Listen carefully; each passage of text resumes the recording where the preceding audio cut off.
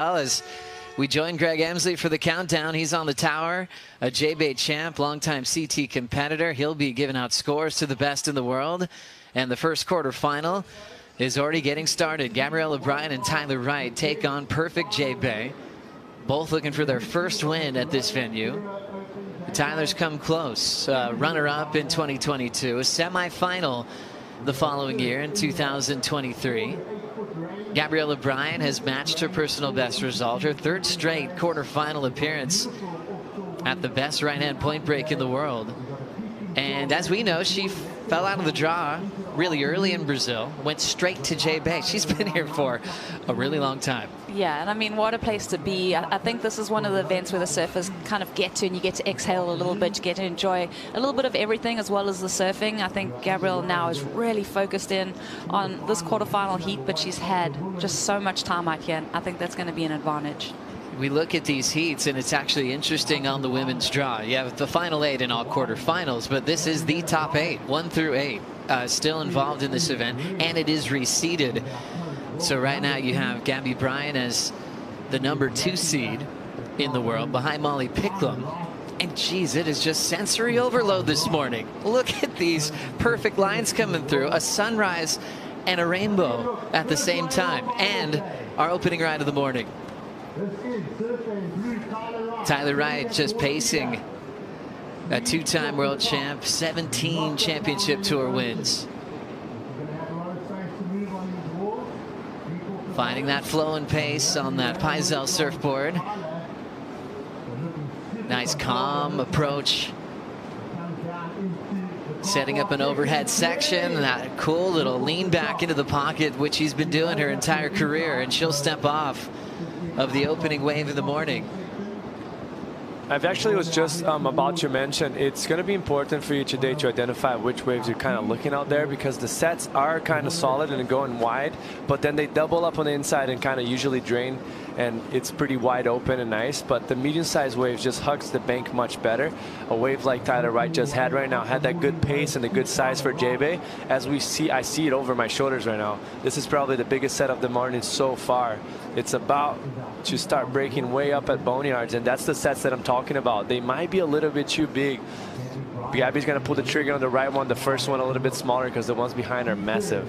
Gabrielle O'Brien, career best performance this season, has all the momentum in the world. Drawing that line back into the pocket. This is where J-Bait often gets referenced as a canvas. You get to draw all over it. Gabby keeps the rail engaged, nice steady pace, and now having that high line approach, now down to the bottom. Gabriella, beautiful arc off the top.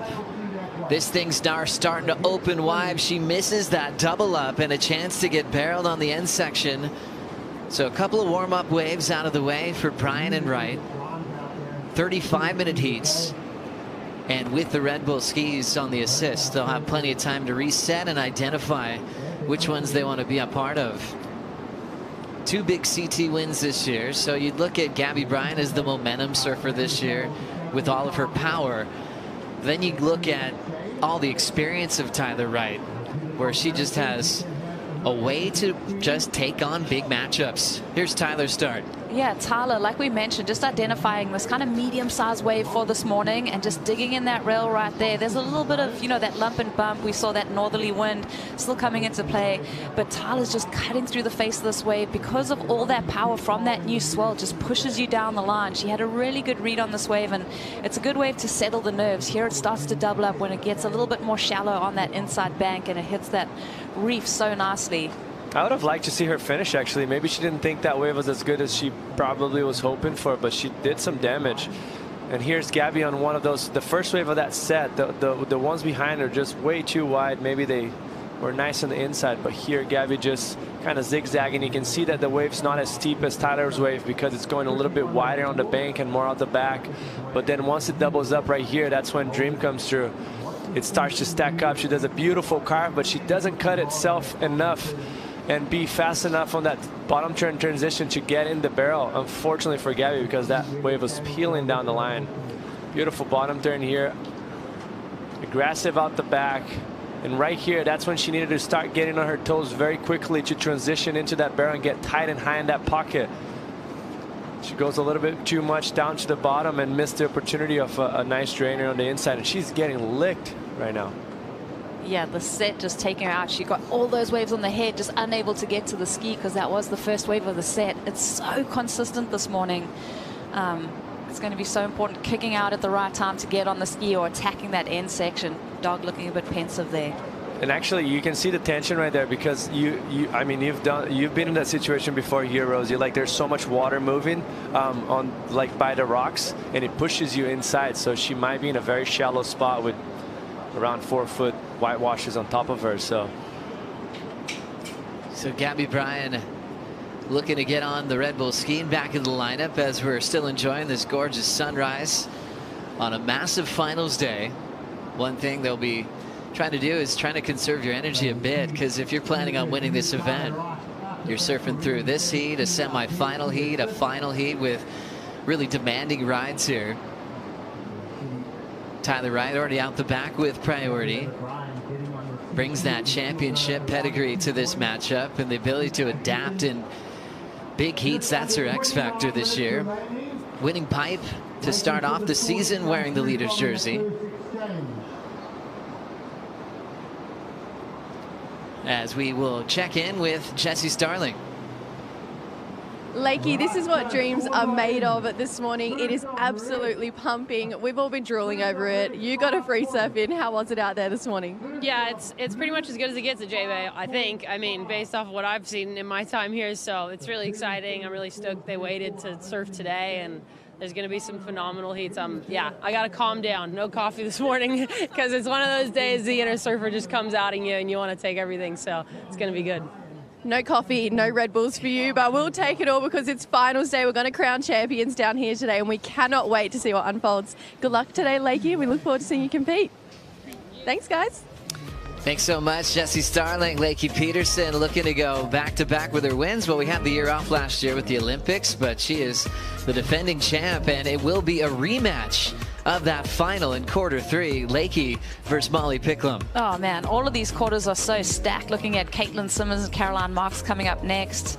Some really good heats, Jesse. Yeah, I'm very excited to see. The last one looks very appealing for the conditions that we have on offer right now. Betty Lou and Bella Nichols both very good on right-hand point breaks. They've done some damage. They're pretty confident.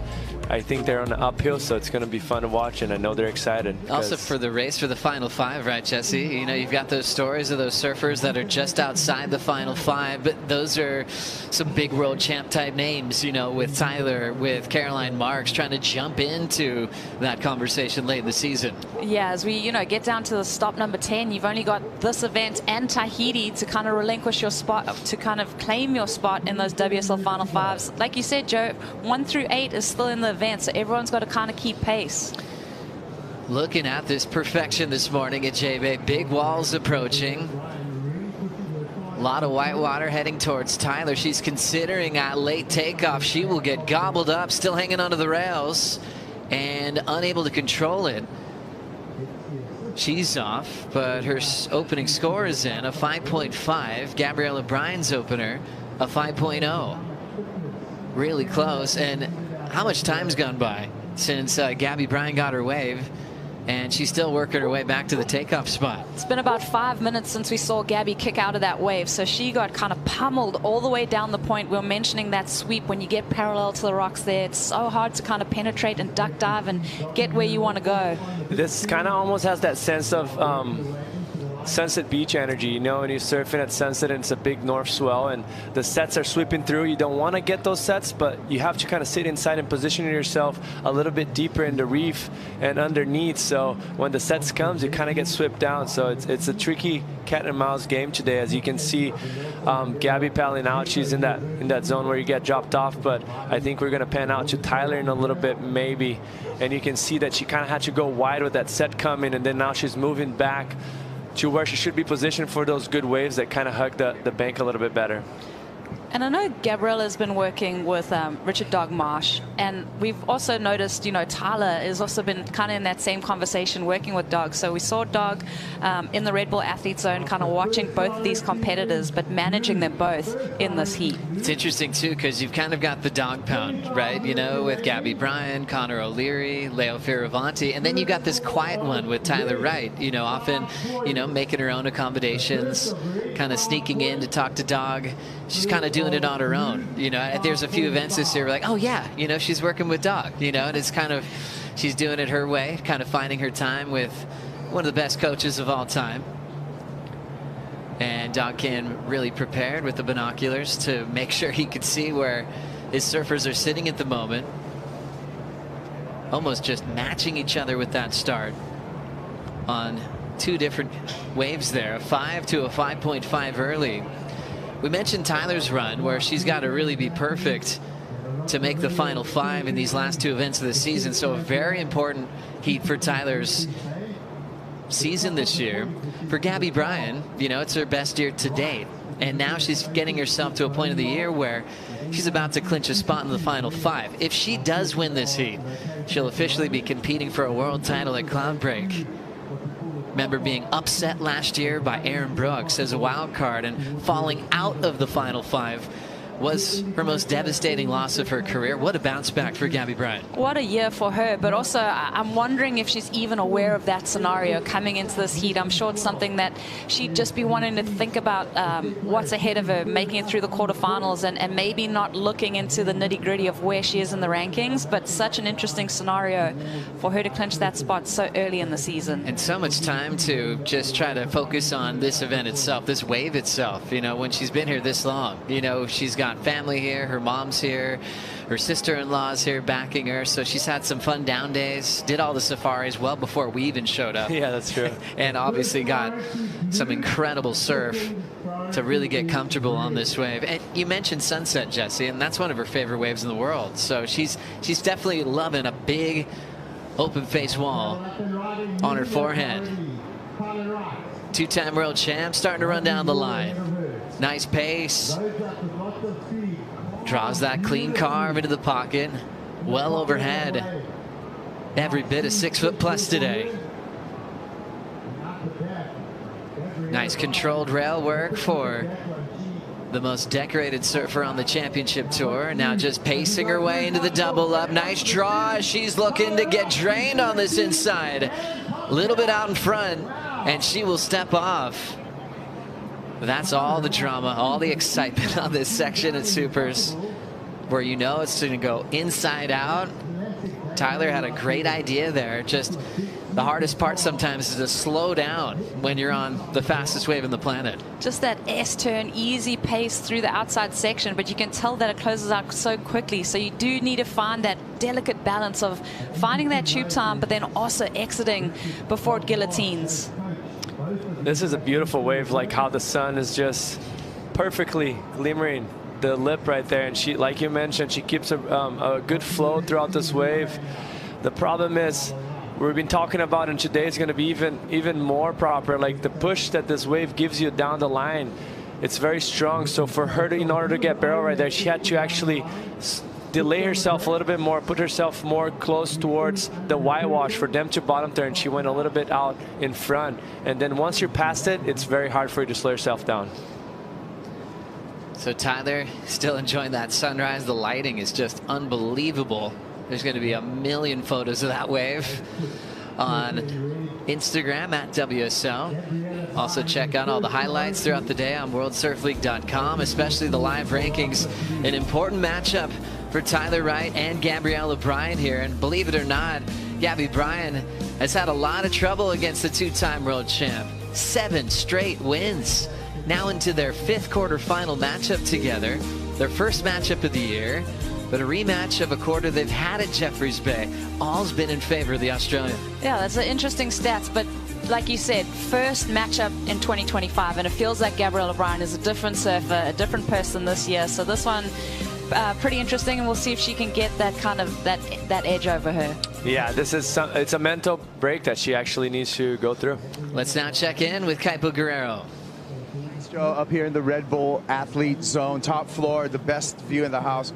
Richard Dog Marsh has got both Gabby and Tyler that he's coaching, so he's very vigilant of the lineup, but also, speaking to Dog, is also being super aware of the backup boards. These are board-breaking conditions today, so being aware of the backup boards, having a plan in check to get those boards to the surfers if they need it, and also being aware of the pickup zone on the inside here with the Red Bull jet skis on picking up the surfers. The surfers surf all the way into the point and then kind of get lost sometimes in the free surf crowd. So that's an additional challenge when these waves are going all the way from the top of supers all the way into the point.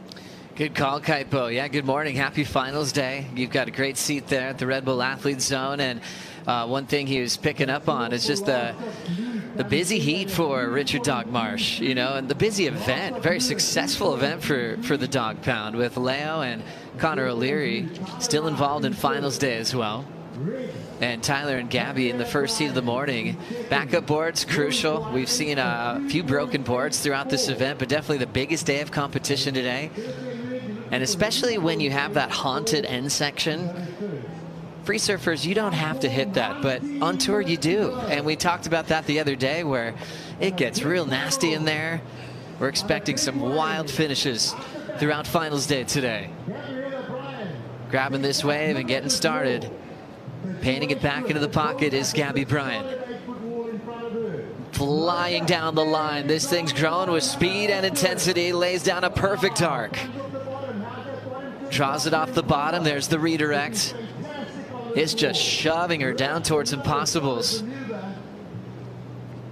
And now it's got a nice pace, nice top corner there to lay down the wraps. Now she's dropped to the bottom, pushes a bit harder with that back foot. It's starting to open wide. She's forced to straighten out, and she will just avoid the lip line. Precision rail work from world number 2. Oh, courageous there on the inside section. I mean, we just saw it for about 5 minutes get stuck in that little tornado there, but that was just amazing surfing from Gabriela. Just watching every single maneuver was such intense as she digs and buries that rail. Clean surfing. Taking another look. This is her second scoring ride now. Well, what catches my attention here is how she was able to extend the rail time on the turns. Like, she extends it. She's not shy of actually embracing the speed that the wave is giving her. Look at this, how tight in the pocket she is. Drives it all the way around, and then once again, even more on the front foot on that second one.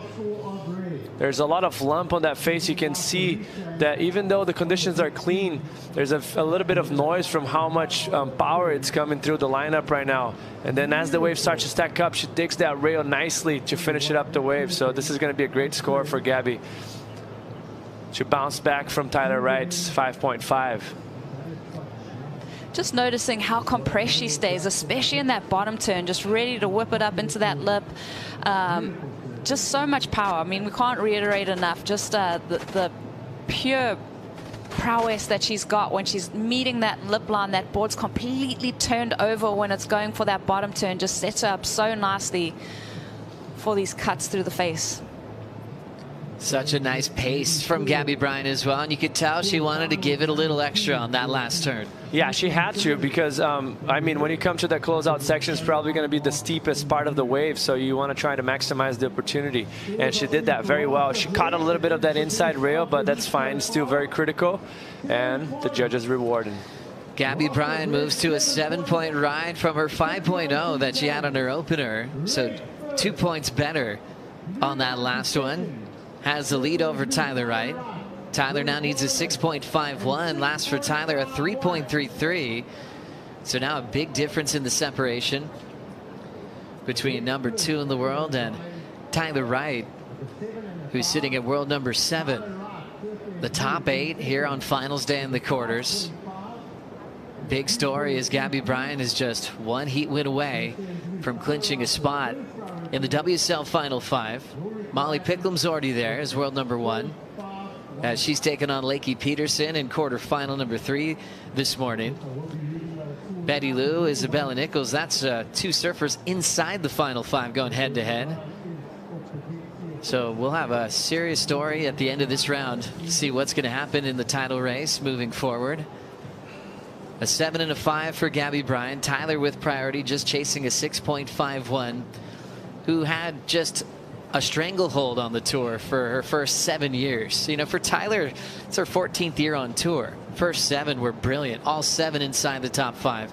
2-time world runner-up, 2-time world champ, and then injuries, even illnesses. Things just got harder and harder, but Tyler's always put her head down and come back to try to find the glory that she felt in the first half of her career. Luke Egan, one of the best at J-Bay, coaching Caroline Marks in the next heat. They're up at the Key Hall as Caroline and Katie Simmers are preparing for a classic. We'll be right back.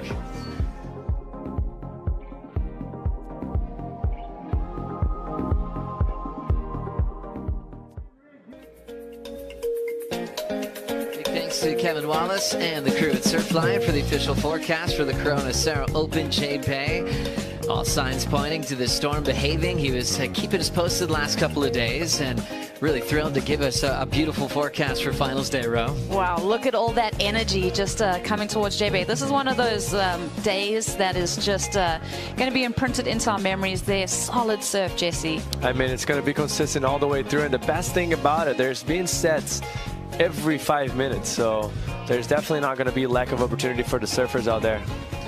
And great wind conditions as well. Seeing just conditions improve throughout the day. Well, we're looking into tomorrow and the next day. Still some surf around, but the wind gets a little dicey and even gets smaller on Sunday. So everything made it easy to call today on to crown champions and have a very busy finals day, starting off with quarters. Thanks, Kevin. Thanks, Surfline. This will be a day for the history books as we look at it from the sky. One of the longest point breaks in the world. You can see magnitubes in the far distance, boneyards at the top, and running through supers where it's just the coveted part of this point break. But you know, the best in the world, even into finals day, we're really taking advantage of all sections of this point, even way down towards Albatross the last couple days. Yeah, really long rides. We saw Katie surfing Albatross, but also with this kind of storm and this kind of energy and surf, you're going to get that cold front conditions, the temperature dropping quite a bit. As Gabriella Bryan now looking to better a 5.0 on this wave. Throws down the arc right by Katie Simmers, who's coming up next. And looks like she's going to call that one early and step off. Important ride for world number 7, Tyler Wright, leading into a beautiful bottom turn, S-ing her way back into the pocket. And you can see the chatter off the bottom of her board there. A couple of little ribs in the face with that cross-shore condition, and she will step off.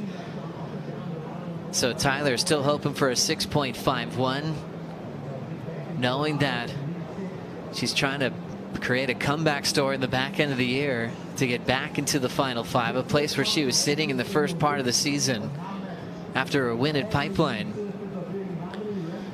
That's the tricky part too. If you're coming up next, you've got to stay put. You've got to get out of the way as well of the heat that's underway, and then hold position before quarter 2 starts. That's Katie and Caroline that you saw in the lineup there.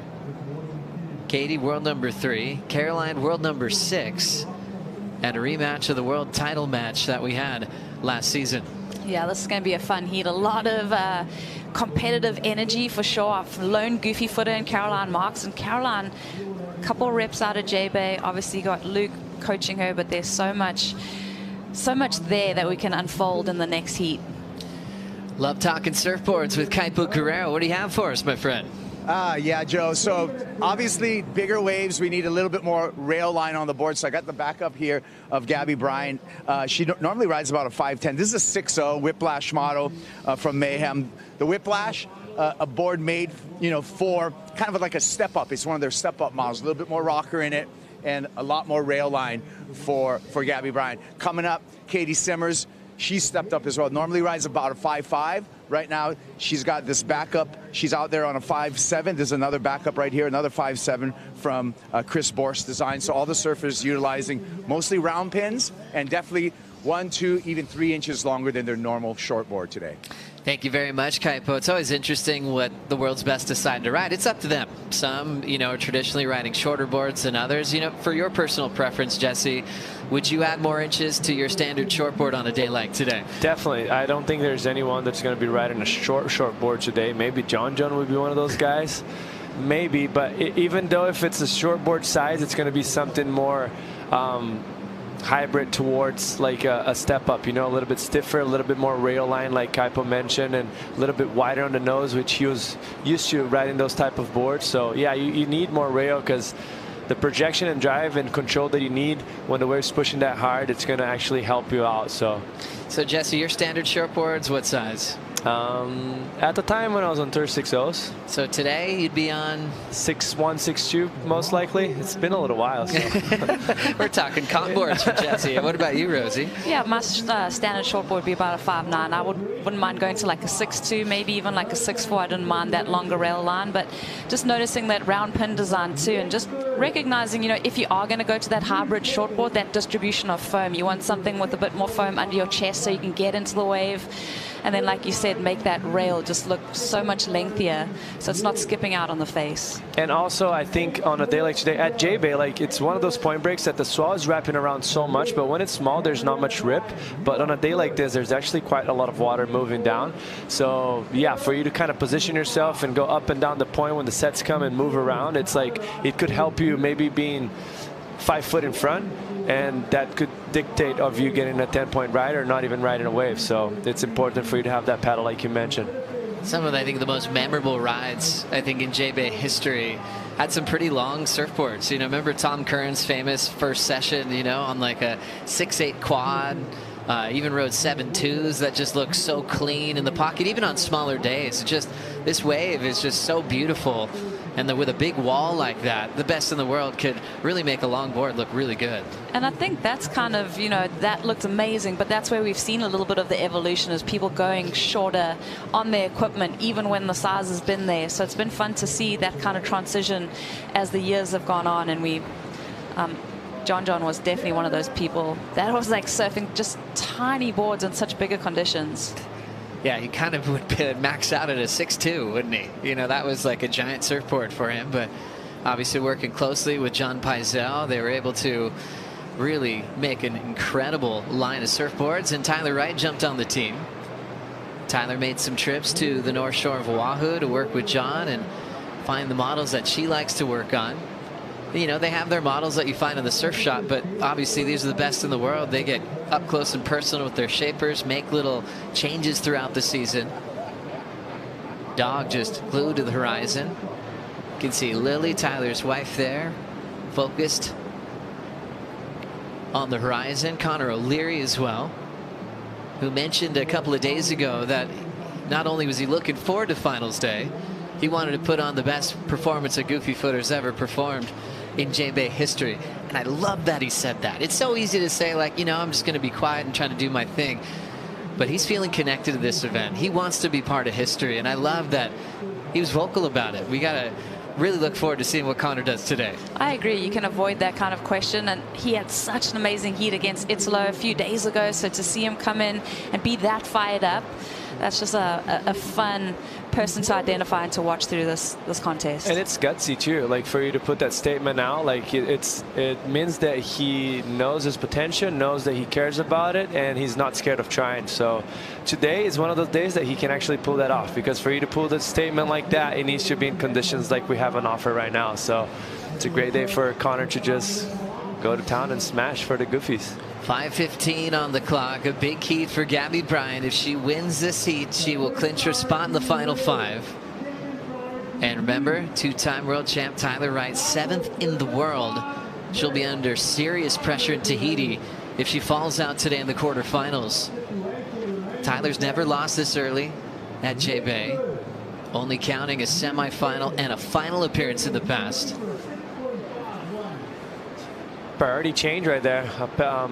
I guess Tyler Wright just paddled for a double up underneath, which one of those waves that kind of get a little bit steeper and hugs the reef a bit better, but unfortunately not being able to get in that wave. And now Gabby Bryant sitting with 4 minutes and 30 seconds left. Oh, she's kicking herself. That could be that little mistake that changes things. Here she is, up and riding. Tyler trying to recover from a priority mistake, whipping into the pocket. Smaller wave, but it's allowing her to rip in the pocket a bit harder. Now starting to pace.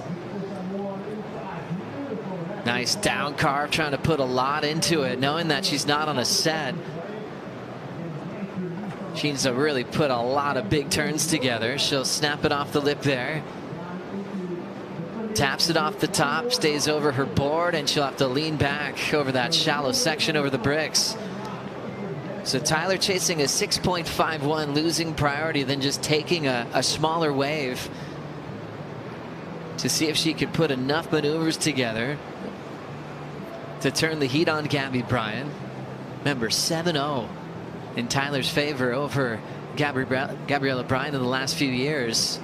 As we take another look here, Rosie. Yeah, so we've already identified it's a bit of a smaller wave, needing a 6.51 comparative to, you know, the high mark right now, the 7.0 from Gabriella Bryan, which is a set wave. Love the motion that she's going through. There's speed, there's intent on her maneuvers, but is there those big impactful maneuvers that the judges are going to lap up? A little bit caught on that heel edge there. And then right here again, it's she gets a bit sticky right there. So yeah, I feel like personally me thinking it's not going to go into 6.5 for what we've seen it so far in this heat, just because the wave lacked energy. She performed it very well, mostly in the beginning. There's some very clean rail surfing, as we can see it right there. But when you're surfing a wave that much smaller in the conditions that we have on offer, you're dealing with way less energy, and that translates to being way less critical. So the judges are probably going to pay a lot of attention. But we'll see what's going to happen. Interesting move, you know, having the most experience in big heats. You know, that was kind of her X factor in this heat, even though Gabby's had the momentum this year, where she saw something in that wave where she might have been able to turn the heat in. Smaller one compared to the sets we've seen, and compared to what we saw from Gabby Bryan's 7-point ride, and even Tyler started a 5.5. First signs of a score is not enough at a 6.0. 3 scores saying it's not enough, and it's a 5.87, 2 minutes on the clock. Gabriella Bryan controlling the lead and priority. Tyler just getting back on the Red Bull ski. I think looking back at Tyler's heat so far, she might have time to get back out and maybe have another opportunity. But if I'll break it down and pick a little mistake that she had on this heat, was at 5.5. She had that closeout section that she decided to pull it out, and she got a 5.5. Now she needs a 6.14, so that could have been the difference of a little bit over half a point. That was the most critical part of the wave, and she just opted not to hit it for some reason. I don't know why. Minute 20 on the clock. Gabriella Bryan getting a little bit closer to clinching her spot in the final 5. Not only that, but trying to get her first win over one of the best ever on tour, Tyler Wright. Minute to go. Gabriella Bryan wanted to hear that she's out in front again from our tower announcer, Craig Emsley, who is firing up this incredible local crowd that showed up on dark. 4:30, there's people in the parking lot anticipating finals day. Using priority is Gabby Bryan, drawing a nice clean carve to start, looking to improve on a 5.0. Good timing, big section off the roof, and she hits it perfectly, S-ing her way off the top. Pushing hard, a beautiful bottom turn, clean rails from the surfer from Kauai. Styling her way through that wrapping cutback, coming down to the bottom with some speed. There's a big jam and an airdrop. Stretching it out through impossibles. Rips it off the roof again. Gabriella Bryan is absolutely dreaming. She rides that one into the sunrise. Congratulations, Gabriella Bryan. We will see you at the WSL Finals at Cloudbreak this year. You've officially clinched your spot and your first win over Tyler Wright. Gabriella Bryan moving on to the semifinals.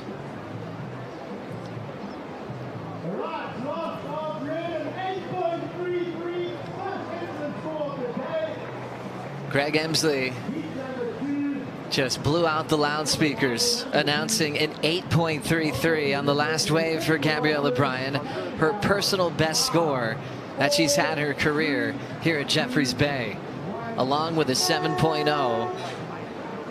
A very solid showing in getting her first win over Tyler Wright. That was impressive. She's also joining Molly Picklum as the first two surfers to clinch a spot into the final 5. Coming up next, it's a rematch of the World Title Showdown last year. Katie Simmers takes on Caroline Marks.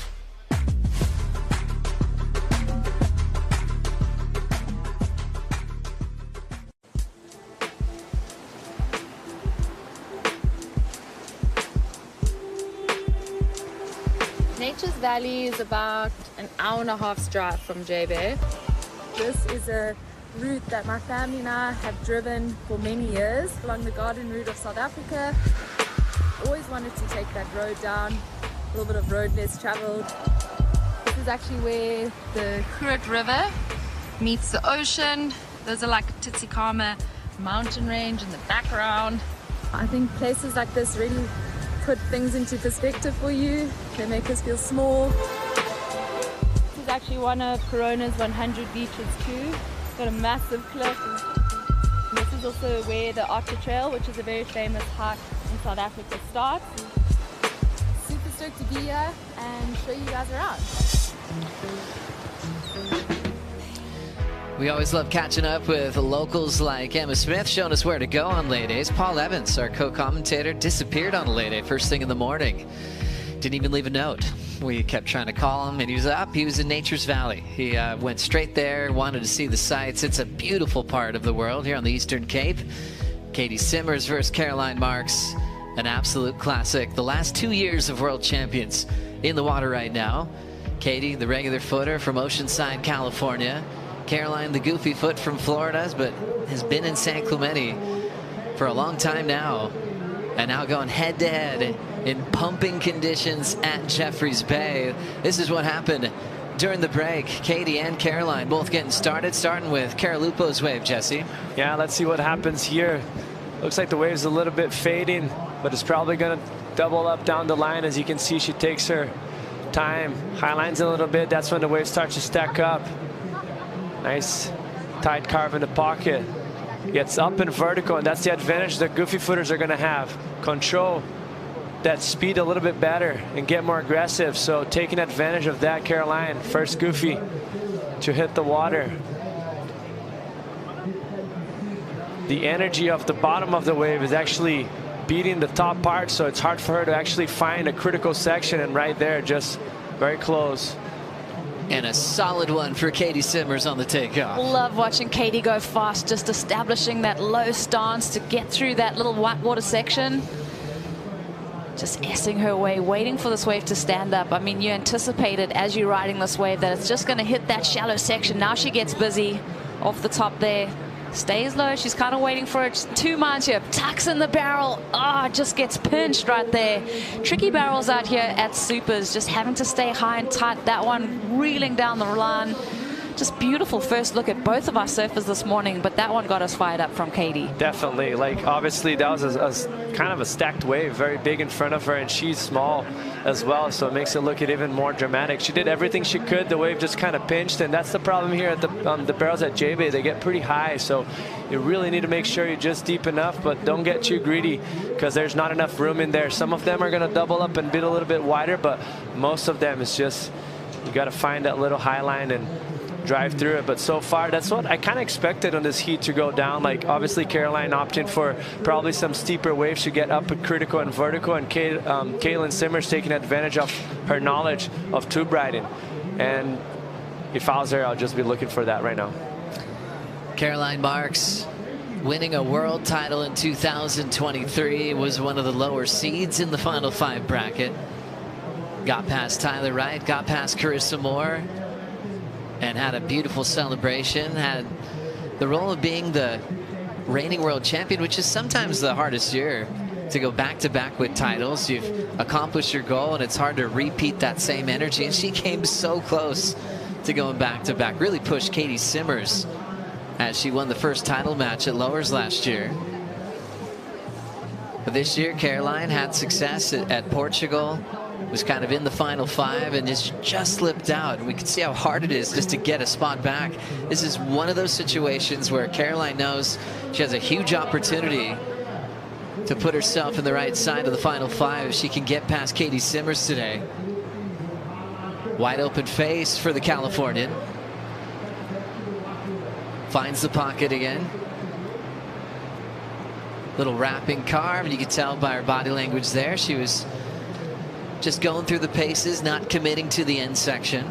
Opening ride at 2.83 as she got clamped in the barrel on a beautiful wave that was just so glassy. Looked like a swimming pool in front of her, just laying down some tracks. But the opening ride for Caroline Marks, 5.33, as she has the edge on that opening exchange. Yeah, you just wonder what Katie could have added to that 2.83 had she come out of that barrel, what the judges would have rewarded that. Hi, everybody. Happy Finals Day. Where is Steve and Wendy Hodge? They're in there somewhere. Oh, they got the VIP bands, I hope. Yep. Well, we haven't seen in a barrel yet, so, I mean, a complete barrel. We've seen Tyler get a pocket ride, which was a little bit in front, and this one, it's going to be interesting to see, but usually the judges love that inside section. Who doesn't? You know, it's very critical. It's very technical to do, hard. And mostly on the women's side, we're probably going to see a little bit less, so it's going to be a point of difference for a girl like Caitlin Simmers that is very used to getting barrel and has the technique that overcomes almost anyone on tour. Like, she's on front side on you know, head high waves. She could be as good as anyone, really. Like, we've seen clips of her, and she's proven that to us. Very true. Katie's been talking about this relationship she's trying to build at J-Bay. And, you know, her post-seed interview the other day, she's like, I don't think I've even had more than a 4. You know, she actually did, but she forgot she had a 5.33. But she was being really honest about it, saying, hey, it's not like an instant connection for her like some of her heroes that she mentioned the other day. She said she's just wants to grow with it. And with her talent and ability, it's just those more reps, more time on this wall. And also how crowded it gets with your peers, you know, in the lead up to a big event. We've had unbelievable lay days, maybe 2 of the best lay days of the season. But Katie wasn't really mixing it up at supers too much. She was actually finding more peace down the line, you know, of this great point break, which I felt was pretty interesting. Yeah, I had that thought yesterday as we were joined in the lineup. We joined her in the lineup at the point, which is just further down. It's, you know, you see all those people on your screen. Everyone is flocking to these locations where these surfers rock up. So not only do you have the best surfers in the world, you've got all these free surfers out there. It's so hard to get a piece of it.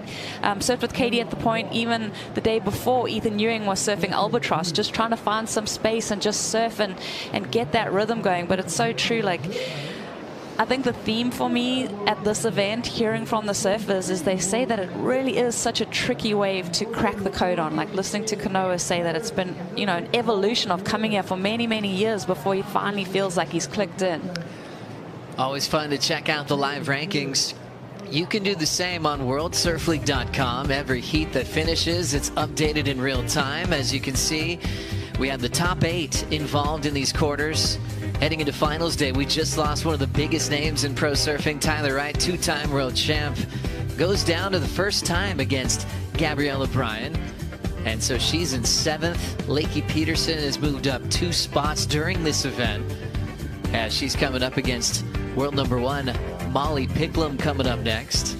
It's going to be fun to see Betty Lou and Isabella Nichols, number 4 and 5 in the world, in the last quarterfinal heat. And Gabriella Bryan, with her win into the semifinals, has clinched her spot into the final 5. Molly's already done that. So now we're looking at Katie Simmers next. Katie Simmers will clinch a spot in the final 5 if she makes it to the final today. So still a couple of heats to go before Katie's guaranteed that she'll be able to defend her world title at Cloudbreak this year. The scenario is always updating with points that are available for each round. So check in on those live rankings on worldsurfleague.com at the close of quarterfinal number 2. Caroline, 5.33 start. Always nice when your coach has done really well at a venue in the past. Luke Egan won a contest that was called the Dream Sequence. It was an idea that Derek Hind had, where it had one of the coolest trophies maybe ever in pro surfing history, because it was a plot of land in the area. I mean, I don't know if any other sport has done that before. There's Luke right there. I was talking to him about it. He said he actually just sold it a couple of years ago, prize, and have it for all these years. He won that plot of land in the early 90s, and he just sold it a couple of years ago. I think he did pretty well. I bet he made some serious coin on that. I mean, was it beachfront? I want to know where this piece of land was. What stretch of the beach did he get this piece of land? Yeah, I'm interested. 23 on the clock here. Caroline talking to a lot of locals the last few days. She loves just soaking in the insights of how people perform on this wave, and always loves doing it for the goofy footers, which has happened, you know, recently in the past with Tatiana Weston-Webb being a champion of J-Bay. Caroline's tempo always just matches whatever wave she's on. If she's on a 3-footer at J-Bay, if she's on a real solid one, she can find the right tempo and pace. Can adapt with her speed and lines really well out here. Here's Caroline now. Starts off with a higher line down to the mid face, and she will connect really well on her backhand. Now just pacing down the stretch. She's a little bit behind, so she's going to have to step off. One good turn, but we're thinking that's going to be a throwaway very soon, Jesse. I mean, I hope so. I expect them to actually. I mean, that wave was actually great. It's just kind of been a little bit faster than she expected, and had a few rips throughout the wave that made her get caught without speed. But first turn, opening turn was beautiful, very powerful, aggressive, critical. It's just a matter of time that they both of the surfers link up in a nice stretch of wall in front of them and get a good score. 7th year on tour for Caroline Marks, and she's still only 23. As we look at a great opportunity for Katie Simmers. One of the best styles in the game. Just enjoying this little racetrack. Seeing a big section approaching, so real smart with her decision to just race it, then throws a big arc down the line. Wall's really starting to go. Draws it down the open face again. Well-paced maneuvers for Simmers. Pushes out in front, now into an inside bowl. That's looking to open wide. High line, and she will step out of there, as she didn't see any potential of hitting it or pulling into the closeout.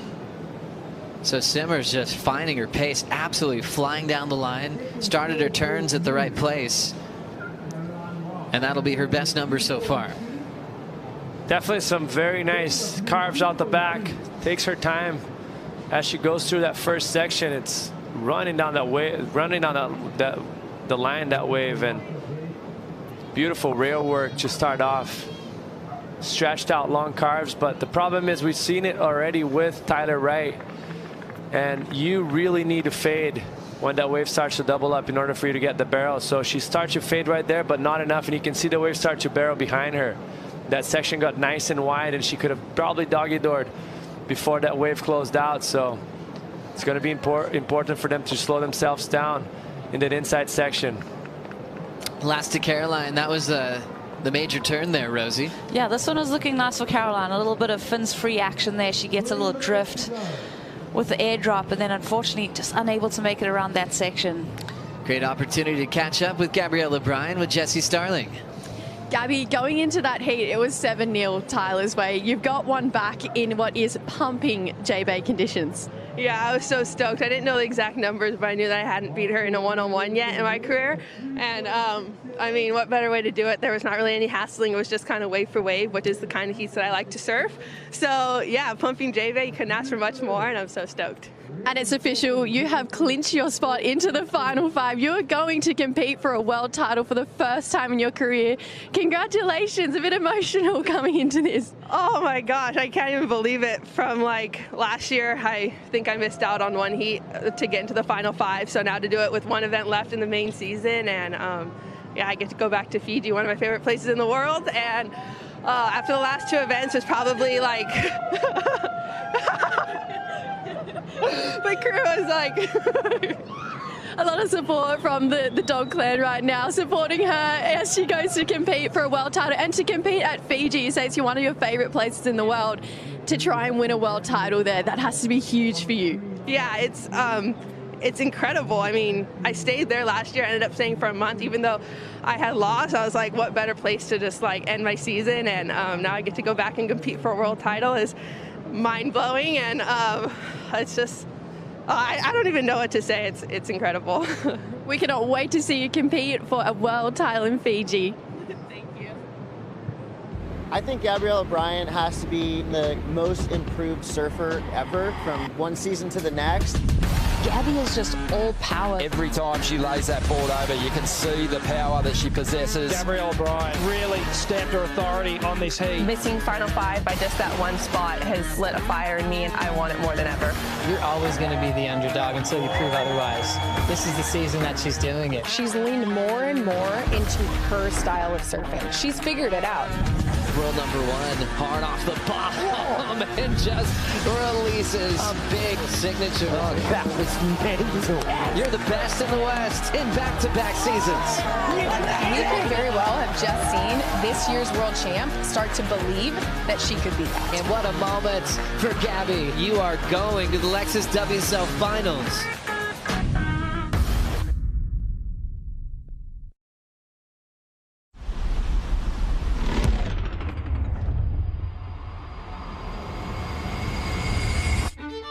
Caroline Marks doesn't overthink it. She just wins. Easy as breathing. Her backhand? Lethal. Sharper than a razor, smoother than jazz. Her backhand is the cheat code. Some say her backhand's electric, surgical, effortless. She makes winning look casual. Rip, smile, repeat. I really want to win. I'm not okay with losing. Other surfers strategize. Caroline just paddles out, surfs, then cruises back in like, that felt good. She doesn't force it. She flows. And somehow, the ocean listens. A symphony of power and precision. Loud where it needs to be, soft where it matters. No wasted movement, no second guesses, just pure lead-footed dominance. Caroline Marks, for me, is the best backhand surfer on the Women's Championship Tour. She's got the power, she's got the style, everything just looks so good. Some call it technique, some call it instinct. Caroline just calls it surfing. My favorite necklace ever, gold medal.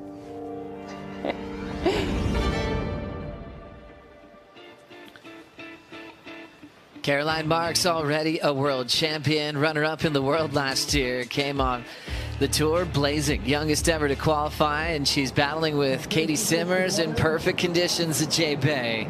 Simmers laying down the rail into the pocket, high lines it off the top. Nice big bottom turn, taking advantage of a big open wall. Now with some speed, she's starting to really run towards a big section. She's got the momentum to come around the corner. She'll lay low. Whitewater is pushing her down, and she'll miss that big end section towards impossibles. Definitely one of the fastest waves on the planet. And Katie made some good decisions with her rail work, using a lot of the open face. It just hasn't been too easy finding a great way to finish off towards the end of the wave here. But she's had a 2s and 3s, last of Caroline 3.27, so this one's still wide open as we watch it again, Rosie. The forward propulsion that we watch it from Katie is just so impressive, just keeping that speed, and the rail's so clean, even through the chattery sections, just linking this one, dotting the dots so well. Just such an easy read. You can tell that R-line is facing forward. She knows she has to step on the gas as she gets around that section, and this is where she kind of just has that little bit of white water that falls on that inside rail, and just that inside section is elusive. It seemed like it closed out there anyway, Jesse. Yeah, it's unfortunately for her that wave just stretched out a little bit too much before hitting that inside section where it doubles up and it gets critical. And here was Caroline Marks on a smaller wave in size, and this wave is one of those that just doesn't really give the opportunity whatsoever. Gets very foamy right here when you think it's going to start to line up nicely, and she just has to kick out and go for another wave. But so far, a very slow scoring heat. Probably Caitlin Simmers going to, with the damage she's done on the back, she's probably going to better her situation. 12:10 on the clock here. Situations are moving quickly in real time. We talk about live rankings finishing up after every heat. You'll see those updates. But also situations of clinching spots in the final fives can change based on who might be losing heats. You know, with Tyler, she's number 7 in the world. She's out. You know, Caroline Marks is number 6 in the world. So now the situation is if Katie Simmers wins this quarterfinal, she will clinch her spot into the WSL Final 5. And you can see that because Caroline's the one that's chasing. You know, she's outside the Final 5. So a very important heat for Caroline Marks, who obviously looks great here on her back end at J-Bay.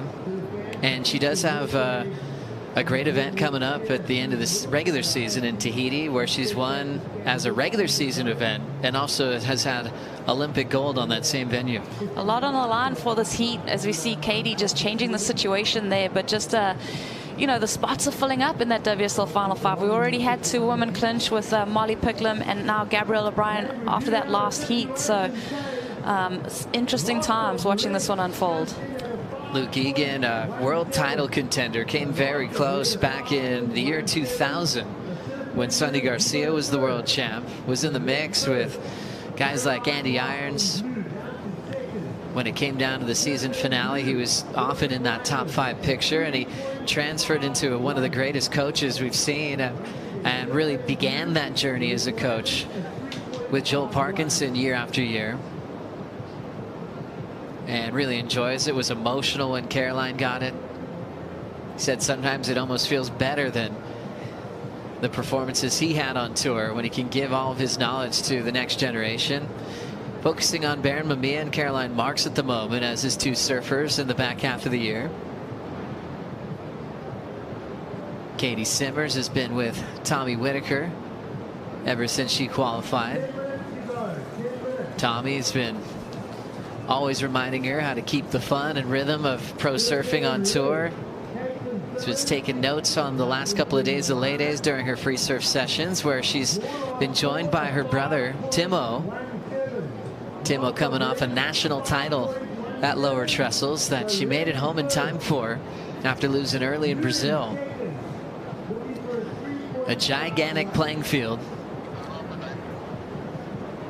That's fun to watch, especially if you're Katie's mom. Her dad as well making the journey, so a family trip. 9:15 on the clock. Mid-range scores at the moment for both of these surfers, still incredibly close. 8.84 combined total for Katie, 8.6 total for Caroline with priority. Yeah, looking at those numbers, there really hasn't been much in it for either of these ladies. I mean, we've had some near misses with Katie pulling into that barrel. That would have been an amazing score. It seems like Caroline's definitely identified a certain wave that she wants out here in this lineup, like a little bit smaller with that kind of tapered wall. Yeah, like really there hasn't, like you mentioned, there hasn't been really mistakes. I think the Caitlin Simmers tube ride wasn't really an unforced mistake. It was just bad luck. The wave got kind of high and pinched. She did very well. She moved her foot forward. She pumped through the barrel, got a nice high line to it, but just not lucky. And definitely not a wave-starved heat, but definitely lacked them being in position for those waves that were kind of cleaner and had a nice wall in front of them, and that's basically it. But both surfers kind of in the same position right now. It's going to be a nerve-wracking 8 minutes of the end of this heat, right, that we have on the screen. Yeah, especially for the world title race. Remember how heated it was on the sand at Lower Trestles when they were going back and forth. There's Florida energy on the beach for Caroline. Everyone from Oceanside drove up. This felt like a battlefield of just who's cheering the loudest. You know, this rivalry will be going on for decades from now. But Katie and Caroline were talking to each other, pushing each other. It's one of the funnest rivalries we have on tour. 2 of the most exciting surfers of this generation. I mean, they're both so young. Caroline got on the tour. She had her first wild card event when she was 13 years old. And now to see Katie win a world title in such a short amount of time. That's what sometimes makes those heats very tight, and both of the surfers can't really figure it out because there's so much going on, so much rivalry going on since the early ages on their amateur career that you can't really let loose. You know, it just has that feeling that you can't let it go. Hopefully, this last 7 minutes, both of those surfers get good waves and loosen up, because that's what we're here to watch. I mean, the waves are incredible. You want to watch a good performances and good show, and I'm sure they want to do that as well. 6:50 on the clock. Molly Picklum, Lakey Peterson up next. A rematch of the 2023 final where Lakey got the win. And Lakey said that's probably the most meaningful moment of her career. And she's won a lot. She's been in the title race, been on tour for a long time, but she saw all of her peers on tour come down to celebrate that victory, and that meant the most to her. And she surfed a lot with Molly Picklum. Thing that's different this time in their matchup, well, it's not a final, it's a quarterfinal, and Molly Picklum's world #1. You can see that next heat, just trying to hold their position to wait for their start. Caroline with a decision to maybe take this wave, and she will. Goofy foot from Melbourne Beach, Florida. All patience to start. Now starting to step on the gas a bit. Big walls really starting to load up now. Nice patience before setting up her first arc. Quick tag there on the open face. Higher line, it's starting to open up for the backhand of Caralupo. She tags it quickly. Comes out of that section with a ton of speed. Can she come around the corner? She will. Arcs it, huge airdrop. Caroline Marks pulls it off.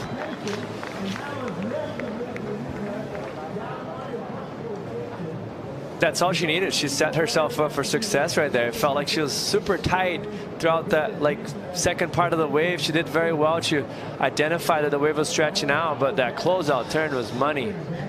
Big opportunity for Katie passing the next heat. Beautiful lines, making it look so effortless. Not trying to overcook sections, letting the wave do the talking and her speed. Couple of ribs in the face here. Well, interesting to see how she lines up the end section. Loves to get really barreled. She's able to throw down a nice clean snap off the lip. Arcs it under the lip again. And it's just going to race through impossibles. That's why it's got that name. It'll just take off on you right there. There are those really cool stories of surfers on crazy swells taking off at boneyards and kicking out an albatross. I've heard that before too. I believe those stories. I actually, when I got to the bottom of the point, I was like, wow, how can he do that? Yeah, especially through impossibles there. What did you see from Katie on this one, Rosie? Yeah, well, I definitely feel like Katie feel like the energy already. She's fired up. She knows that Caroline's just dropped that score, right? So she's having that mentality that I need to attack this wave. I need to eclipse the scores that are in my score line. And it does take a while for this wave to kind of stand up for her. She kind of goes through the motions, just S's through those fatter sections out the back. And then this wave starts to stand up for her, just attacks that lip line section. And this is where it gets a little bit more critical for her. But you know, in contrast, when I'm thinking about Caroline's wave and what she was able to do on her backhand, the last maneuver is just such a standout moment for me. Yeah, it really is. And the power, you can't deny it, that Caroline obviously relaying on that rail much more and throwing more water in Caitlin Simmers. And this wave kind of reminded me of the situation of John Florence when he was going around the foam and it felt like he was too late, and it set him up perfectly for success on that barrel ride. And this is exactly what happened here. Almost feels like she's too late for the closeout section and just sets herself up on the most critical part of the wave. She airdropped out of the sky. Was a little bit lateral, but man, as critical as it gets. We're probably going to have a good look in this angle here as she approaches that second turn, then goes down the line. As she gets on top of the lip, you're going to notice the wave's going to bottom out under her, and she air drops off the sky with the lump of the wave and comes out clean. It's going to be a massive score for Caroline Marks. So critical, so committed. And when you're falling out of the sky like that, judges see how committed you are to that big end section turn. And Caroline, feeling it, puts her hands up in celebration. What a brilliant finishing move from Caroline Marks. Katie Simmers will be making improvements. She had a 3.67 she was still trying to get rid of. So Caroline will probably need more than that 3.51 you see on your screen. Important one for the world title race. Remember, if Katie wins, she clinches a spot in the final 5, but we're getting a lead change. Last of Katie Simmers, a 4.5. Caroline Marks, a 6.5. 2 points better on that last exchange. And the 6.5, the best number of the matchup. Katie Simmers drops to second. Minute 55 on the clock. Exciting stuff. I mean, well done to Caroline. You mentioned it, like the slow cooker element of Caroline. She's always incrementally improving upon you and just gives you the squeeze like an anaconda. It's just been a slow kind of decline for Katie. You can almost tell she's a little bit deflated as she gets on the ski there and hears those numbers. Yeah, I mean, it's so impressive. It's every heat. Like, doesn't matter how good the waves are. If your opponent's not going to go too high, she's just going to play a safe heat and make sure she's just in reach. And when she has the chance, she's going to knock down. So very smart of her. And that's what the best in the world do. If you go to track and field, you don't see Zion Bolt on the first trials run going as fast as he can. You don't have to. You save your energy. Mostly on a day like today, she might serve 3 times. It's very taxing. A lot of energy going to be wasted. Just be smart, make through the heat, and smash the final. That's all you need. Katie Simmers 4.5 there, but Caroline doing the slow cook. Get the Bryce started. You throw the wood in first. Relax. Look at Jeffreys Bay. Look at the sunrise. You know, next thing you know, the fire starts heating up, and before you know it, she's off and running into the next round. Caroline's been brilliant with that. The last 6 seasons on tour, an Olympic gold medalist. Katie Simmers still on the Red Bull ski as the clock is winding down. But one thing I like to mention, as much as she slow cooks, doesn't mean she safety serves. Like that turn right there, it was as critical as you can see on the woman's side today. Like the wave was double overhead. She got super delayed, air dropped out of it. So she's just smart. Like she does what she has to do. She's calculated with her competitors. Yeah. She's surfing against, you know, the reigning world champ, someone that she's definitely incredibly competitive with, and Caroline gets the job done. Big heat win for Caroline Marks as she moves on to the semifinals and eliminates the reigning world champ, Katie Simmers. So we'll keep you posted on updates for clinching scenarios for Caitlin Simmers. If she won that, she would have been guaranteed in at that 3 spot at the moment. But right now, Caroline's making things exciting, coming from number 6 in the world and taking out current world number 3. She'll move on to the semifinals to take on Gabriella Bryan today here on Finals Day. Rematch of a J-Bag final coming up next. Molly Picklum taking on Lakey Peterson. We're bringing Paul Evans, Jesse Starling, and Kaipo Guerrero for the call right after this.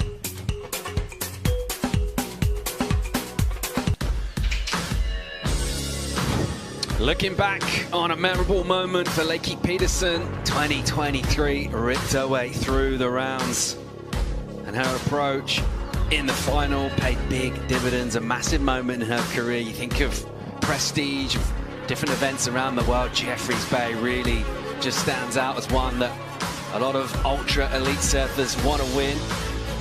And Lakey's style, we think of right points and how everything is dialed in so well in terms of her natural approach to wave riding paid off in a big way at Jeffreys Bay. She's been pretty public about just how much that meant to her, how significant it was at this stage of her career.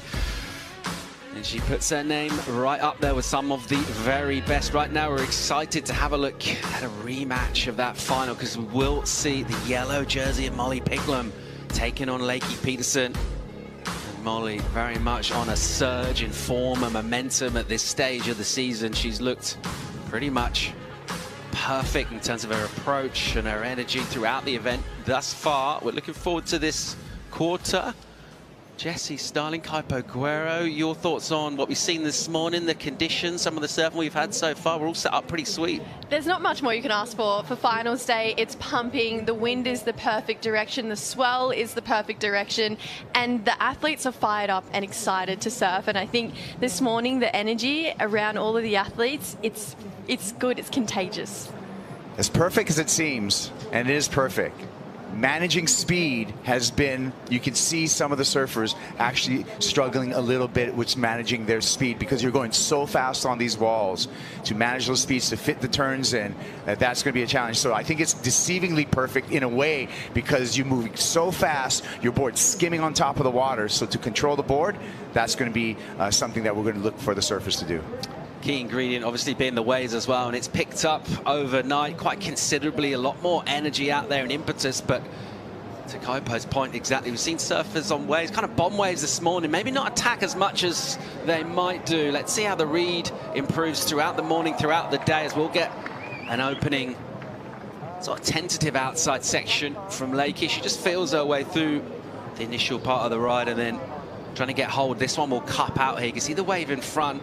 It's a little white water on the face, now in the bluer water. And unable to really unleash there. Priority air.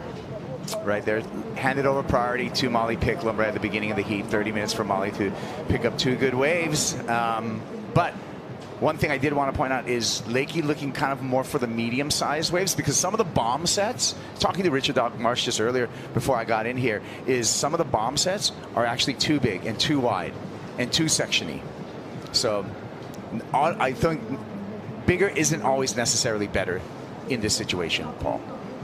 Lakey Peterson's wave selection, good enough to get her the victory here 2 years ago, coming in as defending champ and as a wild card, Jesse. So in terms of her performance on tour this year, we haven't really seen like classic Lakey thus far, but you think about this particular wave and on today's conditions, here's a moment for her to really make her season shine. Oh, yeah, absolutely. I mean, the Lakey that we saw at Margaret River, she found this fire inside of her that really just kind of brought out the old Lakey, that really young, just ready Lakey that we saw in that rookie year, and then she kind of found this new fire at Margs, and I actually do feel like she's really applied that to the rest of the competition. It's post-cut, and you know, this is a great matchup between these two. They're really great friends. It is 2-1 to Molly's wave, but the one that Lakey has had has been here in the final at this wave. So it is actually a pretty even playing field as far as these two go in head-to-head matchups, because you'd have a lot of confidence being Lakey Peterson, knowing you've beat world #1 at this wave.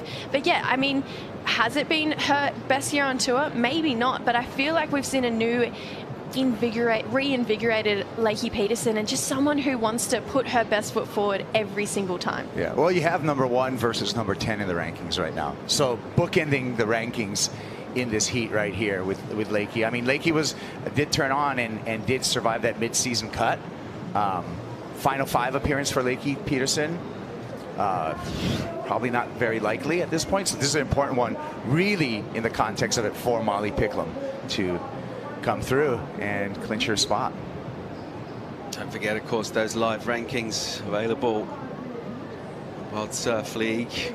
That's Lakey at the moment in this quarterfinal, nudging up 8 at the moment. That will change with every heat. So we'll continue to crunch those numbers. Molly Picklum, she's pretty happy with her ranking. That's why she's wearing yellow. She's worn it really well. We talked about the confidence and that she embodies, and a more patient start to her, hanging on to that priority and waiting for something, a specific wave she's looking for. And interested to see her have a little look around, and she'll swing here. Molly Picklum, world #1, gathering speed off the bottom.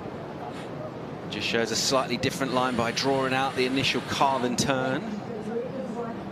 Just joining up the dots through this section, pacing things out, and then onto a bit of steepness and gets right up there. So a vert hit from her.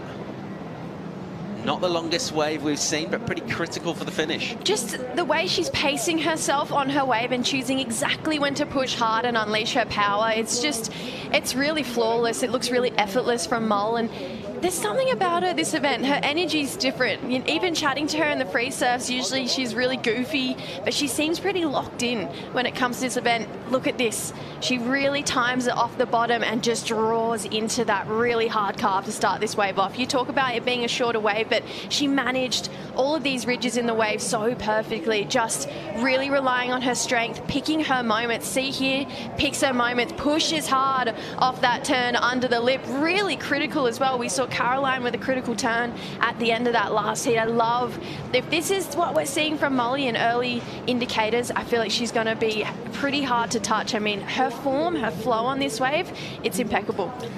I want you to notice the ribs in this wave.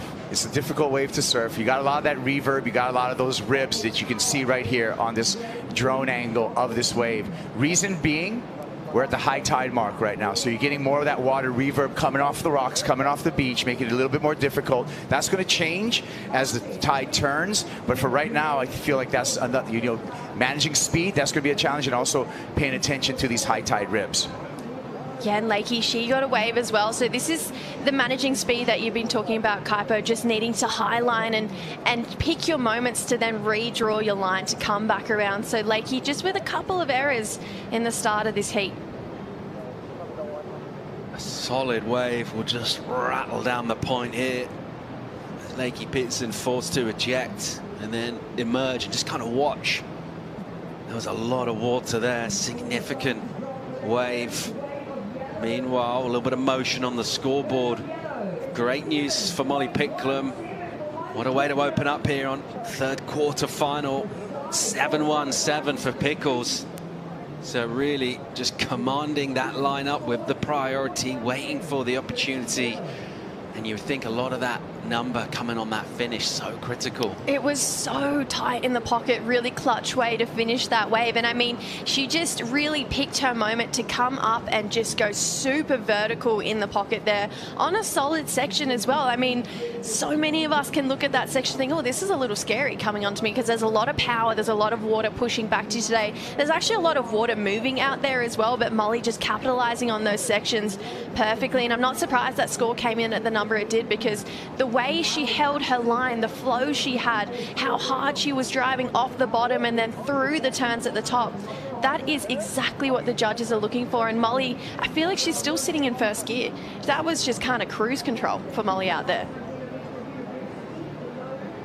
This matchup already delivering quality, bags of time left in it, over 24 minutes. Lakey Peterson will want to try and get hold of this. She doesn't want Molly to run away, already with the good number. Needs to stay in contact here. Put a reply on the board. Yeah, Lakey needs to match that number right now to stay in the game. So she's got priority, plenty of time. Huge crowds coming out, and this is going to fill as well. Like just making it back and forth on the boardwalk over here it's crosstown traffic all day long, and we're going to have more and more traffic. And also, free surfers coming up from the point, big smiles on their face, because this whole stretch is firing right now. Not just super tubes, but up and down. A lot of happy people on this finals day. Is there anywhere better on tour to watch an event from in terms of that deck and how much of the wave you can see? It's just incredible to come down here as a spectator and check it all out. Yeah, I mean, people stop on that boardwalk in shock and awe when a set comes through and surfers are surfing. Like, the whole thing stops. It's quite a day. Yeah, I'm pretty sure my camera roll's already full just from taking photos of the waves coming through this morning. I mean, it's eye-watering when you see a set come through and roll down J-Bay. I was standing near Connor this morning and he was just going, look at this wave. And you know it's a good wave or something that gets you excited when your voice goes a couple of octaves higher and you're like, oh my God, look at this wave. And Connor, his voice was high-pitched when those sets started rolling through. It's been just every, I mean, competitor's dream to surf pumping J-Bay, and solid J-Bay too. See if Lakey can get hold of this. Here she goes, live action, draws out the bottom turn, and then gives it a good swing, carving, displacing water, keeping the speed up as well, and then straight into the bottom turn, holding that rail. She'll just chop that one a little short and get going down the line, looking for more open face to carve up again. Beautiful flow throughout and control. Now, critical on the inside. Had to go high and then just get down. Doesn't get a maneuver to finish, but a much better wave from her, and she's in the heat. Really love that. And the flow of that wave with the faded bottom turns, being very patient, and they weren't double pump bottom turns. They were a single rail line on that Channel Islands board. And the fade, watch this. This is, to me, she's from a right-hand point, Rincon. Who else is from there? Tom Curran. And what do I see right here? current-ish fades on the bottom turn. That's classic point surfing there. Straightening it out, being patient on the bottom. One line back to the top, knowing when to high line it, knowing when to low line it. And this one, she just brings around, and I like that hesitation, that fade. That's beautiful point surfing. Yeah, I just feel like she was really fluid on this wave, just knew exactly when to start to really drive harder. And there was not a lot of downtime between her carves as well. She really held out these long, drawn-out bottom turns. Look how long she held that bottom turn for, and then really just unleashed when she came through the top of this wave. The only thing is, I know it's a big, impactful section there, but I feel like those finishing turns are going to be super crucial, especially in consideration if you want to take the win here. And thinking that Molly kicked off with a 717, you're probably going to want to hit those end sections. Live action will pick up Picklum streaking through. Bit of a bomb for her here, connecting the energy and relentless in terms of where she is on the pocket. So much more pockety type wave, and she'll just tap into that energy. A big hit from her. Really well read in terms of the speed management, super critical. And you'd have to think that's going to be another big number for Molly. Insane. That really contrasts what we saw with Lakey. Lakey had that smooth kind of point surfing to her, but this is far more aggressive from Molly Picklum. She gets the double pump bomb turns, but her top turns, just a little bit more effort into it, right? And shorter radius, right up in the lip, you can see there. Aggressive again. Triple pump bottom turn there, so a big contrast between these two surfers in this exchange. Oh, Mol, she's just on fire right now. There's nothing else you can say. Look at her flow, her timing with this wave, and just how hard she's pushing through every single turn. Molly has an incredible relationship with this wave, and I think she knows it. Just the way she's laying into these turns, picking her sections, and then just not holding back when something comes her way. Critical section here. She goes up and pushes so hard into that. That tail stayed up on top of that lip for so long. She's showing that she's not scared, and she has a great time when she's out here at J-Bay. Excellent number drops in for Picklum, taking control here. 8.67 for her. Unbelievable numbers. So that's her first wave score. Yep. That was wave number one right there, the 717. She just backed that up with just relentless, and the difference from cutbacks out on the face to ultra critical surfing. It is finals day on the championship tour, and the judges will make a real point of difference. Yeah, and there's a second wave there, and you can see her heat total up in the scorebook. Nearly excellent heat, 15.84 already. Boom. Go Mo. Let's get down and hear from Caroline Marks. She's with Rosie Hodge. Yeah, impressive performance from Caroline. We love the matchup, yourself and Katie Simmers. What's the mentality when you see that one on paper before it all gets going? Yeah, it's exciting. Katie and I are like very different surfers, but we're super good friends. So that was super fun matchup. I know I'm like the lone goofy in the draw, so I was just trying to focus on like what I was doing, and I knew she was going to do what she was going to do. So you know, the main thing I think for both of us, we just wanted super good waves, and that's what we got today. So that was really fun. Tell me about hitting that inside section, the mindset that you need to really attack when it's so gnarly out there. Yeah, the end section's, it's so powerful, and there's so much swell today, and it's like really high tide, so there's just so much energy on that section, and I just was like, I'm just gonna go for it, and you know, at least if I lose, at least I go for it, you know, trying, and but I was like, I'm just gonna send it, and I made it, and I ended up making the heat, so that felt really good, and I feel like you can score a lot of points down there just because it's so critical, so really happy I made it. I was like on my tippy toes, so it was fun. Sitting outside the WSL Final Fives, getting through these rounds, so it's so important for you. How are you feeling about that run? Yeah, that felt really good. I knew that was a super important heat. I mean, at this point of the year, every heat's so important, so that felt really good. And yeah, I really want to be in Fiji. Cloud Break's one of my favorite waves in the world, so definitely I'm here to win, and you know, I'm just going to do everything I can to get there. So that felt good, but yeah, still some more work to do today. Love the fire. Caroline, thanks for your time. Go get warm. Caroline Marks there, balancing the analytical with the emotional. Very polished, and you think finals day is one of those surfers. We expect to see her just turn it up, ratchet up the performance, the quality. She's lurking. She's very well poised. Something I loved about that is I feel like a lot of the time some competitors keep their cards close to their chest. I'm taking it heat by heat.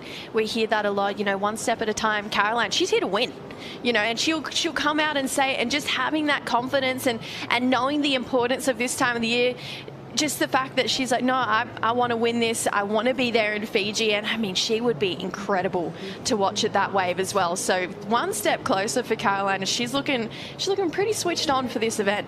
See what's happening out there? Look at the conditions. They're changing a little bit. The wind is clocking around a little bit out of the west-northwest angle. Like, it's still offshore, but it's turning kind of side off. We're expecting throughout the day for this to kind of swirl a little bit. Forecasted to end up coming straight from the west, which is really good for us. But right now, a little bit of chatter. You can see it, a little bit of a side offshore happening, and that's changing the texture out in the ocean. Good news is the swell direction is exactly where we want it. I've touched on it a few times. That perfect number for J-Bay is to come out 220 degrees from the southwest. Today, it's sitting around that 223 degrees, so it's pretty much bang on perfect, which is why we're seeing these waves with quite a little bit of a slower tapered line on some of those bigger sets, which is really allowing us to see multiple maneuvers be put on display. I mean, Molly, thinking back to that 867, that was 4 just gorgeous turns back to back. And I feel like Molly's had so many standout moments in this event so far. Thinking back to her 9, I can't wait to see what she brings on for the rest of the heat. Check out live rankings as of right now.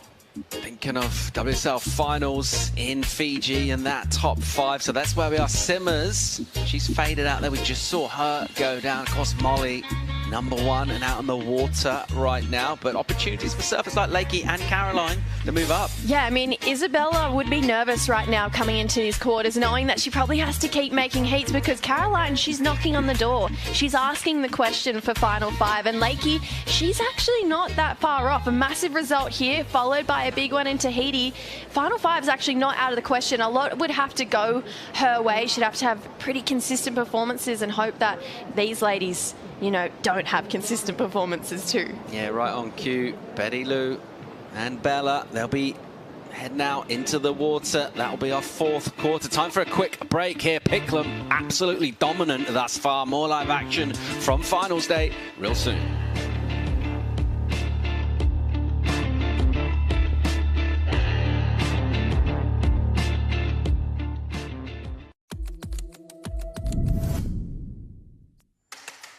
Big section right here. Bang! Molly hammers it. Not done yet. Back up into it again. That wave perfectly came together on the bank, and so did she.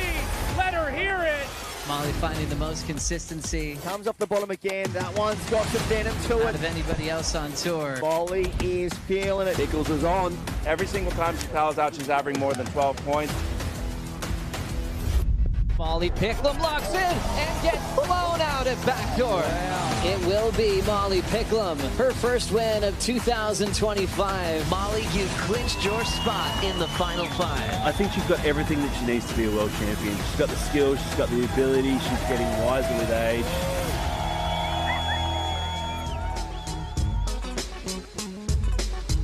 Molly Picklum is heading to Fiji. Who else is going? We'll know more about that picture throughout the day today. An ultimate event of the season right here in South Africa before heading to Tahiti. And then disputing world titles over there in Fiji right now. Quarter-final stage. And a rematch of the 2023 final sees Molly in the yellow way out in front. Lakey comboed at the moment. Yeah, talk about heat control. You got ultimate heat control with Molly. Comboed your opponent, and you have priority. You're in the driver's seat right now. You got 11 minutes just to take any exit you want, drive it home, and there's Chris that's been working with Molly. Yeah, Molly made a big leap, stepping away from a coach that she's worked with since we were 14 years old. I remember doing the Grom comps, and her coach was always there. And I was talking to her at the start of this, she said, I just want to figure it out a little bit more on my own. And there's her boyfriend there as well, Austin. So just a really cool support network. And it's really awesome to see Molly here on more of a sentimental point, being Groms. We did all of the Grom comps together, and J-Bay was always that wave we all dreamed about coming and competing to, and Mol, she's done it. Well, she's here, and she's got this incredible relationship with it too. So to watch her find that and find her flow here and drop excellent scores, it's really cool to see for Mol, and she's made the final 5 here as well in the yellow jersey. This is an incredible moment in her career. She did utilize a local coach, so that's kind of smart. That's smart coming into the event, is having local knowledge. It seems like it's a very straightforward wave, right, Paul? But it's not. And there's so many sections, and identifying the good ones, it looks like she's done her homework. Yeah, we noticed that right from the very beginning of this one, with that holder priority and being selective. There's a lot of variety in the lineup, and instantly identifying not only the wave itself from a multiple choice on the set, but just the sections, where to attack, where not to.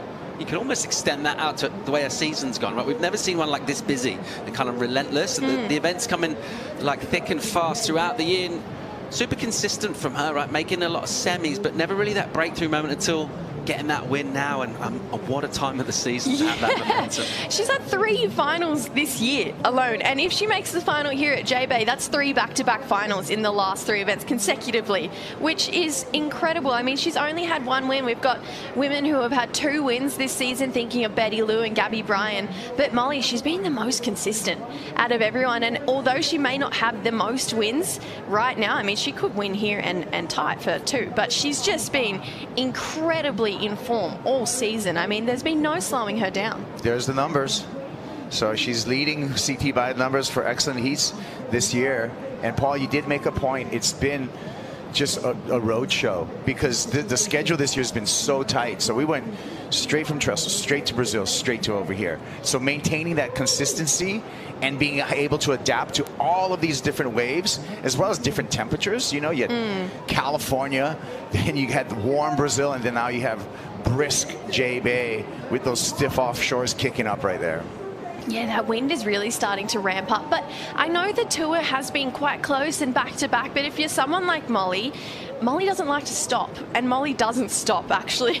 She doesn't slow down, so I feel like it's a tour that really suits her, because she loves to be on the go. And Lakey, she's been doing this for so long. She's the veteran on tour. She's the only woman left in the draw, or in the draw, who has had a win here. So these ladies, it's not like it's something they're not used to. We look at a really tight schedule, but for a lot of the athletes, they love being away, they love being on the go, and they love competing. So it is a big lifestyle shift, but it's something that I think a lot of the competitors have thrived in. Beautiful vision as well. Just hang above the lineup here. See that rainbow just popping out down there, way down there is Cape St. Francis, and these swells wrapping around with just majestic shape on this iconic point break. Here's your defending champ, slicing hard, drawing off the bottom, and again, more critical with that rasping turn up high in the lip line, and then carving down into the pocket. And that equipment just cutting water, and it looks so easy and effortless from up here, out there in the water. Difficult to go hard and right up through the scale, and maybe not quite getting that end section read. Seems like she was over it, the way, you know, just the body language kicking out of that wave. Tried to be more aggressive in the turns, probably had to recognize that maybe the last wave she was too smooth, but she definitely, like, you could see in the body language, Paul, that she wasn't excited about the performance on that wave. And that's a seal with an octopus right there hunting, and the seal's got breakfast, and that seal just pulled that octopus right off the bottom and says, hey, look at me, I got a delicious octopus breakfast. And that just illustrates the wildlife that is all in the lineup right here. That was epic. Yeah. You can go along the rocks here and spot octopus. Yeah. Such a vibrant ecosystem here. It's all part of the story of this wave. No garlic on that, not even a little bit of just searing in the pan, just straight up. Just straight salt. Still alive. Just chewing on it. Oh gosh, we should actually talk about some surfing here, Lakey. I mean, I actually really love the carves that she did on this wave, especially this second one. Held that rail for a lot longer than we saw in that first wave, but this is where the body language starts to change, like Kaipo mentioned. I mean, you could see just a little bit of frustration coming down the line here. Didn't have that big end section bowl she was really hoping for and chasing. She's found this fight in her in these dying stages, but she just needs to find a little more. But that is a vicious swing there from that seal. That's yum. Good stuff. Fresh octopus. Where I'm from, we have poke, and we make octopus poke, and that's taco poke is what we call it. And essentially, that's what that was, minus some soy sauce and onions. Under the 5-minute mark here. Quarter-final number 3, the yellow jersey, and Molly Picklum way out in front, comboing Lakey Peterson. This is a repeat of the final lost time out 2 years ago. We've had a hiatus, and it only made us want to come back even more. Absolutely delighted the way it's come together for finals day. The crowd, I mean, everyone around the point has just been kind of buzzing about today, but possibly even just exceeding expectations a little bit in terms of conditions, and it means surfers like Molly Picklum, they'll make the most of it. Yeah, Mole, she's happy. This is exactly what she wanted to come to J-Bay for, just pumping perfect lines for her to be able to unleash some beautiful surfing, which is what we've seen for her big critical moments like this, getting her 7-1-7 on her first wave. She has not been holding back this heat, getting an excellent score as well. Just her timing, picking her moments. It's been really beautiful. She definitely knows what she's doing here at J-Bay. Here's 8.67. She goes excellent. She's been efficient. Just 2 waves surfed, already in the lead. And she's on to the semifinals. Putting this one in the fridge right now. Closing the door. Lights out. We'll see Molly Picklum in the semifinals.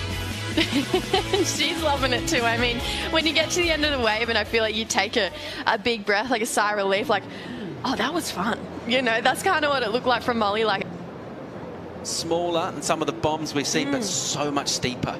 Yeah, even listening to some of the chatter from around this morning with that free surf, a lot of people saying those sets, it's really easy to be like, I need a bit. It's really easy to be like, I need to be on the biggest wave and kind of get sold into that rhythm, but they're a lot slower and they're a little bit slopier, so they're a bit of a fatter wall, where those mid-sized ones, they come in, they bend in around that reef, and there's the ones we've seen Molly just unleash on it. Seems to have a nicer timing to it as well. You're not highlining, constantly waiting for that open face where then it becomes slopey. So, and Molly, you know, relying on a local coach, identifying that and knowing that that's what she has to do to get these big scores. So really great support network behind her. Fletchy here as well. He's been there for a lot of the events this year, was there for her win in Brazil, and it feels like she's got this really awesome family unit supporting her down here at J-Bay.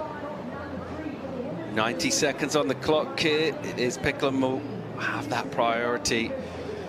Lakey Peterson at this point just maybe look for a way to get out of combo, just find something really fun to surf. She's absolutely pumping, flawless J-Bay with just one other person in the lineup. But right now, it has not been her heat at all.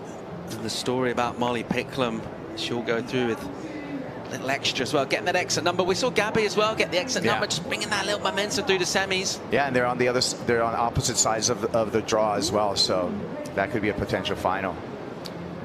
Yeah, just free surf time for Lakey. Get a good one. Get a good one to come in. Why not? We've seen surfers get waves at the end of heats in the crowd, just willing them to pull into big sections as they stretch out. We'll watch live action from Molly. A little late takeoff, kind of grips the face, and then flowing and cruising, setting up, and unleashing, just wrapping a carve in the pocket, and then nudging the speed up. And again, pushing really hard. Really nice form from her. As both arms go back, she just lays in a dynamic turn. That was smart. See, just kicking out and not risking her board for the upcoming semifinal. And this is the free surfer, Lakey Peterson. Just enjoy it. 6 straight heat wins for Molly Picklum. The numbers impressive. However you look at them, she's won 9 of her last 10 heats on the championship tour. And she is looking absolutely deadly at the moment in every way. It's the way she's competing and finding scores. Wow. Yeah, pulled it. The sheer fear on her face at one moment going down that way. Now just searching for a keyhole. This is a little bit difficult. Got to put the brakes on, yeah, and then find that keyhole. See, don't want to go straight into those rocks. Yeah, all part of figuring out. JB actually got to come in quite close just to sort of identify. She'll be fine if she'll navigate her way through. She'll head to semi-finals. She'll do it with a load more form and momentum as well. Just getting involved on the rocks there. Molly should just look to try and keep that board off. And on high tide, that sweep that surges down the point, she'll deal with that and bring it in. Having a look forward to our fourth quarter, we'll see Betty Lou taking on Isabella Nichols. Molly Picklum will wait and face one of them, find out who it's going to be when we come back from break.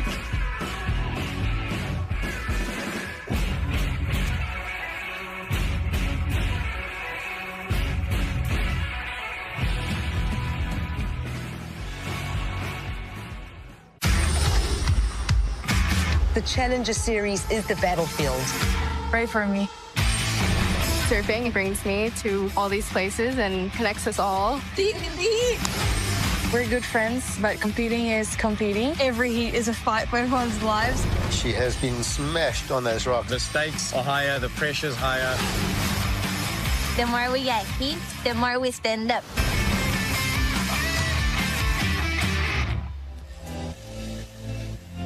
Surf Girls available on Prime right now. You're watching live coverage of finals day here at the Corona Cero Open at Jeffreys Bay, South Africa. Out of Hawaii, Betty Lou Sakura Johnson taking on Isabella Nichols from Australia.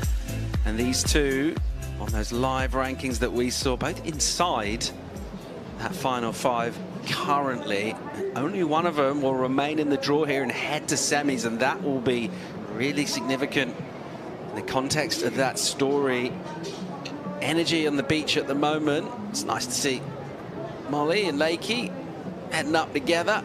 Molly Picklum, what a performance from her. Oh, that was just textbook clinical Molly at J-Bay. And I mean, Lakey is no easy task to take down here. She has won this event before. That was a rematch of the final that we saw here back in 23, and Molly getting one back. So yeah, that was a big win for Molly, but she was just looking really, really sharp out there. And this heat, I'm actually really excited for this one because both of these ladies, like you mentioned, in that top five, and both having to kind of look over their shoulder because Caroline, she's right there. She's really asking the question of, I'm coming for that final five, and she said it in her post heat, she's here to win.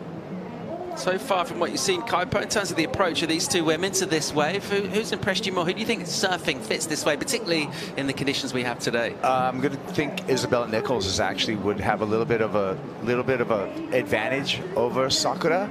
There's Sakura there. Looks like she just went up and out on a wave as well. Her best result being a 9th place finish here, but handed over priority to Isabella Nichols. So I think when we look at skill sets, maybe favoring Bella a little bit. But one thing we know about surfing, Paul, swell, everything, there's never 100% prediction. Here's Bella dealing with a whitewater section, patient, and she just poised and coiled, and then she'll get to unleash. And the power from her, one of the reasons you feel she's a really good match for conditions exactly like this. She'll cruise through, just a touch sticky. She'll wait for things to set up for her. A little bit of morning sunshine illuminating this section, and it will look dreamy from where she is. She'll particularly be looking to go high and critical on the waves, exactly what Picklum was able to do.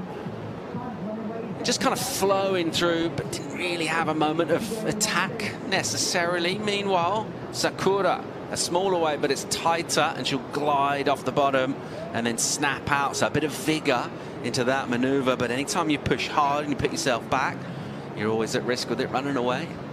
Both of these ladies as well just have that really strong power game. I mean, they're both just really hard on that back foot. They really draw through those turns. So I feel like this is actually a really cool matchup between these two. Betty Lou, we know she isn't scared. She's from Hawaii. She's used to this big open water power. So looking to see her kind of tap into that knowledge here. Starts off with a swoop on that one. Kind of felt like she cut it a little bit short here, trying to get down the line on those first two turns. Here she goes. There's the speed. We've talked about having to manage it through the waves here to really just get those A to B perfect rides. And then here she really lays into that one, brings it back to the power source, but maybe just this being a bit of a feel away for Betty Lou. I feel like she's got a lot more in the tank than what we've seen on this one, but she's really just showing that she's got that power and she's not scared of the energy out here. Bella being pretty smooth on this one, had to be patient through this. And then what I was looking for Isabella Nichols was really that power gaff that she's got right there. But this wave gave her a little bit of problems. You can see with some of the chatter, she has to restrain her turns just a little bit, not able to put everything in it. She had to nurse that top turn, knowing it's going to get steep on the inside. And I feel just searching for a nice finish, but she's not really going to get that on this wave and decides to just call for the jet ski and get a ride back out.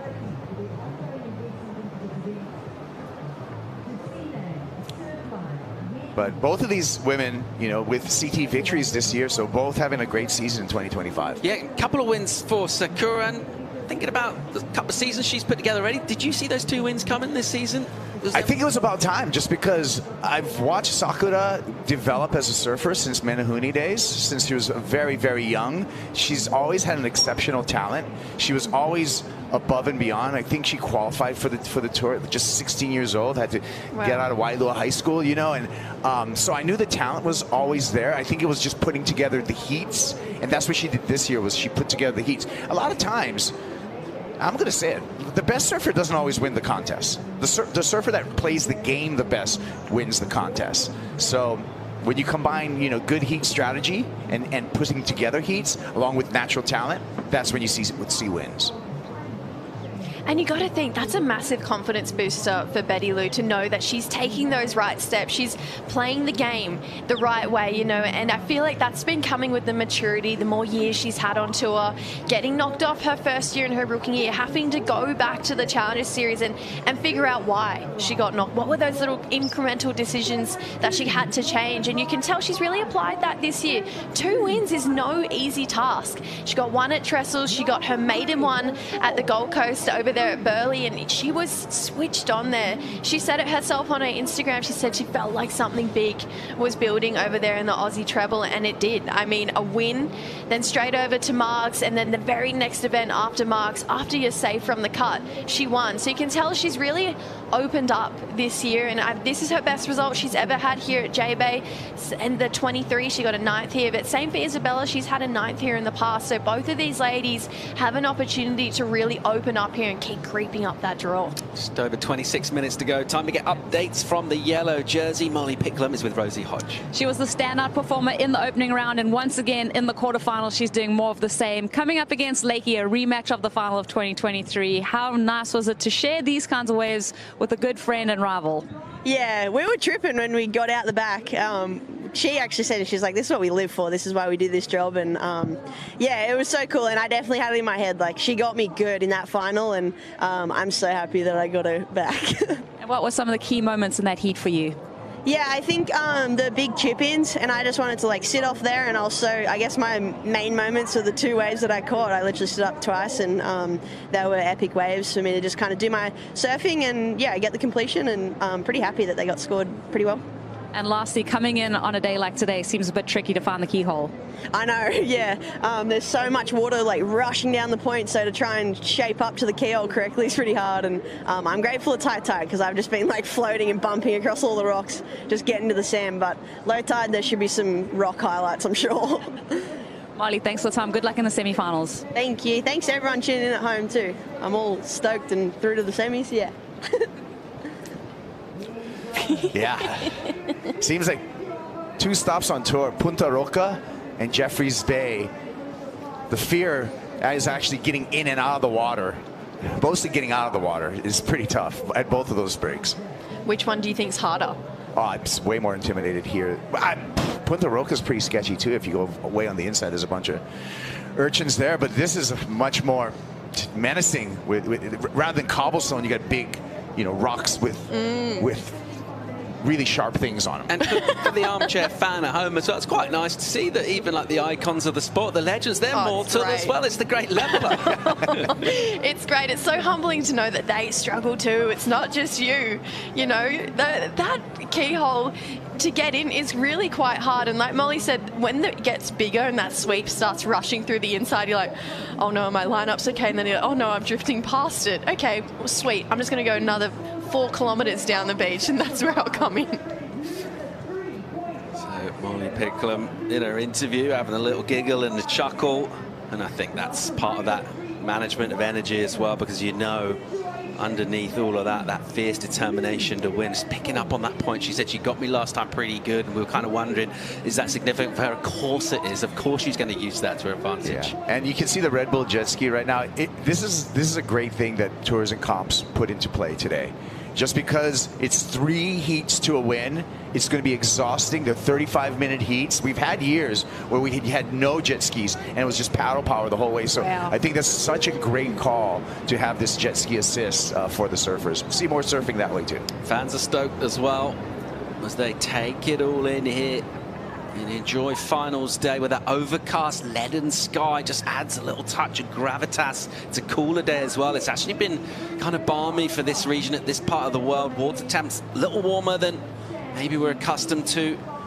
But today it does have that colder feel to it. It just feels a bit heavier. It's those low pressures, right, that make these swells. So naturally the barometer drops. You get a colder feeling. But on water temp, though, unseasonably warm. Right now, from what I've been experienced, I brought a 4.3 and it's been way too warm in a 4.3. Well, not what I expected, but air temp, crisp, really crisp. Fresh in the morning, part of the reason why we see weddies and Uggs and that sort of thing goes down. The surfers look to stay comfortable. Of course, we've got the hot tub as well and the Red Bull Athlete Zone, sauna in there. All of those ingredients help to make surfers comfortable. Not as much as crisp corduroy lines. Checking out Fioravanti and Marsh. Final instructions from Dog. You see the determination. I mean, when you talk about a determined character, talking Leo Fioravanti right there. Such a cool unit as well, that dog clan that's going down, the support between all of them. We know Gabby Bryan and Con O'Leary, they're got to be up in that athlete area cheering on Leo. They're there no matter what, and it just seems to be this really beautiful supportive unit that Dog's created, and just it's almost family-like between all of them. It's like siblings, and I feel like they'd probably bicker like siblings too sometimes, but they just have all the support in the world for each other, and you can see it's really paying off for each and every one of those competitors this year. Yeah, Dog as a coach takes detailed notes on not just every heat, but in free surfs and everything he do. He's kind of like a mad scientist in a way. He's understated, but he's always jotting down. And he goes through all these notebooks with all these notes. He goes over that with every single one of these surfers. So definitely a premier surf coach with Richard Dog Marsh. Speaking of coaches as well, Isabella, she's working with Dylan Lightfoot, so similar to Molly, she's tapping into a bit of that local energy, but she's also got Bottle here, and Botsy, he's actually had a 10-point ride out here before back in 2010, so he's got experience, he's got a knowledge, he knows how to go excellence out here too, so working with people who have competed here before, thinking of Snake, he has 2 wins here, and just tapping into that knowledge, those little inside increments, those 1%ers that are going to change those slight decision-making skills like we were talking about earlier, whether it's lineups or speed management. It's got to really play on their side. And again, listening to all of the chatter this morning after the free surf, talking about lineups and knowing your positioning out there has been so crucial. After Gabby's heat, Dog was like, your positioning, your lineups, they were impeccable. So I feel like these athletes, although the surfing really does the talking out there, knowing exactly where you have to be at what time and in what kind of swell has played a crucial part out here at J-Bay with this bigger swell. There's a shot of the Dog hiding behind the hood, keeping an eye on the lineup. Yeah, that top deck, new addition here to the Red Bull Athlete Zone, and just getting a bit more vision further up the point as well in terms of those lineups. It's cool up there too. They got fresh pressed juice and smoothies up there. Cold plunge, hot sauna, ample warm-up area. We're going to have Wes from Nevermind Restaurant from Cape St. Francis later off in that Red Bull Athlete Zone making some gourmet eats. Dora getting ready. See him keeping the feet warm. Pretty wise move. And then making sure the wax. He's going to need all of that stickiness if he goes into that end section. You just think about how heavy it is in there today and what he'll be looking at and the way he'll be seeing waves. Yeah, he's got the Fu Cool going right now for some extra sticky stuff. Stickiest of the icky for Yago Dora. And he has been unbelievable throughout this event. Right now we're watching Sakura building up speed here. A couple of mid-range numbers in for her. Nothing to get carried away on thus far. Good momentum here. Nice snap. Gives it loads. Tons of spray and then clawing to get back. Does well to get there, actually. Once you get caught behind here, you don't necessarily been able to come around again, but she does that. Does it real well. And just setting up with a crisp hit with all that speed. And a strong finish as well, crucially. Important for her, really, just to kind of tie up that wave and get that finish. And look at where she went. She went through impossibles all the way to the point with joining the free surfers there. Wow, she's way down. We saw Gabby Bryan go that far down this morning as well. The jet ski had to weave his way through the lineup. Yeah. So she is so far down the point, way past the keyhole where you come in. So long ride there for Betty Lou. Like you mentioned, once you get stuck behind, it's really hard to come back around. We saw Katie get knocked off. So Betty Lou really managing her speed well, if we're going to touch on that. I mean, that was a really beautiful wave. Had some big highlight moments in there too. Interesting to see the contrast just in the type of wave. You think Molly's wave, particularly the high score, the 8, the shorter one. And then by contrast, Betty Lou going so far down. Yeah. Look at the Red Bull jet ski's got to search for her amongst the sea of heads right there. It's just so serious. Here goes Bella. Good looking section for her. And her turn puts her in a sweet spot to set up and gather. And that patience, that she'll go low line with a ton of speed and then wrap high, but not overly commit, always thinking about the next section. So cruising and joining things up pretty nicely. This is a steeper part of the wave, and that is a legit hit on a really steep section. So Nichols waiting for the end of the wave to really tee off on it and does it well. Yeah, love that. Wave for wave between these two ladies. And the thing is, these athletes, they really feed off that crowd energy, and the crowd gets behind every single person, especially when there's big turns. So she would have heard the screams from the crowd and knew she had to go big on this wave. Really waited and then found this really nice drawn out line there from Bella.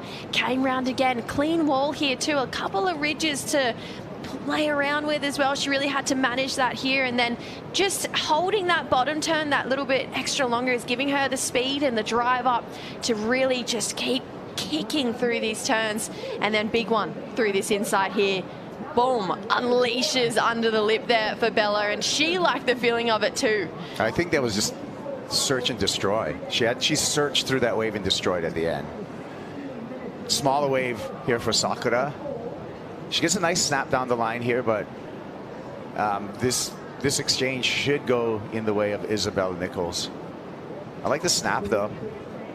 That was some aggression right there. And then just kind of, it's tough. You know, I think that second wave of the set or third wave of the set was a little bit smoother for Isabel Nichols compared to Sakura Johnson that we're seeing here on the replay. Yeah, definitely. But she did well with that second turn. I liked it as well. A lot of spray, a lot of commitment in that. Came through that inside and attacked a big section there as well. So she is miles down the beach there. That Get hit on the head too. Boom. Clipped her on the head. Oh, that is not what you're looking for. That board kind of just sprung back at her, but she seems to be okay. She got on her board, kept paddling. The fins, the main thing is the fins missed her head. So that was a lucky circumstance. That was just the flat bottom hitting her head. Could have been a lot worse if a fin to the skull. Not good. Betty Lou making her way.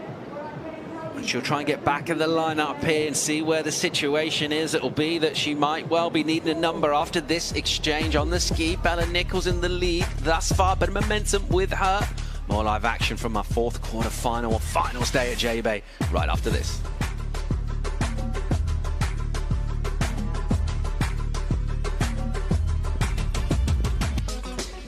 Finals day has whetted your appetite for J-Bay, but you're not quite satiated. Download True Surf wherever you get your apps and have fun. It's a long wave. You get some finger cramps right there when you're playing True Surf at J-Bay. I'll tell you right now. A couple alley-oops. All right, caught up with numbers here. Crucial moment in this heat, that last exchange. And it went the way of Sakura, 6-5 against the 6 from Bella. So Betty Lou in the lead, priority as well. And look how close and tight this heat is. They came in here, both inside that final 5, in 4 and 5. And right now in the water, third of a point splitting them. Betty Lou wants to hear more about it. Yeah. She wants to update from the beach announcers, and she's going to hear some good news because not only did she win that exchange, she also got back out there and got priority as well. So heat control right now for Sakura. Yeah, that's huge. That's a big step in the right direction for Betty Lou, and this is a great opportunity for her to convert on that next wave because look, her backup score's a 4.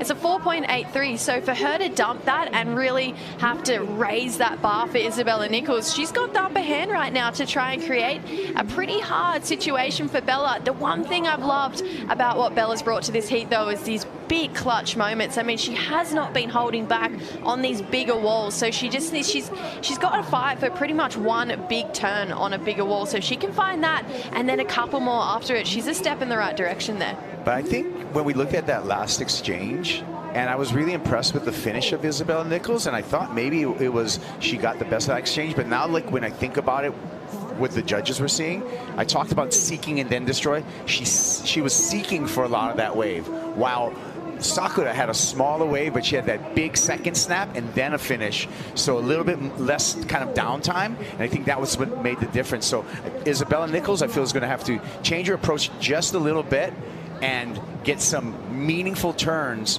you know, at the beginning of the wave, at the midpoint of the wave, and at the ending, not just seek down for that final maneuver. Just over 10 on the clock here. It's not a big need score for Bella Nichols at the moment to get in control of this one. As we look back on a season, we mentioned how just relentless it's been.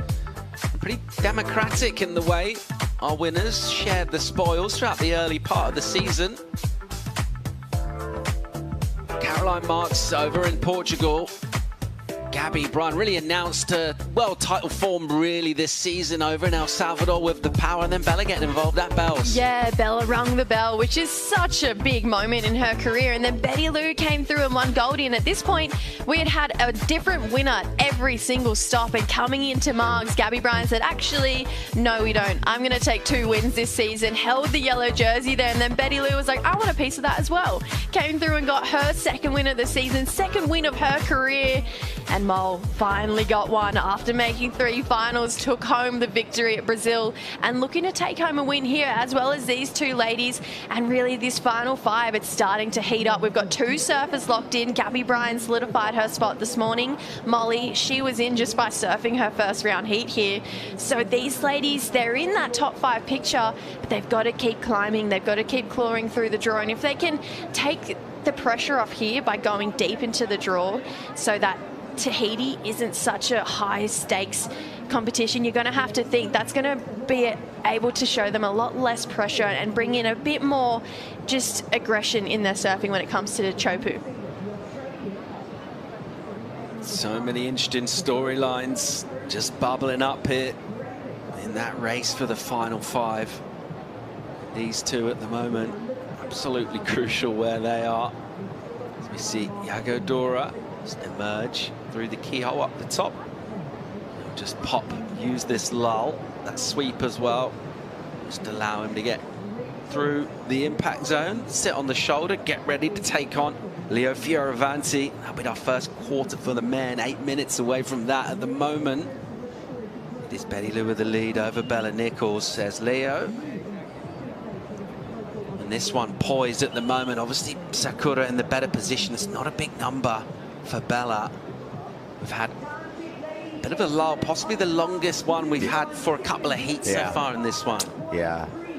Well, we talked about just getting a little bit over the high tide mark this morning, and now we have the receding tide for the rest of the day till about 3 p.m. this afternoon, local time. So maybe that has affected a little bit of the consistency, which is kind of bad news for Isabel Nichols right now, because she wants Sakura to get a waving or seek one underneath. She might get this one. One of the things that makes this venue unique is chance for surfers to see this energy just fill around the point, propagate down here, constantly scouring the horizon for energy. So far, so good. Bella started really strong with this kind of surfing. Oh, she did. She really came out swinging in this heat. I mean, big turns and big sections, just showing that she's got a really great relationship and timing with this wave, picking her moments. It didn't have that big end section that she was chasing here for Bella, but she started off with a massive turn. And then Betty Lou, it felt like maybe she was on the back foot in this heat, and then she really just started to open up through this wave. She took this one all the way through. She was down to where the free surfers were, and she just kind of unleashed in a way that she showed her authority in this heat and that she wants to keep going deeper in the draw. Snappy surfing. The Mayhems have been kind of a game changer, I feel, for Sakura. Got the best of that exchange. This was the 6-point ride for Isabella Nichols, and kind of had to just was seeking something meaningful here. Just kind of cruising through turns. She did get a great finishing maneuver, but 6-point ride was not able to match up with Sakura's wave in this exchange. Yeah, I really loved her tempo on this wave, but maybe just looking for 1 or 2 more big moments. I mean, this one here, this was a massive turn there for Bella and just cracked that under the lip. That was where a bulk of the points lived on that one. A little bit slower through the start of that wave, but she's just showcasing that she's not scared to hit those big end sections. Picking up live action, Sakura using priority. This one stretched out in front of her. Nice pace to the opening sections from her.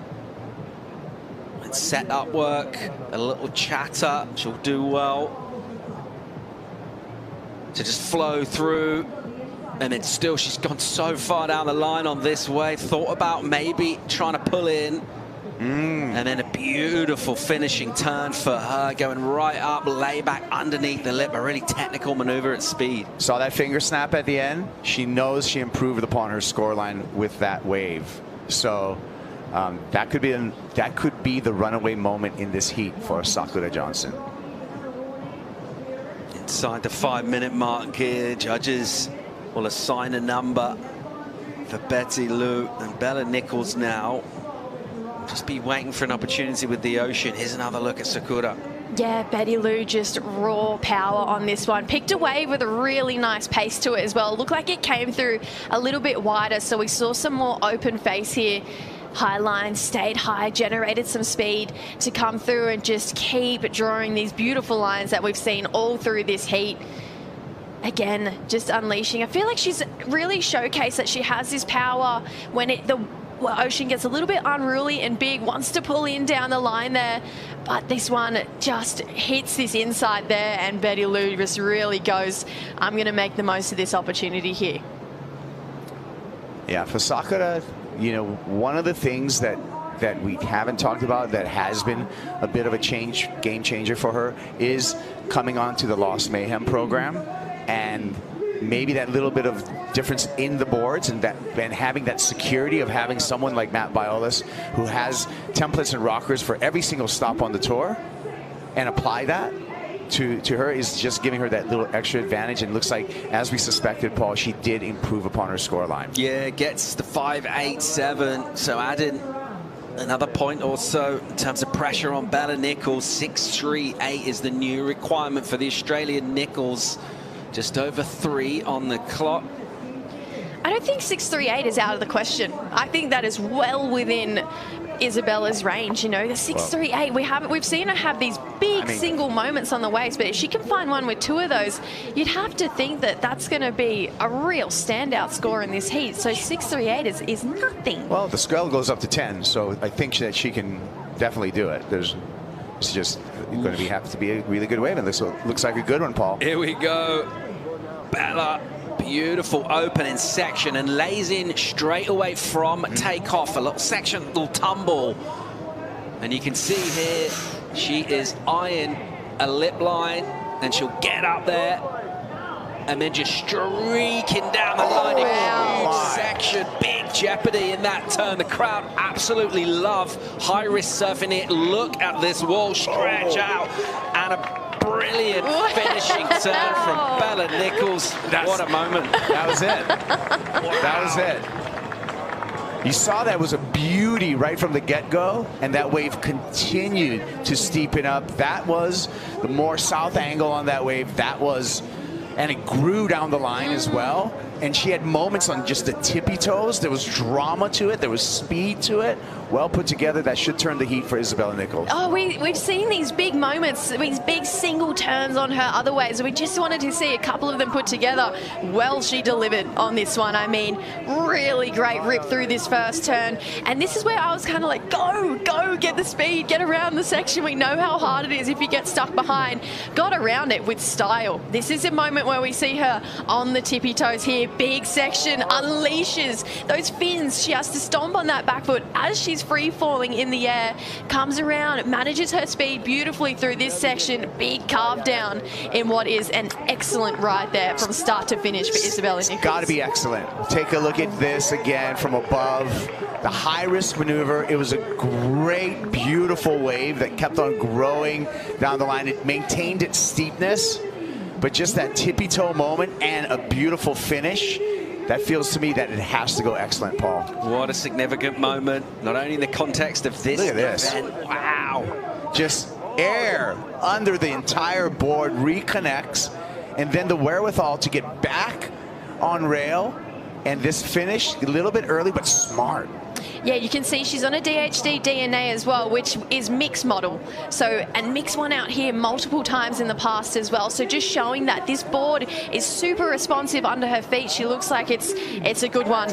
And it's an excellent score there for Isabella Nichols. 8.5 for Bella Nichols, takes control of the heat.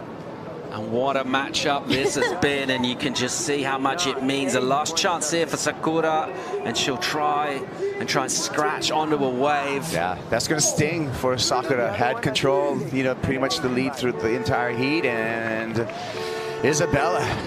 We talked about it at the beginning of the heat, Paul, that Isabella probably, when we matched up, you asked me about the skill set, she showed that she had a little bit more of that power to her, you know, a little bit more of a heavy foot, and it paid off. Physical and mental strength on display from Bella Nichols there, and she'll go to semis with an excellent number in her scoreline as well. All sorts of connotations for Final 5. She gets the win over Betty Lou Sakura Johnson. This is exactly the sort of entertainment you hope for on finals day. Loving the action here at the Corona Zero J-Bay Open. We'll check out Yago Dora taking on Leo Fioravanti when we come back from break.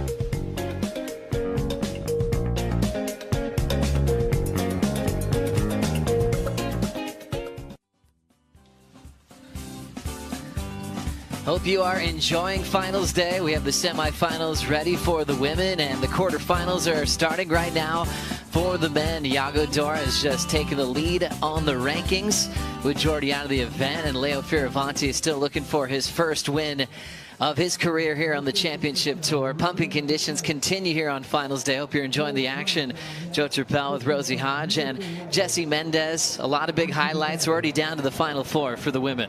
Yeah, incredible performances. Bella Nichols in that last one, the 8.5 was insane. Just love her surfing. Gosh, that was very committed, and to do it at the buzzer on your last wave. As a competitor, Jessie, that's as good as it gets. I mean, and just the intensity of the wave itself. I was with João Chumbinho right by me and Luana Silva, and they're like, pull in, pull in, pull in, and all of a sudden she just hits the lip where she was probably supposed to get in barrel. It was so critical. It was so impressive. Everyone's like baffled with what happened. Big stories unfolding here as the race for the final 5 continues. All roads lead to the Lexus WSL Finals at Cloudbreak, and we have a very important update in front of the world title big event. Big news as well to really reward those regular season performances. World number 1 into the Lexus WSL Finals can win the world title by winning title match number 1. So whoever the challenger is, if they win that first heat, then it will be best of 3 like we've seen over the years. So now the importance is for that world number 1, if they go into that first heat and win, it's all over. And also the other big announcement is for every finals heat, the higher seed starts the heat with priority. We saw that with the first title match in the past over, seed number 4 over 5, but now it's expanded to every big heat at the Lexus WSL Finals this year. Great announcement. Rosie, your first thoughts hearing the news? That's great. I mean, if you have dominated the regular season events, you deserve a couple perks. So, you're not having to go to that 3 matchup. If you win in that first heat, you take the title down. Just important evolution of our sport. Jesse, starting the heat with priority as well. What are you thinking there? I think it's fair enough because obviously you're having a chance to take down in the last event someone that is in front of you.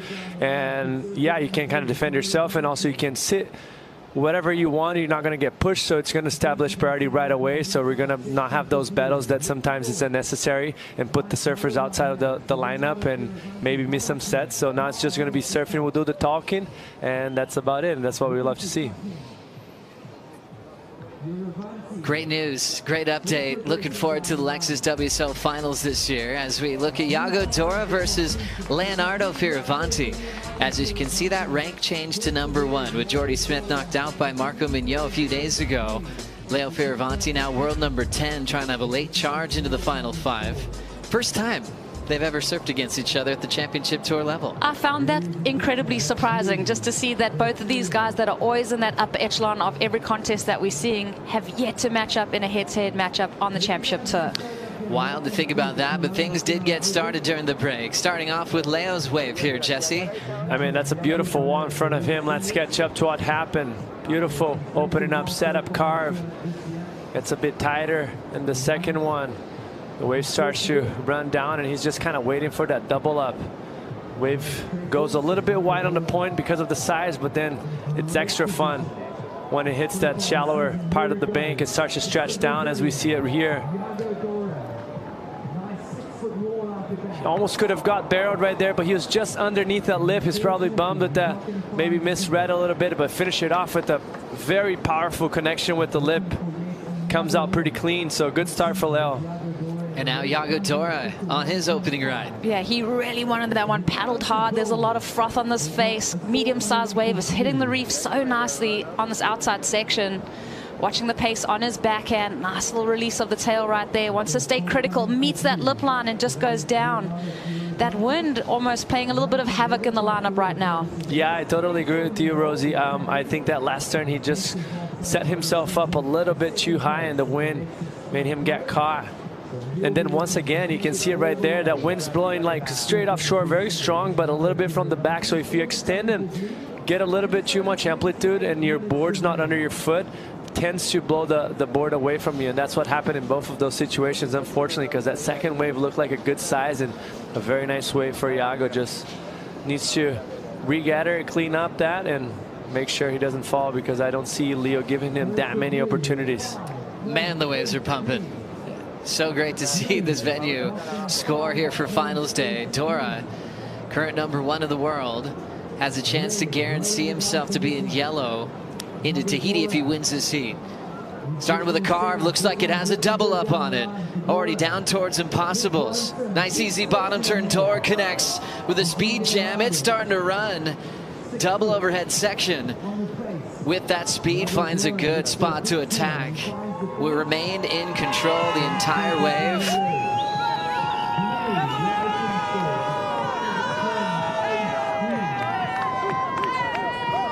And I love that a lot of fans came here from Brazil to support Iago Dora in this clash. against Leonardo Fioravanti. A couple of decisions, Rosie, when you're working this lineup out. Where Iago took off, he was way down the line, but picked up some points and kind of got himself into rhythm as we see Leo miss that wave. Yeah, he's kind of working this point inside out as he's going to get the skier and reset. But, you know, jumping off in that wave, Jesse, almost see a little bit of frustration in his body language. He's had 3 rolls of the dice, and I mean, that last wave, 2 great maneuvers, but from what he would like to see from the wave from Leo, he's got to put a little bit more on his waves. Yes, I agree with you. And obviously, I maybe mistimed a little bit something in the middle right there as well. The wave starts to stack up. Maybe there was also a barrel, but a very high-lined one, very hard to do, mostly in your backhand. So he was probably thinking that wave was going to double up and slow itself down, maybe be a bit more open. Beautiful surfing, but yeah, it lacked a little bit of criticalness compared to maybe what Leo did. Another great angle of how much draw he had off the bottom on that one, Ro. Yeah, and just watching, like you mentioned, Joe, he's way far down the point at this moment in time. As you see, you know, in your peripheral there, the contest setup, the contest side. I know that the WSL, we're going to set up a few more cameras for the judges just to make sure that they're getting that exact angle and they're able to see the entirety of the wave. Great point. There's the Red Bull ski activated for Dora. We've had so many events out here where it was all based on paddling back out. You'd see very few waves ridden on a day like today. So Iago going for a couple falls. It feels different when you've got the water patrol assist. Rolling into this one, the Italian setting the rail off the bottom. Leans into a nice little slingshot carve off the top. Easy pace as this wall's still waiting to grow. A few little rib lines in the face of the wave, and it'll just keep on S-ing, fading, hoping for a big double up. Leo loves a crazy dramatic finish.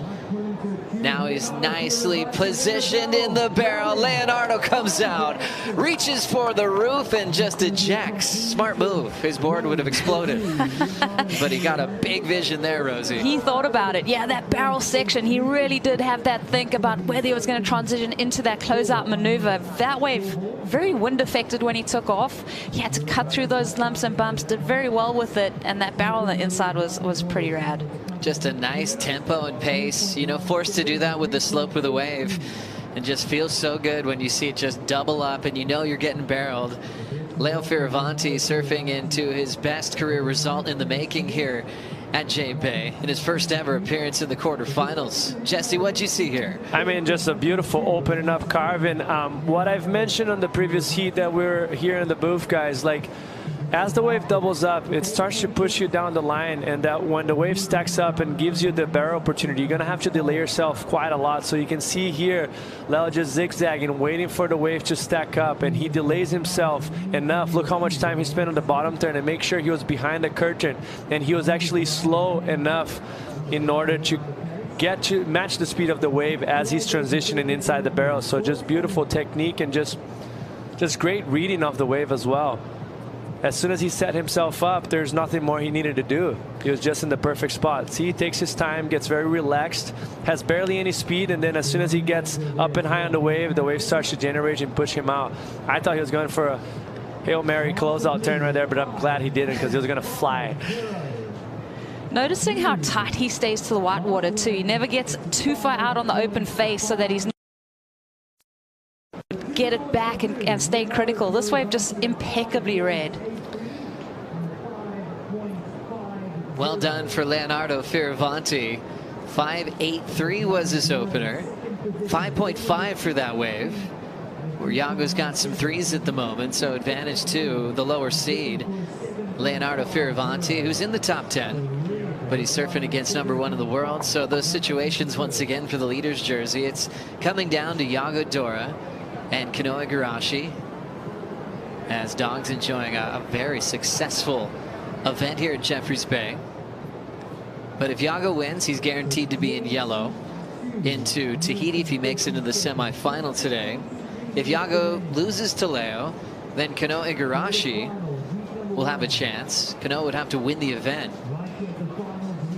Kanoa's got a great one with a rival named Griffin Colapinto coming up next. Yeah, I'm loving these quarterfinal matchups, and also just now that race for that yellow jersey with the perks like we mentioned earlier in the show.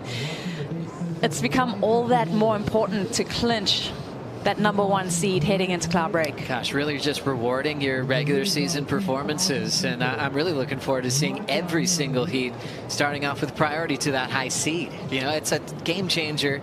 Forget about the paddle battle and trying to jockey for position. Now that high seed rewarded for that, for their results in the year. And sit wherever they want in the lineup at Cloudbreak. And I think for some surfers could favor even more. For an example, a guy like Iago that will never fight for the inside. So it's just like, hey, if I get there in first, I know the first wave of the heat is mine. So I can position myself for whatever I want. I don't need to battle.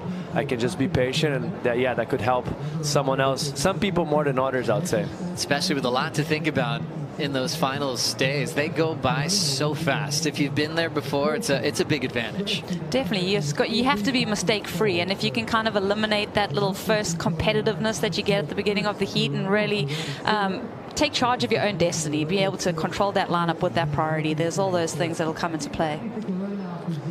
Leo with the 5.83 and the 5.5. Dora's the one with priority and who's had the best success at J-Bay in the past. Had a 7.9 in his first heat at J-Bay. It's always fun to see how the goofy footers handle it. You know, he had Adriano de Souza in that heat. He had the great Ace Buchan in that opening round heat as well. And Iago found an instant connection with the wave. Wow, what a dramatic finish we had in the heat previous. Isabella Nichols is on the glass with Jessie Starling. Isabella showing mental strength and no fear in the dying stages of that heat. You needed a wave and came out and went excellent. Went 8.5 in the dying stages. I mean, incredible stuff down here this morning. I don't know about no fear.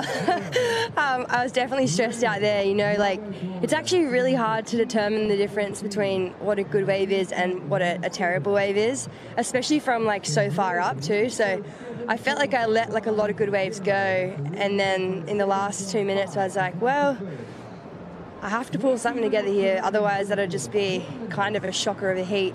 But you know, that's like, those are the moments that we train for, those are the moments that we like live for, they're the moments that keep you awake at 2 o'clock in the morning. And to be able to like perform in the last 2 minutes of a heat and get a score when needed, like that's why we do it, that's why we wake up early. That's like, that in itself like brings me so much joy. Like the heat wins and all that, yeah, it's cool, but to be able to like put something together and get a score when you need to, like that's sport, and that's the really cool thing about it. You know what brings me joy is that the last 2 years you've been knocked at the cut. You've been falling off. You're back on the Challenger Series trying to fight for your spot back on this tour. This time you're fighting for a spot in the final 5. I mean, what a change, what a turnaround. And then finding excellence at the end of a heat. I mean, so much seems to be different. You seem to be stronger and more confident this year. I don't know what it is. Like, I feel like it's the same me that's shown up every year, and I go into every year like with a lot of hope and confidence, and sometimes like 1 or 2 results don't go your way and you find yourself on the other side of the cut, and then things just spiral. But this year I managed to put a couple waves together in a 30-minute time frame, and that's kind of what's gotten me across the line. And I don't know, all the girls here deserve to be here. Stoked they're broadening the scope of the women's tour next year too to 24, so we're going to see some pretty cool performances. And I don't know, like, what more could you ask for? Pumping J-Bay, finals day. This is crazy. Well, you got a big semi-final coming up against Pickles. Will he get another coffee? Will he get warm? And we'll see you back out there soon. Thanks, Bella. Thanks, Jess.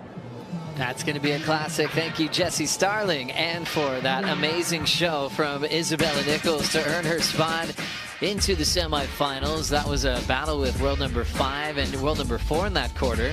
So they flipped. Bella making the semifinals has taken the number 4 spot. Betty Lou's down to number 5.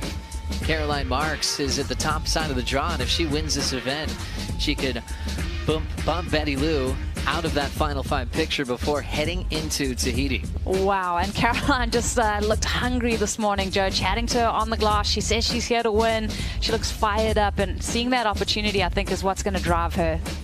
Gabrielle O'Brien, Caroline Marks, then an all-Australian battle on the Darren Hanley surfboards. In semi-2, men's draw just getting started in the quarters here. We're in the middle of the heat with Iago and Leo. No waves have been ridden in the last couple of minutes. Then we've got the rivalry with Kanoa versus Griff. Marco's got Toledo. Toledo's trying to get a 4th J-Bay title to equal Kelly and Mick out here. And then Connor O'Leary, bit of an underdog on rankings maybe, but he knows what he can do on a big wall. J-Bay has a past champ in Ethan Ewing. And I mean, I never thought I would say that, but with the conditions that we have on offer today, it's the gap from front side to backside kind of gets closer. It's, you know, you can get steeper, you can get more aggressive on those big walls. So Connor could definitely take advantage of that with his big stature. He's probably going to be surfing at a 6'4". He's a big guy, the heaviest guy we have on the draw right now. So he could definitely do some damage against Ethan. And when your crew's winning, sometimes it's infectious, you know, with Richard Dog Marsh being a very successful coach at J-Bay this year. You know, if Leo gets on a roll, closes this heat out, makes a semifinal, you know, Gabby Bryan's already got the news that she's clinched her spot in the final 5. Connor's going to feed off that today. Definitely, and you heard, you know, everyone in Dogs Camp go absolutely nuts when Gabriella was doing her post-heat interview there. So that will be infectious for them. That energy, that drive, that push to get success in that whole camp. Yago Dora with priority, hanging tight through this lull, needs a 7.5. I kind of like though the low, like as far as like getting everything groomed. When you have so many sets rolling through the lineup, you kind of can get a little bit washy. Obviously, you can see right here on the screen, like all the swells coming from the right, sweeping all the way down. And if you have a lot of big sets, the medium-sized ones will get a little bit sloppy, like Leo's last wave, the 5.5, and it's really hard for you to ride them with all the speed and the power matched with the wave. So for now, Yago's sitting with priority. You almost want that. And you hope for the next set doesn't come one of those cleanup sets way out the back, and it's just that perfect size, and everything's going to be groomed down and perfectly for him to go. Checking out this view never gets old. Laying your eyes on this point break for the first time, it's a moment that you'll never forget. There's been some classic moments in surfing history that are remembered forever. It's, if you win this event, your legacy is complete in a lot of ways. Everyone will remember you as one of the best in the world on the fastest point break on the planet. It's a special list of champions, and, you know, always thanking the people that came before, like, you know, Sharon Kroc, who's still here right at the greatest house at the top of Supers by the Keyhole, where she had a country feeling event back in the 80s, the significant 184, where Mark Occhilupo changed everything in pro surfing. Had a nice prize purse. Sharon was able to invite international surfers to the venue. Californian superstars like Chris Frohoff were in the mix. Tommy Carroll absolutely ripped, and it ended up being Mark Occhilupo beating Hans Hedemann in the final back in '84. A contest that we still reference today. It was also when the Ock jumped on Rusty surfboards. It was like this connection he had with an amazing surfboard and a completely different read on this wave as a backsider. Yeah, it's amazing to see, and Sharon, just such a national treasure of ours, such an icon, and really played such a massive role. And I think Geordie Smith's success, she was really responsible for putting a lot of the junior events on all up and down this coastline, especially here at Jeffreys Bay, always encouraging the younger generations of surfers. I know Geordie would spend a lot of time staying at Sharon's house, surfing out here at J-Bay. So just those important things that push you on your career path. There's still Grom staying at her house today. The next generation just having a blast up there at the top, surfing J-Bay every day and dreaming of being in this event one day. At the moment, Leo's still out front, couple of 5s. Yago some 3s as he's still chasing a 7.5 and the leader's jersey. We'll be right back for more action in the quarterfinals right after this.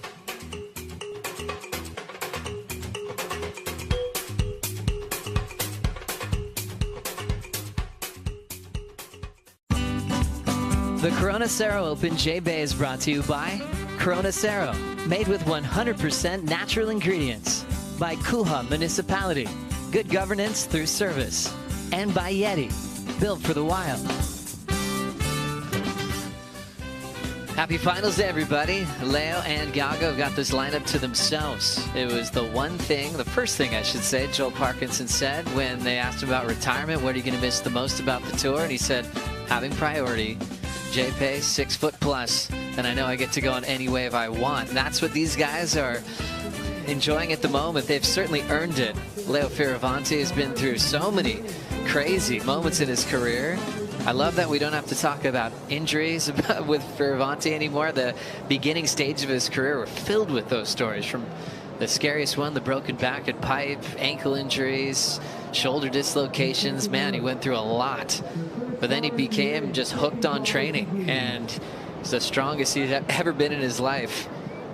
As we are greeted to a beautiful stack of waves, but they're landing on their heads at the moment. During the lull, they were kind of looking for those waves coming through the inside, and big set, taking it on the head. Now we're seeing those funnel through. Prouty still with Dora, needs a 7.5. Mind surf these waves with us. I fell again. Well, you can see smart decisions, like you're saying, Jesse. You almost let those wider ones kind of brush through the lineup, but then you got to hook in so that you ride on that little kind of bowl to get the waves that have more open face to work with. And I think Bella mentioned very well for people. She said, oh, I had got some bad waves. I mean, there are no bad waves out there today for people that are watching if you're free surfing, but you need to be in the best 2 waves of the 30 minutes if you're going against one of the best in the world. So it's they have to let it go amazing waves, and that's what they did in that first one. Even Leo without priority, that first wave swept in, didn't have too much wall, had a good size, and they just have to let it go. Like any free surf, they would have been on that wave, on top of that wave, no matter what. But when you're playing strategy and going against the best in the world, you need to make sure you're in the best waves. Looking at this finals draw for the men, the most consistent surfers this year on the top end of the draw. The past JBA champs are at the bottom part of the draw. But the highest ranked heat when you compare both surfers is coming up next. Kanoa Garashi versus Griffin Colapinto. I'm doing this thing now with seed, you guys. You can kind of tell the highest ranked heat based on the lowest number. So if 1 and 2 are surfing against each other, add up their ranks, that's a 3. That's the heaviest heat you could get. Griffin Kanoa, 9 when you add up their rankings, being the highest heat of the draw as far as rankings are concerned. Kanoa having one of the best years of his career. Coming very close to getting a championship tour win this year. Going right as well. Lowers, runner-up to Dora. Bells, runner-up to Jack Robinson. But one of his most consistent events on the calendar has been Jeffreys Bay, and he's proved that by making another finals day. Yeah, and the most consistent performer in this event. I mean, dropping 9s consistently in the opening rounds. But Leo Fioravanti, I mean, look who he's overcome in his matchups. I mean, the Griffin Colapinto clutch heat that he had in the opening round. Then he got over Jack Robinson the first time that he's beat him in a head-to-head matchup. This guy's got so much momentum and a lot of confidence coming into this. Absolutely. Fioravanti started off the year number 2 in the world. A devastating feeling, losing a pipe title with a tiebreak. Decision not going his way. Close decision didn't go his way in Abu Dhabi. Just never backs down. Always ready for another fight. Here comes a wall setting up for Dora's backhand. Couple of nice fades, getting into sync with this wall. Remember, was going through crazy punts in the beginning of the event. Slicing through that one off the top. Maxing out his speed. Clean rail work from the current world number 1. Now slowing down. Waiting to see if it's going to open up. Tags it well. Coming off with a ton of speed. He's looking for an exit and tries to punch free. Leo Fioravanti now getting to this section where he's hoping for a double up. Driving a nice solid power carve in the pocket. Laying into a solid hook before it shuts down. Well timed once again for the Italian. Leo looking to better a 5.5, and Dora chasing the lead from Fioravanti. 6:35 to go.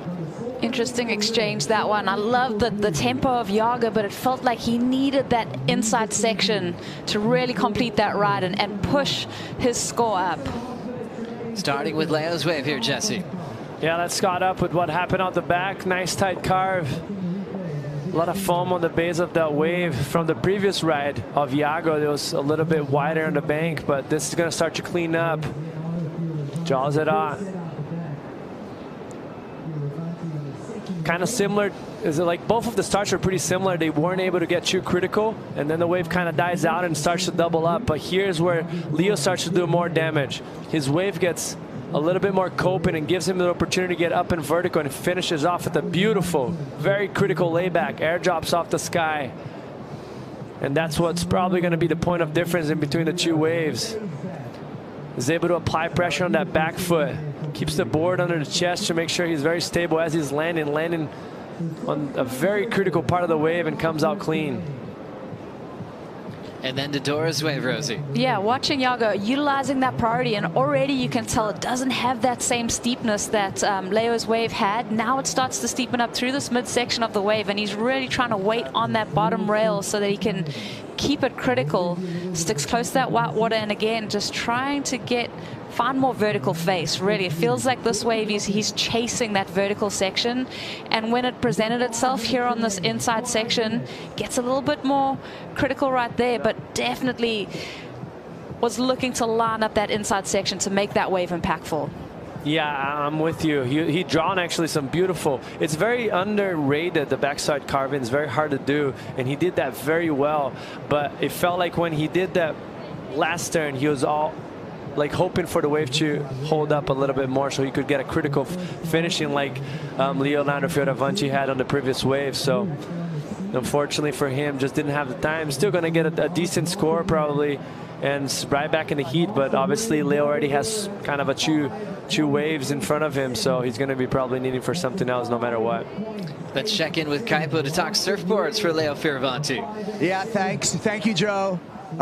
Board here, the backup board is a 6'1" Sharp Eye. It's about, probably a couple inches longer than Leo's normal short board. But one thing I want to point out to you are these fins. These are full fiberglass prototype FCS fins. What that equals is what the surfers are looking for is both projection and control. And so the stiffer fiberglass fins as opposed to a foam core fin has less give to it. That stiffer fin is going to give you more control, more projection. That's what Leo's demonstrating right out here on J-Bay Walls, and it's because of these fins primarily. Thank you, Kaipo. So interesting to break down not just surfboard design, but also fin design as well. Kaipo working with fins for a very long time, and well, his surf industry career. Breaking down the equipment. Iago recently making the change as well to FCS systems. As we see Leo's last score come through, it's a 7-point ride. Wave before from Iago Dora, a 5.87. So now Leo out in front. Iago does have priority, down to 3 minutes to go. And Iago now needs a 6.97. I'm not stressed for Iago though. I mean, how many clutch heats has he had this year already? I mean, just thinking back to what he was able to do at low trestles, needing a similar score, and then even in this event against Zhao earlier in this event. So yeah, he thrives in these pressure situations. He has priority. There's under 3 minutes remaining. It's just whether or not that set makes its way here. Well, he just broke the highlight reel in the early rounds of competition with the airs that he was throwing down. Obviously smaller size, different swell, but they were gigantic. They almost hurt your knees watching him. There were loud landings in the flats, and he got a 9.5. That equation's kind of disappeared with the size of the swell today, as he's still trying to stay in the game. The size of swell and also the wind. Obviously the wave has way more energy, but the wind's really gonna not help for anyone trying to gun above the lip. We've seen it before. Even on rail, it's hard for him to engage it sometimes. So with the strong offshores today, not cross shore in blowing into the wave, it's almost going to be impossible to run air. But you ask for waves, Rosie. Looks like there's a few stacking up. Wow. As far as the eye can see, corduroy lines to the horizon. Stepping on this one, important ride for Dora. Clean, highline fade, perfect rail transition. He'll throw it off the top again. Highline pump, now down to the bottom. World number one reaching for the lip line. Hits it off the top, taking a big drop with some speed. Controls it on that mayhem and tags it. Love how controlled these transitions are from world number one, now flying into the end section. He will attack. You said it, Rosie. He's been clutch. You knew what was going to happen. Wow, incredible ride for Iago, but I mean, just trying to listen to the crowd. Is Leo on the wave behind? Was that just a one-wave set for our competitors? Was Iago the only guy that got that opportunity? Because that was it right there. Well, Leo did have a wave. As we were focused on Iago, we'll find out what Leo did, because now it's going to be extremely important. Dora just drilled that finishing move. We're talking about he did it with airs throughout this event, and now approaching it with a lot of power and control, Jesse. I mean, this is a very hard wave for you to read. The beginning, you can see it splits up. The bottom of the wave has a few ribs, so he kind of has to zigzags and try to keep the flow for when it really matters. Right here, I almost felt like he missed it a little bit of the timing, but he keeps the speed, and as soon as the wave gets steep, he starts to do damage. Holds that bottom turn very long and gets very precise on top of the lip. Gets a second one extending, and then right here, he knew he had to go for broke and hits the lip, gets a big connection. It's so hard for you to do that with all the wind and the power of the wave. It's the first time we've seen it besides Isabella Nichols today. And this is the wave that Leo got behind him. So he's surfing like he needs the score. He recognizes with the big claps from the crowds. Oh, he goes down on a meaty section. Iago Dora just so clutch on that last wave. Can't wait to hear that score. Numbers in from Iago Dora. It's not just a 7.67, but that red jersey is definitely turning bright yellow heading into Tahiti. Guaranteed to be world #1 as we head to the South Pacific, but he's got more action ahead of him on finals day.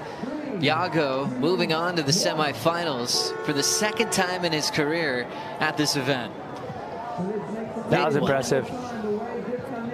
And you got to give us what type of information you get before us, because you predicted that very well, Rosie. You saw that coming a mile away.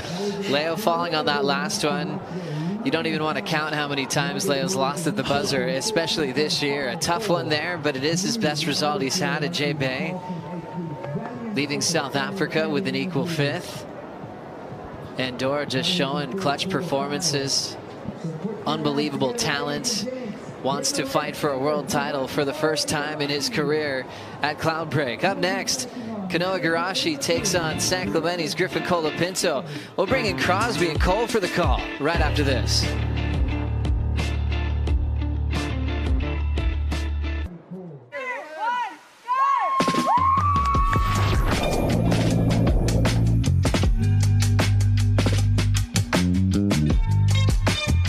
Sunny day. We're here at J-Bay's waterfall, literally 5 minutes from Jeffreys Bay. It's called Jan Sakat. It's a little gem behind J-Bay. Such a cool place to bring friends and get in the fresh water, jump off some rocks, go down the zip line. It's like a good rush when you jump off and you're in the air and you're free falling. It's a lot of fun just to feel that like speed as you're going towards the water. There's obviously lots of pressure, so this is one of those relaxing things we can come do just to take the pressure off and remember what it's all about.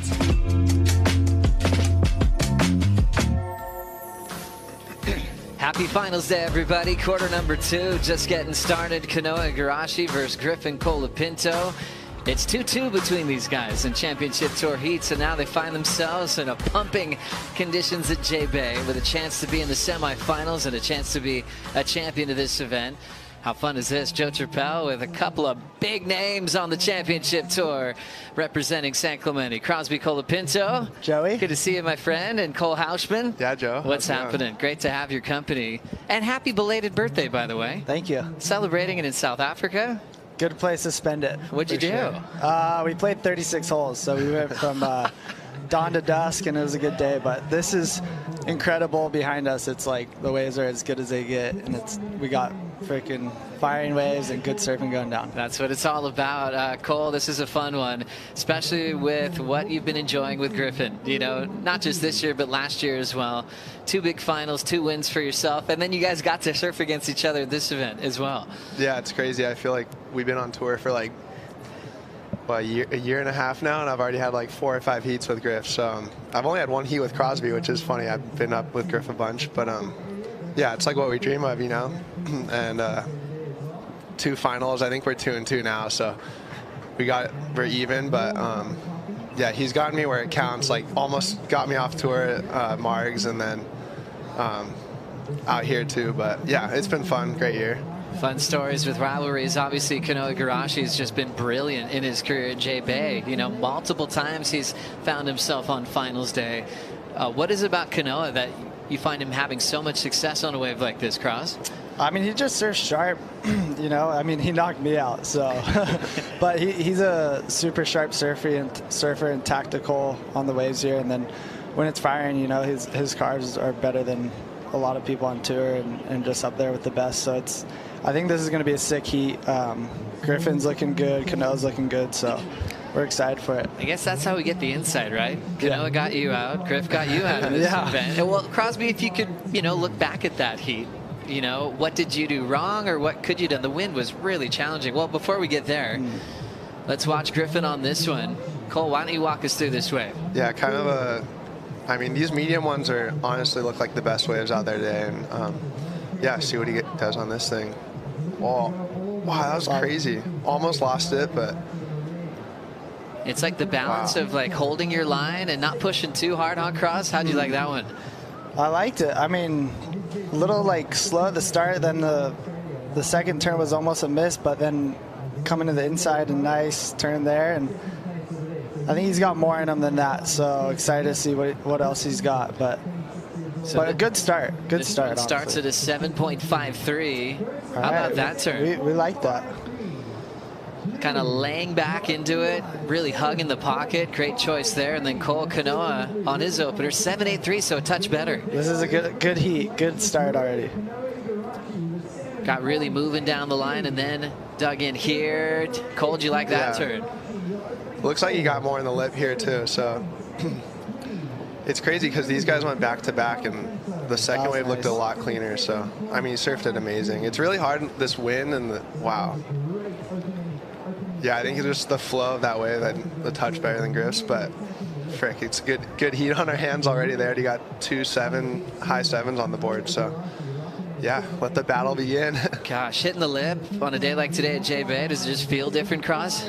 Yeah, you know, like we got the waves were like kind of similar to this before the contest. That was a super nice car, but a lot of his turns look like really like pushed and full, but we got to surf J-Bay before the contest around this size, and it was kind of like my first time really surfing it. And I came here thinking like, wow, J-Bay, it's such a beautiful, perfect wave. It's going to be easy to rip. And then coming here, it's actually pretty challenging to get the flow in the line. Here's Kanoa. Kanoa off the top, stomping that off that lip line. Now just S-ing back into the pocket. Patience from Igarashi.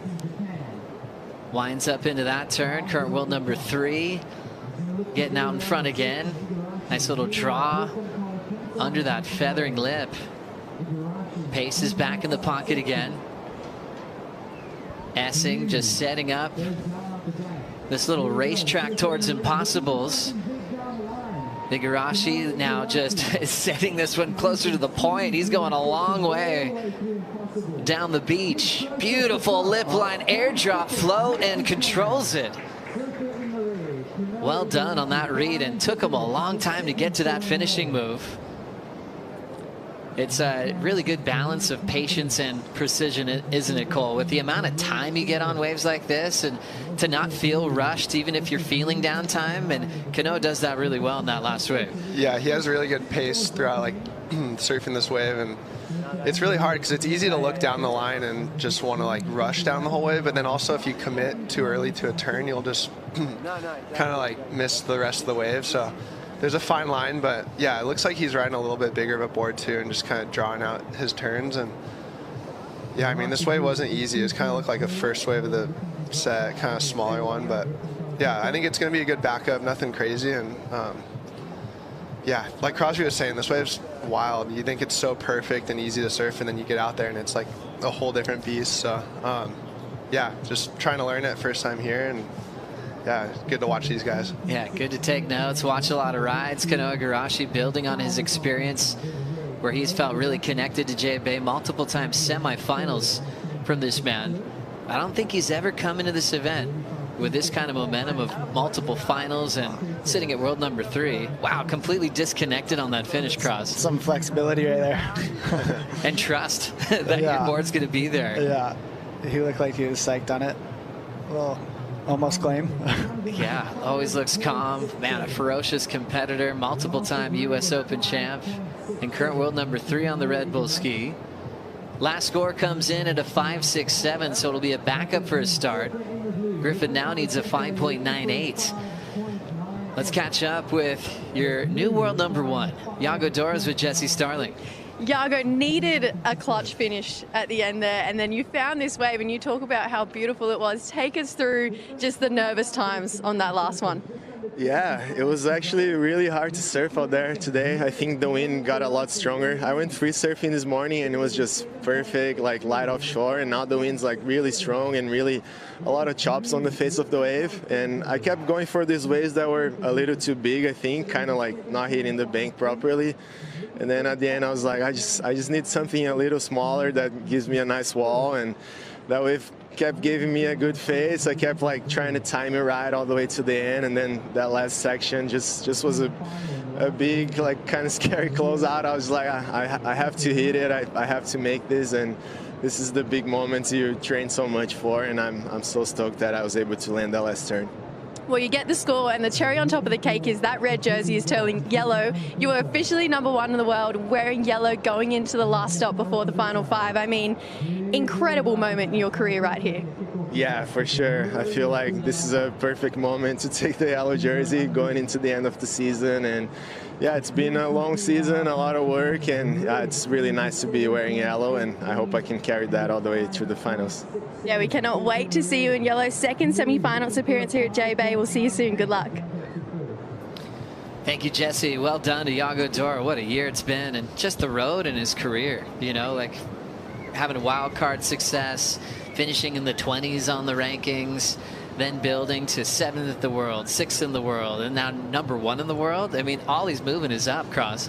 Yeah, it's inspiring actually watching Iago's path in his career so far, because he's such a talented freak show surfer, and you know, he's so good, and then you see him miss out by a couple spots of the final 5 and not being exactly where you would think he'd be, and now he's number 1 going to the last event of the year, and like he's won 2 events this year, and he's just been such the informed surfer, and here he's stomping airs like no other, you know. So it's cool to see that, and also like inspiring for Cole and I, who are like kind of fresh to the tour, and like that's kind of what we want to do, and you know, like kind of chasing those dreams of that and getting to the final 5 and chasing world titles. So it's I really am inspired by his whole story and the pathway that he's gone through to get to where he is now. It's pretty cool. Wow, Iago Dora, world number 1. For you, Cole, I mean, you're pretty open about obviously how much you love your support crew, kind of how the importance of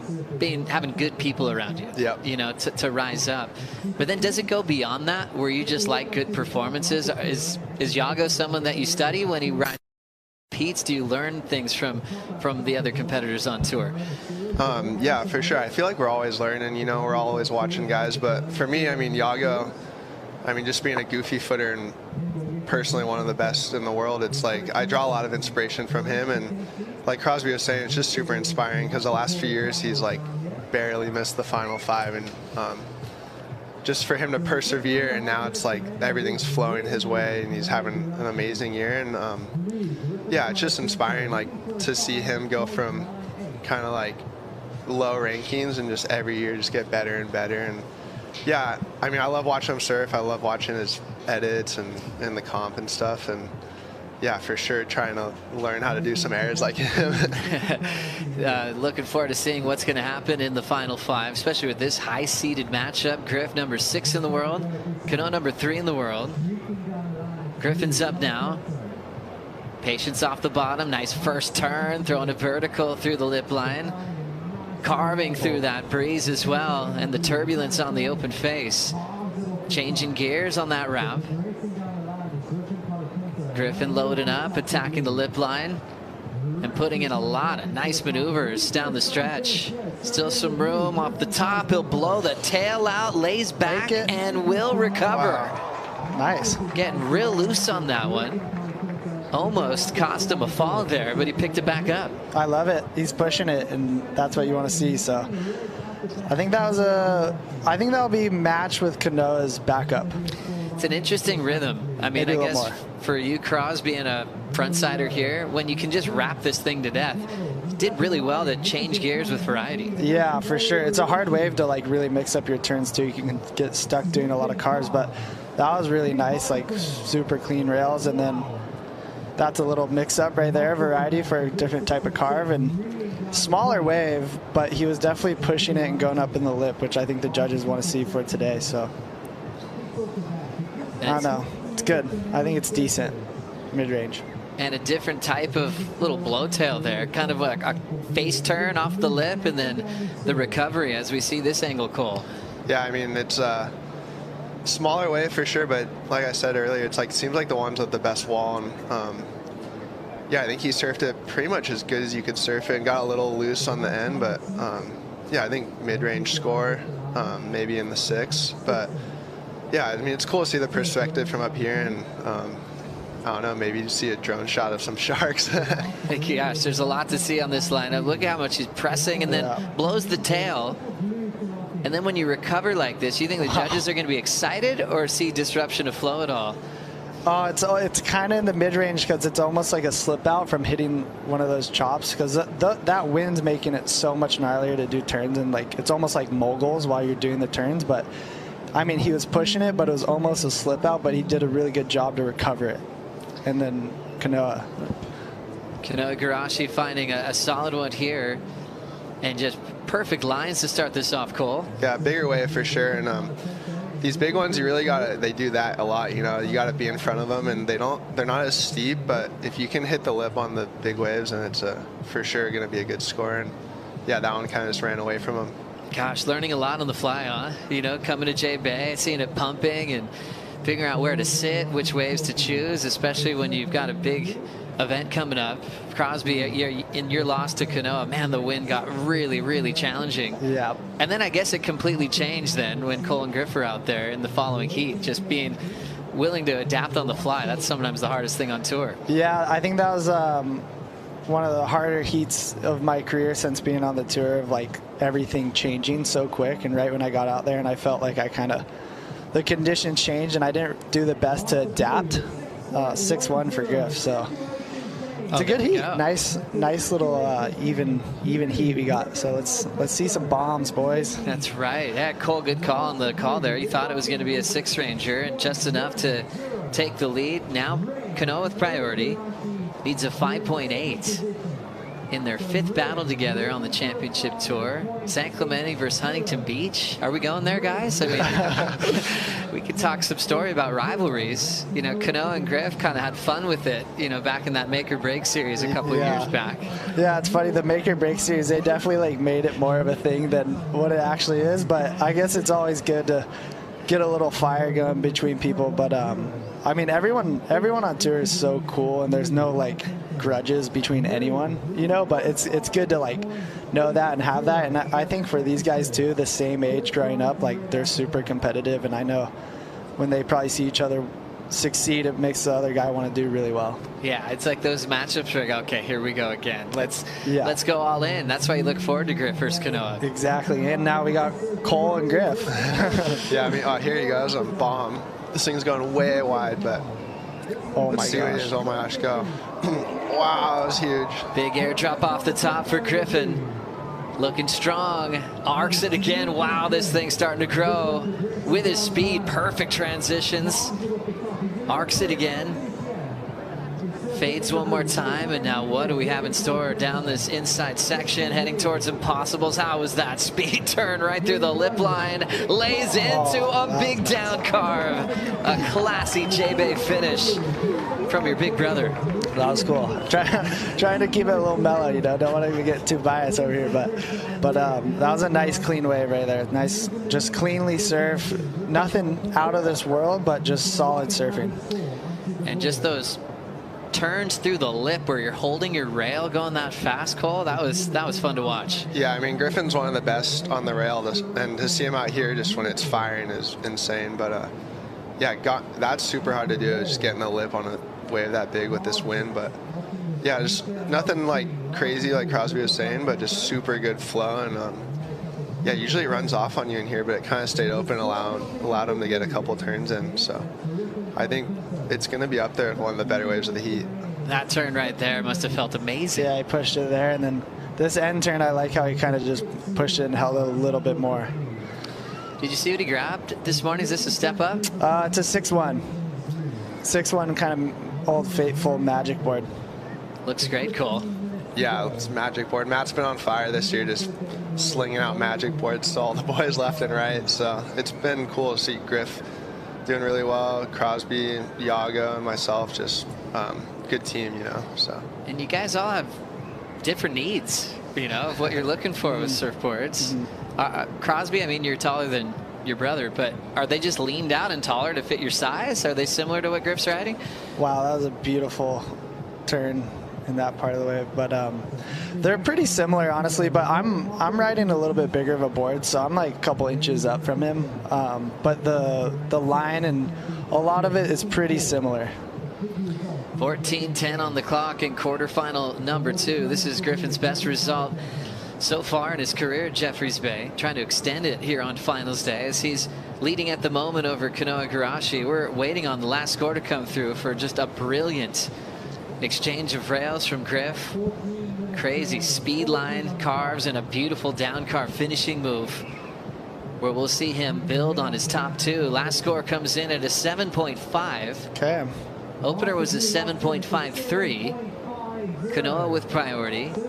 The top seed now needs a 7.2 to answer back. These guys bring out the best in each other. Remember their El Salvador matchup? Man, it had some high scores. They had another big one with big numbers at Bells Beach. And this one will settle it for now. Whoever wins this heat breaks the tie in one-on-one matchups.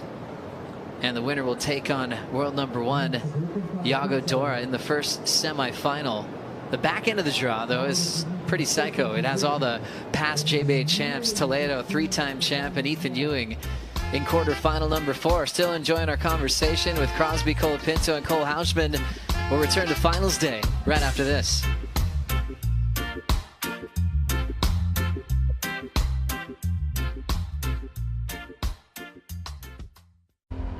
Leo with the lead and priority. He looks at this wave and he's like, take it. You can have it.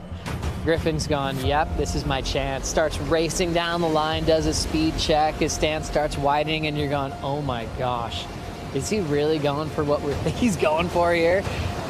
Looking for something big. Spring loaded, full rotation, and a perfect landing for Griff.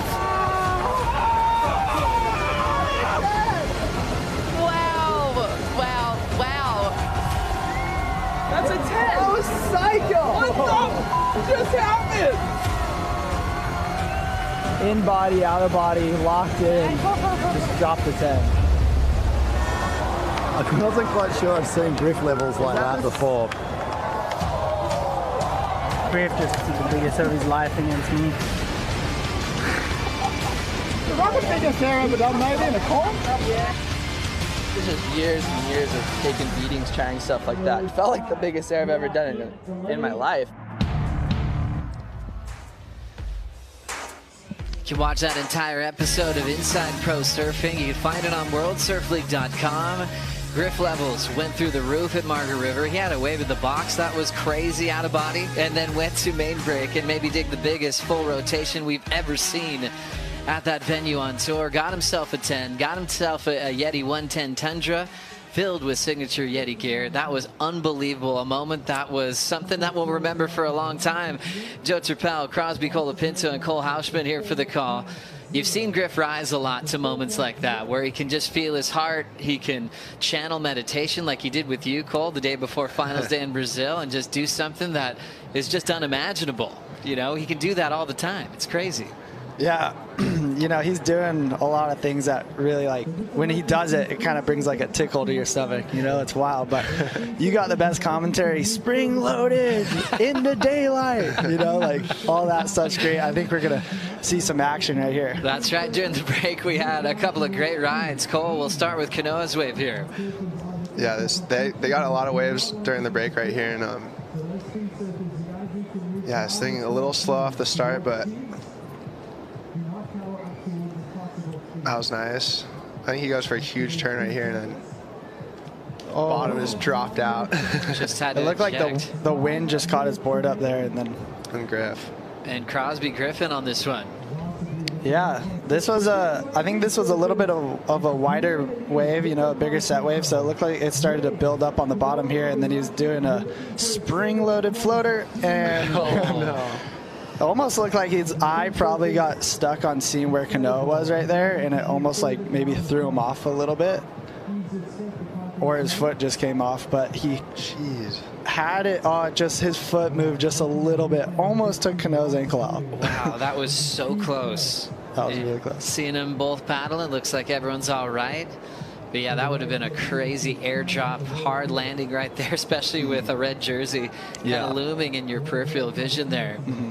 So priority now is with Kanoa. He's got that going, especially needing a 7-2. He's already had a 7-8-3, so this is a really, really crazy part of the matchup, Cross. Yeah, it's exciting. Coming down to set about 7 minutes, and Kanoa needs a 7.2. He has the highest score of the heat right now, so I mean, there's been plenty of waves in every heat so far, so I think there's definitely going to be another opportunity for him to get the wave, and so hopefully we get another like little seesaw battle in the end. What happens to their coaches in situations like this? You know, spend so much time with Snake and Tommy. I mean, they're best friends. You know, Tommy always credits Snake for getting him into this coaching experience that he has with you and also the rest of the crew. But during these head-to-head matchups, what kind of banter is coming out of their mouths at the moment? Oh man, probably a lot. They're probably sitting next to each other on the stairs up the point and probably waving the flags and stuff. But you know, there's probably just as much as a coaching rivalry with those guys as there is as a surfing rivalry. So it's pretty hilarious to see those guys together when they have athletes in the heat. Looks like Kanoa's looking at a wave. He's got priority. He's spinning. Griffin's watching him take off. Kanoa needs a 7.2 here. Big flow, crazy air drop, goes down immediately. Where Kanoa's had 2 back-to-back falls on big floats like that. You know, to the wind probably affecting the transition there. This is a funny one because it's like Griff's out there. He has 2 7s. Does he have to go on this wave right here? Like, and it's pumping J-Bay. It's pumping J-Bay. It's hard to pass it up when you see a perfect wall in front of you. Getting out in front, there's a nice smooth wrap from Griff. Still has a ton of size. Lights up a beautiful arc. Smooth off the bottom again. Tracking into the pocket. Flow state activated for world number 6. Laying into a big section. Clean surfing. That's clean surfing. Yeah, he just went bing bong on that last turn right there. Yeah, I mean, like, it's hard to do anything radical out there, but super clean surfing and big finish. So, yeah, I think that's going to be a good number. It's crazy, like Crosby said, like Kanoa goes and falls, and you don't know, like, should you hold priority or you go and try to better your score? And it's hard when it's firing. You just want to surf, you know. You're like, I got 5 more minutes left in this heat. Let's get another set. So, This was Kanoa's fall. What do you see happening here? I think the floaters, how strong the wind is, you know, it's easy to get stuck up on the lip, and then the floaters, sometimes it's like the wind can blow your board just off your foot a little bit. So I think that's what happened, and then Griff went for it, and, you know, surfer brain took over, and I'm glad he did because he surfed it real clean and well. So right, coach might be stressing right there, saying you don't need it, hold priority, and Griff just letting go some beautiful rail hooks. Yeah, that was just a beautiful J-Bay wall right there. But Griffin and Tommy were talking before the wave, and I heard Griffin go, let's just go surf, you know, like not worry too much about the strategy because it's firing, and finished on a really good turn there. So I think it's really good to go out there and just be that excited surfer child that you are, you know, and just be like, I'm surfing J-Bay, and just get into that free surf flow of things. What it looks like Griffin's kind of doing, he's in that rhythm. That's so cool, just to embrace that natural energy that got you where you are today. You know, don't overthink strategy, overthink your competitor. Just try to get the best wave of your life at J-Bay with a jersey on. Exactly. Form is just unreal. Nice. That's yeah, he's got some form, and definitely probably channeling some inner Parko. And then a crazy hammer there, leaning back into it. finds the center of his board, and gosh, you got to enjoy the moment, right? Yeah, he just got a fresh haircut from his girlfriend, so he's feeling all light. Looking great. Look at this, head-to-head, 2-2 with these guys. And some big totals in the past. I think their biggest totals were those El Salvador Bells heats that we mentioned. But man, they've known each other for a very long period of time. When you grow up in Southern California, you see each other every weekend throughout your NSSAs. And Kanoa's up now, important ride. 3.5 to go, needs a 7.2. Lays that rail over. Wow, beautiful cool connection on the roundhouse. Rarely see one that full. It's such a fast wave. On the JS Industry surfboards, throws down a nice decision there off the lip. And there's that pace kind of fade from world number 3. Nice clean rails through the lip line. Bottom's dropping out a bit, a lot of foam on the face. Let's see where he puts this one here, throws it off the top there. Oh my gosh. That's a double up onto the bricks. Wow. Total commitment from Kanoa. Ran out of water completely. That is a scary place to go for it. He's counting his fins. Just hero mode right there, going for something crazy. Igarashi chasing a 7.2 as Griffin's last wave ends up being a throwaway 7.43. So we'll have another look at this one, Cole. What'd you see on the first section? Yeah, he got in the lip, nice turn right here. I think what killed him was just a little bit of downtime on this wave, but this was really nice. You're not seeing anyone really do that out here, so I think he kind of knew he had to mix it up and go for it on this wave because smaller wave and a lot of downtime, but yeah, I mean, he ripped it. He surfed it almost as good as you could have surfed this wave, just the wave kind of let him down a little bit. Trying to find the rhythm again after 2 falls off the float. Then things got kind of wild down here, Cross. Yeah. It just went into so much foam, and then it had that wave in front of it, but this looked kind of scary.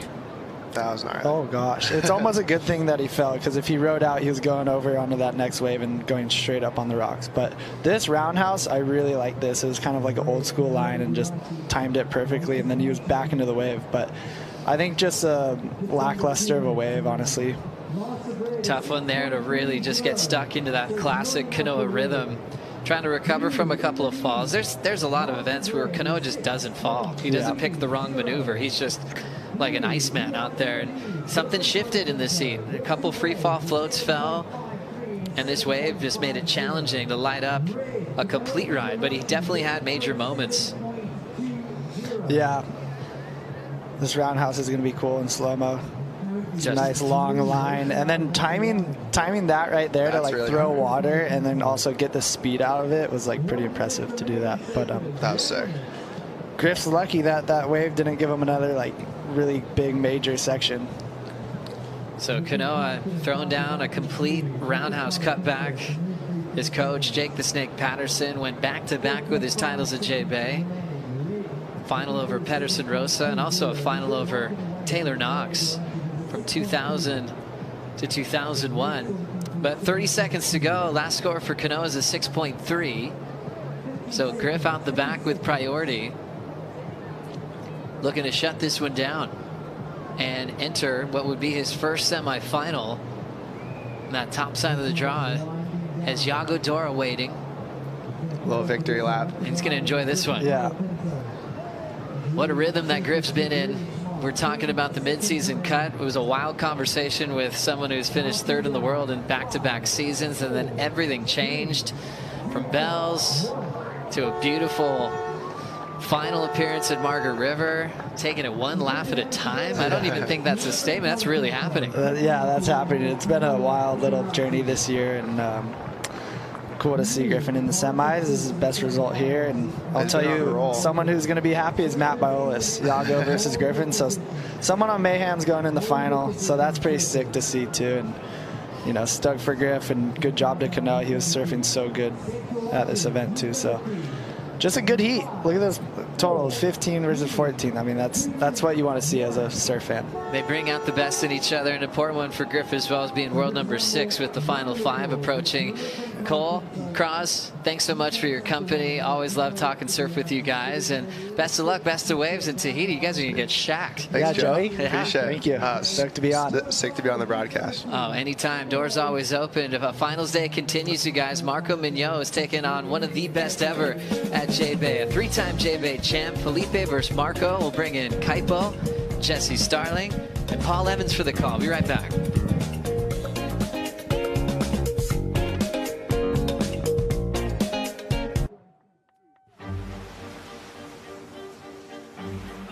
When Felipe Toledo is in the zone, the whole event bends to his will. It's not just dominance, it's presence. You feel it. The confidence, the swagger, the unshakable belief.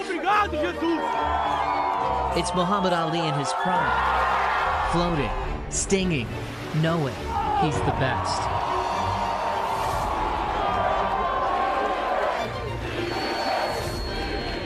Felipe is fire and fury. His emotion, a raw current running just beneath the surface. When it fuels him, he's untouchable. When it spills over, it can turn against him. And here's the thing, when Felipe is feeling it, it's over. Done. Pack it up.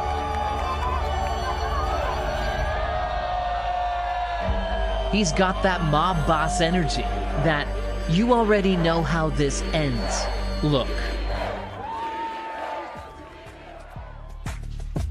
Massive energy here on finals day, the Corona Cero Open.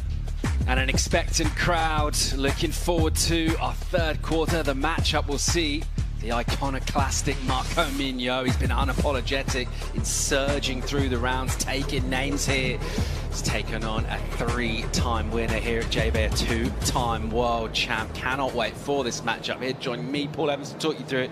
Jess Starling, Kaipo Guerrero. How about these two, you guys? Oh, this is a great matchup. I mean, even just watching that highlight reel of Felipe gets you excited to know that he's in the water right now at a wave that he does so well at. Yeah, it's going to be a great matchup. Marco Mignot, he's proven himself already as a giant killer. He's already did upset, took out Jordy Smith in that round of 16. That was huge for the rookie. Expect more from the rookie? Yes. Is this his opportunity? Yes. So everything to gain for a Marco Mignot, and maybe Felipe Toledo has to be, we'll see if he's on the defense or on the offense. Took him down and did it with plenty of swag and confidence as well. This is how he started off this particular heat. Yeah, Marco, a rookie as well, and just came into this wave just looking so comfortable, and it turns like that showcase how just in awe he is of this wave, the relationship he has with it really early on as well. Really nice lines to kick off this heat for Marco. Just timing his waves really beautifully, drawing out that carve, holding that rail a little bit longer, and just really hoping for something special through this inside. Actually tucks into a bit of a barrel. Love that we're getting a little bit of cover up, but it just clipped him coming out of this one. Let's see what went wrong here. Looks like Marco gets under the lip and everything looks like it's fine. This actually should be an easy barrel. Gets a little bit over his toes here for a slow down for that second section. And I just think as he was trying to slow down, there you go. Actually back foot slips off and kind of does the cockroach out of it.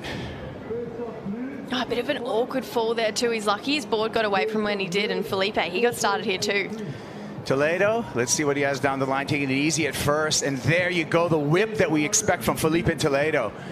And you can see his turns in comparison to Marco, just on this opening exchange, a little bit more abrupt, a little bit more acute, a little bit quicker for Toledo. He's got inside section through here.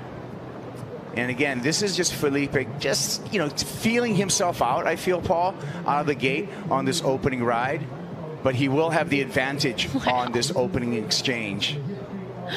just the energy and the giddiness that Felipe brings when he's up and riding on his feet. He's so unpredictable and so good, especially at this wave. And just the way he has a read on this, it's something special. You never know what you're going to get, but when you do and just see him unleash the way he does, it's really special. I mean, that carve was so hard and so strong, so on edge on that rail there.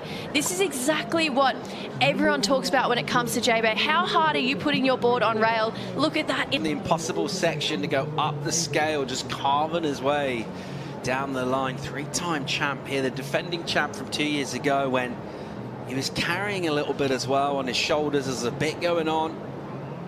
Yeah, that's when he had some of his back issues. He was surfing through his last victory over here. He was surfing through a lot of pain.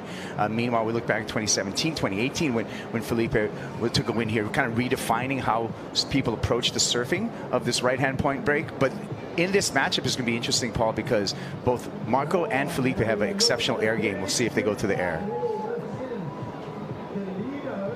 Toledo swinging here. We'll watch from above as he opens up, carves tight in the pocket.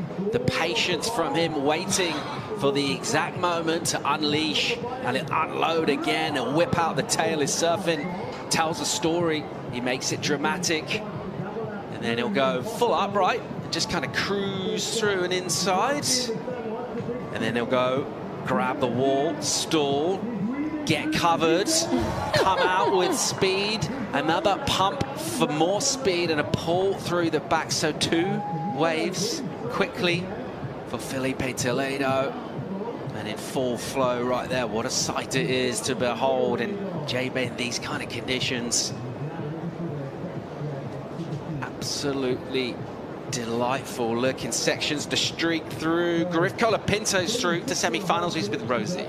Best results here at J-Bay. One of the words that I heard, tossing around with your coach, Tommy Whitaker, is stamina. Tell us about what it takes to compete here at Jeffreys Bay this morning. Oh yeah, it takes everything you got pretty much. I mean, especially finals day, if you're gonna go on to win the contest, like you're gonna have to have insane stamina. And I even remember watching that Kelly Andy final back in the day, like watching Letting Go and stuff. He was talking about how like once he got to the final, he was just so tired and couldn't stay on his board. So I kind of been like having that in the back of my head. I'm like, hey, if I want to win this, I really got to like conserve energy. And like, I'm not even warming up before my heat because I don't want to blow any extra energy. So, just the run up the beach is enough. So, yeah. Talking about head-to-head matchups with yourself and Kanoa, 2 apiece before that heat. You break the tie. Is that a nice little edge over Kanoa in that one? Yeah, for sure. I mean, there's battles for days with that. I mean, Snake and Tommy are best buds, and they have the biggest coach rivalry on tour. And yeah, Kanoa and I's history goes way back to junior pro days, even NSSA amateur events. So yeah, that felt good. And I mean, he's in a really good position on the rankings right now. So I definitely say I needed that. Runs deep. Well, you will be coming up against Yago Dora in the semifinals. What do you make of that matchup? Oh yeah, great. I mean, he's the #1 in the world right now. So got to bring my A game and just rip in. Griffin Colapinto is keeping pace, guys. We'll send it back to you. Love it. Thanks, Rosie. And he looks so dangerous in this event and in the context of this season as well. And not a great start for him, really. Pretty poor one by his own high standards. Forget about all that. He's absolutely surging. And something I really loved about that interview is that Tommy Witts touched on stamina. And I remember when Steph was competing for her 8th world title at Trestles, listening back to it, he kept saying to Steph, especially in those later heats, technique over fatigue. And I just think that moment, those little words, they can change everything. And I think he'll be whispering those same words into Griffin's ear here. But I mean, Felipe, something to get excited about on this wave. The way he opens up through his calves, it is just beautiful. It's glorious. I mean, look at that carve, the way he held it all the way around, came straight into that turn, transitioned into a big fin throw there. I mean, is anyone else really surfing with that much speed and flow? He's just incredible at this wave. It looks like he's having so much fun. Gets a little tube, comes out as well, and then looks for more down the line, comes flying down. So Felipe, before this event, had 47 excellent waves just at this wave alone. Crazy enough, hasn't got excellent this event so far, which is wild to think, but you can see he's on a roll. He's trying to find his form here. That carve straight into this, I mean, that was just a beautiful combo for Felipe there.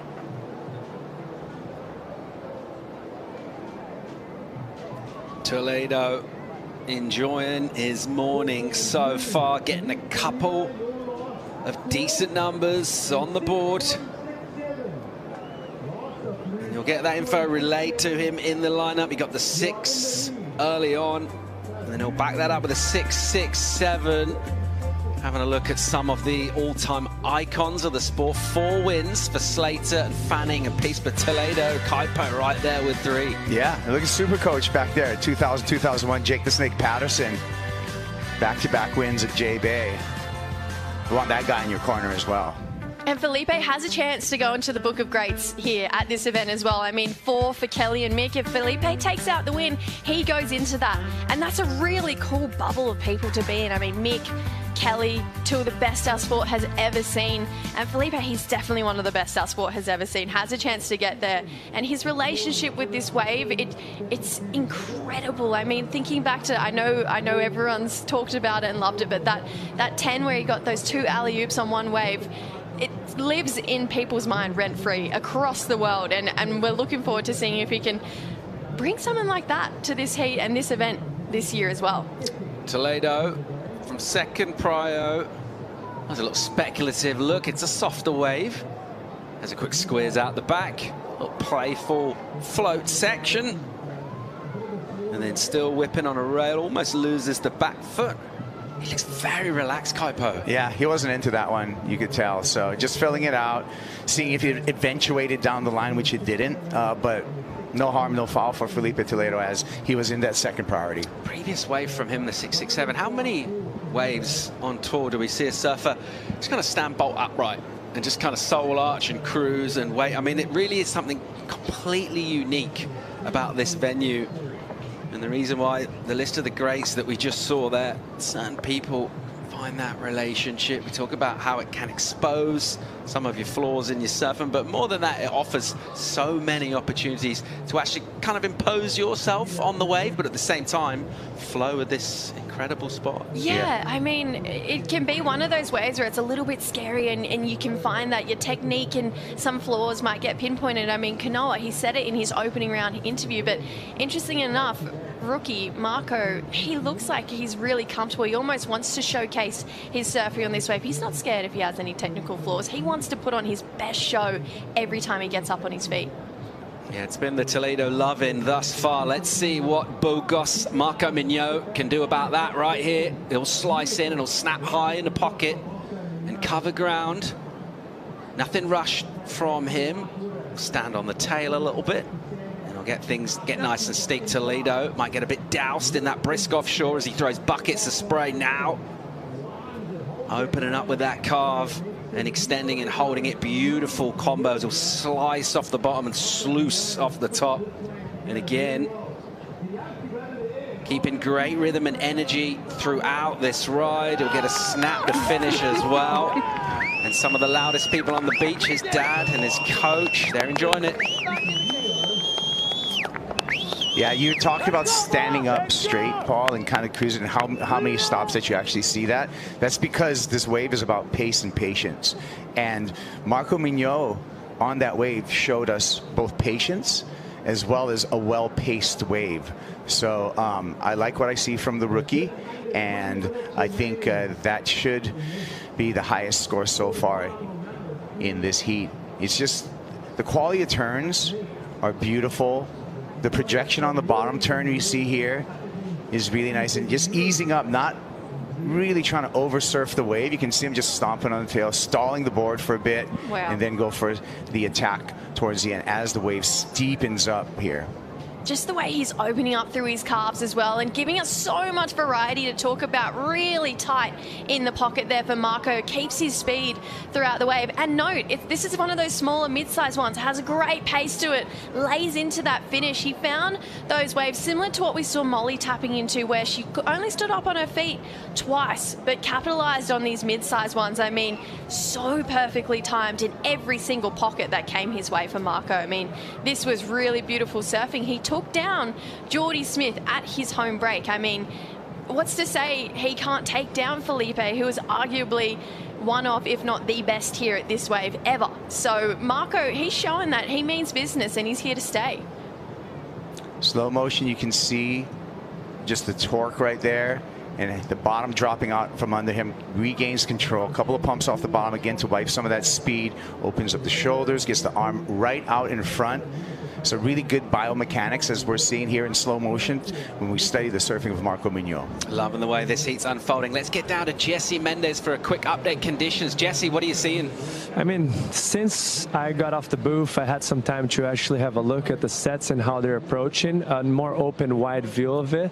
And as much as it's fine and it's offshore, perfect 6 to 8 foot, because of those sets that are approaching the lineup, it's creating a lot of whip down close to the rocks, and that gives the surfers a lot of noise, so they really gotta be picky on the wave selection and try to get those waves that have cleaner bottoms so they can drive through, generate speed to apply some good turns up the top. The surfers so far in this heat have been doing a very good job, but we've seen it a few mistakes because of all the ribs that are going through the wave. Looks like Felipe is taking off on a bomb right now, kicking out to get priority. But yeah, like you see all that whitewash created from this big sets coming. It stays on the lineup for quite a few minutes, so they really got to pay attention to make sure they pull in the trigger at the right moment, because every wave kind of looks incredible, but some of them are going to be a little bit cleaner and they can be a little bit more precise on the performance and get rewarded better scores. And looks like Felipe's on a bomb that's going to double up on the inside. That thing's stretching out pretty nicely. Yeah, thanks, Jesse. Toledo picking it up here. He just took a big wave that broke wide and then put him in position to snaffle this thing.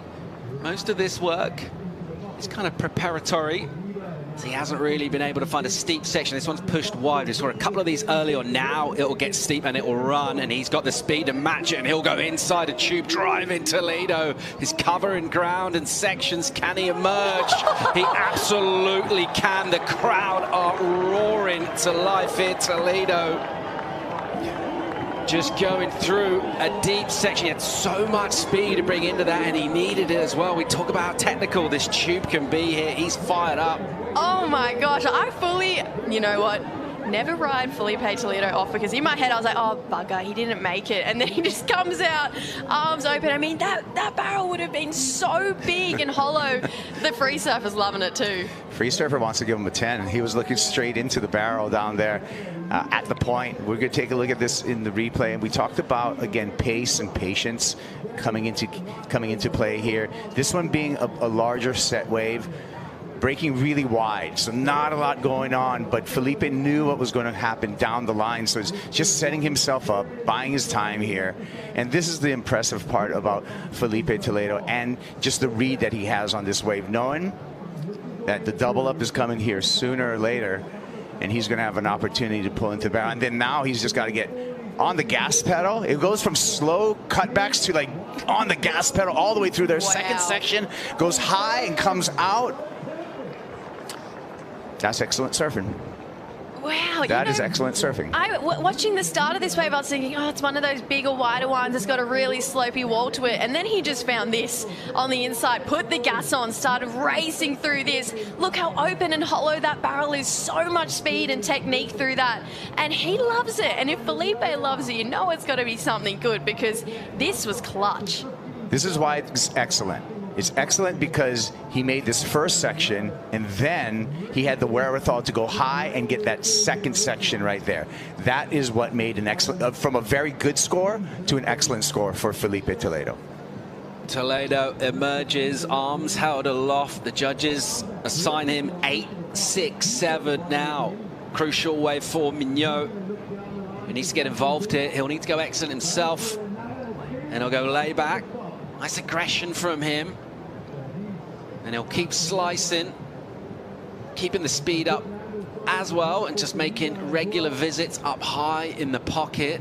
Let's see how this stretches out, because still needs to do some work if he wants to go excellent right now. There's a good hit with a little hang time and an air drop down. And he'll keep the variety onto this inside section, into the lip, and he hits it. Maybe got there. The timing just touch off. He'll kick that away. Yeah. Well, judging from his previous wave with the 6.63, Marco's going to have to bring a completely different approach, because the scores that he's getting are fairly suppressed. So he's going to need to have a completely different kind of line or a little bit more flair in his surfing to get and catch up to a Felipe Toledo. I really loved that first turn. Came round and put it on rail again. He's got really nice pace on this wave, actually. And with this wave in general, look at this bottom turn. So drawn out. Held it for a long time. Laid into that carve here and then starts to get vertical in the pocket. That bottom turn there, he held that for so long. Great technique when it comes to Marco in this wave. Came to that section almost a little lateral, which put him in a bad position to project out down the line there. We got some really nice surfing done at the start, but I agree he's going to have to dig deep and find something pretty crazy to beat Toledo, because you know what's scary is it doesn't look like Felipe's broken out of first gear. He's just still kind of in cruise control, dropping his 48th excellent wave here at J-Bay alone. 48 excellent waves is crazy. 12.5 on the clock here. That's the previous wave of Toledo, and just watching Marco Mignot, you can't help but compare the wave, really. And it's nice, neat and tidy what he's doing. He's kind of doing cutbacks on a mid-sized wave, and by comparison, Toledo has just been driving, coming out, disappearing again, arms aloft, crowd going crazy. So after that kind of energy, Mignot again coming up slightly second best. He needs to go excellent here, but we've seen him take down the best. He's taken down Jordi. Yeah, he needs something to surprise the judges or to impress the judges. So I'm saying he needs either a long barrel, or we know he's got that air game, do maybe a couple airs on a wave to get back into the game. There's his dad listening for the updates on the beach. This one well poised at the moment, particularly if you're in the camp of Felipe Toledo. He's a 3-time winner here at J-Bay. The reason for that, he's pretty much unmatched in this era at this wave. Time for a break here. More live action from finals day. Absolutely pumping Jeffreys Bay real soon.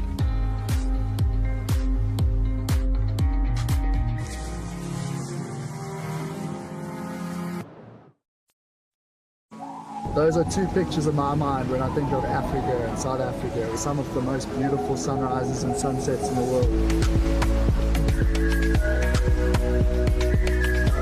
We're driving out to St. Francis Bay. This is the wild side of Cape St. Francis, so we're here to check out the sunset. In the summertime, it's over the ocean. Right now we're in midwinter, so it's still a little bit over the land, but it's still such a beautiful place to watch the sunset from. Come here, take it in, take in the beauty. South Africa is just, it's unlike anywhere else in the world. Enjoyed this. I hope you guys are enjoying a sunset somewhere else around the world. This is one of my favorite places.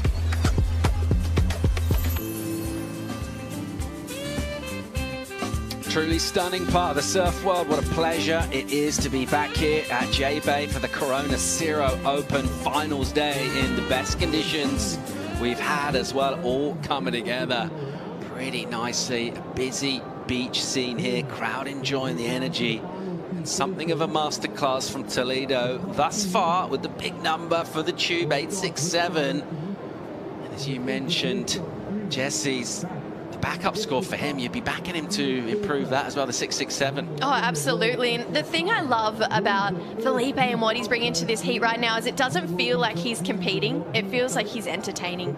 Seems like he's not even focused on the result. He just wants to perform for the crowd. And at the end of the day, he's a great entertainer, especially when it comes to this wave. So still sitting in a pretty early gear right now for Felipe. So I'm excited to see each round if he gets through this quarter, through to the semis. Each round, see him lift that little bit more, and who knows what Felipe is going to do at this wave. That's what's so exciting. Inside the 8-minute mark here, setting up our first combatant for the second semi-final. At the moment it is Toledo. He's got priority as well, so a little bit of work to do here for Marco. In terms of his energy, he brought loads of it and emotion as well. And he was pretty significant in terms of the yellow jersey. And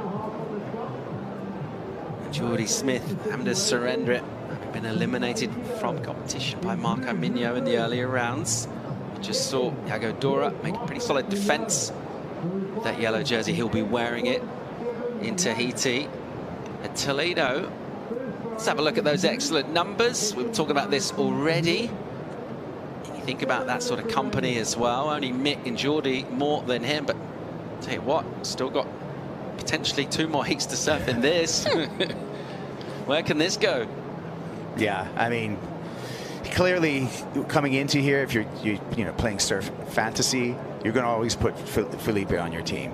He's going to be one of the picks coming into here. He's fulfilling that kind of that promise. I was looking for Marco just to bring some fireworks, but it's just been tough, out of rhythm, and he's going to really, he's way back in a corner right now, 6.5 minutes, and needs an extra score. In terms of Felipe's season, though, this season, obviously got the win over there at the Gold Coast, but other than that, have we maybe been expecting a bit more from him? So much more, and he came into this season after a year off, kind of friendly Felipe. I think what happened now in the back half of the year, we're seeing a little bit of the eye of the tiger. You know, the guy's got a lion on his chest, right? And now when you see kind of that, when he like looks through people type of vibe with Felipe Toledo, that's when you know he's on. Mignot needs to get busy here, needs a big number. He'll try and get tubed on a tight section. It's a pretty almondy high barrel on a smaller wave. It would have looked nice. That would have felt nice. 871 is the number. Another big crack, though. Let's see what this wave does through here. Another big hit with some drift as well, but a little too much. And it's the kind of wave we talk about how hard some of these sections are to kind of control. Unable to get the completion. Yeah, gosh, he's having some great moments, though. I mean, really tight turns in the pocket. He's looking for the barrel as well, so he's trying to put everything on the table and show that he's got a lot to offer. Love these 2 turns here. Really tight and crisp in the pocket, but something to note, it is one of those smaller waves. Yes, it has a beautiful pace. It's got a lot of steep sections to it, but it doesn't compare to that big 867 of Felipe's, where it's a bigger wave. There's a barrel. It's high risk, so Marco maybe needing to dial in the wave selection a little bit more. Mignot will go again here. Yeah, already calling for the ski. Knows that the clock is getting just torched right now for him. And taking down, you can see the stress with Dad and Coach Jason Aparicio. Tense moments for the squad down there. They haven't quite had that one moment to get really vocal about, as they like to do. We got in the game with the early exchange, and since then, a bit of a quiet now, wasn't it? That 8 from Toledo. Not exactly shutting things down, but just dictating the pace in this heat. Let's see, still time. We'll get on the Red Bull ski. We'll buzz back to the lineup close to it, where it'll get dropped off, and see where we go with sets.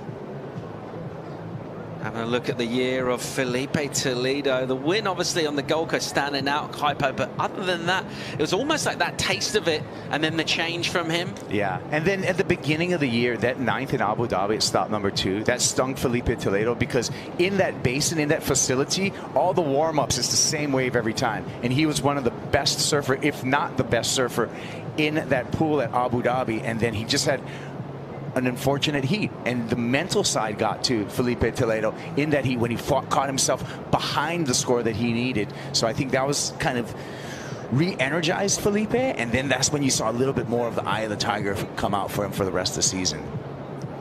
Amazing to see surfers when they do take time off and come back, and you think about their accolades and their achievements and how well they'll just be able to slot back in with business as usual. But life moves pretty fast on the championship tour. Just the heat craft, just being able to manage the emotions between events, but particularly during the heat as well.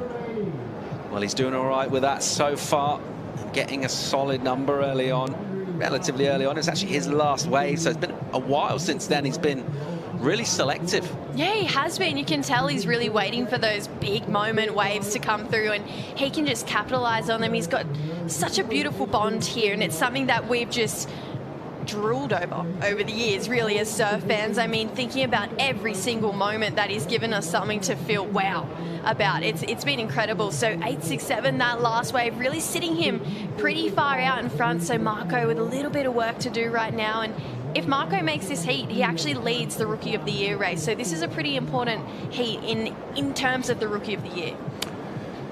Felipe Toledo, when we think about the live rankings, he's number 8 right now, Paul, and he can gain some ground, you know? So it looks like he's moving into the semifinals. and he's going to be gaining ground, and that's pretty important, especially Jack Robinson out of competition and Felipe kind of moving up the rankings while we look at the live rankings and in that final 5 conversation. Big momentum surge for Toledo. Also love to go all the way, get that 4th win here, get his name up with a couple of the all-time icons of the sport. I mean, he's already there in terms of where he is, his stature, his championship tour surfer. These are those live rankings. So as you mentioned, in 8th right there, but good chance, a great chance of getting through towards semis at least here at J-Bay. Look at the opportunity for Griffin Colapinto and Felipe when we look at the grayed out names that are already have bowed out of competition. Worth noting as well, Ethan Ewing yet to serve in this round, so he'll be coming up. He'll be in the very next heat. He's taken on Connor O'Leary. When the quarterfinals are done here, we'll have a better idea of this picture. Really interesting to see how all of that shapes up. You just wonder as well how much of that plays on your mind this stage of the season. Just worrying about your next wave, your next hit. I suppose with conditions, this is a wave that kind of requires quite a bit of your focus and concentration. So you're really just looking at that next section. Yeah, literally. I think if you can just capitalize on doing big turns and those big critical parts, but it's easier said than done. I mean, put yourself in their shoes. You're thinking about making the next heat, but then oh, will I make the final 5 if I make that next heat, or am I going to be in better contention? There's so much going on and coming into play, and oh, guess what? We're going to Tahiti in about 10 days' time. So there's so much to take on and just break down, but these guys, they're the best of the best. They know exactly what they're doing. Toledo on a smaller wave here, and after sitting for ages, they'll decide just to use this as a block in case Mignot gets any ideas. They'll just go through the motions here, and him going through the motions is actually very high quality surfing, and he'll just swing around and serving a little bit of notice there as well, and just going, yeah, it's the reason I got 3 of these trophies in the cabinet already. The squad love it. Toledo looking for that keyhole, doing it with a bit of panache as well, so he'll wrap that and look to bring it in. So he'll be through to semi-finals again here. His record is just crazy at Jeffreys Bay. Marco Mignot, decent event for him overall. I think he'd be a bit disappointed with the way that one went down. No disgrace in losing, of course, to Toledo. His numbers are absolutely crazy here. Incredible heat, I mean, and look at the rock dance as well, just to finish it off. We'll keep going with men's quarters here. Connor O'Leary will take on Ethan Ewing. More live action from J-Bay real soon.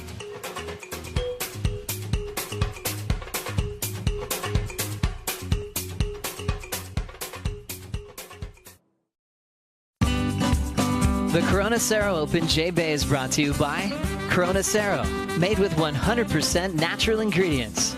By Kuha Municipality, good governance through service. And by Yeti, built for the wild. Welcome back to finals day. Hope you're enjoying the show. And the main star is the Swell, who has shown up, giving us great energy. Having a look at Connor O'Leary taking on Ethan Ewing. So the contrast in approaches, obviously the opposing stance as well will be key. Connor O'Leary is really well connected with some of the meatier sections of this wave. He'll look to try and tee off on it. We know all about Ethan Ewing and his approach to point break surfing, really pretty much in a class of his own, a league of his own on the championship tour. Let's see how they go about this. We'll be hoping for plenty of pulses coming through. 35 minutes in the heat and a chance to go to semis, take on Felipe Toledo. How do you see this matchup? Yeah, this is actually a rematch of a 2023 quarterfinal between these two, and they had this exact heat, and Ethan got the win. And I feel like Ethan has a little bit of unfinished business when it comes to Felipe in this wave, getting second here back in 23, losing to Felipe as well. So I feel like Ethan would have a little bit of extra fire burning on the inside, but Connor has had this just dream run, really wanting to showcase the best goofy footer surfing he can, and he's had a great run here so far. Toledo's run will continue at J-Bay and face one of this pair. the moment. But a separation in the lineup from them. Ethan, a little deeper, quite a bit deeper up the point. Yeah, that's the difference between a regular foot and a goofy foot, right? Ethan can be on his toes high line for that through that first section, so he's going to be a little bit further up the point, while Connor's got to be patient and place himself a little bit further down the point. Of course, Ethan Ewing, our defending J-Bay champion back in 2023. And so it's interesting to see how the start of this heat is. And Connor's not even messing with it. He's just letting Ethan have the inside, and here he goes. Ewing from up the point, and he'll open up. You just see the extra squirt that he gets out of those carving turns. And once again, wetting the rail. Abbreviated snap, and then a hit into the lip, just vaporizes it. Spray going in all sorts of directions. Better variety. He just drives that rail line in, almost loses it, but the recovery is pretty smooth, and he'll flow through to an inside. Gathering all of that energy and flow down the line and looking for a section that isn't really there. Actually just a little head dip and a kick out from him. So showing us exactly why people associate his brand of surfing with this wave, with some fast maneuvers out the back. Meanwhile, here goes O'Leary, and he'll stand up and he'll go straight into a highline. Doesn't even drop down the wave for the initial section. And then he'll get a bowl here, and he'll hang at the bottom of the wave and just kick up spray off his heels. And again, putting a little bit more into that turn. Now look to go into the lip, and he'll do that well, and he'll hang up and he'll hang on, which adds drama to it as well. And able to go straight up vertical with that big frame. O'Leary again tagging it super hard. He's got an amazing ability to recover from those turns. It wasn't really room for another maneuver, so he'll just lose grip as he recovers, but he did get that turn done, and he belted it a couple of times pretty hard. Yeah, interesting first exchange between these two in that both surfers had a bit of a bobble in their rides. So we'll see how it pans out with the judges. Both had to recover as well for some mistimed turns. And you can see Connor with his current ranking. O'Leary at the moment down the end of the wave, dealing with the energy. We'll get another look at this opening ride for Connor O'Leary. Connor, he's not scared of a right-hand point break. Lives at Lennox Head now, is really used to just going upside down on his back end.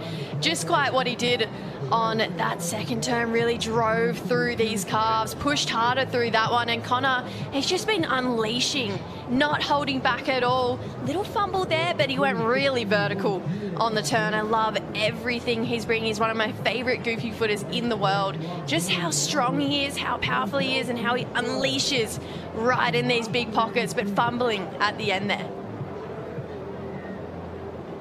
Yeah, you talked about it, Paul, how he just stayed at the top, right, and just paced through here. A little bit of differentiation on the backhand. Able to go pretty vert, heading the way there. came through that after a little fumble. But I think just got a little off pace towards the end here. Nice turns, but it would have been nice if he just had that final finishing turn. And Ethan Ewing just always clean, but he had a couple bobbles as well on this wave. But how gorgeous is Ethan's style? I mean, it is just so beautiful. The way he draws through these cards, it's so silky smooth. Had a bit of a fumble there, like you mentioned, Kai's kind of redirected to get up and vertical in that section there.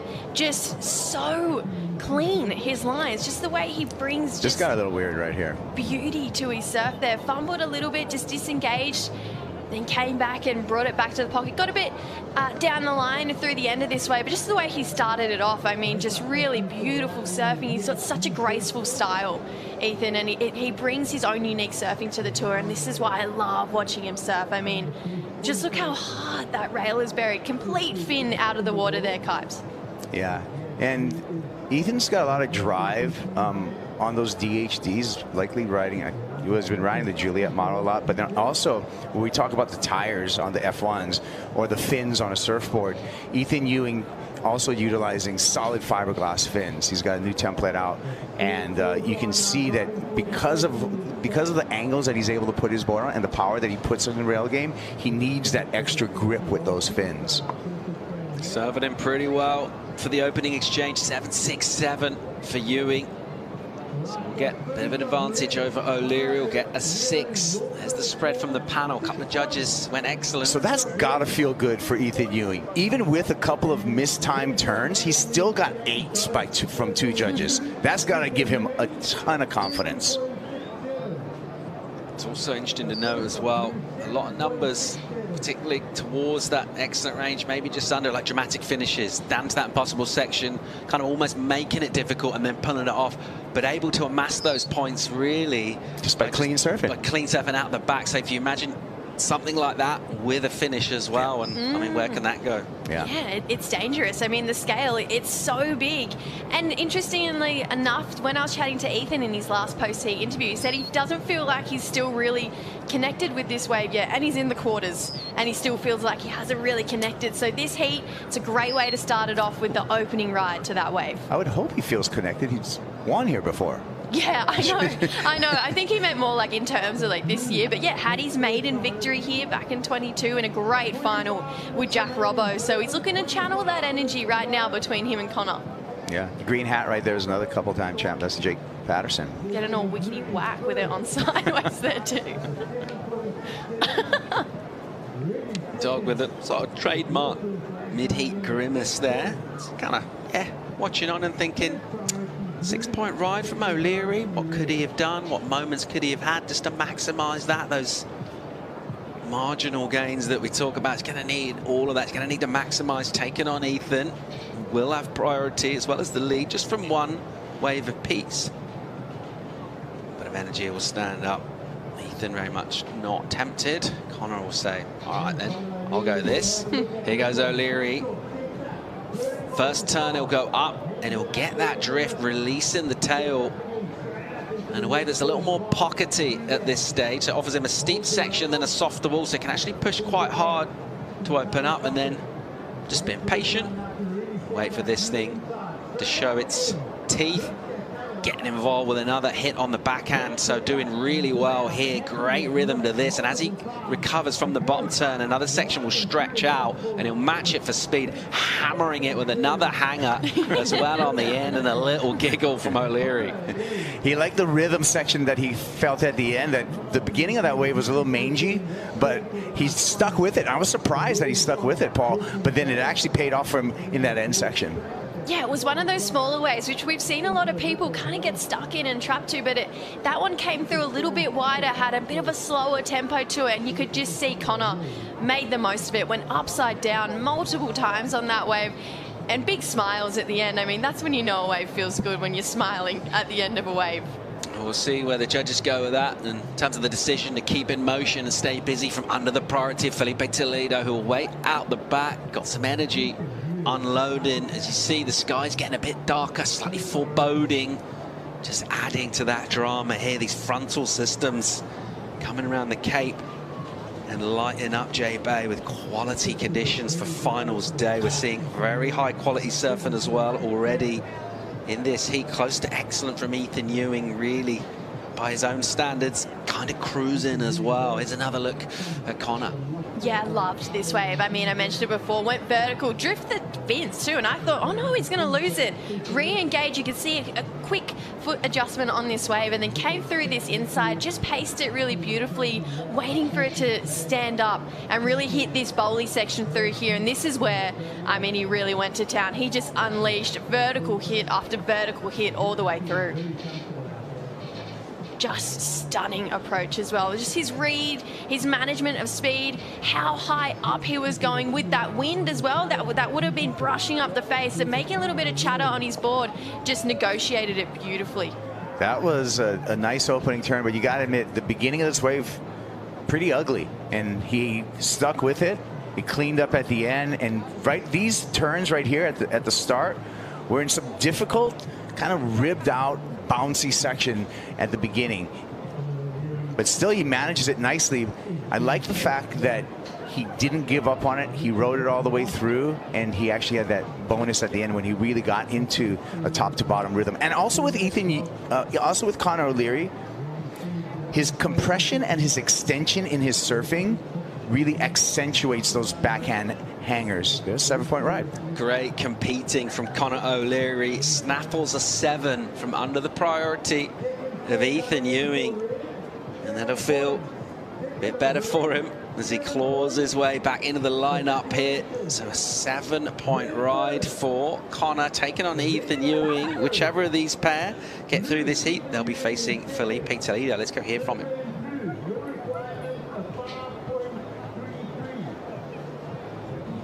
Felipe, absolutely on fire. 15.34, the highest heat total that we've seen in the event so far. What was it like competing in perfect J-Bay? Thank you. It was really, really fun. You know, I've been surfing this event for a few years now, and J-Bay always delivers. And one more time is delivering for finals day, and we're loving it. That's why we come to Surf J-Bay. That's why the tour is back here every year for days like this. Any favorite moments in that heat? Yeah, well, I mean, we got to talk about the barrel. It was a bigger wave, a third wave of the set. You know, I feel like the experience played kicking out of the first wave, and then still, you know, had the inside position for the third one, and ended up getting the 8. Yeah, we got to show them how it get done. What would it mean to you to take out a 4th J-Bay title? It would mean everything. You know, that's my goal, just to win the event. As I said in my previous interviews, there's no finals 5 or anything like that involved. It's just winning the event. That's all that matters for me. If it happens, you know, I'm happy. If it doesn't, I'm happy. So I'm just taking it easy and enjoying the perfect waves we have. Keep up the great surfing. Well done, Felipe. Yeah, don't believe a word of it. Yeah, rubbish. Absolute nonsense. But he did talk about, you know, having that experience to know that third wave of the set was the one, and you saw him setting up the whole time for that barrel. So, yeah. Whoever's come through this, he's going to have their hands full with Felipe Toledo in semifinal number 2. I'm going to say that. A little sleepy moment here, but just interesting to think about where that scoreboard's gone and the fact that Conor has got that number. And if this brisk offshore is carrying that info out to Ethan Ewing, just wonder in terms of his mind, we've seen him be patient for extended periods in heats as well. Well, scratch that. He'll go here, an opportunity comes straight to him. And he'll swing all the way around for a figure 8 wrap. Pocket will stretch out and he'll push hard and it will get away from him. He won't add to his total with anything significant. It'll also throw that priority to Conor O'Leary, a mistake. We've seen that this season, right, from Ethan Ewing. Really, really good surfing. Honestly, one of the best rail games in the entire world, but falls have been his nemesis in important heats. And this right here, just unforced error. Going strong in it, but just pearls. I am shocked. I did not see that coming. I mean, Ethan is usually really reliable, especially on that turn. Thinking back to Bells when he went excellent, putting it under the lip, tail jams. It's just been kind of his forte this year, and then went down yeah, I didn't really see that coming. We haven't seen many surfers go on the attack on the early section out the back. It's not necessarily loads of points on that initial bit, which is kind of a setup for that speedy bit, and it's those real full-on whacks into the lip. So interesting that he's pushing that hard and taking risks out there where maybe the reward isn't quite there. Yeah, it's going to be interesting to see how he bounces back for this, and if he redirects his heat, or if he's going to incrementally change 1 or 2 little things. But Ethan, you know, he's that guy who just always seemed cool, calm and collected. He doesn't really seem overly phased in heat, so he's just going to be fine. But something I want to note is this wind. It's really starting to rev up right now, and it actually makes it a little bit harder to surf, especially for the goofy footers. It adds a bit of chatter on their board, makes the lines a little bit harder to read. Yago, I was chatting to him about it after his heat as well, so I'm intrigued as well to see how Conor adapts to this wind now too. Under the 17-minute mark from above, you can see it's all white. That's because a bomb set has just stretched out, caught these two a little bit inside. This tide, as it ebbs away, will change this lineup, and it will be surfers who can maintain that dynamic read throughout the day. Finals day here, offering us so much in terms of waves and real high quality entertainment already so far. This one's still on a little bit of a breather, but a mistake from Ethan Ewing. He'll just get a 2 for that and have a little time to think about it right now, as the energy will come through, and nothing in terms of a wave for him to take. Just thinking of his season as well. A couple of semis for him. It's about as good as it's got, and we expect much more. I mean, he's been world title contender the last few seasons. We expect him to make finals and to win events, and he hasn't done so. 10 events in, Kaipo. Yeah, I mean, off of pure surfing, Ethan Ewing's one of the best surfers in the entire world, even across the field. I think a lot of times I think that his actual results don't speak to how talented he really is and how dynamic his surfing is. He's almost everyone's favorite to watch just because of the aesthetics that he has in his surfing. So yeah, I think it's just been heats not getting put together properly. O'Leary in the lead here in our fourth quarter final for the men semis, featuring Gabby, Brian, Caroline Marks. That'll be coming up soon with the resumption of this heat right after the break.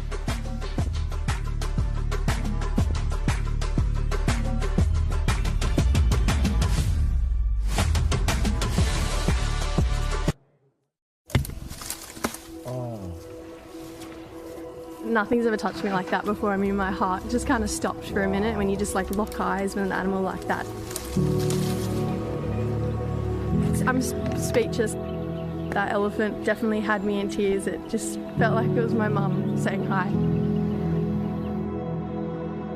This place is pretty incredible. You've got this huge open area where these animals that you don't even really expect to be like real life are just roaming around. Like you're in the middle of the whole kind of a Disney movie in a way. Like everyone's jumping around and bouncing around and things are popping out of the bushes. I didn't think I could ever see myself crying on safari, but this one, it just really struck a nerve. I will never, ever, ever forget this in my life. It has been a one-in-a-lifetime opportunity. Yeah.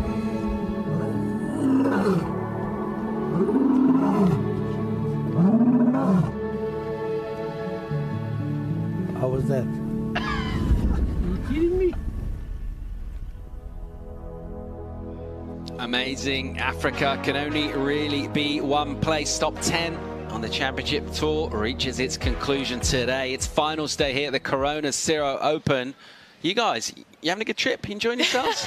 It was all right. No, I'm kidding. I know it seems dramatic to be like, yeah, I cried on safari, but it was the most breathtaking experience I've ever had in my life. I mean, just locking eyes with an animal like that, it's wild. Let's check out Conor O'Leary here in live action on the backhands, and he'll highline over a section and then he'll swoop low and load up, and then going high and chucking loads of spray using that big solid frame, one of the most powerful surfers on tour. And he'll look to try and unload on an inside section, doing nice work joining up the dots, and then a hit at speed with control, and crucially a finish as well.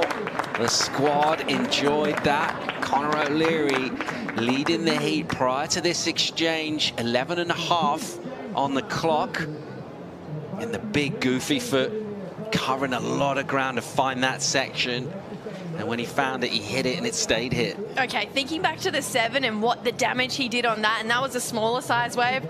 Let's see it on a bigger wave, and he just unleashed, performed on a solid wave from start to finish. I mean, Kipes, this was just beautifully surfed.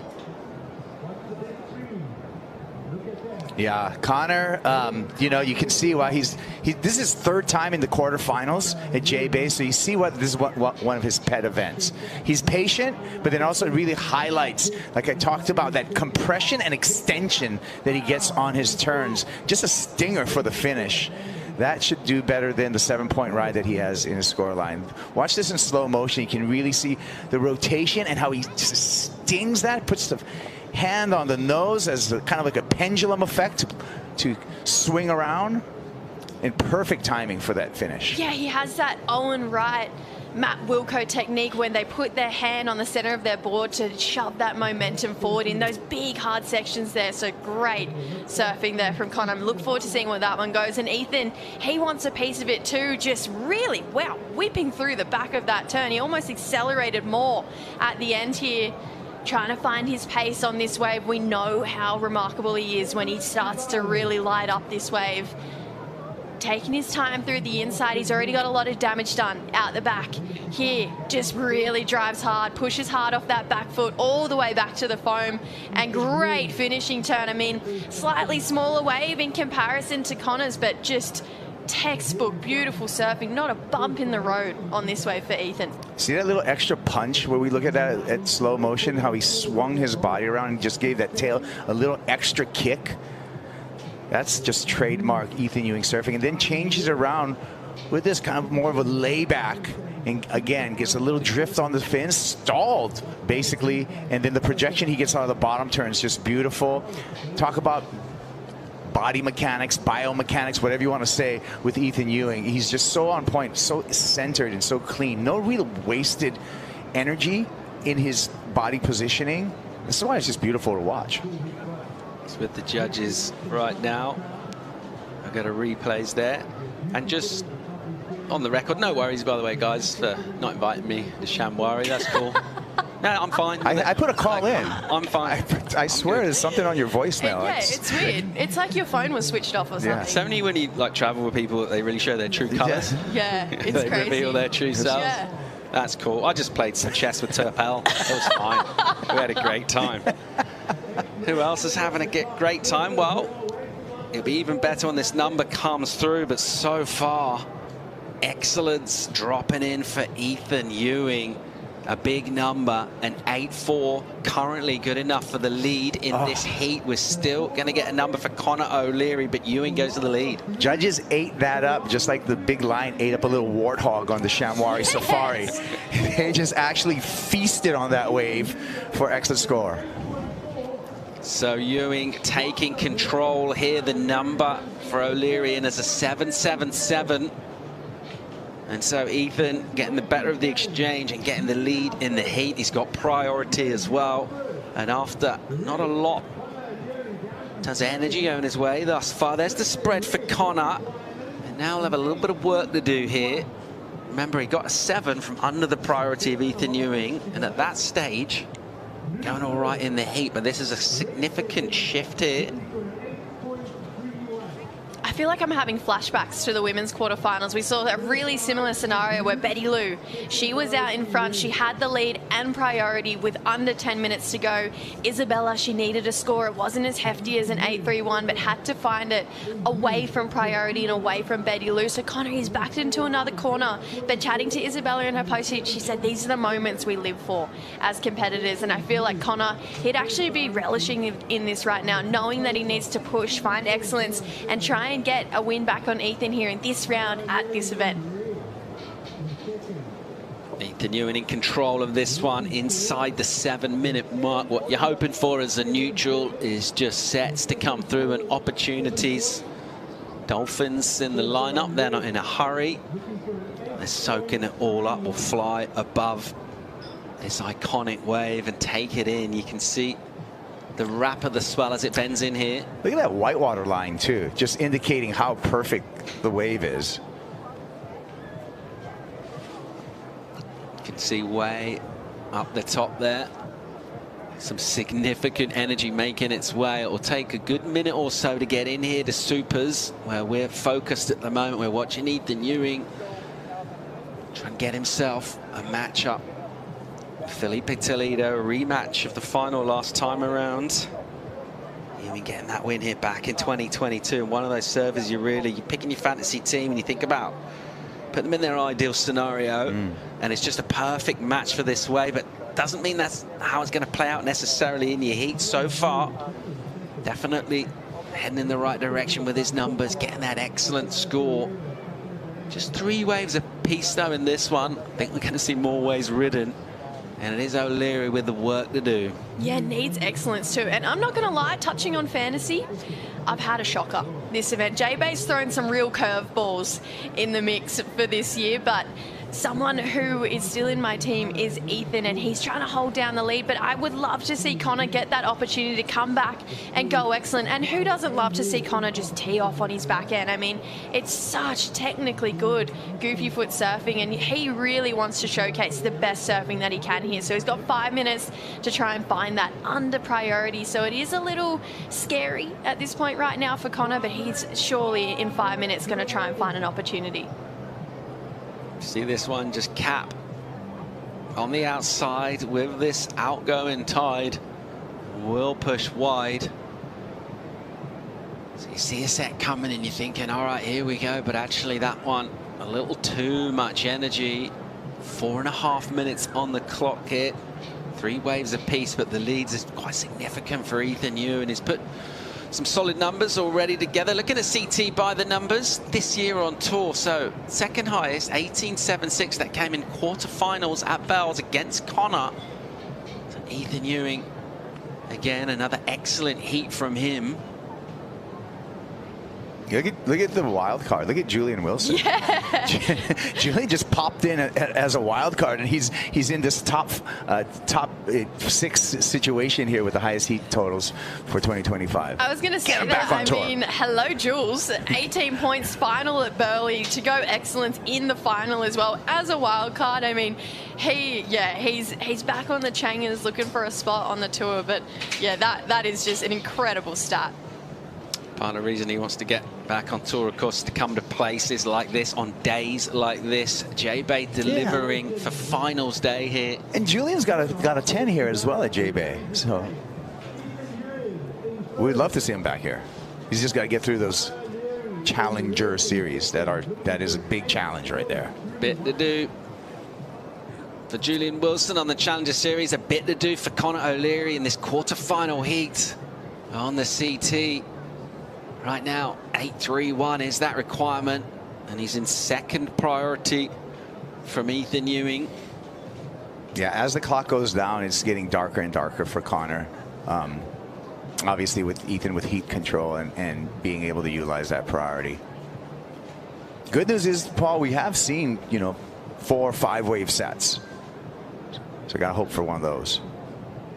Thinking all these pictures as well with final 5. We saw the live rankings, and Ethan Ewing before he'd surfed in this round, but just inside that top 5. And you just think about the possibility of a really big, possibly a win here. He's a couple of heats away from that currently, and then what that could do for a season really where he's been kind of consistent but just hasn't had that breakthrough moment yet.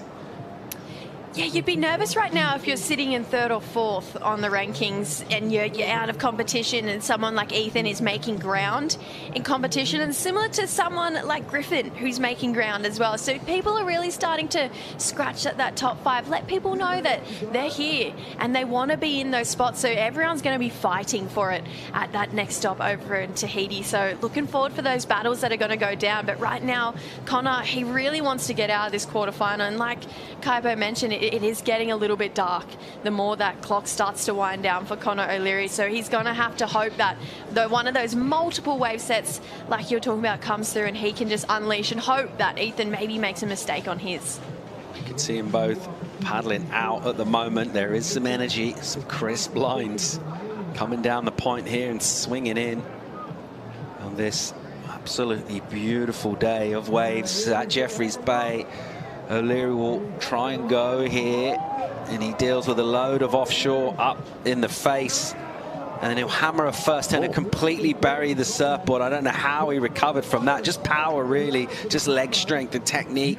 And again, hammering a turn. O'Leary absolutely clobbered that section. Look at this, it will stretch out now, and he'll go once again. Just whip up. Can he get back up for a strong hit here? He absolutely can, and he ain't done yet. O'Leary will keep driving down the line on a wave that's offering him multiple opportunities. He's just playing whack-a-mole right now. Hammer the end section as well. Meanwhile, hang on. Wow. Ethan Ewing just tearing across the section. That rail just slicing water, double up. And he'll try and get over the ledge and into this next bowl. He's patient, he's cash, he's prodding, and then he'll go up, and then he'll go down. So that'll be it for surfing in this. We'll count down. That exchange, you'd feel, definitely went the way of Conor O'Leary. 8-3 the requirement. Oh, how good are the last 5 minutes of heats? The intensity gets higher. Everyone is going for it. Conor did not hold back on that. I mean, he's given the judges something to think about. Having a look at Ethan's wave. Yeah, really just graceful lines here. And there was a bit of downtime, but way he held that, drew out that line, came all the way back to the source. I mean, his traditional surfing is just gorgeous. And then once he started hopping through this inside, I was thinking, are we going to get a barrel? What's going to come? This is when you get on the edge of your seat. And he starts to build speed, come down the line here, goes for one big turn. Feet completely leave the board there. And a bit of an awkward fall there for Ethan. So he's got to hope that Conor didn't do enough on his last wave. There's another chance to see what Conor did. 8-3-1's the number. He's got to go excellent. That first turn, Paul, like you said, he just powered out of that, poking the nose all the way down, and then I think he just fired off. I think these are all high risk, high energy backhand hangers. I mean, a little bit of a carve there, but when he gets to this inside section and we switch cameras over to Impossibles, he really goes to work here.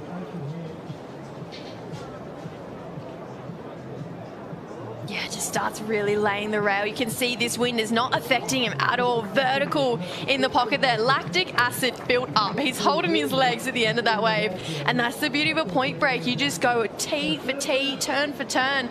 And it hurts at the end of it because the wave goes so long. But big vertical turns in the most critical parts of the waves on a bigger wave.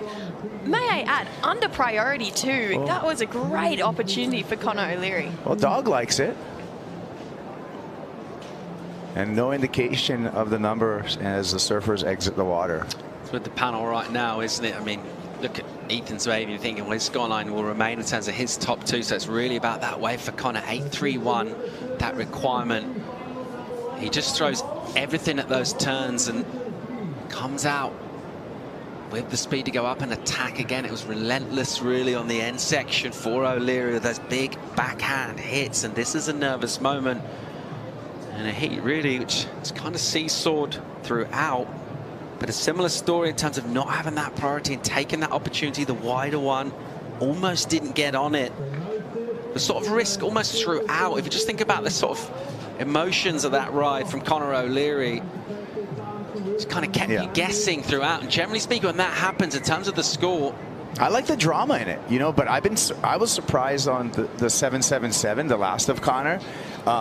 I thought that was going to be a bigger number when it came through, in my opinion. So, gosh, I don't know. That 8-3-1, that seemed like there was just as good of a pace, but maybe more dramatics, more high risk.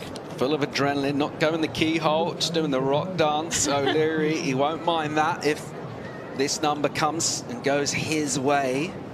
He'll have to do a little trot up the beach as the judges will continue to deliberate. Love the squad. They'll just trot with him. Number is in here. Conor O'Leary's going to the semi-finals. Well, here he'll face Felipe Toledo. Dog absolutely loving it. And just desserts for clutch surfing. Powerful backhand hammers. One judge goes 9, did that under priority. Bravo, Conor O'Leary. Yeah, that was exactly the type of surfing we want to see at the end of a heat. I mean, high risk, it's dramatic. He needed excellence, put everything on the line. And Conor, I mean, he wanted to get one back on Ethan, considering that this is a rematch of the 2023 quarterfinal, and did it in style and clutch performance, held his nerve all the way through. Well deserved for Conor O'Leary, Paul. Conor O'Leary will get the win over Ethan Ewing, and he'll go to semi-finals to face Felipe Toledo in absolutely pumping J-Bay. That'll sting for Ethan at the moment. But what entertainment, what drama we're seeing. Real quality in moments in heats where really you thinking the storyline's unfolding, it's kind of heading in a certain direction, and you get that upset, which is so cool to watch. And to be able to go up there so many times on your backhand and just club away at sections time and time again with all of that wind as well. Impressive stuff here. O'Leary through the semis. We'll have women's semi-finals. Gabby Bryan, Caroline Marks. Stay tuned.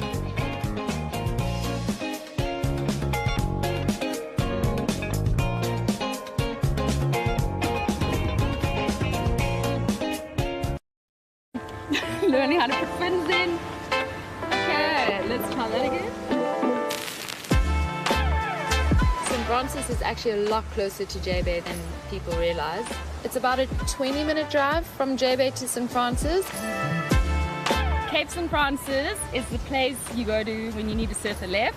I remember getting to one of my first surf contests as a Grom and being so shocked that the wave was going left and I didn't know how to go left. So we came back from that event, had to put in some hours at the Cape St. Francis beach break and learn how to surf a left.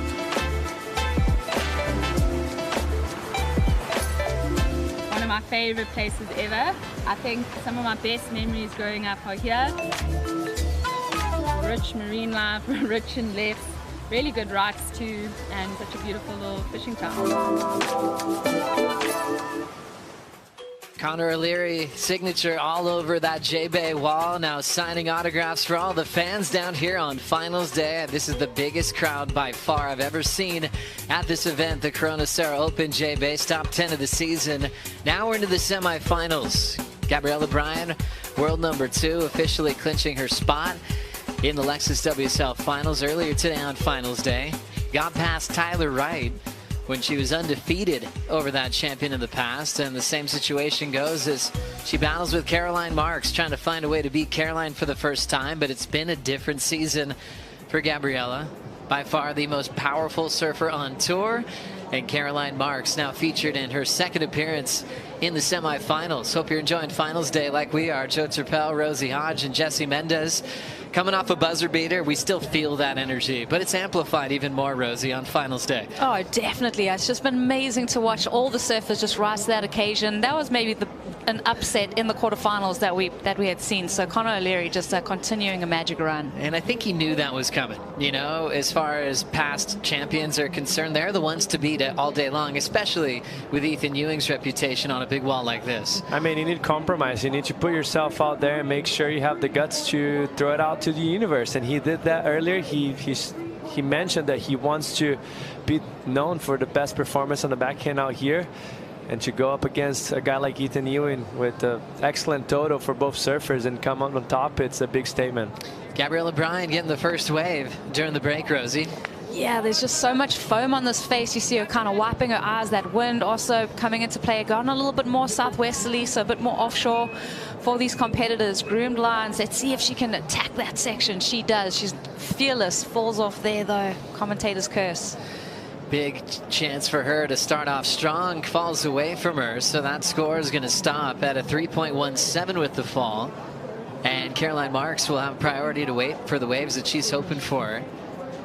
Caroline rarely makes mistakes. We talk how she just rises to the occasion, can just outmatch you throughout a heat, just getting what she needs to move on. And for Caroline, she wants to pick up a major win to put herself in the final 5 before heading to Chopes. Here we go. Highline start for the goofy footer from Florida. And just channeling all that speed down to the bottom. Just quick speed turn off the top. Absolutely flying is Caralupo. Now pushing towards that lip line. Clean little backside snap. Now loading up on a critical section. Coming off the top with maximum speed. And she's got to eject in a heavy closeout section by the bricks. You can see all that turbulent water just hangs onto your board. She had to take a few swims and then we'll get back to business. So matching her personal best, semi-final in 2019. Seems like a long time ago for Caroline standards. Was knocked out by Lakey Peterson early in the draw last time she was here in 2023. As we watch her start here, Jesse. That's a nice way to start for Caroline. As we mentioned, wave selection on point right there, applying pressure right off the bat. Nothing crazy, but everything very well composed. You can see how she drives through the bottom turns and on the top. That board is holding it very nicely, so she's relaying on rail and not just the fins to overpower those fins. So beautiful surfing for her. Gets a little bit steeper there as she approaches for this last turn here, a bit more critical. Good surfing. Nothing outrageous, but very well done. Another angle on it here, Rosie. Yeah, the thing that I've really identified of Caroline is the acceleration that she gets through her turns, and then also knowing where to hit the lip line. She's definitely hitting it just before she meets the lip, which is giving her that opportunity for, first of all, stay in control and stay on the wave, and also project her out on the open face so she can keep that momentum. But I think trying to understand this heat now, obviously it's amazing to start with the 5-point ride that she needs. I felt like there's a little bit more left in the bone in that heat, and you're going on a semifinals against Gabby Bryan, which most likely is one of the best surfers in these conditions. Do you think you should go a little bit bigger right off the bat because you expect for Gabby to do so well, Rosie? And we know how well rewarded you get for hitting that inside section, and I think that was where it was like, hey, if you hang it all up on the line right there, those scores, you know, that 5 turns into a 7.58. So definitely that opportunity was there for her. Maybe playing a bit safe in this early stage. Just came off that huge performance. Connor O'Leary upsetting Ethan Ewing on the glass now with Jessie Starling. Just getting a little bit of intel of what happened right at the end of that heat. Certain someone was cheering you on from miles down the point. Yeah, my as a lot of people say, my double ganger, Geordie. Well, I'm his double ganger. Yeah, I was so far down the point, and I heard someone scream, and as you know, a lot of people know with Bill, Ethan's dad, he always kind of sits in amongst the trees by himself, and I was like, oh, maybe that was Bill just cheering because I didn't get the score. And I looked up and I was right in front of Geordie's place, and he was on the deck just going, yeah, I got the score. And I was like, yeah. So it was a pretty cool moment, you know, I guess with Geordie, top 5 implications and things like that.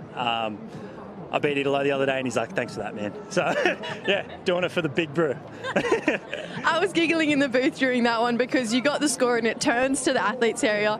Dog, Leo, Tyler, everyone was like, yeah, there was such big smiles going around. I mean, you guys have such a cool family unit going on.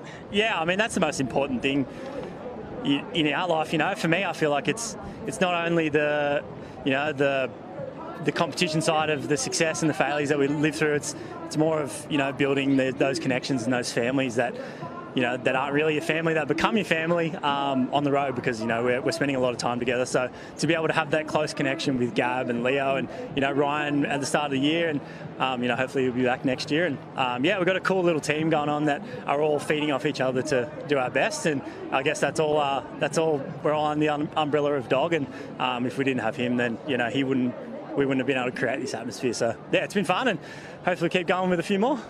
Semi-finals coming up as well. It's going to be a big one. You've had this goal of just doing your best goofy foot surfing, the best that anyone's ever seen at JB, and it feels like each heat you're living up to that for yourself. Yeah, I mean, it's just trying to give myself as much opportunity to be satisfied, win or loss. Just then I was kind of at the end of the heat going, you know, I'd love to have one more chance just to give it a red hot crack, and you know, put it all in and put it all on the line, and if I fall, at least I could say I tried. So to be able to get that chance, I was kind of looking, and Heath was looking, but I guess he kind of thought that there was a few more behind it. So I was like, well, this is my chance, I got to go, and nearly didn't even catch it because I was kind of swung real late because I didn't want to show him too much eagerness to want to get it. So yeah, I just kind of put it all in, and kind of got to the end and went, I just did 100 turns, and I don't know what the score is, but at least I could say I tried. And yeah, it was cool to get the reaction from Geordie, and to keep, you know, have another chance to surf 35 minutes out there. It's cool. Cool. 100 turns gets you an 8.6. We'll see you in the semi-finals. Thanks. Thank you so much, Jessie Starling, and so much joy from Connor O'Leary. That's a moment he'll never forget. Seeing one of the greats ever, you know, at J-Bay, who happens to still be on tour and is in the title race. Jordy Smith cheering him on from his house down at the end of Supers there. Connor knew that he had his hands full with Ethan Ewing.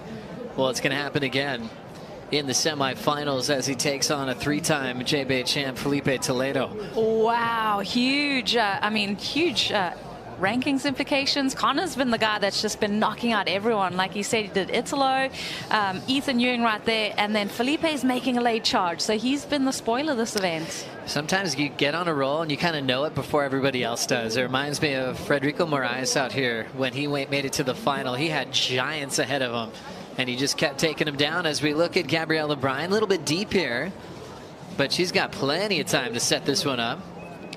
Nice clean sweep for the surfer representing Hawaii. Lays down a power carve. Gabriella Bryan swinging back on the open face again. Nice timing, patience. Just waiting for this section to open up. Lays it down as well. Nice little stylish gouge. Clean rails on the snap. Lets go of another one in the pocket, and she'll step off. Caroline Marks on the one behind. She's already towards that impossible section as she belts it. Big vertical crack there. Controls her finishing move. And we'll bring you to the start of Caroline's wave in just a moment. But a great ride for Gabby Bryan. 3.17 is going to be long gone at the end of this seed. And now a serious number will be heading her way, Jesse. Yeah, that was impressive surfing from Gabby Bryan. That's why we were talking about, Rosie, how important it is for Caroline to step up a notch a little bit in this heat. Because of surfing like this from Gabby Bryan, you can see that second turn, or maybe first turn itself, it's going to be close to a 5-point ride. Just that turn, for how much engage and how much power she actually carried through. Sets it up right here, generates speeds, the wave gets steep. She's going to drive through that front and back foot, very well balanced. And then carves it once again, and I think she has another turn as we approach the inside that she kind of lay back carve, which is very aggressive. Halfway through that turn, you can see both of the hands behind the back. And then the wave starts to run. The only downside here I see is this turn right here. She gets a little bit too heavy-footed on the back foot, so she wasn't able to open up and finish that turn as well. She probably would have liked to.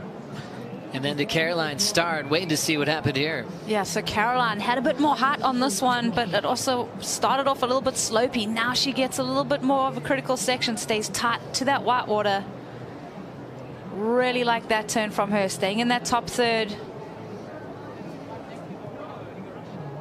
Yeah, that was, I mean, when you compare the waves from Gabby's just had that gift of the cupped out section that kept giving her something to hit. There, that last turn from Caroline was really committed. That end section hit was really nice from her. So for me, those last two turns from her, whereas Gabby's from the outset, even though a bit of downtime on the beginning part of that wave, it almost set her up so perfectly with the rest of the timing of the wave.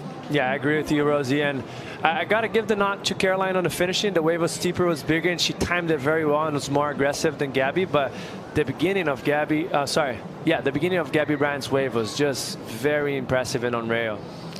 Gabriella Bryan will be competing for her first world title this year at the Lexus WSL Finals. First time ever the stage is Cloud Break in Fiji, a place she loves dearly. Spent a long time last year there preparing for the regular season event, and had one of the toughest losses of her career to a wild card at the time, Erin Brooks, when she let her go on a wave and it knocked her out of the title race. She surfed off that pain at pumping restaurants, but Richard Dog Marsh was waiting for her to get to the beach for a big talk, and she knew it was coming. She just had to move on by getting barreled and laying down some big turns, and she learned a lot from that. She can talk about it, she healed from it. And look at the year she's been putting together. And the score that she just got, Rosie, is 7.5 on the last.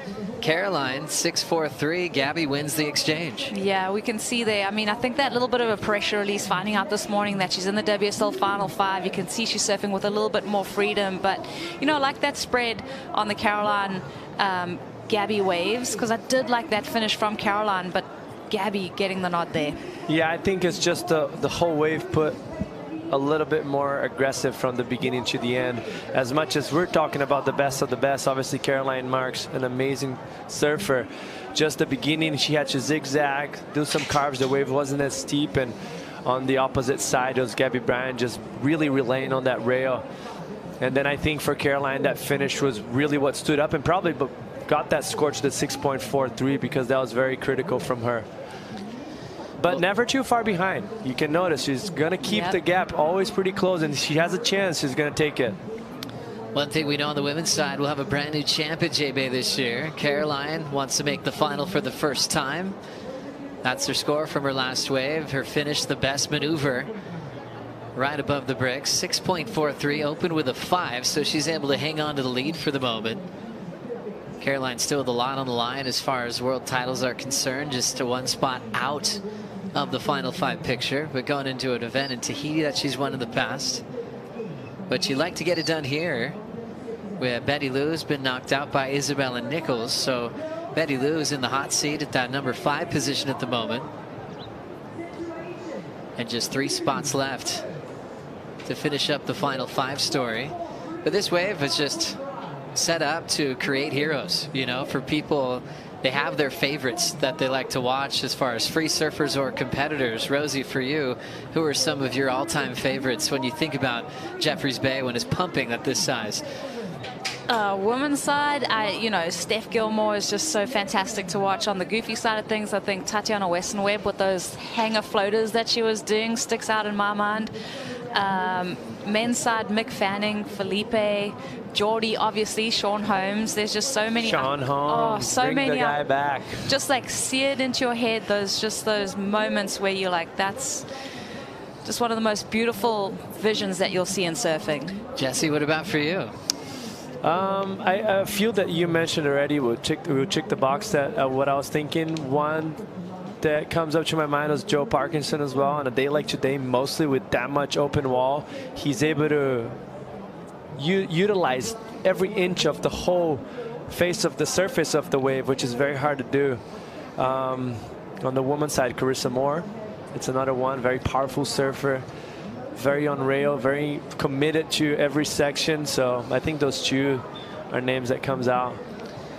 So much history at this event. Sean Thompson winning back in '81. The very first event that was here was the Beach Hotel Classic.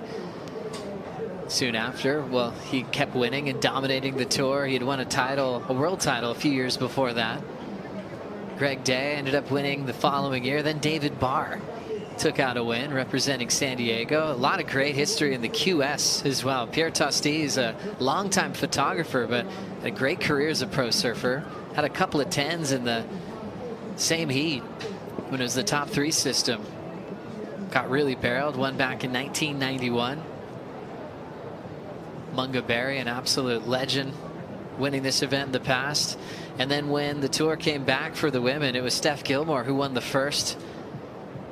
Carissa Moore fell in love with this wave and would always get close to maxing out the score line. And she's really been in touch with the tour this year since becoming a mother. And the big reason is Gabby Bryant. Close friend of hers, loves talking about the tour with her, about surfing. They spent time in the off season together. And Gabriella always mentions how she's pretty lucky to have a best friend like Carissa Moore. And especially at a stop like this, I know that Carissa would work a lot with local Duncan Scott, and he would really help her out with the lineups and finding trust in where to sit and positioning. And I'm sure Carissa would have relayed, you know, that relationship and the little bits of advice that she got. So it's always just so handy to have that mentor that's had so much success leading you through a year like this. And you did throw out one of the biggest wild card stories of surfing history with Sean Holmes, you know, and then you think about all the wild cards that have been in this event at J-Bay, kind of like Bells, how it's such a tradition, or Pipe, to see who's going to sometimes come out of the trials or who will just get into the main event, like Luke Thompson after that win in Bolito. But Dylan Lightfoot, you know, he's been in this event as a wild card, working with Isabella Nichols to share all of his secrets on his home break. Isabella taking on world number 1 Molly Picklum coming up next. While we've got a lull, we'll take a quick break, but Gabriella Bryan's just waiting with priority and waiting for another reason to let that rail go on an open wall here at J-Bay. We'll be right back.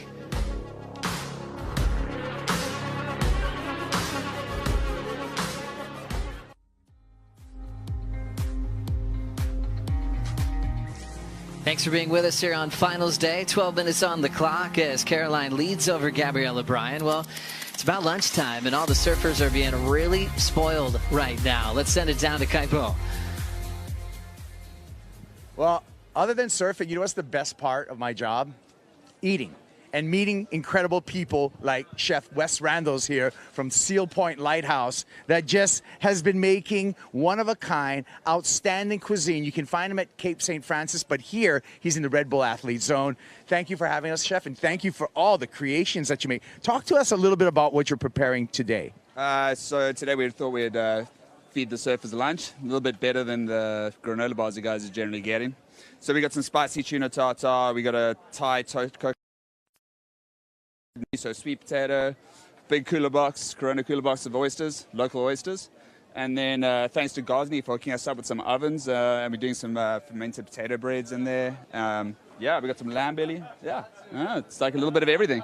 I love the fact that you not only prepare this food, but you actually hunt some of the food that you prepare. It's very unique to your restaurant. Yeah, it's super unique. Well, we have a very strong philosophy, and it's very local orientated, and it's got to be about fish from our bay, animals from our mountains, and that comes down to sourcing and sustainability. So we actually hunt the animals ourselves, we dry age, we butcher on site. That's just part of what we do. So it's just become a core ethos for us. Well, a stop on tour besides Jeffreys Bay, Seal Point Lighthouse right at Cape St. Francis, and you will not regret it. It is absolutely an incredible dining experience. Thank you, Chef. Thank you, Kaipo, for making us all starving up here in the booth. It is a beautiful place, and like Emma Smith was telling us, it's not that far to get to Cape St. Francis, just down the road. That's that Nevermind restaurant right there. There's a big place to hang out in the field, the beautiful lighthouse. You can check the surf down there and meet Wes as he's often just hanging out, greeting people at his restaurant, working hard as Gabrielle O'Brien has been waiting patiently to lay that rail over. She'll start off with a nice clean wrap, now running down the line, meeting it with a nice power hack. Off the bottom, holds the rail into a nice clean wrap. Always tons of spray off her rails. Nice little whip in the pocket. Now moving with a good pace down the line. Throws down the cutty. Little stumble there. She's got to regroup, so missing that section. Gets back into it with a little power hack on the open face. Jumps off in the closeout. And Dog quickly taking notes, knowing that she left a little bit out there on that stumble, but gosh, she recovered well, and the 3.17 is gone. Yeah, I mean, looking for an upper three to take the lead. Small away from her, but she can get stuck into this one a little bit better, Jessie. I found that this kind of hit the reef just so perfectly and just offered her that little bit of opportunity to sink the teeth in and make some juicy turns. This one especially just hooking into that one. A lot of spray. Regathers herself, winds that around, so a little bit of a different look at a cut backing maneuver there. Looking down the line, sets up this turn, follow eye line, winds through that maneuver again. Oh, and there's just that little bit of stumble. I think, you know, just a little bit out in front of that white water perhaps, and a little bit of that wind chatter up the face as it also hits that shallow section on the reef. But a couple beautiful power gouges. Yeah, that's going to probably hurt a little bit of that score because she was in such a good flow throughout the wave. And, you know, it catches so much of the attention. This wave is so perfect that anything that happens, any rail you catch, the judges really, it's not appealing to the eyes, let's put it this way. So she was probably on her way to probably matching that 7.5, and that happened. She missed that one turn and also got out of timing for the closeout. So unfortunately for her right there. Yeah, your big impactful maneuvers are just so amazing to watch, but the mistakes are easily highlighted too, so that the judges picking up on every little intricacy of the wave. Judges passing on all those ideas to the surfers before they get to South Africa to compete on this wave, knowing that we're surfing on an ideal day for Jeffreys Bay, providing this perfect canvas for surfers to showcase their entire repertoire of maneuvers, allowing for high-speed, high lines, deep barrel riding. They want to see that real committed approach, but they also added additional notes, you know, of looking at loss of control, recovering from bottom turns, and seeing that disruption of flow really pops out on a wave like Jeffreys Bay. 7 minutes to go. That score is affected by that just little stumble, but Gabrielle O'Brien still finished strong at 6.03 in comparison to her 7.5, and here comes the world champ up and out. So Caroline just using priority and stepping off immediately. Caroline chasing a 7-1-1. She's out the back, so she gets priority again with 6:42 remaining. Wave selection, Jesse.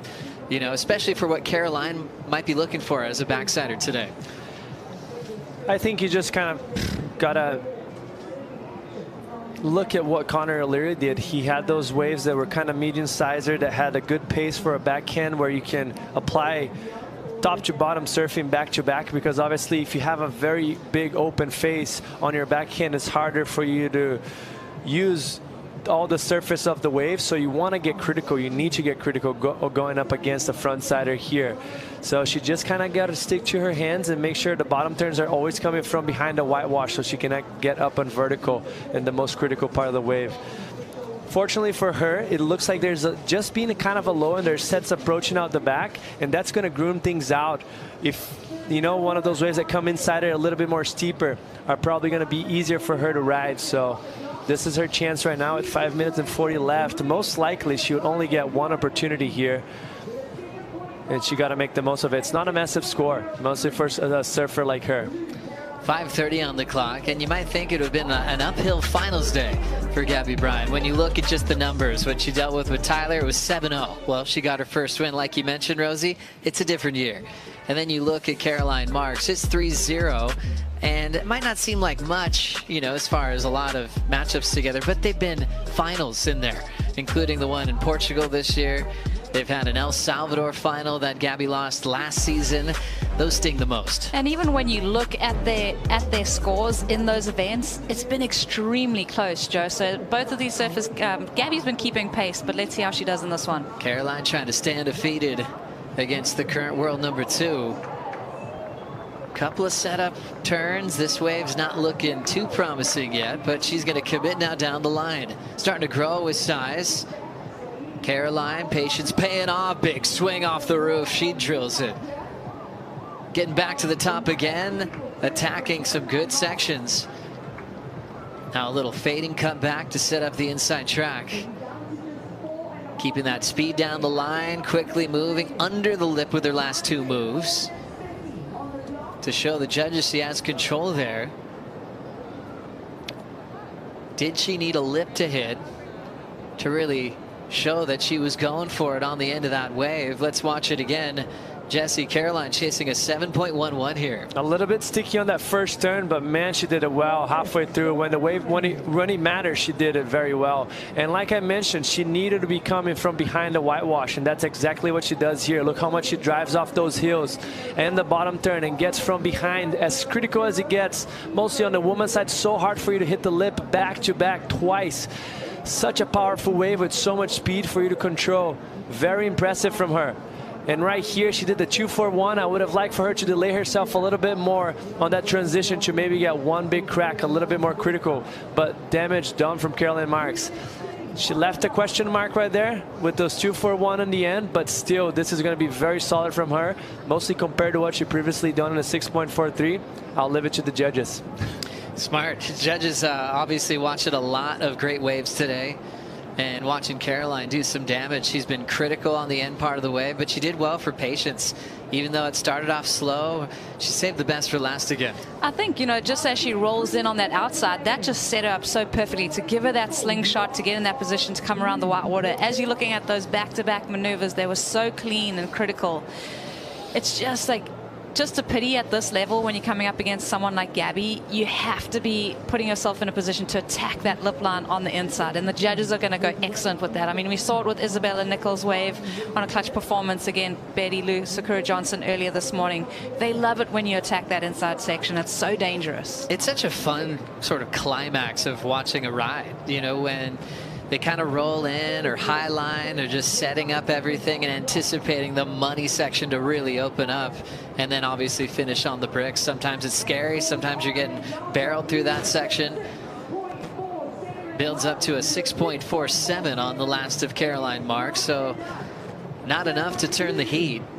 Now needs a 7.07 without priority now and 2 minutes to go. Yeah, and the crazy thing about, as much as that wave was quite better than her backup, it's not going to change so much. She's only better for 0.03 than her previous best score, so she basically requires the same amount. She does have some time, 1 minute and 48.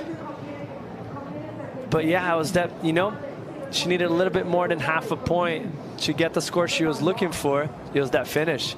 I was very impressed with how she was able to get back-to-back vertical on the lip. We haven't seen that so far in this heat. We have seen a lot of separated maneuvers, kind of a wave in blocks where both surfers would have excellence in parts of the wave, but that combo was very impressive, but left the question mark on the finishing turn, going 2 for 1 right there. Yeah, it was almost going, does she need to hit the lip? It had to force those under the lip hooks. And now Gabby will leave Caroline out the back with a minute to go. Nice punch there from Gabby Bryant. Stepping on the gas. And now loading up. Throws down a clean arc. Swings right into another fading cutback. To improve, she needs a better 6.03. Here comes the patience. Almost like a boxer ready to strike. That's going to keep her guessing down the line. Resets again off the bottom. Big crushing finishing move in the pocket. And Gabriella steps off her last wave of semifinal 1. That's a Gabby fan right there in the mix. Liking that finish. She's got her mom here. She's got her sister-in-law backing that performance. Said she's been here for what feels like a month already. Scoring multiple swells. And it's all paid off. First semifinal for Gabriella, and we're counting down to potentially her first final appearance here at J-Bay. Caroline into the countdown is going to run out of time. Gabriella Bryant officially our first finalist of the Corona Cero Open J-Bay. A 7.5 and a 6.03, and still has a chance to win the event. Yeah, just surgical surfing from Gabriella Bryant. Just finishes that one like a tidy little heat performance for her. Shouldn't have to sacrifice too much of her board, body parts. Everything's intact, and she'll get ready for the final. She is going to be tough to beat. Powerful, in tune, and making no mistakes. Big, powerful hooks in the pocket. It's just so hard to beat when she's got a big canvas like this to work with. Gabby Bryant will be taking on either Molly Picklum or Isabella Nichols.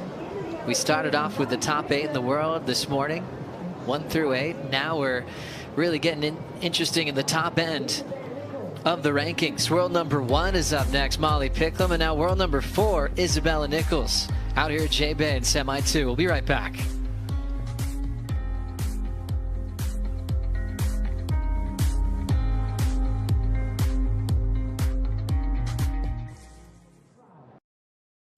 Welcome to Jeffreys Bay for the 2025 WSL Rising Tides. And we're here to celebrate women surfing. We're here to empower the future generation, not just from South Africa, but from other African countries as well. There's so many girls here. Every year we come back, there's more and more girls in the lineup at J-Bay, which is so cool. And being able to inspire, you know, even just one young girl out there is like why we do what we do. It makes Rising Tides like so special. There's obviously been an increase in females in the lineup. Hopefully in the next few years we get equal amount of guys and girls out in the lineup and just showing the guys that we can also rip.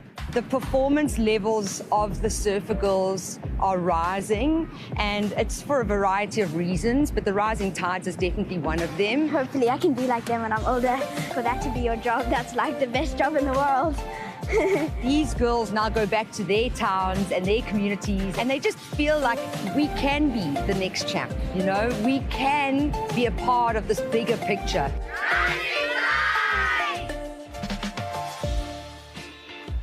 It was a fun edition of the WSL Rising Tides, brought to you by Body Glove. It was fun to hear from a local named Tashman Tasti, who's just so dedicated to surfing globally, but especially all the next generation surfers here in South Africa. Fun crew, anticipating a few of them joining the World Tour, and it is the best job in the world, isn't it, Rosie? It's epic.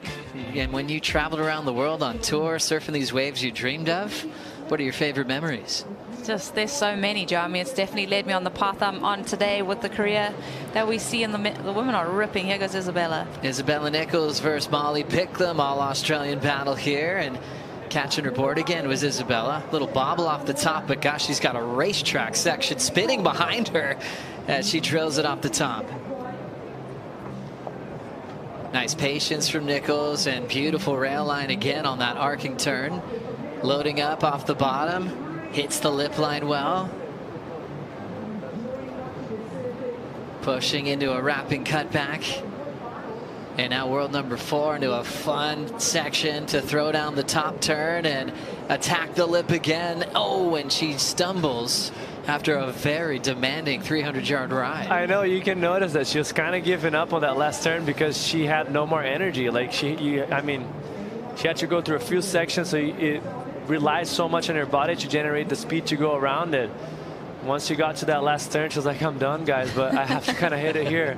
Oh, gets shallow right there. Yeah, that end section definitely surprised her. She was like, oh, there's one more. And she just gets a little bit worked on that inside section.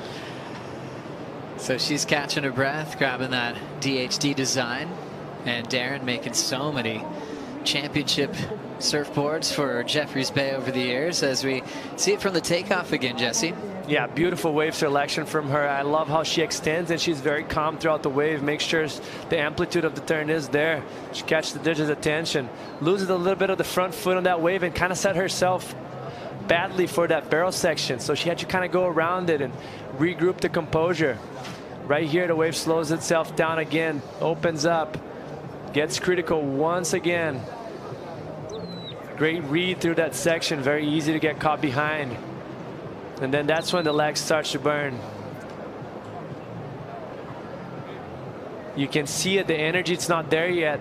No, not there anymore, sorry. And then right there, she's like, okay, I'm just gonna finish this. The attention is not there and gets caught that outside rail. But those drawn out carves are very beautiful. Look at the technique. Foot placement is perfect. Generating speed throughout the turn helps her a lot. It's kind of insane to see how much Bella adjusts at the different right-hand point breaks we've seen, because they've each had different tempos and different sections and personalities. Like El Salvador, she was so great. She had that really magical piece of equipment. Then she heads to Bells where she wins the event. But to me, her timing here, J-Bay, there's just something like this place is imprinted on her where she takes off on that opening wave of the semi-final and is already dropping in such a big number. She has a connection with it.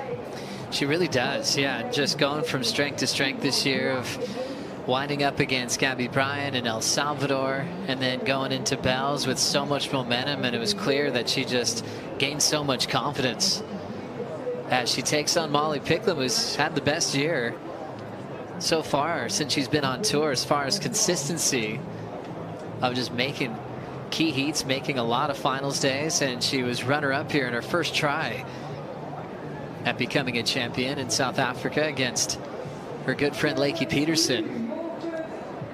I think this is the first heat that actually Molly Picklum, in this event, she starts with the back against the wall with someone applying pressure on top of her with the substantial score of a 7-1-7, and Isabella just got it. And that's all because of that beginning fight. Isabella took the inside and had the right away for that first wave. So it's going to be interesting to see. I'm sure she's going to take it like it's nothing because she's been surfing so well and she's very composed and obviously a lot of confidence building up throughout the year. But yeah, let's see how she, relates to this situation because she hasn't been there before in this event. Yeah, Isabella's made it clear this year, especially on right point breaks, that she will paddle you out of the area to own that inside. Parco did that to his advantage at J-Bay a lot. I mean, if you can surf really fast and not put yourself out of position, you could use that as a skill set to control the start of the heat. And that's also just trust in your positioning, knowing that if you can push that person up the point, you've got the speed when it counts to paddle back in and put yourself in the sweet spot. Such a big part of heats, and I guess that's the big topic at releasing the news today about the Lexus WSL finals. You take that out of the game at Cloud Break, when you've got the higher seed starting with priority. So it'll be interesting how everyone will adjust on that day. It really rewarding your performance from the regular season. And it's better for some, worse for others. The guys that like to take advantage of the no priority in the beginning are kind of going to be hurt on that. It's all up to performance and, being patient, being selective when it matters. 26 on the clock. Molly Picklum also on surfboards from Darren Hanley. Darren told me the other day that Mick has been working on a new model, and Molly was the first to get this new model to try it out. She's been looking incredible on it through the early rounds of competition. where Fanning is still the team captain. You know, he retired a while ago, but he's not just riding twin fins. He will here and there, but he's still working on high performance plates that then will help the entire squad that are still competing on tour.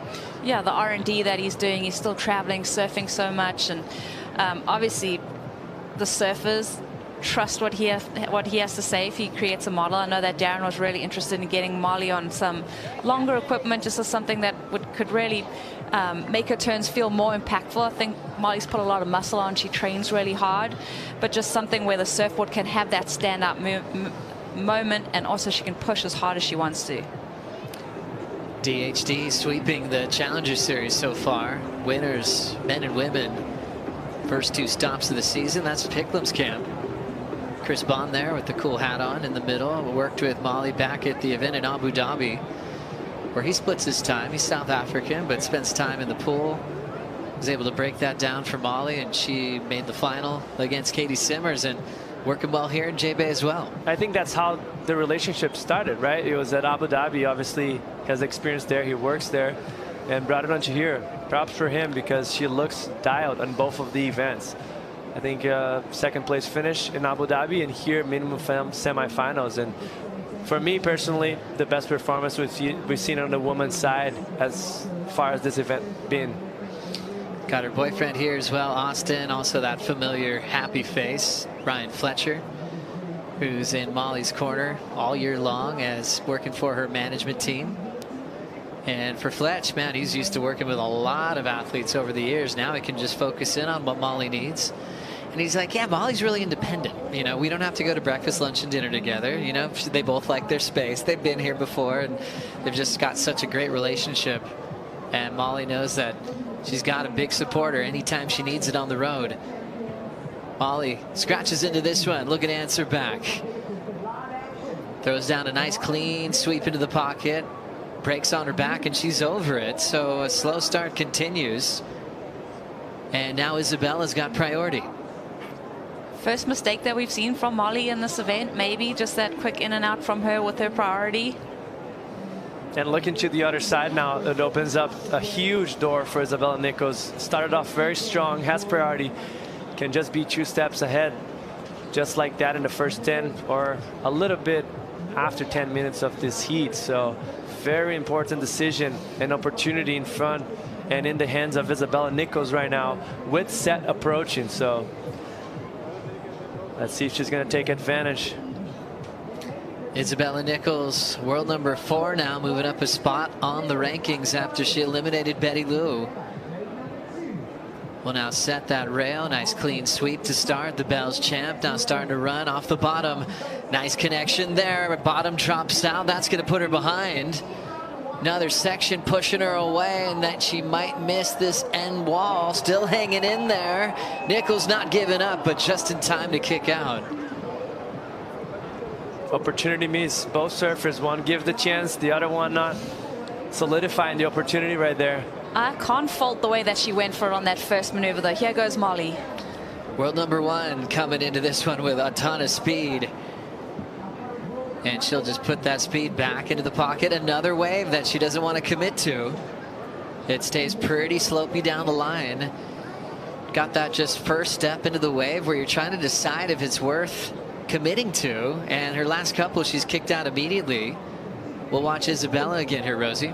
Yeah, so this is, you know, with that priority that Molly is just kind of handed over to her, she really just attacks that one, gets a little bit caught behind, and she has the tenacity to stick with it and try and get around the section, and she so very nearly does.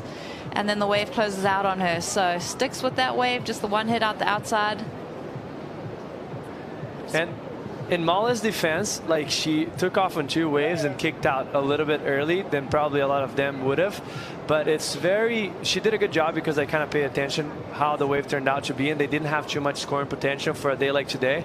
But you're trying to predict 150 yards down the line. Like, every wave out the back, mostly the sets, they look pretty similar. They stack up out the back. They look like a big double up on the inside, but some of them just don't do it. Like, they have too much energy pushing down the point, and it never really gets steep enough.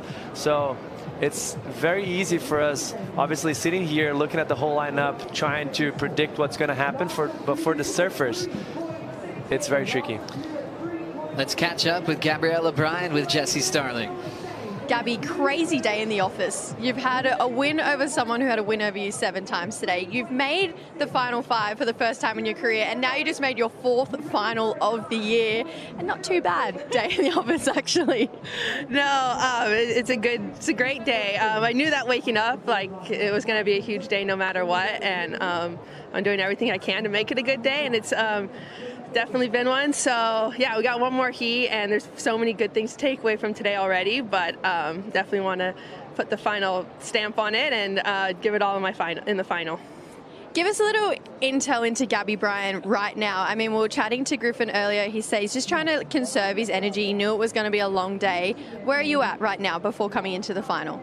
Yeah, J-Bay today is so exhausting. Like, you get to the end of the wave and I'm just like, jet ski, come get me. Like, exhausted. But I mean, I'm just trying to simplify it, honestly. You just need 2 waves, surf it to the best of my ability from top to bottom, and leave everything out there, and that's the best I can do. So yeah, that's the game plan.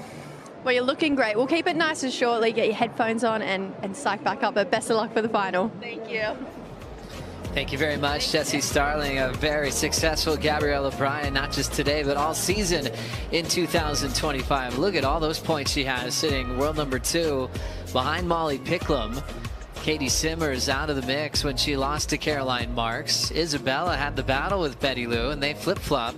Betty Lou down to 5th, Isabella up to 4th. Wow, and then even more space for her, Isabella, if she makes this final.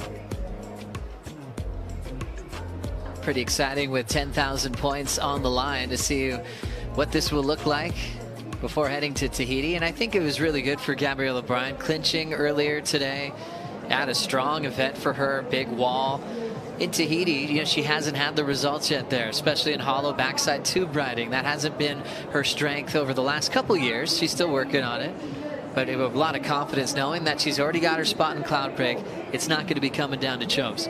Yeah, that's and if you think about it, like in the same situation that Gabby was last year is Betty Lou Sakura Johnson, like in that 5th spot, backhand at Chopu, and then you have someone like Caroline Marks that was very successful there before. It's a lot of pressure adding up for, you know, those last spots. Molly Picklum driving into a beautiful carve using a ton of open face. Setup turn to follow the first major. And now the surfer from Terrigal will just get clipped. So after a couple of waves where she just looked at it and kicked out, she commits to one and falls, trying to lay into a carve off the top. Still a lot of time for Molly to kind of try to regroup rhythm. It's interesting when things just happen for you. Earlier for Molly, I saw her and she was like, how good is it when waves just come to you? Now she's got to adjust in this heat because things aren't going her way just yet. Well, first indications on this wave, you're like, here she goes. She's winding up. This is going to be it. That first beautiful maneuver sets up so nicely. This wave kind of slacks off on her, and she has to regather speed down the line. You're thinking, okay, she's going to do the double hand layback right there, and she wants it, but it's so tricky. You got to decide whether you go to the top of that lip line or kind of cut that turn short just under the lip to give you that push back into the power source. And looks like she maybe got in the 2 minds there. Yeah, I agree with you. You could tell that she kept bottom turning and double pumping down the line. She was wanting to do that carve that you mentioned, but the wave was a bit steep, so she probably was also thinking about just hitting the lip. And you can't do that. Like, you got to figure it, like, you just got to go for one of them. Isabella Nichols with priority and controlling this matchup over Molly Picklum, who is world number 1. And the winner will take on Gabriella Bryan in the final of the Corona Cero Open J-Bay. We'll have a new champion this year on the women's side. We'll find out what happens in Semi 2 right after this.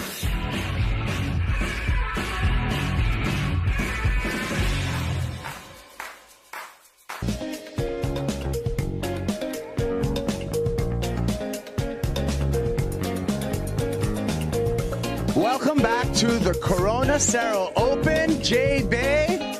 So a little after 1:15, you might think it's a little early for a beer, but that's okay because I got Corona Cero. 0% ABV, that means it has no alcohol, all natural ingredients. Cloudy day, that's okay too, because there's vitamin D added to the Corona Cero, and best enjoyed just like that with a lime Corona Cero. Cheers, Kaipo. Look at that, in the mix with the crowds here on the beach. Looking forward to hearing Kaipo on the Corona Cero post show after the big finals that we have later on today. It's still early in the afternoon, like you said, 1:15 local time here in the Eastern Cape. So get locked in. We're crowning champions soon. All roads lead to the Lexus WSL Finals. We have two contenders in the lineup now. Isabella Nichols, world number 4, taking on world number 1, Molly Picklum. Just got a message from Darren Hanley. He was noticing that both Molly and Isabella are jumping on the MF DNA model. That's just known for performing one at J-Bay. A lot of titles there, but also perfect for really good waves with power compared to that Mick model we were talking about, that new one, which has more speed for waves with a little bit less power like the other day. So making the switch there, they're basically on the exact same surfboard, about 5'11", here for finals day. And for Isabella, I mean, there's a lot in this, matchup. We talk about her having to come off the Challenger Series a couple of times. She can actually point to Molly, one of the reasons why she was knocked off tour in 2023. Molly beat her 4 times this year. Remember, that was when the cut was made in 5 events. Molly beating you 4 times that year, she basically kicked her off tour. Well, I'm just finding that Isabella's finding redemption. You think about their recent head-to-head history as you see the surfer up and riding out the back. Rolling into this one, Molly Picklum has just kicked out of a couple. She fell on her last, but she's got a better wall this time. Off the bottom, beautiful arc there, controlling speed so well. Hits it off the lip line with an air drop.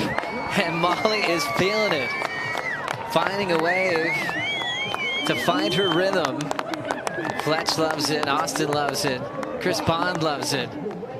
That's a support crew for world number 1, knowing that she just got her best number so far. 2-turn combo, but 2 of the most high quality maneuvers that we've seen in the women so far, and on a big set wave like this, Jesse. I think the difference in between Molly and the other surfers on the women's side is that she's embracing the speed that she has. You're not going to see her wipe off speed whatsoever. Look how critical that first carve is down the line, and just keeps the speed to finish it off with the massive closeout turn. That wave is way above overhead, and she knows how good that felt.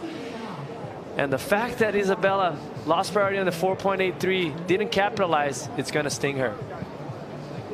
As we look at that approach from Molly Picklum again, famous for throwing huge turns and closeouts. She can do it all day long. I mean, Molly is just so critical in her approach, and that was just, I mean, that wave barely fits in the screen. So you see the size and the heart of it, the way that she's using that rail line, all power through every inch of that maneuver. Stays low and compressed, ready to attack that lip right there. So beautiful timing in between. There's no movement in between those maneuvers. Both of them just back-to-back, super quick, precise maneuvers. And the fact that she didn't ever try to stomp on the back foot and cut those turn shorts, even on the snap to finish, just shows that she's not worried about embracing all the power and the energy that the wave is giving her. So she's just utilized to the max potential that she has, and just relaying on heels and heels and toes throughout the whole part of the wave. But here looks like Isabella Nichols on a gem of a wave. Nice Cole redirected the pocket for Isabella Nichols. This section's just going to run off for a moment, but she'll lay low. Oh, and it gets clipped right when she was about to emerge out in front of the open face. Another mistake there from Isabella.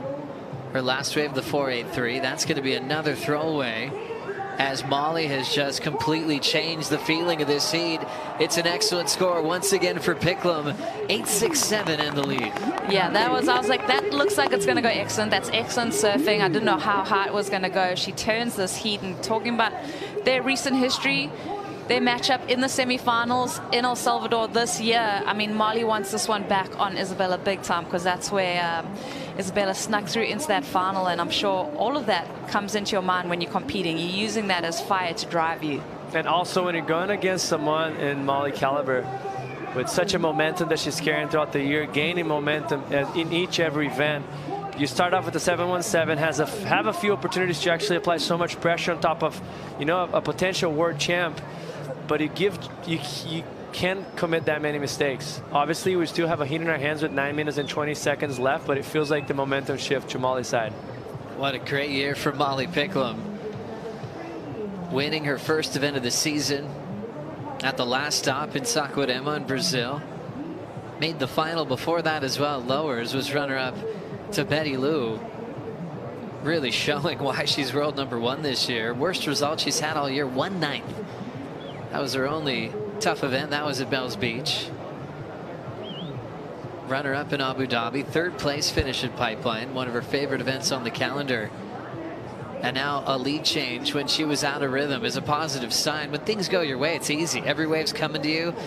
When you're out of rhythm, you got to dig deep to turn it. That's what champions do. Definitely. I mean, just to meet that challenge and turn it in your favor. I think that's what we're seeing nowadays is how the competitors have evolved, where, you know, the wheels come off and they just skid off the road. Now everyone's been able to maintain, readjust, and make these quick decisions on the fly. Molly Picklum still just 22 years of age. As you see a red jersey pop up, that's Yago Dora preparing for semifinal 1. New world #1, Jesse. For the first time, he's going to put on that yellow jersey in Tahiti. That's exciting for him. And I was just actually looking at as he was trying to pedal out. I guess we'll get back to that after maybe the woman. No. So you can talk better than me. You surfed this wave 100 times more than I did. And how tricky it is. Yago's actually going to make it out the lineup almost at impossible section right now. So it just shows how the timing on the keyhole for you to make the gap. Well, catching up with Caroline earlier this morning, she said that was the hardest part of her whole heat, was trying to figure out the timing. It's been so consistent with the sets. You get pummeled along there when it's like keeps breaking. It holds you on that kind of washing machine section right along the rocks there, and you start your heat way down the beach. You got to paddle up, reposition yourself, and it's really tricky to time it. And you also don't want to, I don't know, like he had 8 minutes left. If there was actually more sets to stacking up, he could have got swapped all the way to impossibles. I liked your question this morning of like, hey, because as you can see, there's a little bit of beach there as Boneyards goes into Magnitubes up the top. You can actually get a beach entry over there and kind of just mosey on down the point. It might be a cleaner entry. I wonder if any surfers have done that. I haven't been really paying close attention to it. Most of the surfers that I've seen it, they just paddle out off the keyhole.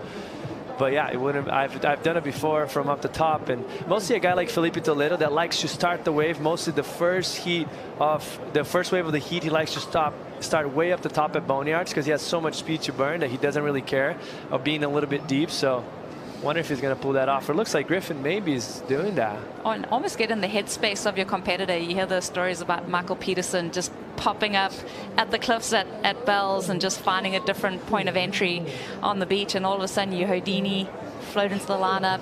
And that's what Griffin was doing. They just showed him on the lineup right there, and I just look back and he's way up the top at Boneyard. So he did start from where you mentioned, Rosie, at the beach. I don't know the name of that beach is, but yeah, he's going to start obviously with the inside as well. So that might be an advantage for Griffin.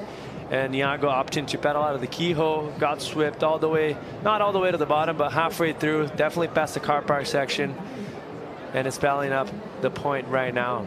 Different approaches, different strategy. In 40 minutes from now, we're going to figure it out which one paid off. Semifinal #2 with 5:40 on the clock. Molly Picklum turning things on Isabel Nichols recently, but Isabella started off on a nice long right. 717, multiple turns on this one. Fell in the finish. His legs were burning down the stretch. Applying the pressure early to the current world #1, Isabella, just looking impeccable on these right-hand point breaks. Great timing throughout this ride. I love the extension on her turns. Like, she's definitely not cutting it short. You can see it right here, beautiful. And she's longer in compared to most of the women, so she can really make that to her advantage on an open face and just use every inch of the surface of the wave here at J-Bay, which is probably the trickiest thing you can do. Make herself look big in such a big room. Isabella Nichols got that section down the line, ended up getting clipped, but still earned the 717. Molly kept catching waves, kicking out, built to a 3, and then everything changed when she had a big 2-turn combo. Yeah, just a precise surfing, delivers excellence on this rail. The 2-turn combo was just the best of the heat and well rewarded. Board looks great under her feet on the MF DNA model from Darren Hanley, built for good waves and going really fast. All she had to do was just pick her lines and just find that flow. It's been a secret weapon for her in her career, even at lowers, you know, at a peak. She wanted ones that had a wall, even a closeout where she can just fall off the lip line. Set taken by surprise. Both had a bit of punch under this one with 4:10 on the clock. Oh my gosh, this set's stacking out the backer. This is such a good line for it. You could have took off about 200 yards out the back. Bella Nichols kind of getting the worst of that first one, but looks like they might pull the trigger on this one. No. Almost too wide, actually. Yeah, that set, you could have started off at boneyards. It was so perfect from the top. Then halfway down the line, you can see where they're sitting. Had to wear the first one. Molly has priority, so she has to be thoughtful about watching Bella turn here. And looks like Molly will commit to it with 3:30 to go. She does have a 3.87 to improve on, and she's got a wall to do it. Adjusting her rail, almost went to the lip line. Nice patience from Picklum. Throws that nice arc, connecting with the white water. Throws more of a down carve to try to get to the bottom of this thing. Nice off the top from Molly. World number 1 loading up for a nice clean carve. It's opening up and she gets axed by the lip as she ejects there. Let me tell you, with all the tiredness that you go through this 30 minutes of the heat and then the leg burns, she got smoked right there. Like, you're out of gas already. All the energy you spent on a wave does not feel good. That section just throttles you. And you're watching her, she's taking off on this wave. It's well overhead. The trust that she has in this rail line of her surfboard, like you said, Molly is not shying away from going into maneuvers with a lot of speed. She's not going to the fins of her surfboard. She really is relying on that rail. Even right there where she gets that kind of tricky section where it's all sudsy, she still pushes as hard as she can. This wave stretching out in front of her. There's that moment though where you're like, oh, is she gonna try and tuck under the hood right here? That was her hope. She was in track for that, but just the wave was a bit faster than. Such an awkward place to fall because you're going with forward momentum. That wave is crushing down. Like, it's hard to penetrate when you're trying to dive in at that angle. And also coming that fast, it feels like the water's rock. You really can't go in, like, you can't get deep enough. And she got a little smoked right there, but was enough to better her situation. And very smart of her, just not nursing, but also not pushing too hard. So just a great balance for the situation of the heat. But definitely now, leaving the door open for Bella Nichols with a little over a minute, 6.48 require. Coming down to this, it's the second semifinal. We're about to find out who will be with Gabriella Bryan. We know we'll have a brand new champ on the women's side today. We do have a past champ and one of the best on the men's side. Felipe Toledo trying to make it 4 titles to equal Kelly and Mick Fanning. He's in semifinal 2. That was a smart wave from Molly too, because she does extend her lead with the 4.97, held Isabella off that wave, and she was only requiring like the 6.48. So kind of tactical move there for Molly to go on that wave. First of all, it was a bomb, but just utilizing her priority there. That was that last wave of the set. Pretty smart surfing. 45 seconds. An opportunity for Isabella to turn it. Needs a 6.48. First turn. Pushes hard on that opening carve. That puts her behind. Now still dealing with some white water.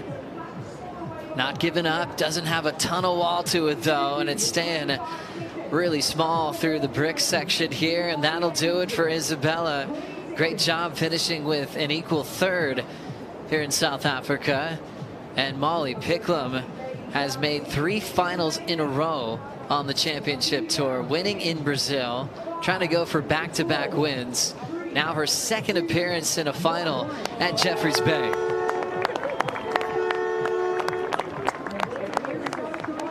Molly Picklum, world number 1, taking on world number 2. Gabriella Bryan, the best on tour this year, facing off in pumping conditions here in South Africa. Women's final all set. Picklum getting into the excellent range one more time with an 8.67 on a bomb of a wave. simplified it, picked off a great wave, channeled great lines, and she's got a chance to win the event. Men's semifinal time. Dora versus Griffin Colapinto, followed by Toledo and Connor O'Leary, bringing Paul Evans, Jesse Starling, and Kaipo Guerrero for the call.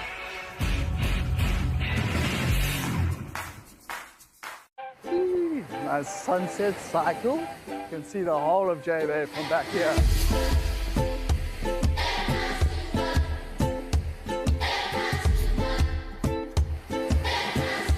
This is such a nice way to finish the day. We got to surf this morning. And I'll come down the beach in the evening, enjoy the sunset. It's a nice warm breeze tonight. It is just absolutely stunning. It's so nice to have everyone here in town, the whole of the WSL crew, and lots of friends. And it's going to be a very exciting week ahead. Good spot to set up and relax and enjoy the view. And we have a stunning evening here. It's nice, it's healthier, you know? You're still going to feel fresh later on and you're still enjoying a beer.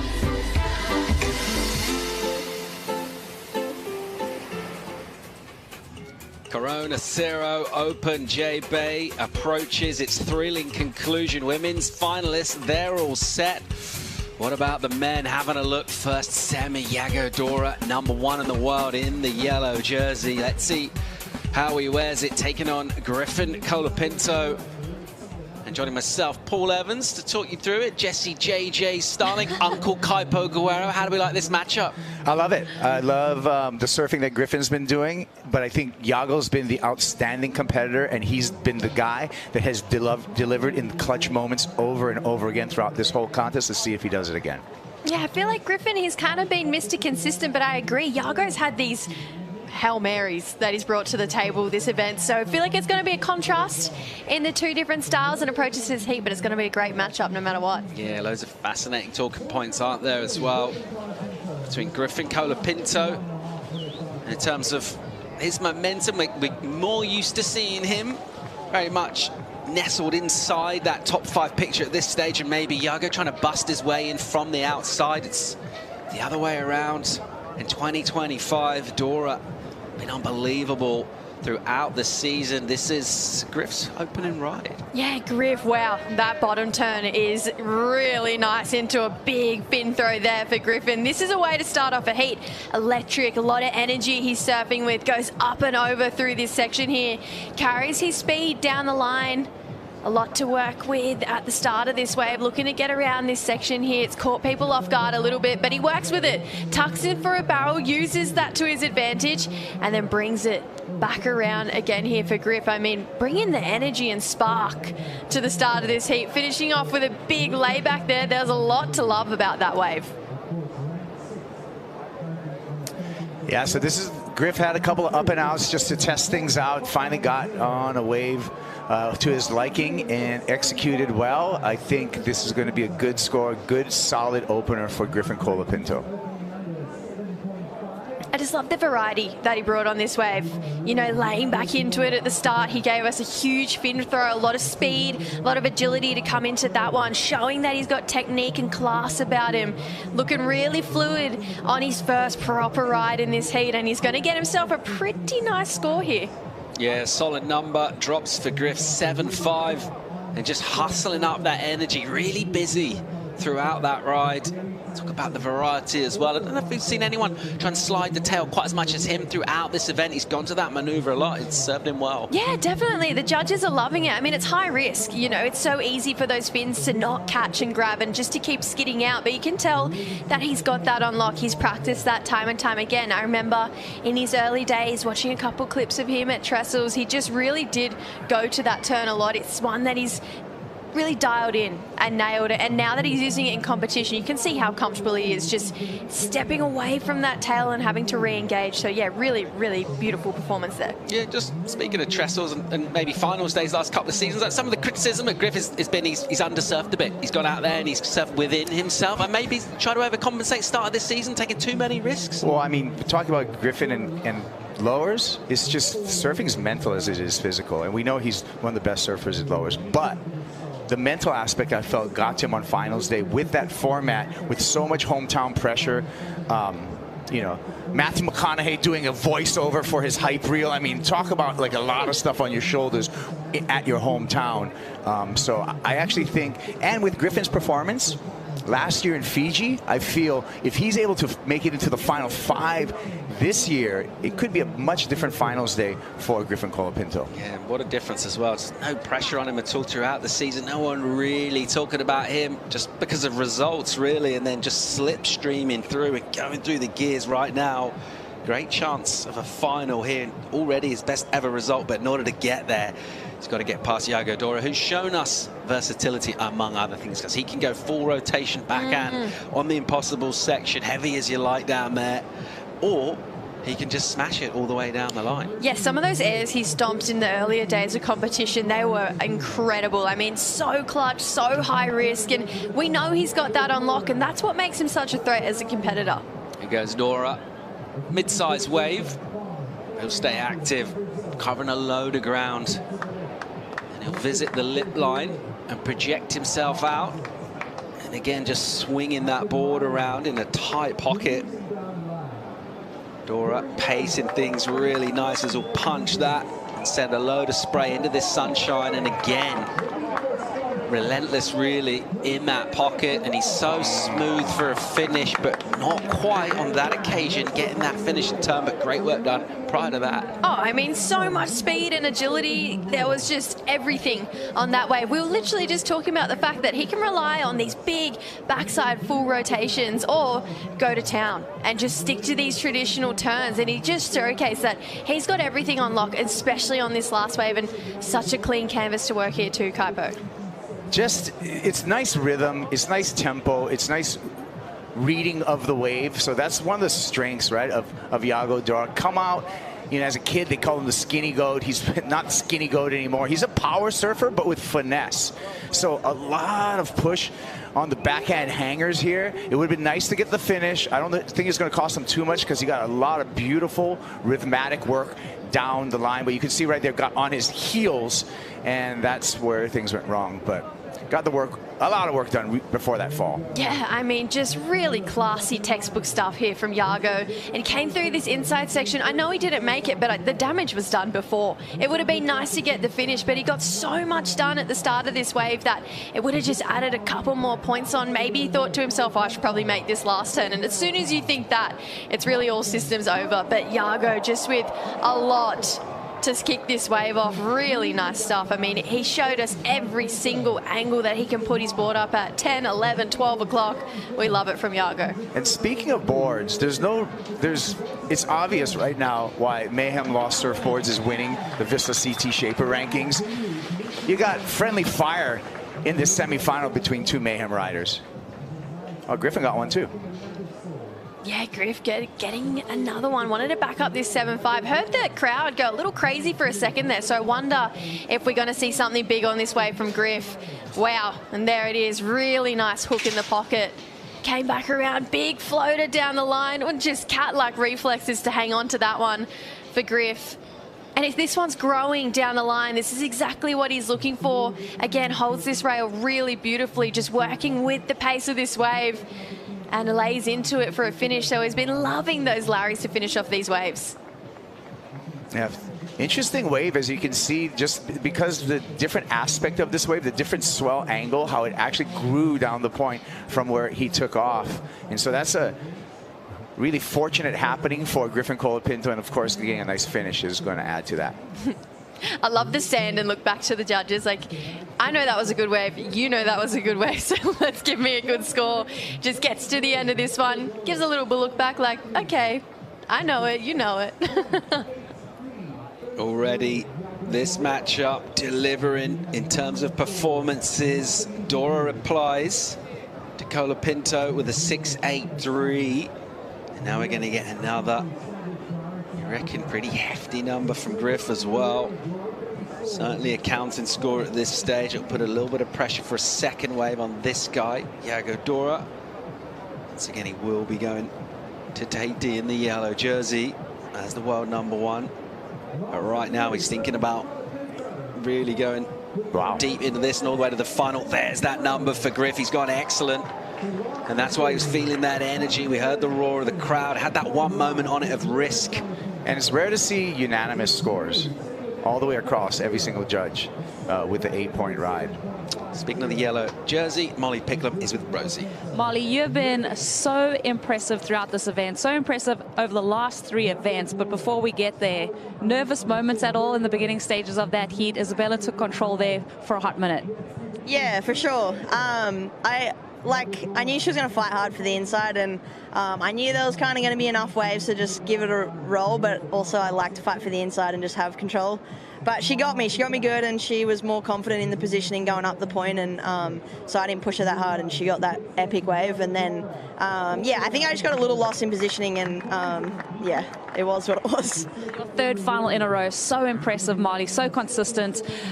What's been the secret for you, and what are you finding out here in J-Bay that's giving you so much success?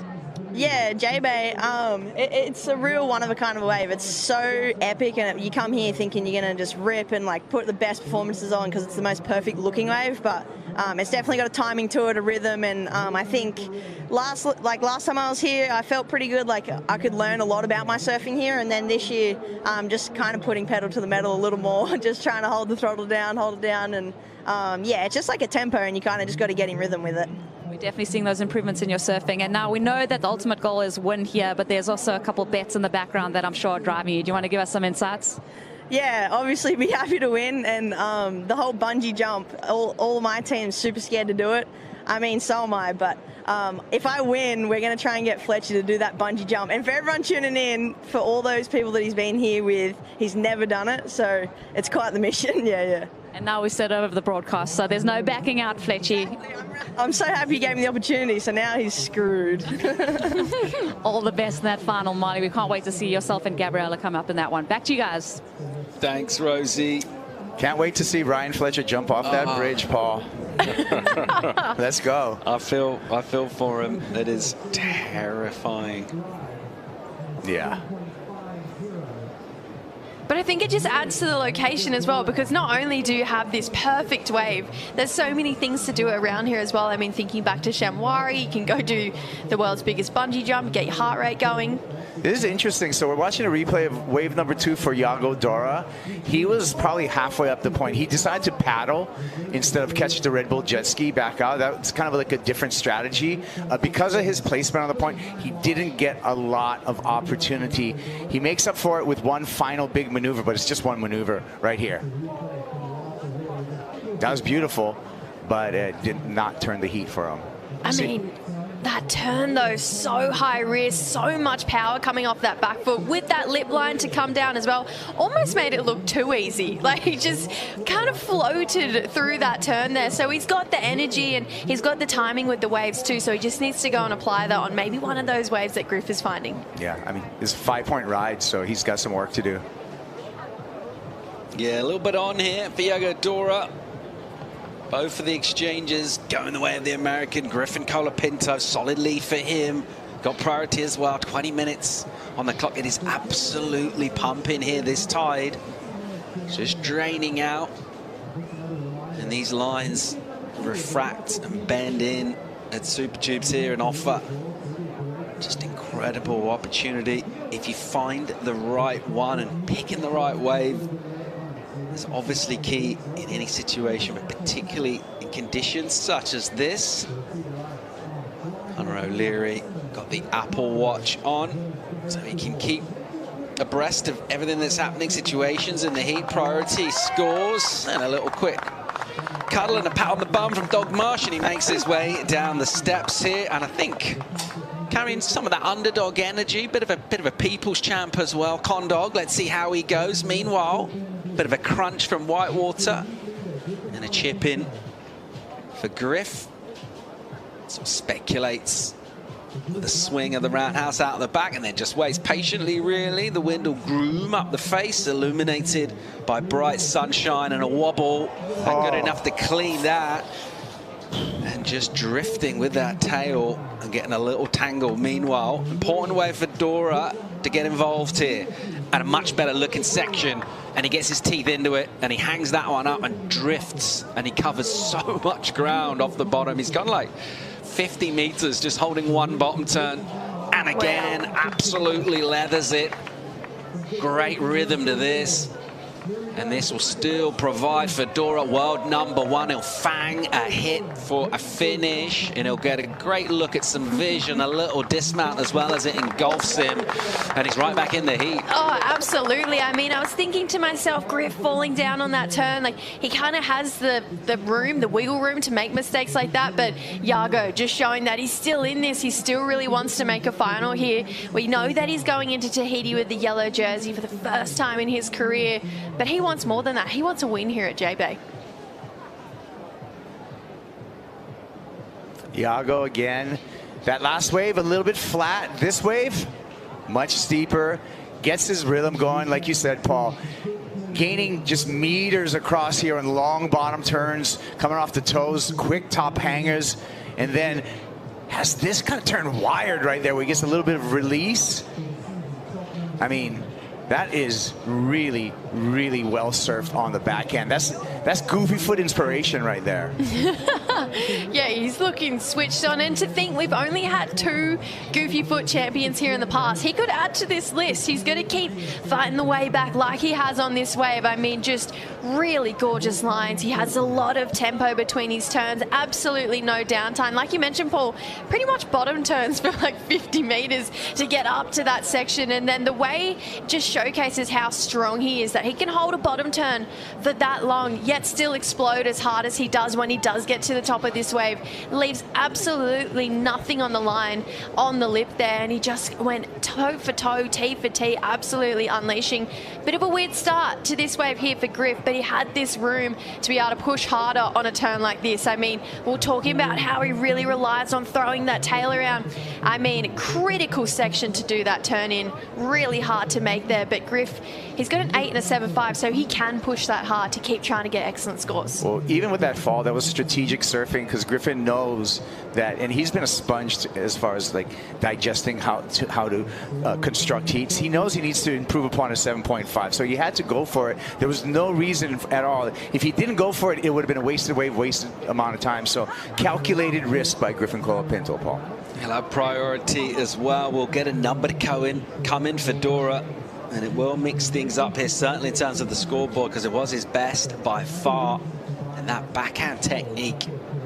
And then we talked about something of an advantage and how vert you can get, but just going blind. Like no sight line at all on the sections that you're hitting. You're kind of looking down the line, but surfing way up there, tight in the pocket. So impressive when you watch those techniques. And you think about past goofy foot champs out here. What did they have in common? Gabe Medina, Mark Occhilupo, that long backside bottom turn. Here's Griff. Full-blooded roundy from Colapinto, and then he'll let a section go, just let it breathe. And then he'll rip in. Beautiful rail work from him, compresses over the board low as he waits off the bottom, and he'll punch it and tag a lip. So hard to do here, going full speed again. Wow. Super critical surfing from Colapinto. Down on the inside, he's pushing so hard here. He is not holding back. There is no section that he isn't willing to hit here, but I mean, talk about the grace that he had on that wave. Just really picking his moments, but just having no downtime in between them as well. He's just got that kind of Ethan Ewing-esque about him here at J-Bay, where it's just really beautiful to watch him surf. So Griff not holding back at all, looking comfortable. Yeah, we're game on here though. Look at these numbers. Dora gets the 8.43. It's actually the high score of the heat, still in second at the moment, but what a matchup this has proven to be. Still 14.5. Healthy numbers from these two. And you would suspect loads more quality surfing yet to come in terms of securing a berth in the final. This is what just happened for Griff. So take a look at the replay, and really what to assess right now is, did he improve upon that 7.5? Did he improve upon his scoreline? That was a beautiful down carve. A lot of speed coming out of that. And then he really attacks the wave in this inside impossible section. Yeah, unleashed on that moment there. Really just almost identical turn straight after it as well. No downtime, goes straight to the lip and goes down. But the damage he got done before, especially these two turns, so tight in the pocket, such a critical turn to try and pull off as well. Yeah, I mean, it's a natural thing to kind of update your score as you watch replays, but just sort of gut reaction watching it live, it felt like an improvement. Yeah. I guess, I don't know how much weight there's going to be to not finishing the wave. And remember, he just started off with a cutback, but that down carve was beautiful, and then those two snaps. So that's where all the scoring is going to happen, is the one, you know, really kind of G-force down carve, and then those two big snaps. So we'll see what the number comes in. He could have pulled down that turn on the end. He felt for sure that was going very, very deep into the excellent range. It will be a maneuver that won't score for him, but the prior work done will, inside the 13-minute mark. Panel will assign a number for that. This clash. Psychologically, is it better just to straighten out after those two made snaps and not go for that final maneuver, or just keep that momentum going? That's, I guess, what we're looking at, but it looks like he's going to slightly improve. Judges putting a number in for Griff. Then it will be the marginal improvement, 7-7-7. Just gives you an indication where that could have gone had he made that final turn. But just looking at sections and having the audacity to go to parts of the wave where people, you'll understand them for being a little conservative and shying away from, not Griffin Colapinto, not in this event. He's gone at this hard and he's never really had any successes. Kind of hard to attribute exactly why.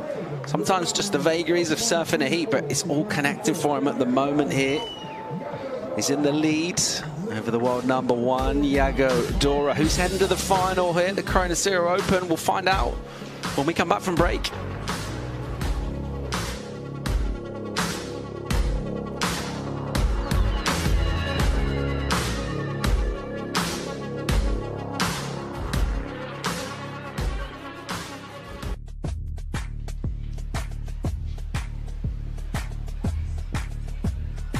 Welcome back to finals day here.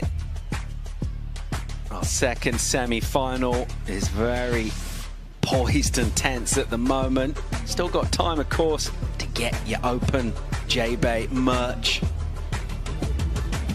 Do that and just enjoy the show that we're seeing. We're being treated to today with the best conditions we've had throughout the entire waiting period for finals day, and a surfer leading the ratings and right now getting himself back into the heat with surfing like this. Wow. Man. Clutch turn in the pocket here for Yago. I mean, we heard the beach go crazy during the break and we knew something big was going to be going on.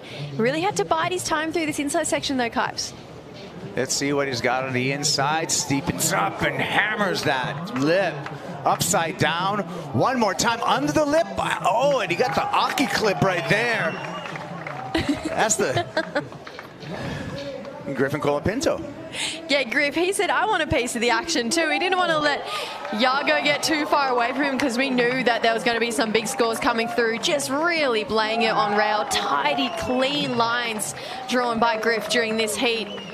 So he's looking to better a 7-7-7. He's had a 7-5 that he's throwing away. He's trying to find that on this wave. A lot of downtime so far, though. Nothing crazy happening. And he's going to get out the back. So probably going to be chasing a little bit more after that last wave of Yago. Yago into a lineup where he will have the lead in the heat because his number's in 8-3-3 is the rewards from the panel. Yeah. Another excellent heat from him. One judge a little grumpy with that 7.8. Everything else looks good to me. That's why we throw away the high and the low. We haven't seen the under the lip snap, I don't think, so far. Beauty turn. Talked about variety, the weaponry that he's got. That's the Aki turn right there. You know, and that was beautiful. Like lip landed just barely on his shoulders. And you know what that is? That's adjusting your line as you're doing your bottom turn, knowing you're going to be too late to the lip, cutting it short and going under the lip. So cool. Bring them back. I want to see more of those under the lip hooks. Paying homage to the greats, the icons of the sport. Jeffrey's Bay, Goofy Foots, there have been Some truly outstanding names down the years. Jago Dora would like to add his name. Simon Anderson was a regular foot that had an incredible underlip snap too. I feel like I'm almost going to give it in like surf history, Simon Anderson the credit for that turn, but then I'm going to give it the recent history to Mark Akalupa at J-Bay for that turn. Yeah, you get the Houdini moment as well. You kind of completely disappear and then come out with the speed. Crowd absolutely loving that. Griff priority now.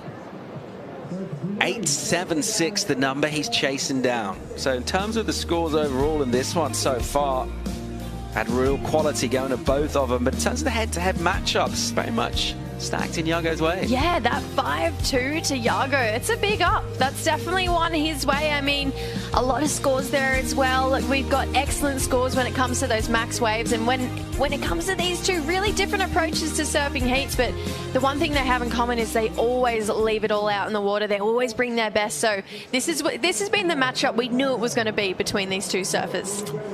Looks like Griff might be hunting an air or a turn.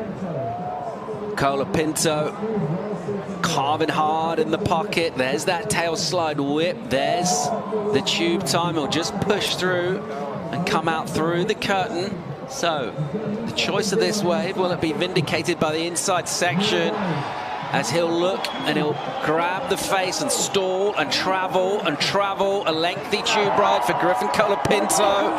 And he absolutely loves it. The crowd do too. They're in full voice here. What a heat we're witnessing. But hang on, Dora again, under the lip snap from him, and it's functional because it makes him match the pace of the wave. And he'll carve back. Now he's got a beautiful section and he'll absolutely belt that. No way. And then goes up again and pushing so hard. We're watching real high quality surfing. Has to be one of the outstanding heats of the whole event. You'd expect that in semi-finals. Wow, what an exchange. How's Griff just tube seeking and finding? Jago down the point. Ain't done yet. He'll keep going here. 5 minutes on the clock. Maybe looking for a section. We know his weapons on that inside, not on that occasion. It's with the panel now. They're going to have a look at this tube from Griffin Colapinto. The turn's done before it as well. This was the last wave of Jago. Yeah, there's a lot to break down here. He's hurt Kaipo and right on cue under the lip snap to start this wave off, and then really just starts to, like you say, match his pace to the wave here. This turn, really nice. Just straight click in the pocket there.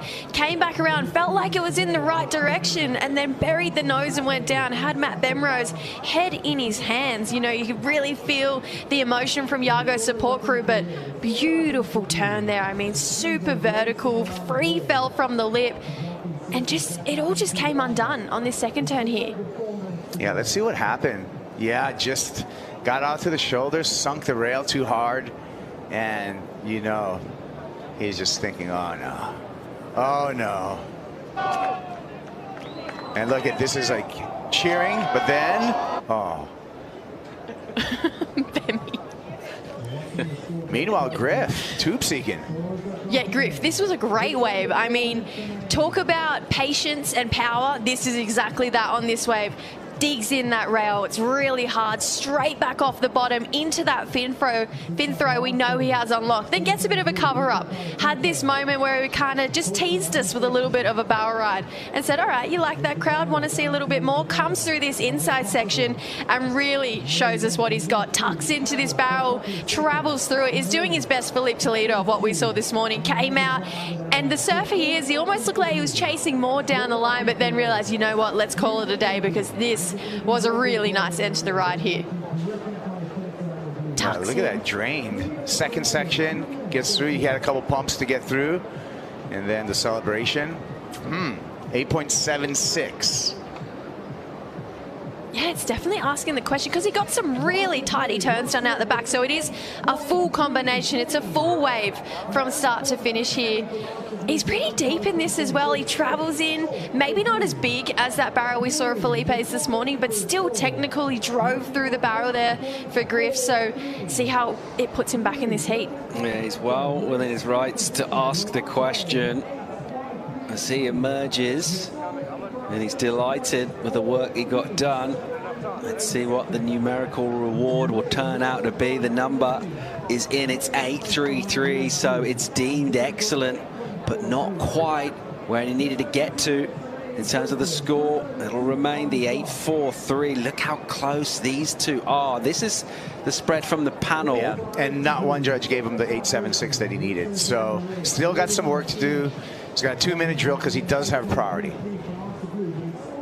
Huge totals for this pair. Yeah, but look at both of them are excellent. Showing their quality and a reflection of the conditions as well and what's available. And really, it's kind of the type of stuff you just mind surfing, again, at all different parts of the waves, doing deep tubes, going up into the lip. And we've seen everything really so far in this. 90 seconds left of it. So Griff's got to actually better that last performance, and that last performance was, to me, incredible with that long tube ride. He's got to better that right now by 1/10 of a point for that 8.43. Iago wants Griff to hear the situation, and he wants to hear the situation. So it will be priority with Colapinto here. Let's see how crucial that turns out to be as we'll go inside. Well, the final minute is upon us here. And at the moment, Thiago Dora, world #1, heading into the final here. Unless Griffin Colapinto can find a wave, and not just any wave as well. Needs an excellent number. I feel Iago should just hustle and kind of be in Griffin's orbit right now. You know, just be in his atmosphere a little bit. You know he's got priority. But then again, Griffin's showing a little bit of desperation, and we can see right now also, Paul, like not a ton of energy, and just these insiders, I don't know if any of them are going to have what you need for that 8.43. Colapinto forced really to go to the inside, and it will be a smaller wave. He'll give it a crack, he'll swing at it. Here he goes, Griffin, with speed and with a section. Goes massive over the section, but he won't stomp the landing, and it's what he had to do, really. That was all that was on offer for him. But ultimately, as he puts that down, it will be the Brazilian and the world #1, Iago Dora, heading to the final. What a semi that we just witnessed. Oh, what a heat. I mean, back-to-back excellent scores. Both of these guys with 2 8s in their lineup. That was the matchup that we saw coming, that we all were predicting to go down between these two surfers. I mean, obviously one has to win, but I feel like they're both going to be pretty content with that heat. Iago absolutely loving this. He just cruises through and brings this one in, saving that energy. He's going to need a bit more. One more to go for him. It will be the final. He's locked in there. He's been outstanding from the opening round throughout. And the first semi-final. What an outstanding heat. Just excellent on both surfers' account. That's entertainment. You got to feel good about that, even if you're not making it out of this heat. Iago Dora on the recap. Just hangers on the backhand. Beautiful surfing, powerful surfing, a mix of grip and release throughout this entire wave. Great rhythm, great tempo, nice finish, high-risk maneuvers. What more do you want? Oh, can't ask for more. I mean, excellent scores for both of our surfers. This was a true matchup between these guys. And Iago, once he found this gear, he just didn't stop unleashing.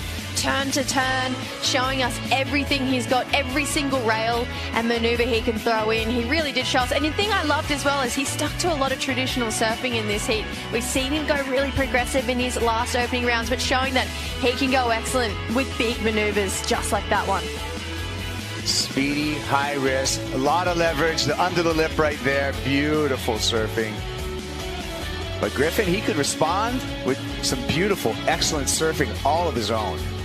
Yeah, I just love the way Griff was able to find this gear and dig harder on this rail. I mean, although didn't get the win, put on a brilliant performance. I mean, he's found a connection with this wave that he hasn't had in the past. This is his best result he's ever had here at J-Bay, and you can see why this year he's looking comfortable. He knows this wave. He knows exactly how to read it, especially in moments like this when there's a barrel or when he needs to go the air or lay his rail. He really did tick every single box here this year, and I bet you he's going to come back bigger and better next year. 8.33 right there, but not enough. It's going to be Iago Dora on to the final.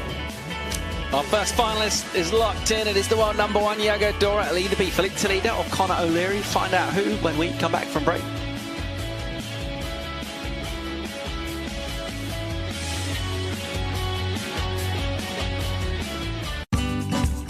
The Corona Cero Open J-Bay is brought to you by Corona Cero, made with 100% natural ingredients.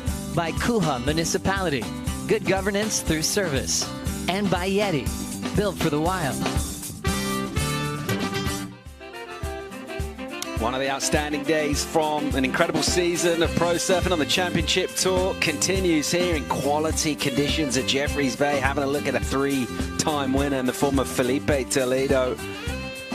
He's going to have to get past one of the heaviest hitters in the business, Connor O'Leary, on the backhand out here. And he has been belting sections and getting big numbers from the panel. As we'll check out Phil. Pretty sprightly, light on his toes. Chucks up a bit of variety as well, engaging that rail. Some of the chatter on the face he deals with pretty well. His weapon is his speed, and he'll build it up here, dealing with a bit of washy stuff going up the face of the wave. Toledo. By Toledo standards, that was a pretty sticky beginning for him. I mean, he's got about a half hour to improve upon it. Here's Connor, first wave. O'Leary just eases in. Similar sort of setup for him. As he'll just wait patiently and look down the line. You see that trademark kind of sweeping motion that he does with his arms as he moves them across his front leg and then just drives up to that lip when the section's steep. When it's more mellow, he goes a little bit out, kind of carves on the face. Wow. Bang, with the speed, and that one just running away. I feel like kind of a tough start for both of the surfers. That wave for Connor just stayed. There's his coach, Dog Marsh, but just stayed kind of flat for that whole first part of the point. He had that one big moment right at the end, but yeah, I agree. Didn't really get to go super vert like we know he can. You can see he's still eyeing off these mid-size or these smaller sets that are coming through because they have that really nice pace and bold to it. But I agree, you know, it's all right. It's just the start of the heat, trying to feel this one out a little bit. Connor, though, this is what we're talking about here. Just a little bit slopier at the start of this wave here. Yeah, so usually we see that, you know, real compression and vertical attack, but because the wave wasn't steep, he wasn't able to do that. So he's just doing some backhand carves. This is what he wants. He wants sections that stand up like this on the inside, and this is when you really see the difference with the vert stab. And then the wave just ran away. Yeah, two different opposing storylines in this heat as well. I mean, we have the underdog of Connor O'Leary, who has found himself in this round by just going upside down and belting it wave after wave.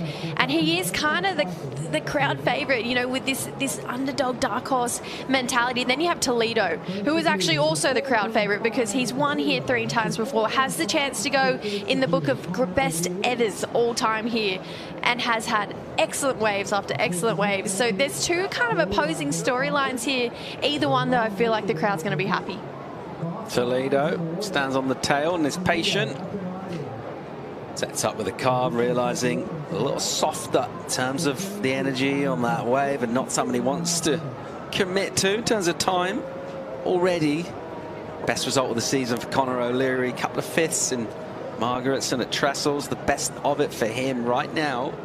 Obviously, he's going to get at least equal third here, but in terms of his career, there's been a couple of moments where maybe we would like to see him when he's in this kind of form and he is getting excellent numbers. I mean, you think a couple of years ago out here against John Florence would stand out, and sometimes he's in that form where people can't really match him. They can't get near his power. He just kind of runs out of steam sometimes in events, and right now there's the opportunity to really step up, get yourself in a final, try and win one.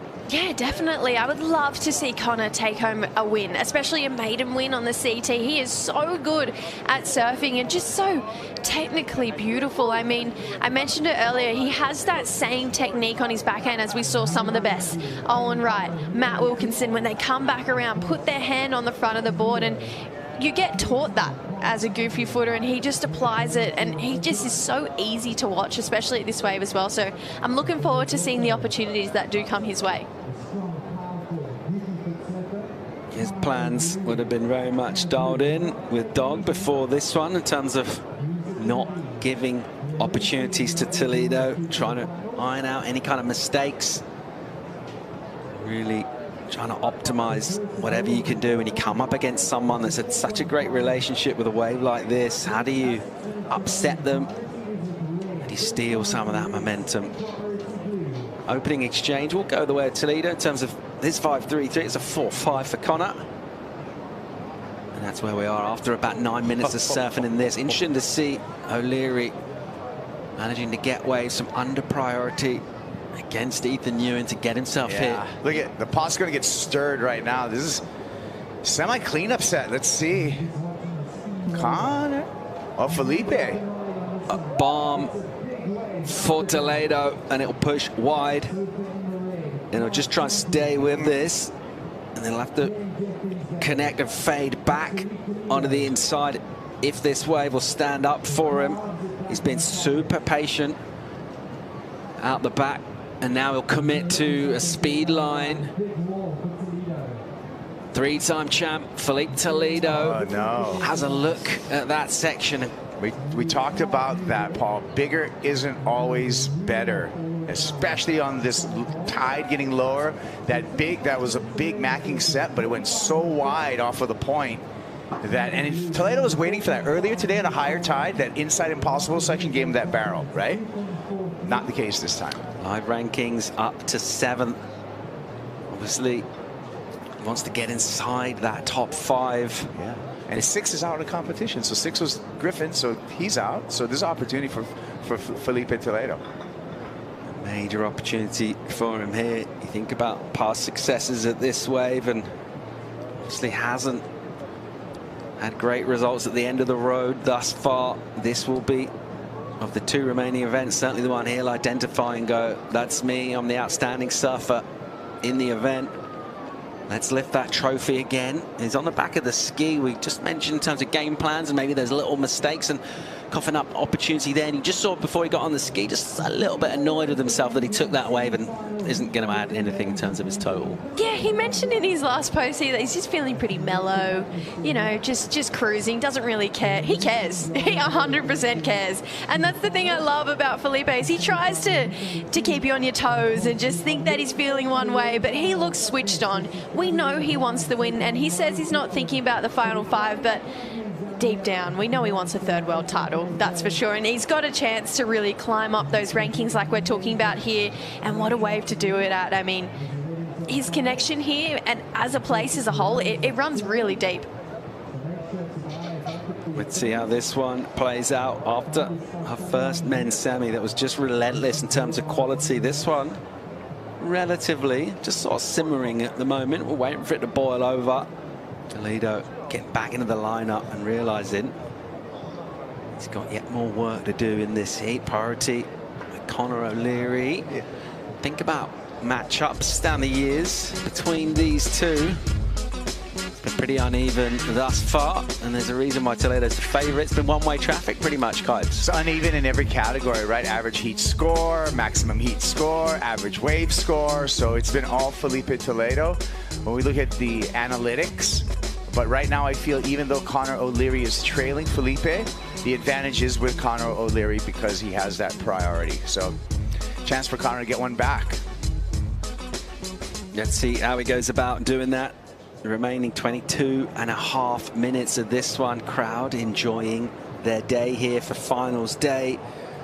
As we look to the forecast that almost had sort of 3 different pulses of swells, and you're trying to work it out and look at the winds, particularly that devil wind as well, which comes up the face and makes things tricky. You have to say, hats off to Surfline for the forecast in terms of we're probably maybe slightly better than we were hoping for and expecting today. Yeah.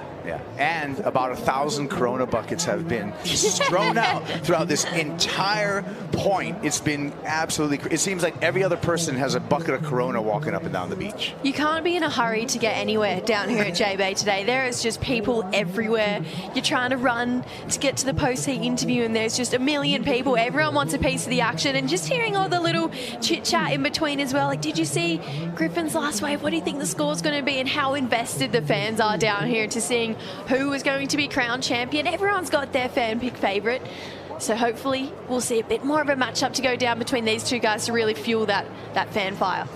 No major upsets in terms of the women's finals. We see the world number 1 and 2 go at it. That'll be Molly Picklum, Gabriella Bryan, and that'll be in about just over 21 minutes time. Before that, who's heading to the men's final to take on Iago Dora? Will it be an all Brazilian affair? Could it be an all goofy affair? Yeah, order in progress. You find that flag pretty much at every single stop.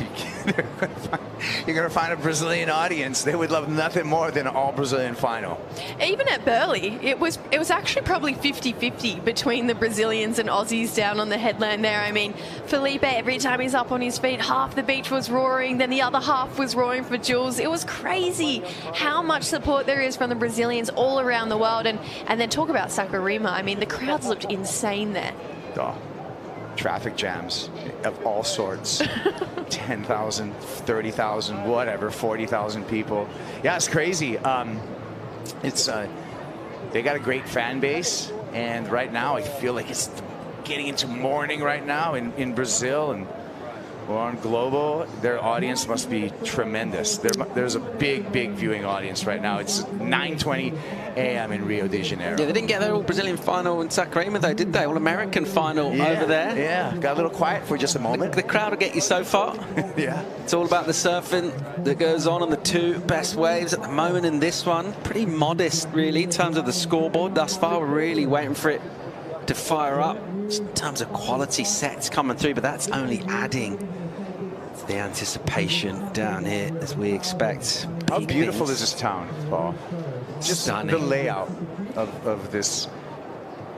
This is my first time to South Africa, and it's been an amazing experience.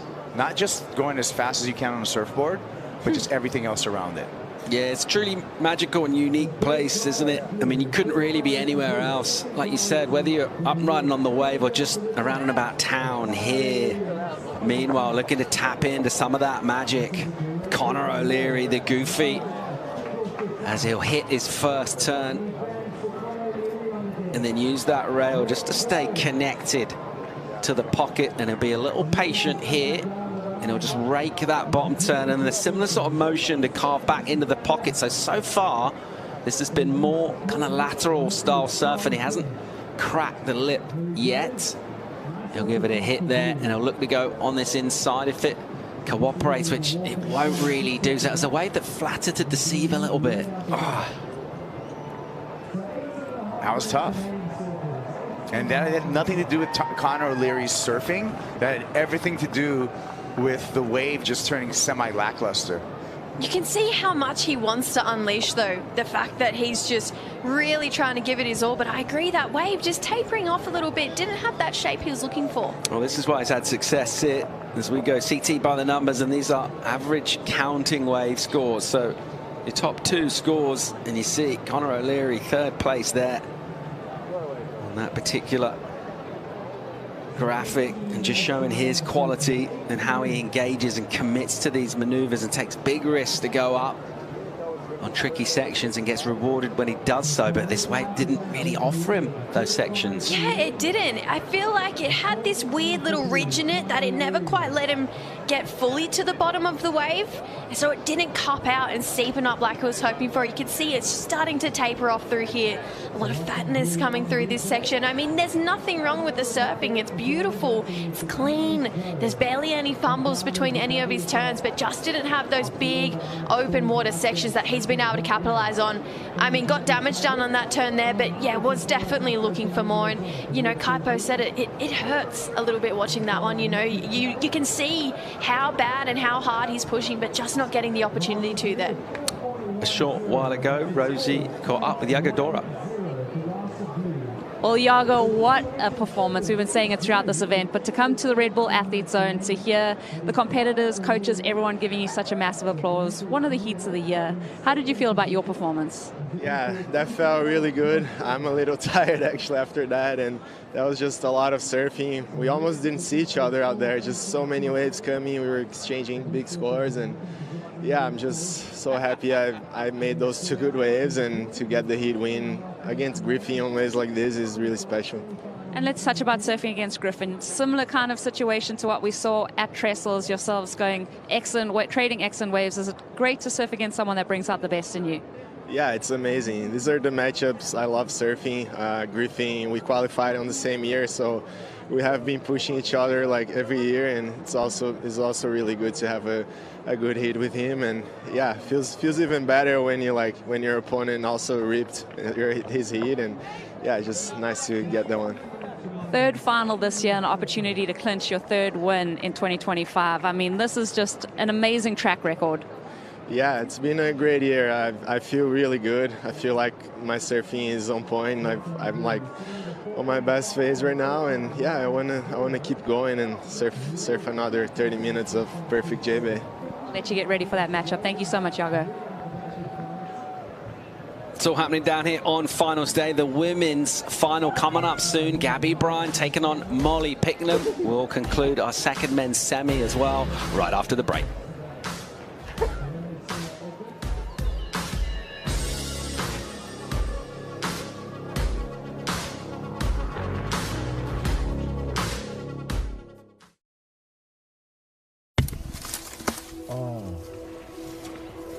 Nothing's ever touched me like that before. I mean, my heart just kind of stopped for a minute when you just like lock eyes with an animal like that. I'm speechless. That elephant definitely had me in tears. It just felt like it was my mum saying hi. This place is pretty incredible. You've got this huge open area where these animals that you don't even really expect to be like real life are just roaming around. Like you're in the middle of the whole kind of a Disney movie in a way. Like everyone's jumping around and bouncing around and things are popping out of the bushes. I didn't think I could ever see myself crying on safari, but this one, it just really struck a nerve. I will never, ever, ever forget this in my life. It has been a one-in-a-lifetime opportunity.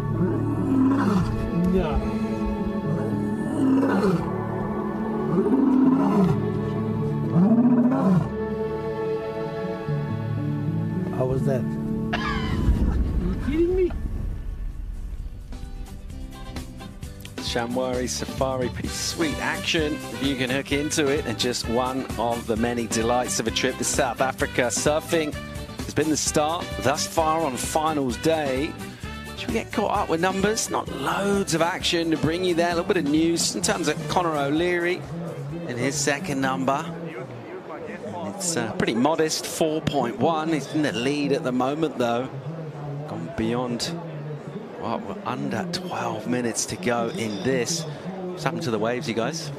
Well, I saw this happen yesterday, Paul. And although we have 3 times as much as swell as yesterday, the low tide sometimes pulls everything out and sometimes just takes some of the energy out of the water, this receding tide.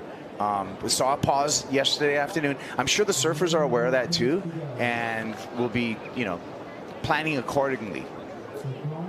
We're expecting a pulse sooner rather than later. Toledo's expecting it right now. Really nice carve, opens up, board away from the body and commits hard to the turn. And again, just cutting water. Oof.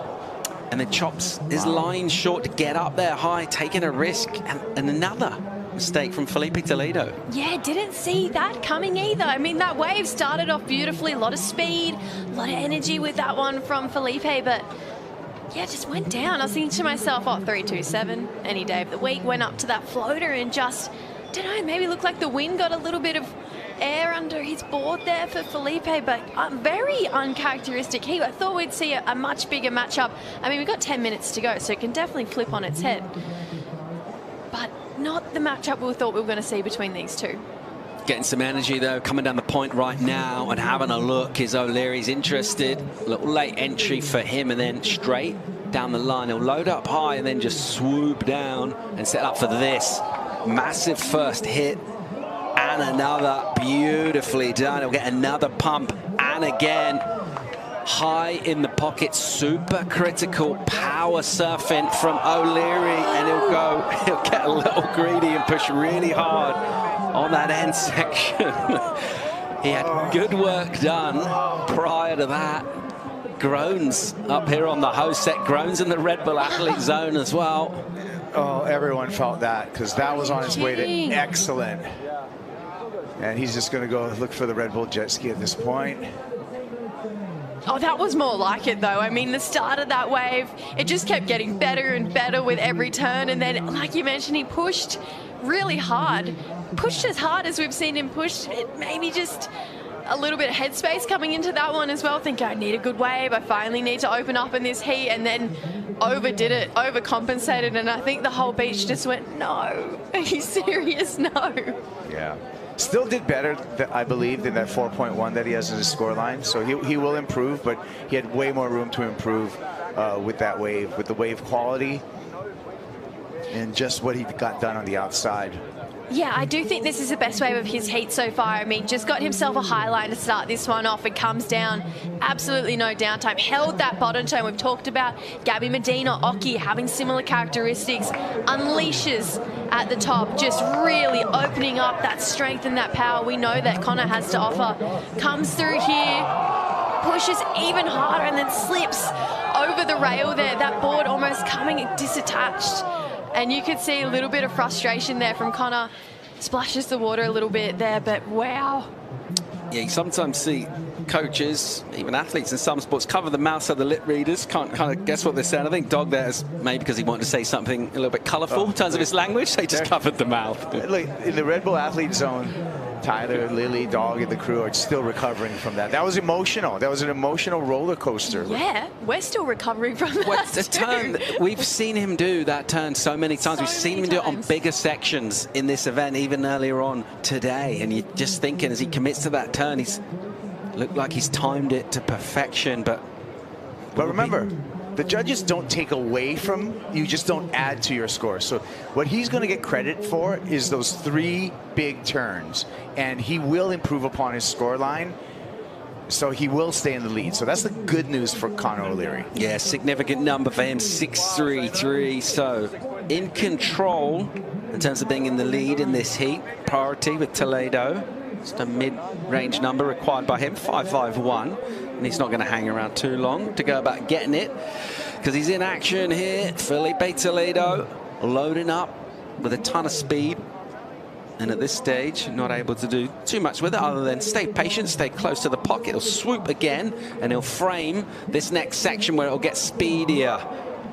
And a dynamic carving snap into the lip line for him. And then doesn't try to do too much on the float, but does well to control it. And now he'll stall, and he'll drive and pump, and he'll come out the tube, and he'll go again. Toledo getting barreled, getting deep, coming out. It's on. Now it's on. We've got a heat in our hands. That was the first exchange where it's been blow for blow between the two. Obviously, Connor went down, got the best wave of the heat. It was the 6.33. Cue Toledo to come in and find himself his best wave of the heat so far. Just to lay it on rail, have these big, speedy projection floaters, and not one, but 2 barrels. This is classic Felipe Toledo and exactly what we expect from him at this point in the heat. Yeah, it's almost like we're a broken record. We talk about this so many, just the patience that you have to have in JB. Showing patience, showing restraint at the beginning, gets a nice snap there. That's just a medium snap by Felipe Toledo, but this is the projection right here, getting to the impossible section. Hops over that double up, knows it's all about the barrel, parks it, and wants a little bit more, and he's gonna get a little bit more. I love the way he slowed down a little bit more for that second one. That first barrel was super quick, got some nice cover, but it was in and out. I think a little bit too quick for his liking as well. Gets a bit of shade time, comes around here and watch him stall. Really starts to wipe off the speed around here and then travels through. Look at the speed he has going through that barrel there for Toledo. I mean, we knew he had variety, but this is really taking it to another level, just between every single turn he had in these 2 barrel rides. And watch his feet and watch how he gets further up on the board, then back to hit the brakes a little bit, gets to stall,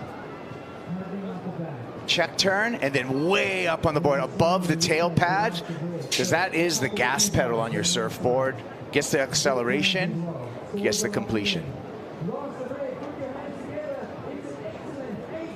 Number drops in for Toledo, takes control, goes excellent. 8 points for Felipe Toledo. Carving snaps to double tube to 8 points and puts a number on O'Leary. It's a very gettable one at this stage with priority and with over 4.5 minutes. The big goofy Conor O'Leary, 7-0-1. Brazilian crowd here supporting, they're enjoying it. Vociferous on finals day, as you might expect from early on this morning. But hang on, here goes Conor O'Leary, chasing down a 7-0-1. Decent looking wave from him. Let's see how he'll go here. He'll pull in and he'll grab the rail. And if he can come out, which he can, that is so technical to do that backhand at J-Bay, and a hammer of a hit for O'Leary.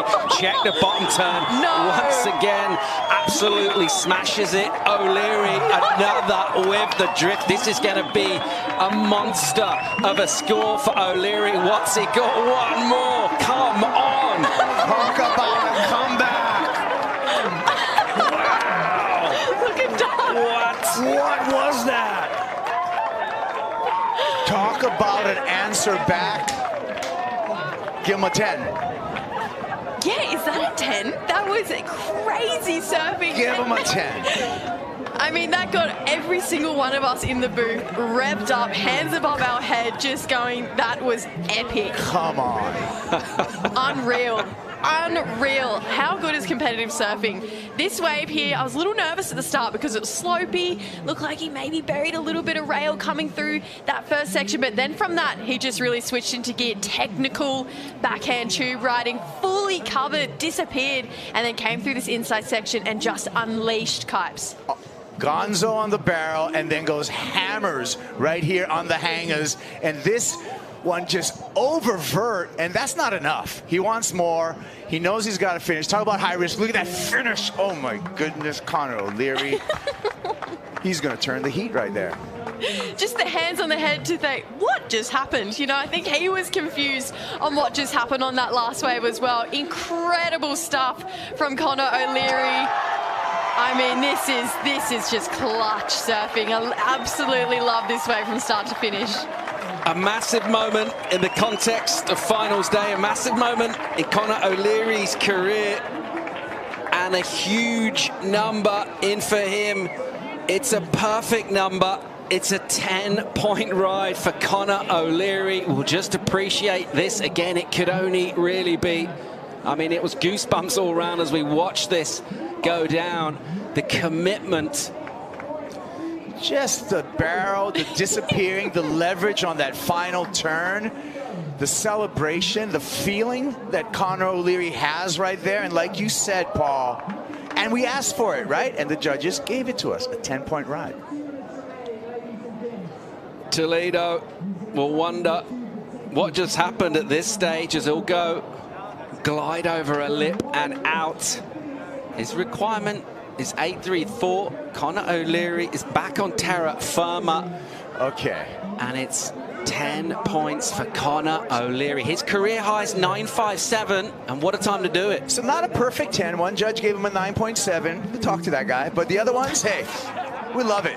10-point ride all day long in my book. I wonder if he's looking at Geordie down the point, because he said in his last heat he could hear woo down the line and he thought it might have been Bill. He looked over and it was Geordie on his balcony just going, you got the score. A Yeti 110 Tundra heading his way. What a moment for Conor O'Leary. He's back on the beach here in sunshine on finals day, and at the moment heading towards the final with a 10 in a heat against a 3-time champ here.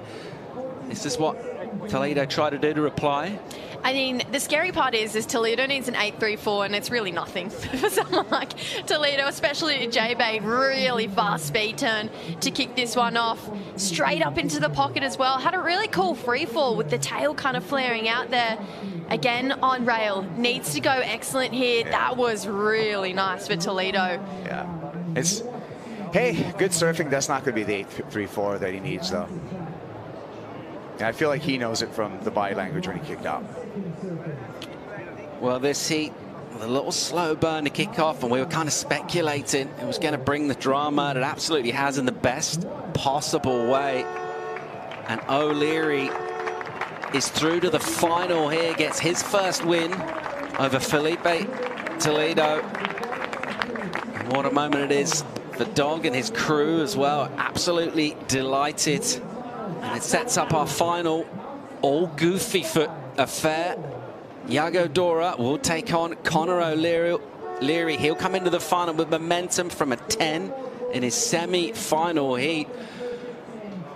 And finals day absolutely delivering for us here at Jeffreys Bay. Elation on the face of Conor O'Leary. And we're expecting more of this top quality action because there's just 2 more heats yet to come. Coming up next, we'll have the women's final. Gabby Bryan taking on Molly Picklum. Joe, Rosie and Jessie in for the call. Stay tuned for the finals.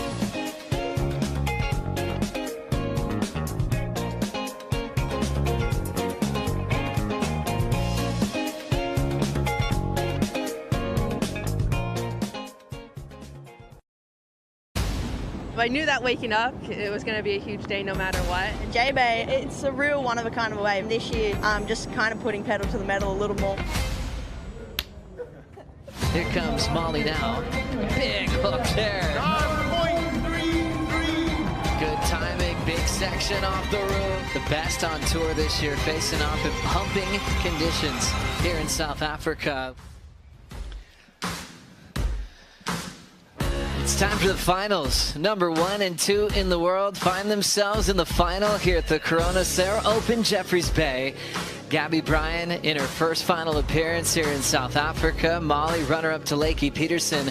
The last time we were here in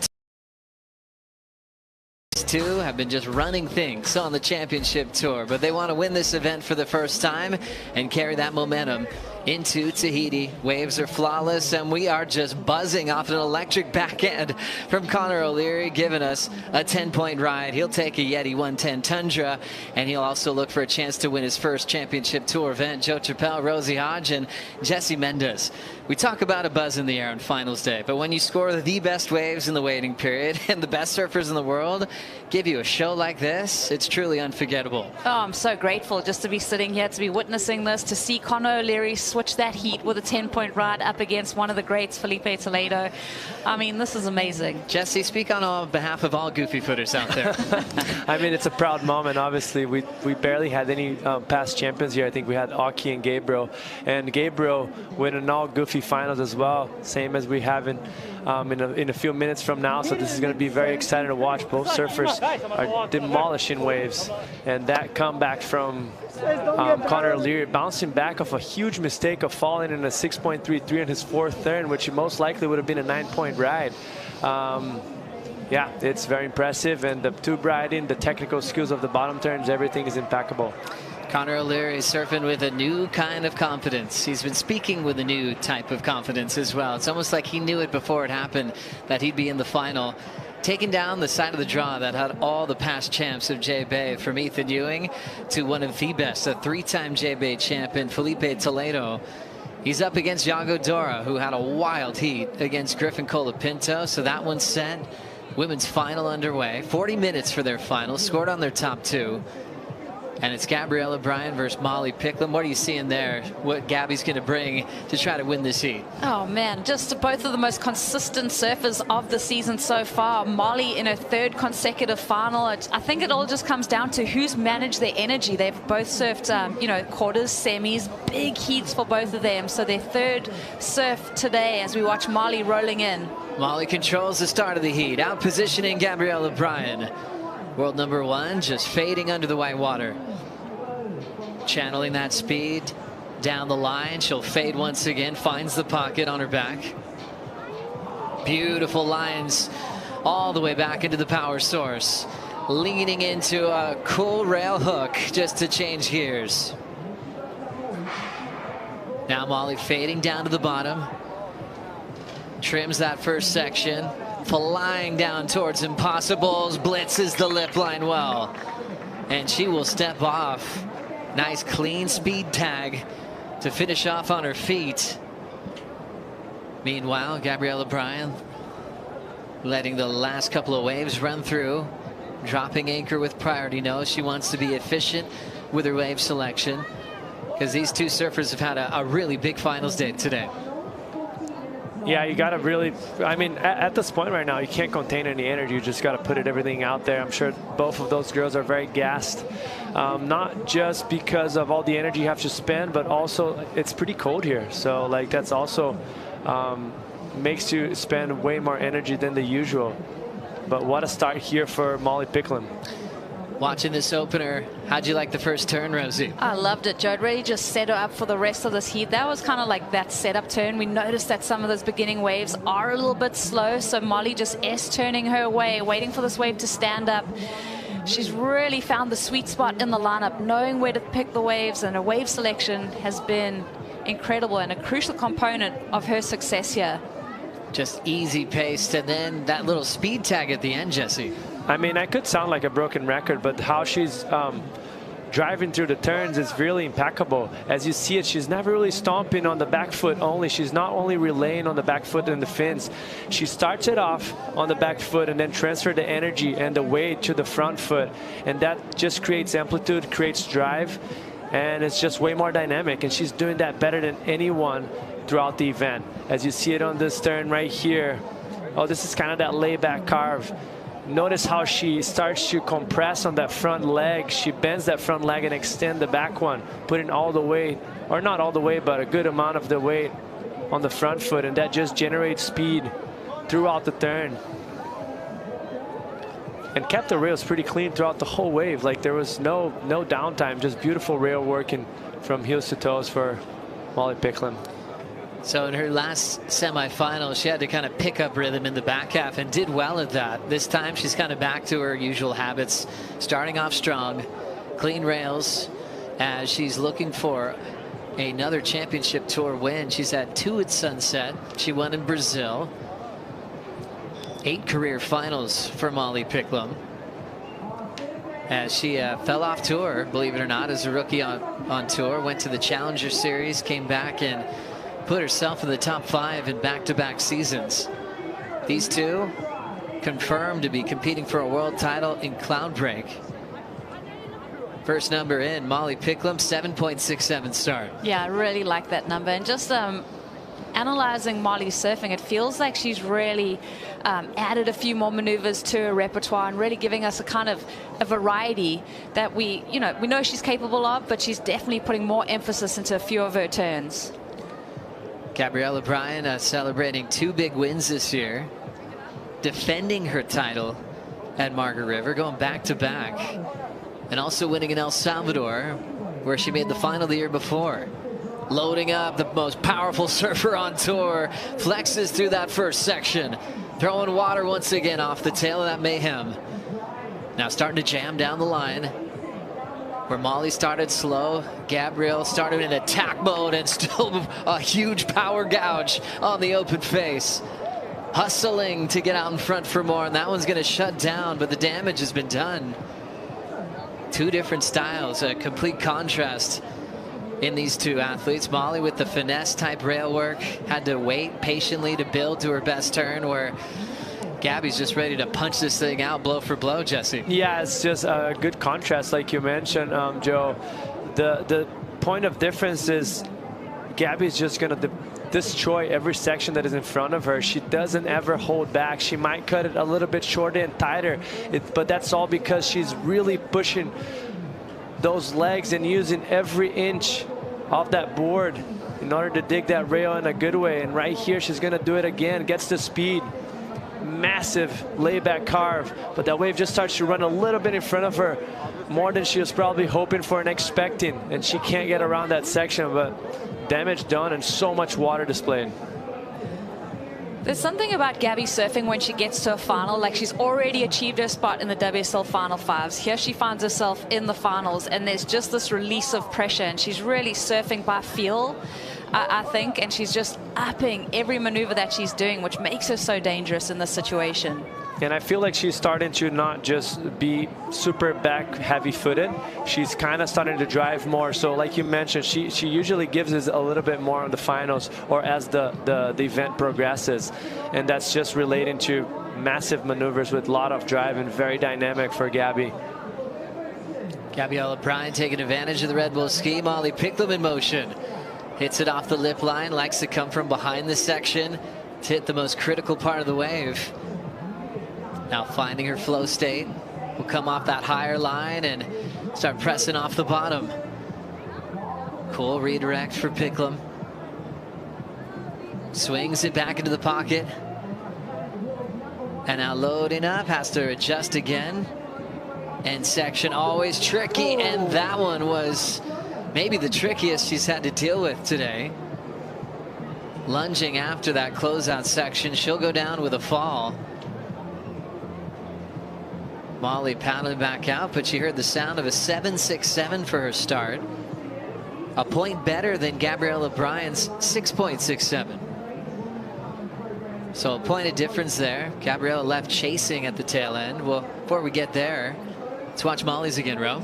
There's something about Molly's connectivity and flow through these J-Bay waves. Like, even though she gets a little bit caught behind there, it's still like going through each of these maneuvers, like attacking that lip line. She's trying to create that point of difference. She knows she's up against one of the most powerful women in our sport. So where can I kind of put my brand of surfing to create that point of difference? And I think Molly, with that, you know, degree of difficulty that she's bringing to the table, the varying up her maneuvers and attacking this end section, that's just such a positive thing for her. I mean, that section is insane that she's going for, and just needs that little bit more speed in order to get that maneuver, maintain her composure over the board. Yeah, I agree with you. And just the flow that she keeps throughout the wave, it feels like she connects the wave from the top to the bottom a little bit more smoothly.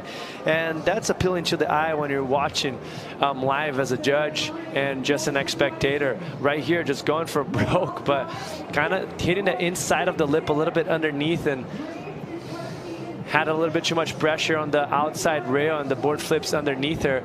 Even if she had perfectly timed that, it would have been very hard still to stick.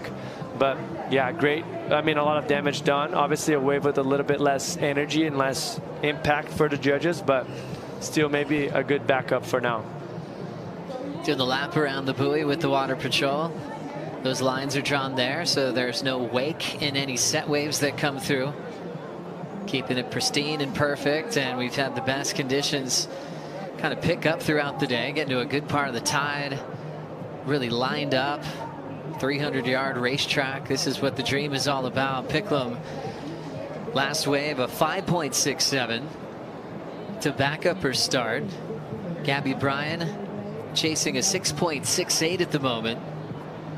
Interesting when you see, you know, the point difference. It's fun to kind of break down the scale. Jesse, Molly's start compared to Gabby's second wave, where Gabby had big, powerful turns, more power than Molly, but definitely left that end section kind of running away from her at the end, and that might have been what the judges saw there. Yeah, I think that's exactly what it is. Like, she probably finished the wave just past the car park section, and there was probably another 50 yards in front of her. So that's just points to accumulate to your scoring potential on your wave.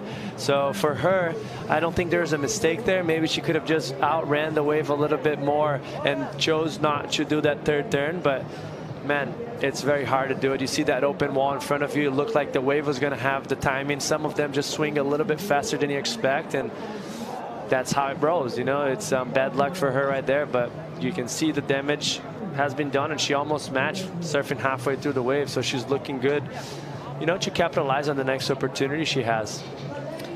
Number 1 and 2 in the world at the moment, already clinching their spot to compete for the world title. It'll be Molly's third appearance in the WSL Final 5 format.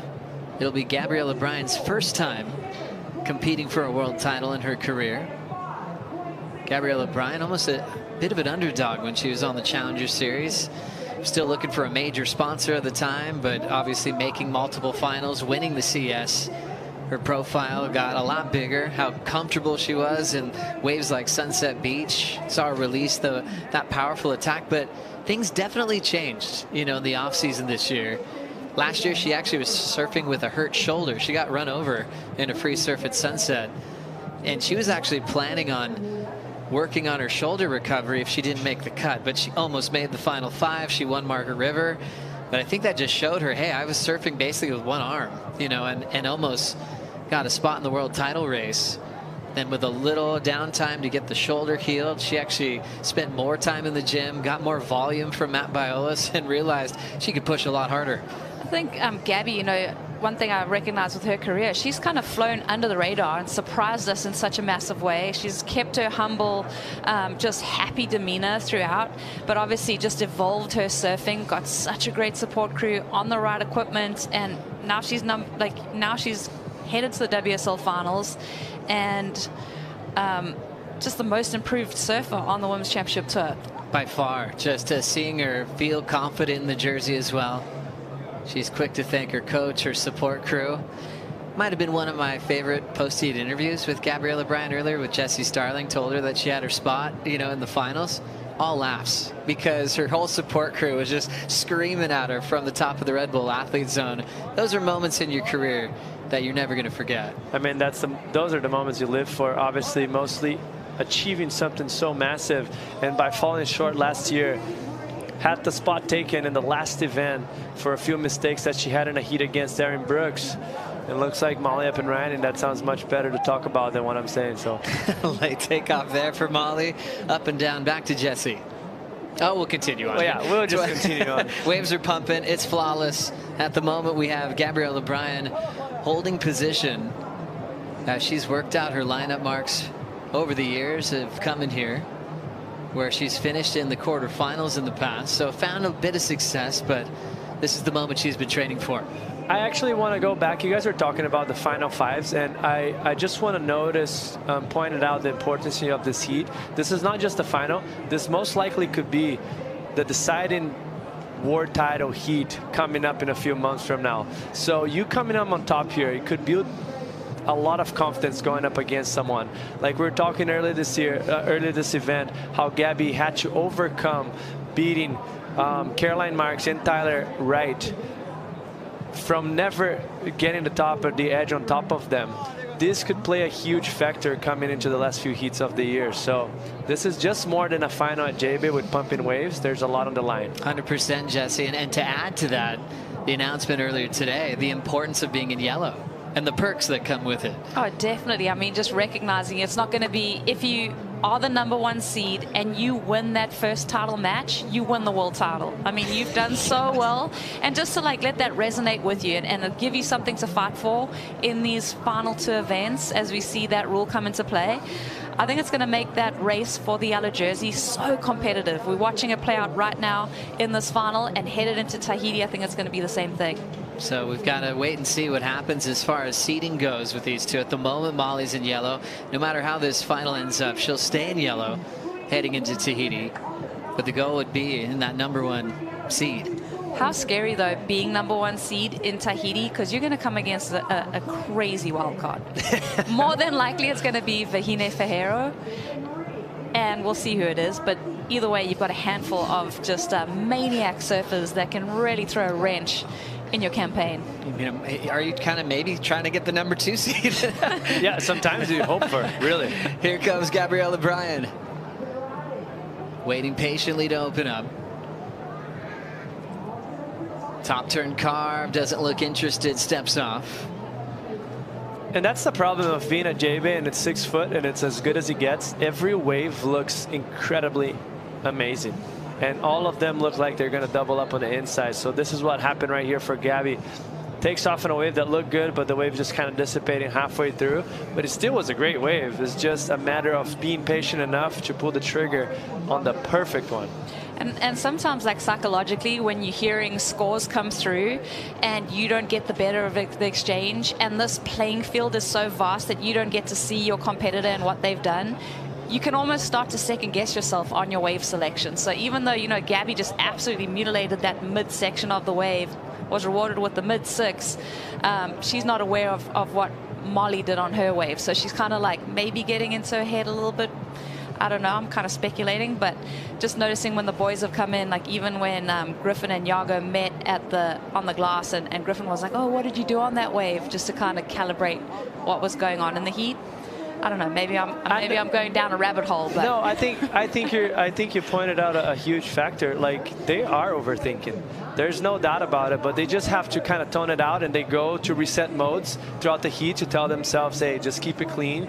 Make sure you just pull the trigger. You know what the right wave looks like. But you overthink in this perspective of the surfers with the jersey and the best conditions of the year. It's pretty easy. Yeah. What a great time to be watching pro surfing, pumping finals day. We saw this swell on the charts a long time ago. And Kevin Wallace at Surfline was getting more and more excited the closer we got to today, which is Friday here in South Africa. Groom conditions. We had a little bit of cross shore this morning, went strong offshore. Now it's just perfect. Jeffreys Bay, Molly, and Gabby going back to back on their ride. 7.67 still the highest number of the final so far. And Picklum had to work hard and wait a long time for that first win of the season. Just came at Brazil, and she's looking to go 2 wins in a row as we check in on the beach with Kaipo. That's right, Joe. It's been an epic day at the Corona Cero Open J-Bay. Incredible action. The action's not going to end after the final, Joe, though. It's going to be the Corona Cero post-show with myself, Jesse Mendez, Rosie Hodge. The fans are unreal. And check this out. I ain't no liar when I say that Molly is on fire. Check out all the highlights today at the Corona Cero post-show. 0 APV, all natural ingredients. Enjoy it with a lime. Yum. Cheers, Kaipo. Kaipo on his first trip to this wave here at Jeffreys Bay. He came in this morning and was like, wow, this is a trip of a lifetime. He's been having so much fun meeting these people that are locals at Jeffreys Bay, getting waves, going on safaris. Dream realized. Thanks, Kipes. Looking forward to the Corona Cero post show, which will be following the men's final coming up next. An all goofy foot final. Very rare. We had one a couple of years ago with Gabriel Medina and Italo Ferreira going blow for blow and solid 8 to 10 foot surf. Actually, I'm supposed to say 6 foot plus, right? Solid max. That's as far as you can get on surfing. Anything above that, it's basically Joss. Yeah, you just say 6 foot. Surfers are funny. But I'm going to go 8 to 10. It was pumping. And Gabriel was surfing unbelievably well to take out a win for the Goose. It had been since '84, since Aki won. Ooh. What was that right there? That was interesting. A little bit of intention, maybe not. No paddles, but definitely a little bit of the nose sticking into the wave. Let's see how the priority judge. I mean, I looked at you, Rosie, and you're kind of surprised as well at what happened. Well, Gabriel was kind of over the back of Molly there, like kind of sell it to her, and Molly didn't actually put a paddle to inspect that wave, so I think it looks like the priority is going to stay set. So priority doesn't change. World number 1 will take this wave. Setting her pace off the bottom and lays into a throwaway. Priority goes to Gabby Bryan. The Picklum camp silent. Yeah, that's a big mistake.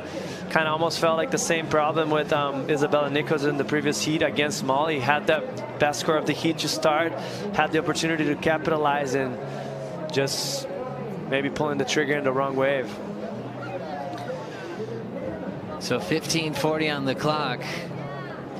Connor O'Leary is already preparing for the final, so didn't even have time to check in with us on the glass. He is straight to his coach, Richard Dog Marsh, knowing that the biggest heat of his career is coming up next, taking on world number 1 Yago Dora. Really look forward to that clash. Join the conversation on our social media at WSL and predict the champion of that men's final. Still 15 minutes to go till we get there. But you guys noticed that little moment with these two, then Molly straight into a fall. So little rhythm change right there. Oh, you could just tell Molly was just shaking her head after that wave. She knows the mistake she made. A word that I heard thrown around this morning is stamina. And I don't think it's just physically. I think mentally you've got to have that fortitude to kind of hold your ground, make smart decisions. Even when you're feeling, you know, that this has been a long day for all of these surfers. It's been a long leg of the tour. Like Lowers, Sakurema, J-Bay.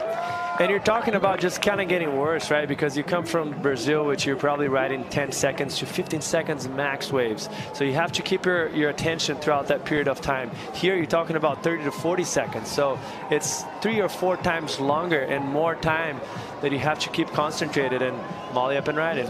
Under priority, Picklum trying to make up from that mistake with priority, lays down a clean arc. Section's going to knock her back and hold her behind, forced to jump off again. Nothing changing in the top 2 for the Australian. This is an interesting scenario for Molly because she's halfway through the lineup. She kind of probably has the option to just paddle back out, but there's kind of sets stacking up out the back. She's going to make in time out the back to not get caught probably, but I'm not sure if she's going to be on the good positioning for the takeoff. So Gabby kind of just having a momentum shift for her right now. 13.5 remaining in the final to decide a champion. It'll be a new champion for the women and the men this year. So far, Molly out front, Gabriella with priority. We'll be right back.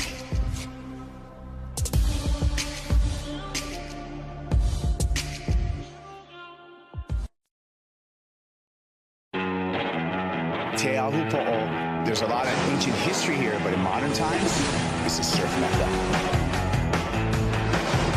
Deep on this one. Oh, big barrel. Caroline Marks drops into this one.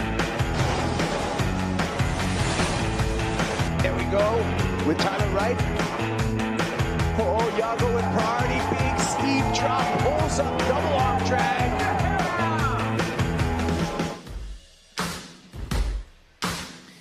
Can't wait to get to the end of the road at Tehupo'o in French Polynesia. The final stop of the regular season, the end of the road. The road literally stops. There's a crazy left-hand tube that's a slab that comes off deep water, folds over a very shallow shelf, and the world's best put their head down and try to get the barrel of their lifetime.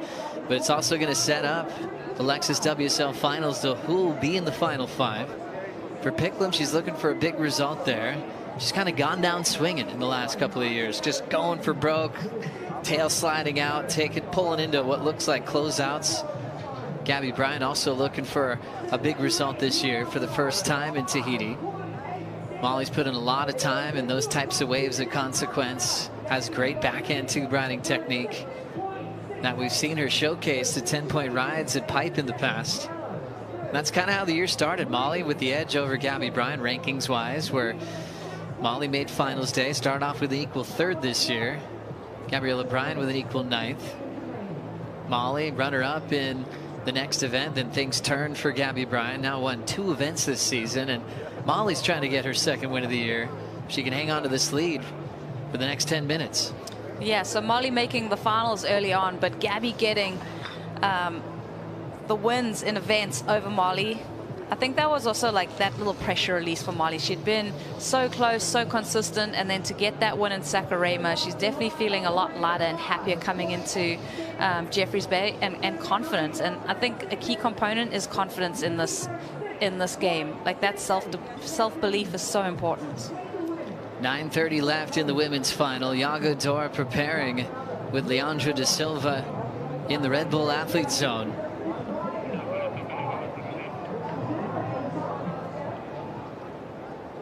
It's been a very successful season for now world #1 Yago, but this guy has been unstoppable. Connor O'Leary coming from the past champ side of the draw, getting past Ewing, getting past Toledo, and getting his first 10-point ride of his career. Oh, he's peaking. This is insane, just watching Connor in front of our eyes just reach that kind of potential, do the kind of surfing that he said he wanted to do.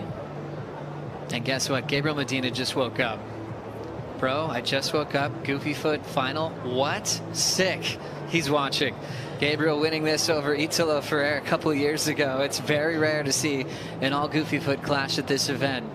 It's a proud moment for Gabe, and I'm sure he would be fired up to be surfing conditions like this. Yeah, gosh, he turned in one of the most memorable performances for a backsider when he had that moving wedge on a bomb and he was attacking. That was a comeback year for him, where he often found his fire here at J-Bay, which typically was kind of the halfway mark of the season in the past. Now the second to last season on tour. in a very condensed year, like you were saying, Rosie, where you don't have time to really do too much in between unless you lose early, which is a tough thing to do, but you can turn it into a strength. Exactly what Gabriella Bryan did. She made time for herself and changed her flights and came straight to J-Bay, which feels like a month ago. It really does. And kind of ticked off all the bucket list things, right? Did the safaris, did, you know, all the little bits in between that you want to experience as almost a tourist, and then got down to doing business, like surfed those swells. We had some beautiful waves coming through the J-Bay lineup just before the competition got underway. But the best words to hear when you read the Surfline forecast is the storm has behaved as predicted. And that's what this day has done. I mean, this has been like a lights out day with the waves that we've had. Yeah, it's like you hope your child behaves the same way. Keep you on your toes. We always like honoring the legends that have won in the past. Rosie, tell us about Lisa Anderson, what she means to you and your surfing, winning out here at J-Bay in '96. Yeah, just such a hero, Joe, and just definitely someone that's inspired so many of the generations, the up-and-coming generations. Everyone can have a look back at what Lisa achieved, the style that she has, just the swag. Yeah, and then competing out here at J-Bay, for me, seeing Lisa do that is just... those are the iconic moments. You cut out those posters, put them on your school books. Just style. Never forget when Lisa came to Salt Creek one day, it was just blowing minds. She got the cover of Surfer magazine. So many things, along with 4 world titles and being an all-time hero. 6:30 to go to see who's going to end up on this list. Lakey Peterson, the last champion of the event. But we had more great champions in the 90s. 3 events run for the women in the 90s. Trudy Todd winning in 98, then to Melanie Redmond Carr in 99. Megan Abubo winning in the year 2000, and then some serious time off. Big thanks to the WSL putting J-Bay back on the calendar for the women. Here comes Molly attacking that first section. Pushing her back on her heels and back behind this whitewater, but she's going to hang in there. Emerging out in front. Smaller open face. She'll arc her way through, staying light on her feet. Couple little warbles in this lip line. You can see it kind of feathering in front of her, but she'll hang in there. Little swoop out front. Nice timing on the snap off the top, and Molly calls it a wave. Sticking with that one to try to improve on a 5, 6, 7, Jesse. 5, 6, 7. I'm not sure. Like, very sticky on that first turn. It was critical with a lot of downtime, and the wave lacked a little bit of energy on the in-between, and then cleaned up in the end. Had some critical turns, but smaller wave in size already. So I think even if she batters, it's not going to be substantial, and she's going to leave Gabby with a huge opportunity with 5 minutes left, and actually plenty of waves on the lineup, and she might be pulling the trigger right now about 30 seconds after. This is what Gabriella Bryan was waiting for, but this would be the nightmare for Molly Picklum paddling back out. Seeing the most powerful surfer on tour just getting started. Warming up the rails of this surfboard from Lost. Pushing off the bottom, keeping it nice and controlled in the pocket. And then unloads a nice little rip into the pocket. There's the fade, and here comes the wall. World number 2 lights it up. Gabby now patient. Just those steady little pumps to push off the bottom, and now lays into that solid off the top. Little bit out in front of the tube as she is way down, passing impossibles, and she will kick out right by the free surf session that's happening way down the line. So one that kept her patient, you know, from all the way at the start. Remember that opener that she had where she was really pushing hard on the back foot, had a little bit of finesse, and waited a long time with priority to try to get at least a 6.68 out of that one. Yeah, I think that I just had that feeling like I wanted more from Gabby. Like, just watching her go through the motions on that wave, there were a couple moments there where she could have got more critical, where she could have really done something quite dynamic and hit that lip. I mean, don't get me wrong, it's just flawless surfing from her, but just that tiny bit lateral. Yeah, I'm kind of going the same route. It is going to be close most likely because of a turn that she does right in the middle is very critical.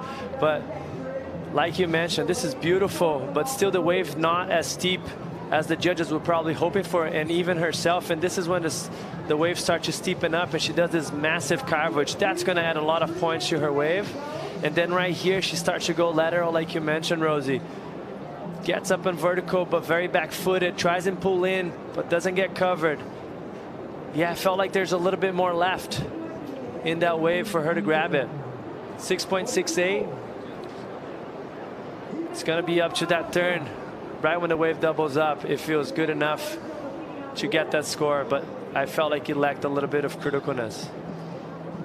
Yeah, I think like you look at it and that wave had the potential to be excellent. Like it could have really had that wow factor, and almost like looking down the line a little bit too much, like kind of wanting the barrel, but then mistiming that, so opting to go to turns.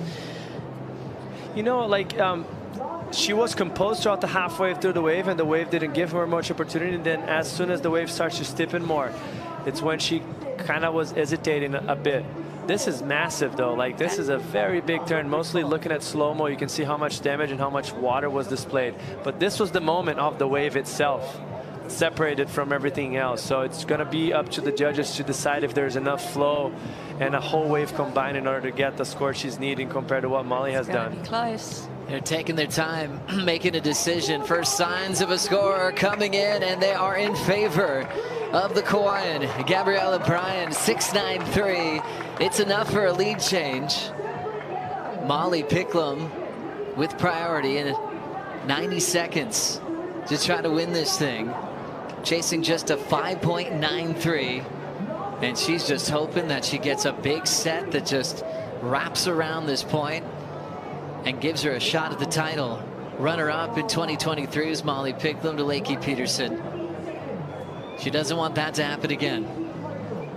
Molly didn't shut the door. She left it open, you know, and obviously Gabby asking the judges and just going a little bit above, all for that power turn that she did, but looks like there's sets stacking, and with a minute left, most likely Molly's going to get another opportunity. It's up to her nerves to decide if she's actually going to pull it off or not. Gabriella Bryan's going out the back going, oh my goodness, Molly's going to get a chance. Lines to the horizon, wrapping around this point like silk. It is perfect, and Molly gets to choose which one she wants. Staying focused. She knows she needs to perform. Looking for a 5.93 to take this one. She's going to duck under the first. Try to put herself in position here. 20 seconds now. She was too far under and deep for that first one. Came a bit wide. It's going to come down to this. Picklum doesn't go. With 10 seconds left, she didn't try it. That's all she had. I wonder if she doesn't know how much time was left. Didn't check the Apple Watch. An interesting moment. Doesn't go. There's the frustration for Molly Picklum. Might have thought there was one behind it. And it will go to Gabriella Bryan. Gabby Bryan bringing the power. And J-Bay is hers. Your champion of the Corona Cero Open here at J-Bay. Gabriella Bryan beats world #1 in pumping conditions. Wow, what a heat. I mean, just power wattage. Both of these women performing so well. I'm sure Molly's going to be kicking herself that she didn't take that last opportunity. Would it have been the score? But this event was all Gabriella Bryan's. There was a little bit of whitewash in the beginning of that wave, but it was her last chance, and then all of a sudden hits the inside and it cleans up, and it was probably one of the best waves of the heat. Why don't you go there? I don't know. It's just sometimes you blink. You think really it's sometimes it goes black in front of you, and you just commit mistakes, because that was obviously with 10 seconds left her only opportunity. Well, Gabby Bryan takes it, an emotional victory and probably a big sigh of relief, seeing the horizon lift with all those waves, and Molly opting to let this one go. And she runs out of time and feels the frustration of letting that opportunity go. And another runner-up performance and a third victory this year for Gabriella Bryan. Just insane stuff. Just the powerhouse, the connection that she's had.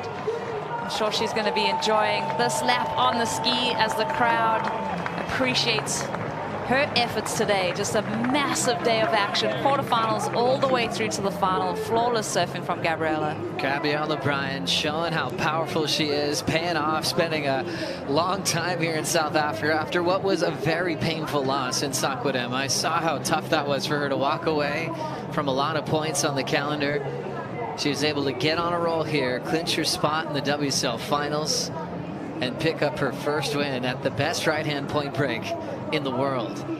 I mean, it's kind of destined being fulfilled, right? Like the type of surfing that she is capable of doing in right-hand point breaks, mostly the ones with a lot of power, it's pretty unbelievable. It's just very comfortable in those conditions and taking it down for her own home island, Kauai. Sometimes I wonder if she knows how good she is. You know, when she surfs heats where she feels like she has to do so much. I don't know if she knows that her turns are enormous and that she could actually stay calm in a lot of situations. And she'll take that one on the head happily. Oh, nature will always keep you humble. And that inside section, trying to line up the keyhole and that lamppost just right to make it in. Let's say she just probably passed the keyhole already by just getting caught by that wave. Got dropped off in the right place, but then one or two waves whips you down so much here. That's right. Well, she's cracked the code in the keyhole. She's locked up. Jay Bay, she gets to join that special list. It was Lakey in 2023. Now it will say Gabriela Bryan. I love the reaction, Joe. I mean, she is just such a happy, humble being. Just to watch her achieve success is a really cool thing to be a spectator of. Gosh, yeah, always laughing, always stoked. What comes out to me is just how much she loves to surf. You know, you can tell she'd be doing this anyway. If there's no such thing as pro surfing, titles, she would be surfing every single day with her family. I'm sure a proud moment for her dad too, that would take her on trips to Indonesia when she was a little kid, and obviously all the world-class waves she has back home has created a world-class talent. World number 2 upsets world number 1 in the final at Jay Bay. The party starts for Gabby Bryan on the beach, and we've got the men's final coming up next. Dora taking on O'Leary after this.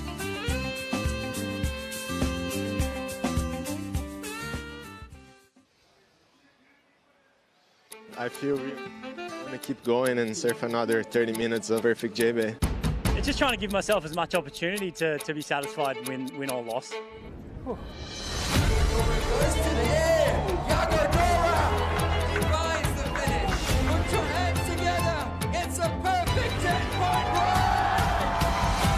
All goofy foot affair. Iago Dora will take on Connor O'Leary. Let's start the clock on this 40-minute final. An all goofy foot matchup. That's making Aki cry somewhere in the world watching this heat. Always the benchmark for best backhand surfing. And Aki winning at 84. An all goofy matchup we had recently with Gabriel Medina and Italo Ferrer. But that's it. We've got it happening again here. Dora, now world number 1, will be wearing yellow for the first time in Tahiti, but taking on the underdog of Connor O'Leary just in his second ever appearance in a CT final, looking for a big win in his career. Stage is set. These goofies have been fired up and they earned their way into the final in different ways. It's on. Joe Turpel, Jesse Starling, and Jesse Mendez here for the call of the final. JJ, wow, this has been fun, and there's a lot of fire behind both these guys, starting with Connor O'Leary, the momentum he's feeling after a 10-point ride, his first of his career. That 10-point ride was absurd. It was actually ridiculous. And we were sitting here, everyone had their hands above their head. The beach was alive. And Connor, I think he was just in disbelief of the wave that just came to him and how he just perfectly teed off on it. And if that was the level and he keeps just creeping upwards and upwards, I hope it keeps rising for him in this final, because it's been so fun to see these two compete on different sides of the draw. Really cool to see his run through Ethan, through Felipe, and then Iago Dora. What a wild matchup that was with Griffin Colapinto.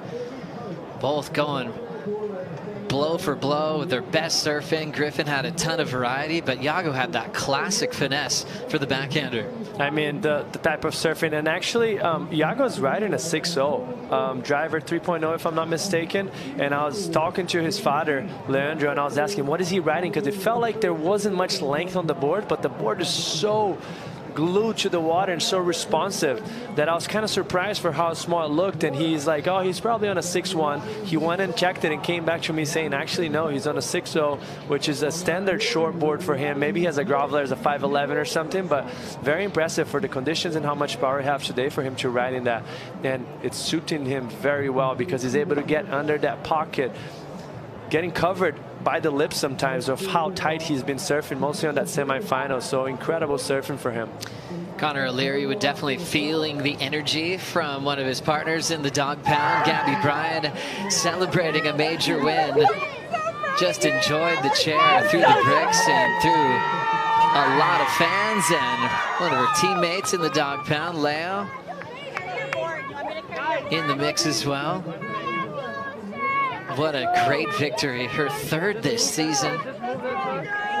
El Salvador, Margaret River, Jay Bay, all belong to Gabby Bryan in 2025. Now world number 2 will be getting picked up here and enjoy probably the best ride you could feel after the final. Accomplishing so much this week in South Africa.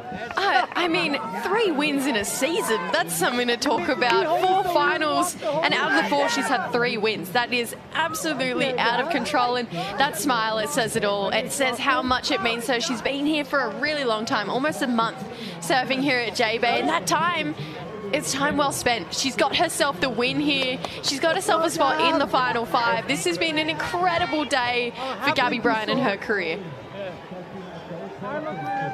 The most people I've ever seen down here at Jeffreys Bay for the event, and that started from the opening round. So Gabriella Bryan's feeling some incredible energy from the fans, driving from all over in this country to be here for finals day, a finals day that was well predicted on the forecast. So they made their plans and they're happy they did. It's been firing all day, getting the best conditions for the finals. So that battle will continue. World number 2 got more points than Picklum in that final. And we're still trying to figure out seeding coming into Tahiti. And the crazy thing, 3 wins in a year, it rarely ever happens. One in itself on a career is a massive statement, but three event wins in 1 year itself. She should be super proud of what she's accomplished so far. Well, Jesse Mendez, you were just breaking down the board for Yago Dora, which looks incredible. Darren Hanley making some great equipment for Connor O'Leary, but we'll watch the start of the final. Yago Dora stretching this one out. Gets out in front, nice fan, nice controlled carve. Hitting the lip line with precision. Off the bottom, more vertical on that third maneuver. Nice fade, keeping things controlled. Nice low center of gravity over that board. Comes down with the white water. Section on his heels. Doesn't phase him. Drives into a big vertical. Super clean finish. And a very smooth ride from start to finish. There's Penguin there. Great photographer. Great supporter for a lot of the surfers on tour. Watched every bit of that wave from start to finish. Dora having one of those years, picking up a win early in the season in Portugal.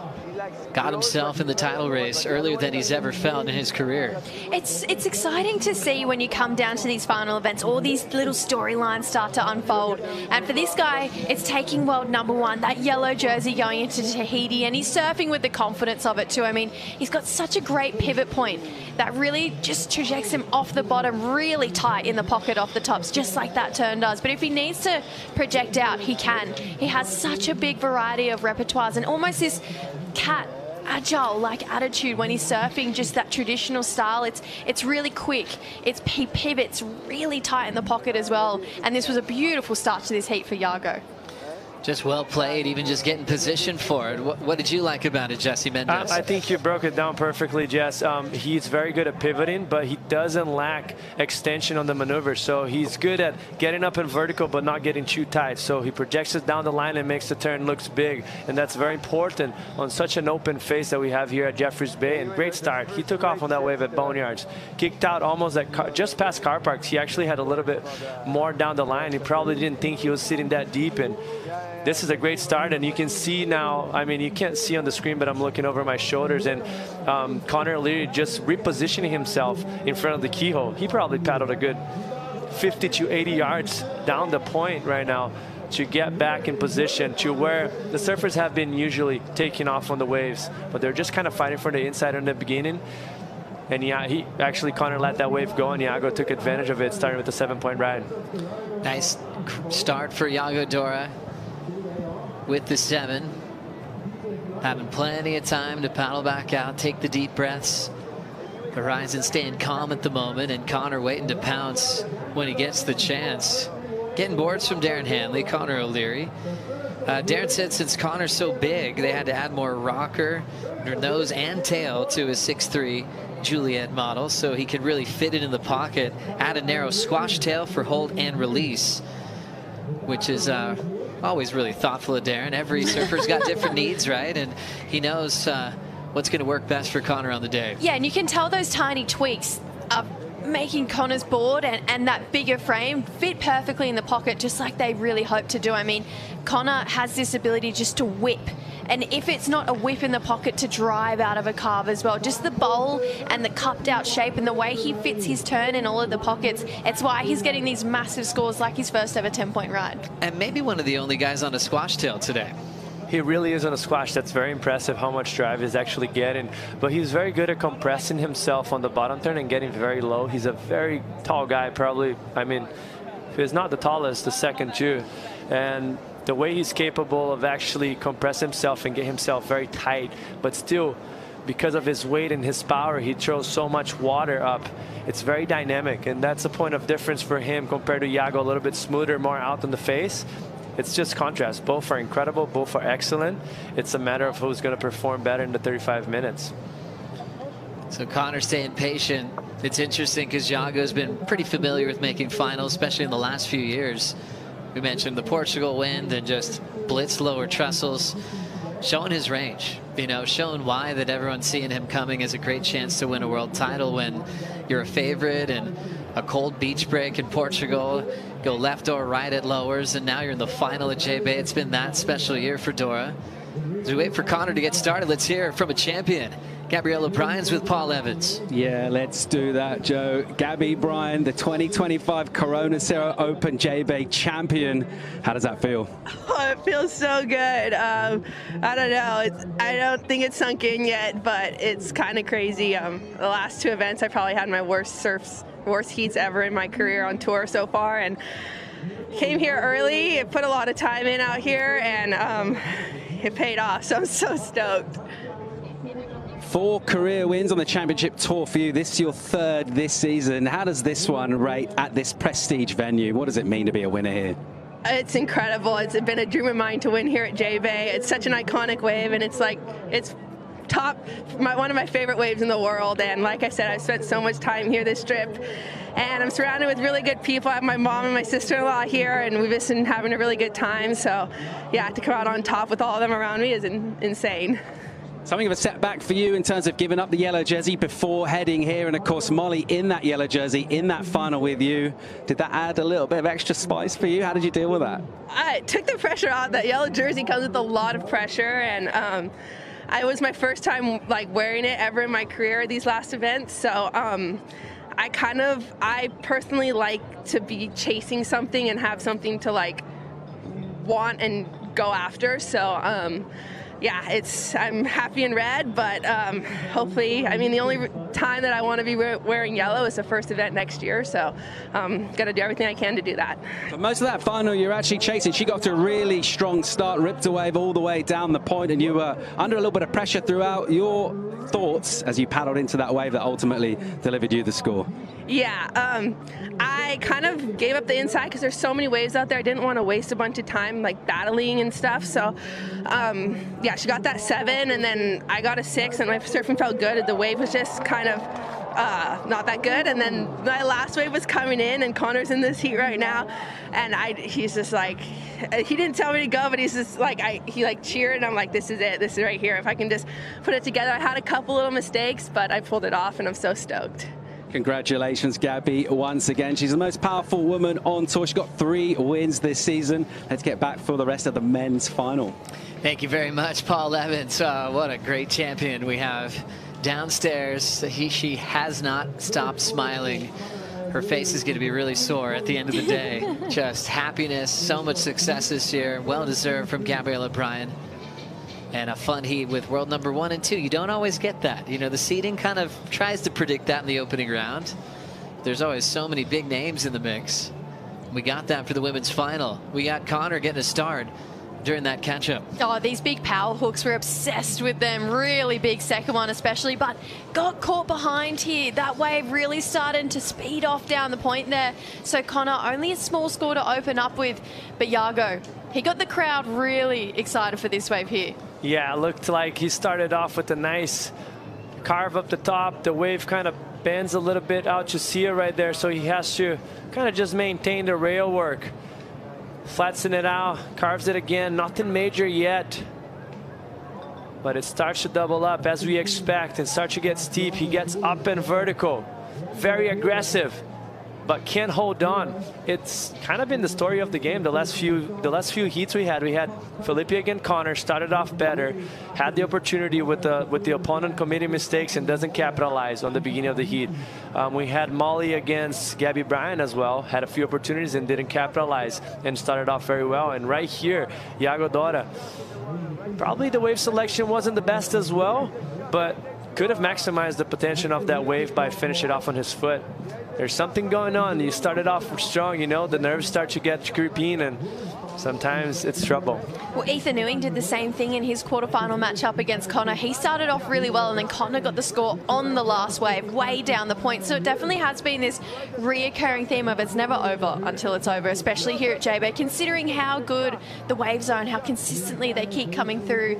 I'm excited though, these guys have never had a head-to-head matchup before, so and in terms of power, you'd have to think Connor would have the edge, but progressiveness, Yago's got it. So see if they rely on their strengths in this final here. Great breakdown, Jesse Starling, as we flow into a backside wrap from O'Leary. Hug in the pocket, his first wave, 3.33. Look at him just loading up. Look out, lip line. Connor's in go mode. Big bang upside down off the coping, projecting off the bottom. Now stepping into that low stance again, swinging for the fences, big vertical, straight into precision and poise. So focused down the wall, he's got a big vertical hammer, hangs onto it, picks it up again for a healthy combination of turns. He is lights out on the end section at Jeffreys Bay. Tyler Wright beaming with that performance. Leo loving it on the edge of his seat. And that'll be a great comparable to Yago's 7-point ride. And that's what I was saying, Joe. It's a problem for you to start off a final with a 7 and then having a kind of a mediocre opportunity in front of you and pulling the trigger. And then you leave the door open for stuff like this to happen and your opponent just starting to match your best wave. So amazingly done from Colin O'Leary in this opportunity he had here, Jess. Yeah, I just love how upside down he goes on his turns. It's really just fun to watch. It feels like you're surfing the wave with him. And just you get excited about these big sections coming your way. Joe, you said look out lip line. This is exactly how it feels when Conor O'Leary is gaining speed down the line. Upside down, vertical on this first section, taps that rail to come back around, generates that speed, back in that power source, and then it's unleashed town from here. Super vertical first turn, but look at the patience here.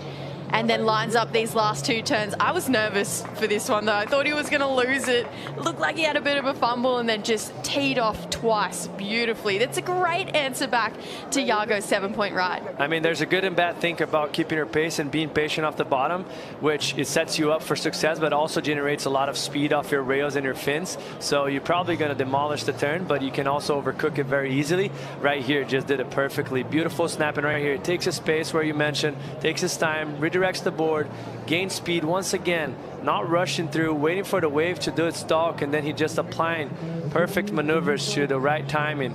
Finish it off very strong with the last one. Gosh, how good is his technique on his backhand as well? Just having that hand come back over and then just re-engaging here, knowing he's fumbled and straight into a perfect textbook backhand bottom turn. That entire fin out of the water, that hand really steering him up to the top of the wave there. Conor O'Leary just...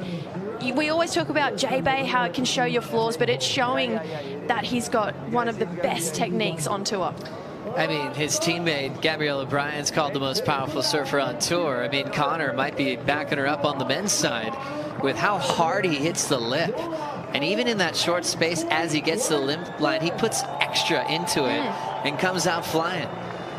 Conor O'Leary here's another excellent number today. He's getting used to this.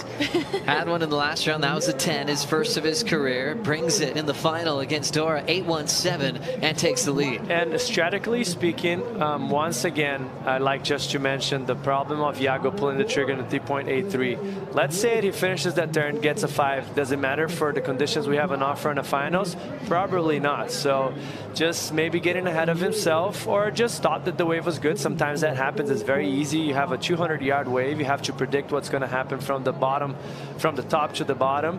But right there, he could have been sitting in 15-point total with Conor O'Leary leading a combination of 2 waves. But now, momentum shift to Conor. Obviously, there's still a lot of time. Both of the surfers have been getting high scores in every heat, so still a lot in the game, but he could be way ahead as we speak right now. 2016, Conor O'Leary, the QS champion, qualified for his rookie season in 2017, where he did accomplish Rookie of the Year. That includes the last time he was in a CT final when he was runner-up to Matty Wilkinson at Cloudbreak that year. We're talking 8 years ago since he's had a chance to win a major CT event. I would love to see Conor lift a trophy above his head. I mean, especially this event, he's been that underdog, he's been that dark horse, and to be on tour for as long as he has and just keep that fire and keep hunting for a win, I mean, just shows the type of competitor he is. There's tenacity there.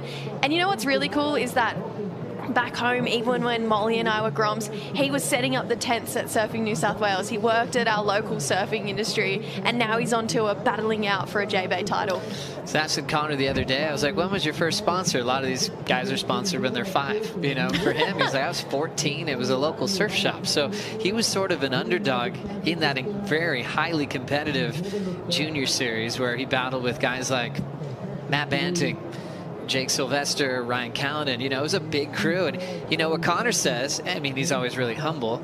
He was like, I was just trying to keep up. But I think there was some truth to that. He always felt like he had to prove something to get into the mix. And he not just got in the mix, he passed him, and he's getting very close to maybe taking a major win today. Yeah, this is a great opportunity in front of him. And I remember first time I recall it actually surfing against Conor. I didn't know who he was, and he was kind of smoked me. The backhand was so lethal since he was whatever that age was. He was 18, 19, back in Brazil in Florianopolis. Just an impressive surfer, and how much better he gets every year, how much more power he gets. Every year bringing something new to the table. Not huge changes, but slightly changes that make a big difference on surfing. So props to him to keep his head in the game for that much time. Conor, raised in Cronulla, his coach from Cronulla as well, Richard Dog Marsh, the famous Mark Akalupo from Cronulla as well. There's some sort of magic from that zone in Australia, and he's bringing it to Jeffreys Bay once again. Dog used to babysit Conor when he was a little kid, so he's known the family for a very long time. We talk about Conor's mom being a pro surfer, Kemi Karasawa. Find her name in some old heat draws. She's also competed in the Masters events in the board riders battle. Father Finbar looking on. Conor celebrating his baby girl being born earlier this year. And his wife, Shreds. Stephanie Single, as she was known as before Stephanie O'Leary, was in so many big events growing up. And, you know, now she likes to just support Conor and on tour, but sometimes she'll paddle out on a lay day. She could still be in a big event. Absolutely, she still shreds. I've seen clips of her at Lennox Point on a 20 just flaring, you know, taking it to Conor out there as well. So Steph, she's at home, she's got mum duty right now, but if she wants to surf a heat and light it up, she can. As we enjoy this season and what we've seen so far, Iago's been loving it. Now he's the tour leader. His dad there, just enjoying the final. Doesn't need to worry about the coaching responsibilities. That's for Leandro da Silva, who's sitting down on the right. Matty Bemrose in the middle with the beard. Saw Penguin right there. The best burger maker in the world. Gosh, especially if there's a barbecue going or a braai here in South Africa. Give him a call as we remember what happened so far this year. Yeah, Barron kicked us off at Pipe. I mean, what a clutch win. It was really close between him and Leo, and then we knew this was coming. Italo at the wave pool. It's got to happen. And, you know, at this point, Italo was going on a roll. Wearing bright yellow, was runner-up in the final with Dora. He was untouchable. It felt like he was just going to run away, but it's just a matter of time for everyone to catch up. You can't get too far, ever. Those guys are too competitive, and they just want a piece of you. But it's funny how important it is for you to kind of peak track towards the end of the year and gain momentum like Molly is doing, or also Gabby right now as well. Don't want to burn it too early. Jordy winning 2 events for the first time in his career, 18th season on the championship tour.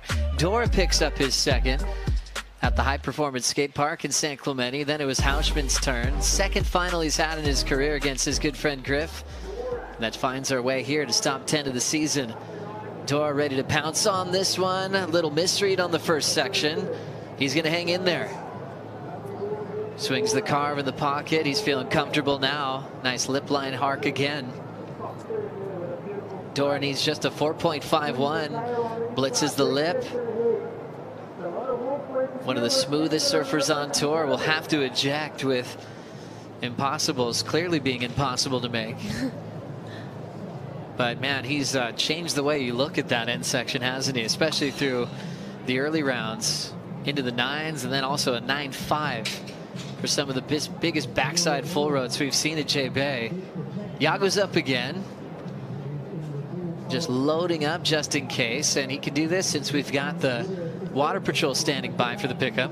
Yeah, you can tell that there's a lot going on out there today. I mean, it's perfect, but it's big. There's a lot of water moving, and everyone who's won heats has talked about how much they're loving that jet ski assist. So Yago making his way down to them, but just fumbled off the start here. Didn't really capitalize on that first section that came his way. I mean, still super clean lines, really nice rail surfing here, but you could tell that Yago probably wanted a little bit more on this one just to flare up more like we've been seeing him do, and I would love to see one more of those backside full roats. I mean, they are clinical. Yeah, absolutely insane of what he did in the early rounds, just trying to find pace and trying to do enough to get the lead. And Yago, 4.77, he's done that there, Jesse. Yeah, it felt like right here was the problem came. He did time very well, but it felt like he thought the wave was going to slow itself down, so he wanted to delay that bottom turn, which he has been doing to get as critical as possible and drive through the turn. Instead of trying to cut the turn short and more whippies, he's like generating speed throughout. But then he got too relaxed, so missed a little bit of a split second there on that bottom turn, and the wave just ran away from him. Going back to it, probably that wave didn't have the scoring opportunity he's probably looking for right now, with Connor having already an 8.17, but definitely was going to apply more pressure into the blue jersey. So a little bit of a missed opportunity there for Yago, but still plenty of time. 14 minutes left. He's going to get back out he's going to get out the back in probably another 30 seconds of paddle, and it's up to the next exchange. Pretty rare to see 10-point rides on tour these days. We had an event in 2017 where we had a ton of 10s, and then the criteria kind of changed after that and saved them for crazy moments that you'll never forget. So when you get one now, you remember when it happened. You remember what the wave's like. So Connor achieving a lot with that 10-point ride against Felipe Toledo. You think of goofies that have done it. Nathan Hedge, we talked about the Hog a bit out here at J-Bay, and one of those rare 10-point rides, and Hog, one of the best goofies that competed on this wave. Yeah, and he has a lot of insight when it comes to competing on this wave as well, knowing where to sit. It has to be that little bit wider. It has to have that bit slower of a tempo to come their way here at J-Bay, especially when that wind starts to swing a little bit side shore, a little bit onshore, because it makes this chatter on the board, and it makes it, drawing a line as a goofy footer, just that little bit harder to get up and vertical. But the thing is, these two guys have navigated that wind the best. best out of anyone in the draw so far, and that's why we're seeing them in the final. And I'm looking forward to adding another goofy footer to the list of winners here. Yeah, let's shout all the great goofies that have competed at J-Bay. Chris Gallagher, we see him as a coach these days. I'm sure he's happy with his performance from Connor. This was that 10 that we saw in the semifinal against Toledo, Jesse. mean, that carve right there set him up for success, put himself so deep, but that wave just got so throaty. He probably stayed in the barrel more than I expected watching it live. Like, he was very impressive, and just the combination of major maneuvers afterwards. Look how much drive down the line, how much power he carries, and also drift and control with the rail. Somehow on a squash tail, and finish it off with the banger. That was a clear 10 for everyone, I guess, besides one judge. Yeah, that's right. One judge didn't throw a 10, so we can't call it a perfect 10, but it felt like one. As we look at Connor setting the rail, the DHD pushes that carve back into the pocket. Big vertical blitz. That's that big signature move that O'Leary brings to the lip line. Swinging off the top again, looking comfortable down the stretch. Nice pace, lip feathering, attack mode for O'Leary. Looking solid so far, belts it again. Nice clean bottom turn. Rail super clean. No bobbles, belts it again. Nice control for O'Leary. He will lay down after another brilliant performance to put that score with his 8.17. The 3-point ride is long gone and only needed a 3.6 to take the lead. His legs look like they were burning at the end of that wave. That was a long ride where he teed off multiple times there for Connor. And as well, just to note, he got that 10-point ride. He had that big semi-final only 40 minutes ago. So for him to just readjust and come back and perform like he did on this wave, I mean, showcasing the type of athlete he is, really big turn in the pocket there for Connor. And then just came through and tied the bow. Series of strong maneuvers here for Connor. Started off a little bit slopey here, but still drove through a nice carve. And then here, really went to town, just vertical turn after vertical turn. So exciting when he has so much control of that surfboard. So much power right there. Jesse really opened up and was able just to step off here. Yeah, that was a great way for him to get a backup score. You don't want to be sitting with less than 10 minutes left on a 3.33. I mean, the first turn, the first critical turn he had on the back was very impressive, and then there's a lot of downtime. The wave was a little bit smaller in size, and then it starts to keep a good pace once again. This one a little bit more lateral down the line. Deep bottom turn, scarves it here, and finish it off with another vertical turn. So great surfing for him. Going to apply a lot of pressure in Iago now, sitting with priority and 10 minutes left. Waiting for the numbers from the judges as we hit 10 minutes to go in the final of the Cero Open J-Bay. Connor just chasing a 3.6. We'll see what happens right after this.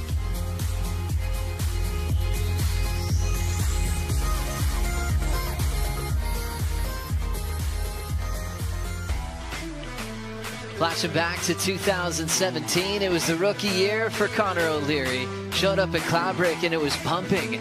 All the big names were upset in round 3. We're talking John Florence out, the rest of the crew in the title race. Ended up being an all goofy foot final with Maddie Wilkinson, and was a big moment for a rookie to step up to the plate at Cloudbreak and almost win the event. And to do it at this wave too, I mean, talk about clutch for Connor. Just going back on this surfing, what a crazy highlight reel here. Runner-up at Fiji to Maddie Wilco, probably one of his icons as well. Incredible final between these two. Came really close. Connor had an 8.33 in this battle. Wilco had a couple of 8s in the decision. Fun looking back at that memory.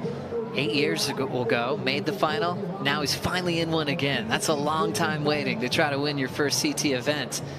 A couple of things to catch up on. Some numbers. Last score for Connor came in at a 7.5. Now has a 15.67 total out front.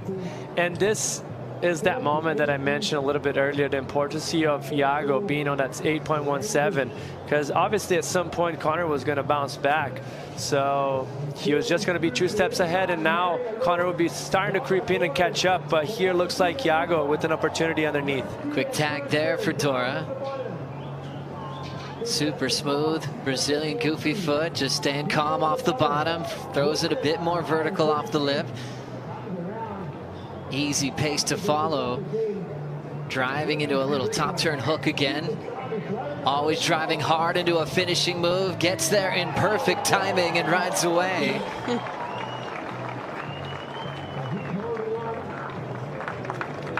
Dora jerseys getting picked up on site. You can buy one on WSLStore.com.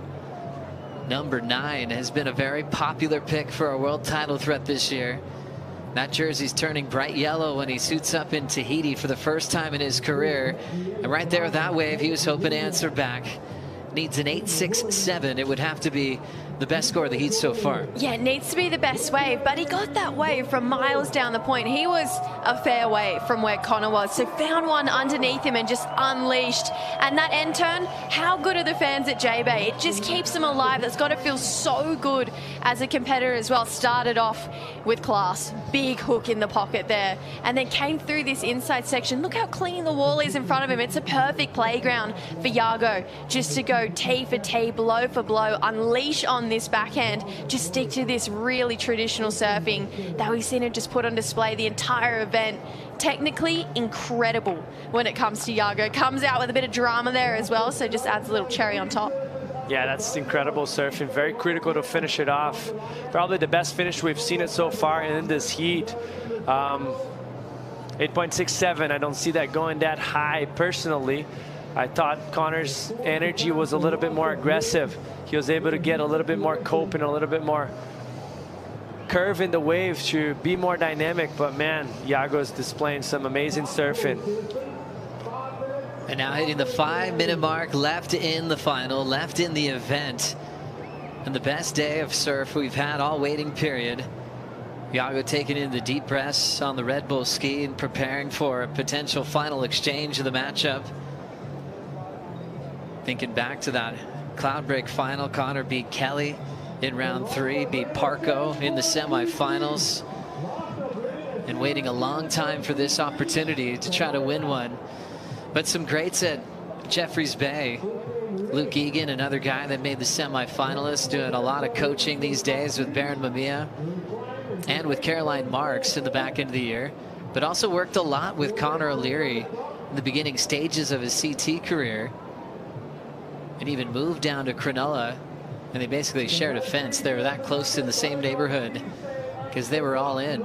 So Connor kind of piecing together a lot of different great surfing minds, especially in the early stages of his career. Oh, definitely. I mean, there are so many icons that you could look up to, especially as a goofy footer around that region. And I feel like right now, this would probably be the most stressful 3 minutes 50 of his career so far. Yago, we know he's had wins. He wants another one. He's got the yellow jersey. He's going to Tahiti as world #1. But Connor's never had a win before, and right now he's holding down first place. Is he going, am I taking the next set? Am I going to sit on Yago and hope that no more waves come? Stressful times for him, and I bet Dog's binoculars are getting good rinsing right now, looking out to the lineup, seeing if there's any sets coming through. I mean, there was a set already that went by, and he had to let it go, and that was a very incredible wave. But he knows the score just previously had been dropped, and he was like, yeah, I just gotta, you know, the surfing has been done. Just be smart, make sure you keep your head clear, and make the right decision on the next opportunity that comes, because it looks like we might have a few waves coming into the lineup probably before this heat finishes. Well, the thing is too, Connor's got the extra mojo because he's been finishing a lot of his waves down by Jordy's house. Jordy bought Gordon Merchant's old pad here at J-Bay, and he's just been on his deck just watching Connor going, you got it, because he's helping Jordy's cause in the final 5. Jordy thanked Connor for beating Italo Ferreira, who's in the final 5. Beat Ethan Ewing, who was 5th in the world coming into this event. Got past Toledo as well, who was just trying to come up from deep in the rankings. And now Yago Dora is world #1, but this will help Jordy if Connor gets the 10,000 points today. Just a priority shift right there. Yeah. Smart of Yago. Like, both of them were kind of underneath, but Yago kind of had a chance of pulling the trigger on that wave, so he forced it Connor into having to decide. And that's the problem of sometimes when you're sitting on someone on a point break and you're deeper than them and underneath, it gives you less time to react to the situation, and you kind of have to pull the trigger. So very smart of Yago Dora to actually apply that pressure and make Connor crumble in the situation. But it seems like Nothing's coming to the lineup right now, but still 1 minute and 40 seconds left. Let's see. Oh, how stressful. I mean, Connor, he was looking, he knew that there was an opportunity, and Yago was in the better position for that wave as well. Looked at it, saw that Yago didn't go, and then swung back underneath and just hoped that the priority judge just blinked a little during that situation, but that was always going to swap it around. Nervous times, stressful moments right now for Connor O'Leary, because Yago with priority, thinking about that score, he could pull that off with one big backside full rope. That is not out of the question for Yago Dora. So this is heart rate's elevated for 60 seconds for the dog squad. They can't even look. That's the most stressed look they've had on their faces this entire final. Connor's just going to take a little break off his board and just float for a little while, knowing that he's this close to a win, and to give Yago a better shot, handing him priority. That was the last thing he wanted to see happen with now 54 seconds to go. Joe, there are waves coming. Waves are approaching. It's you can hear the whistles.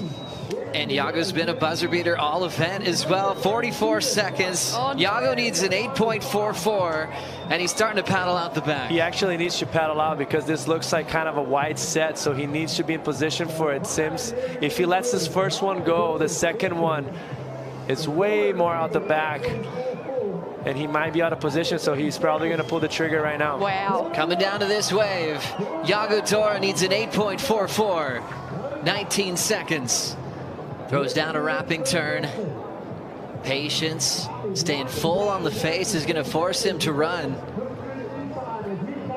Aims down to the bottom. Nice control there. He'll throw that arc off the top as the buzzer goes off. Trying to keep his focus and attention to this end section that's provided him a lot of glory throughout this event. He'll have to lay down a little backhand roundhouse, and not showing signs that he's getting a big wall just yet, but still hanging in there. Now it's opening up. Things bottoming out. We're seeing free surfers past impossibles. Now Dora's digging in. Big speed snap. He's taking this thing to the point.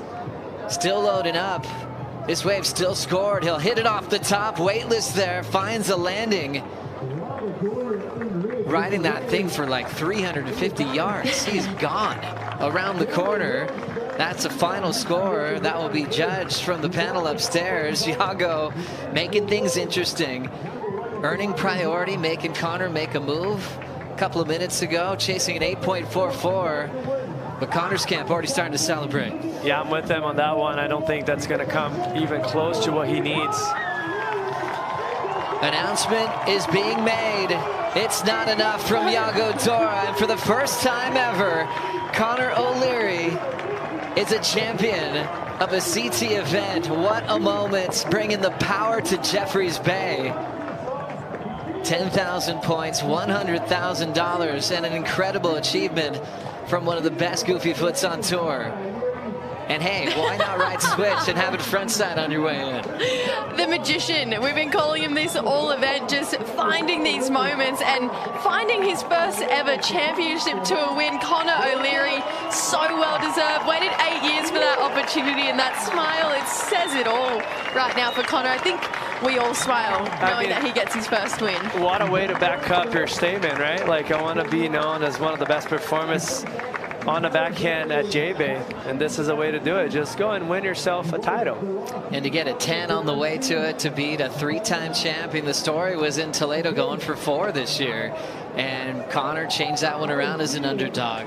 Beat Ethan Ewing as a favorite, as he has won this event in the past, and he just kind of knew something. He just felt it even before the event started.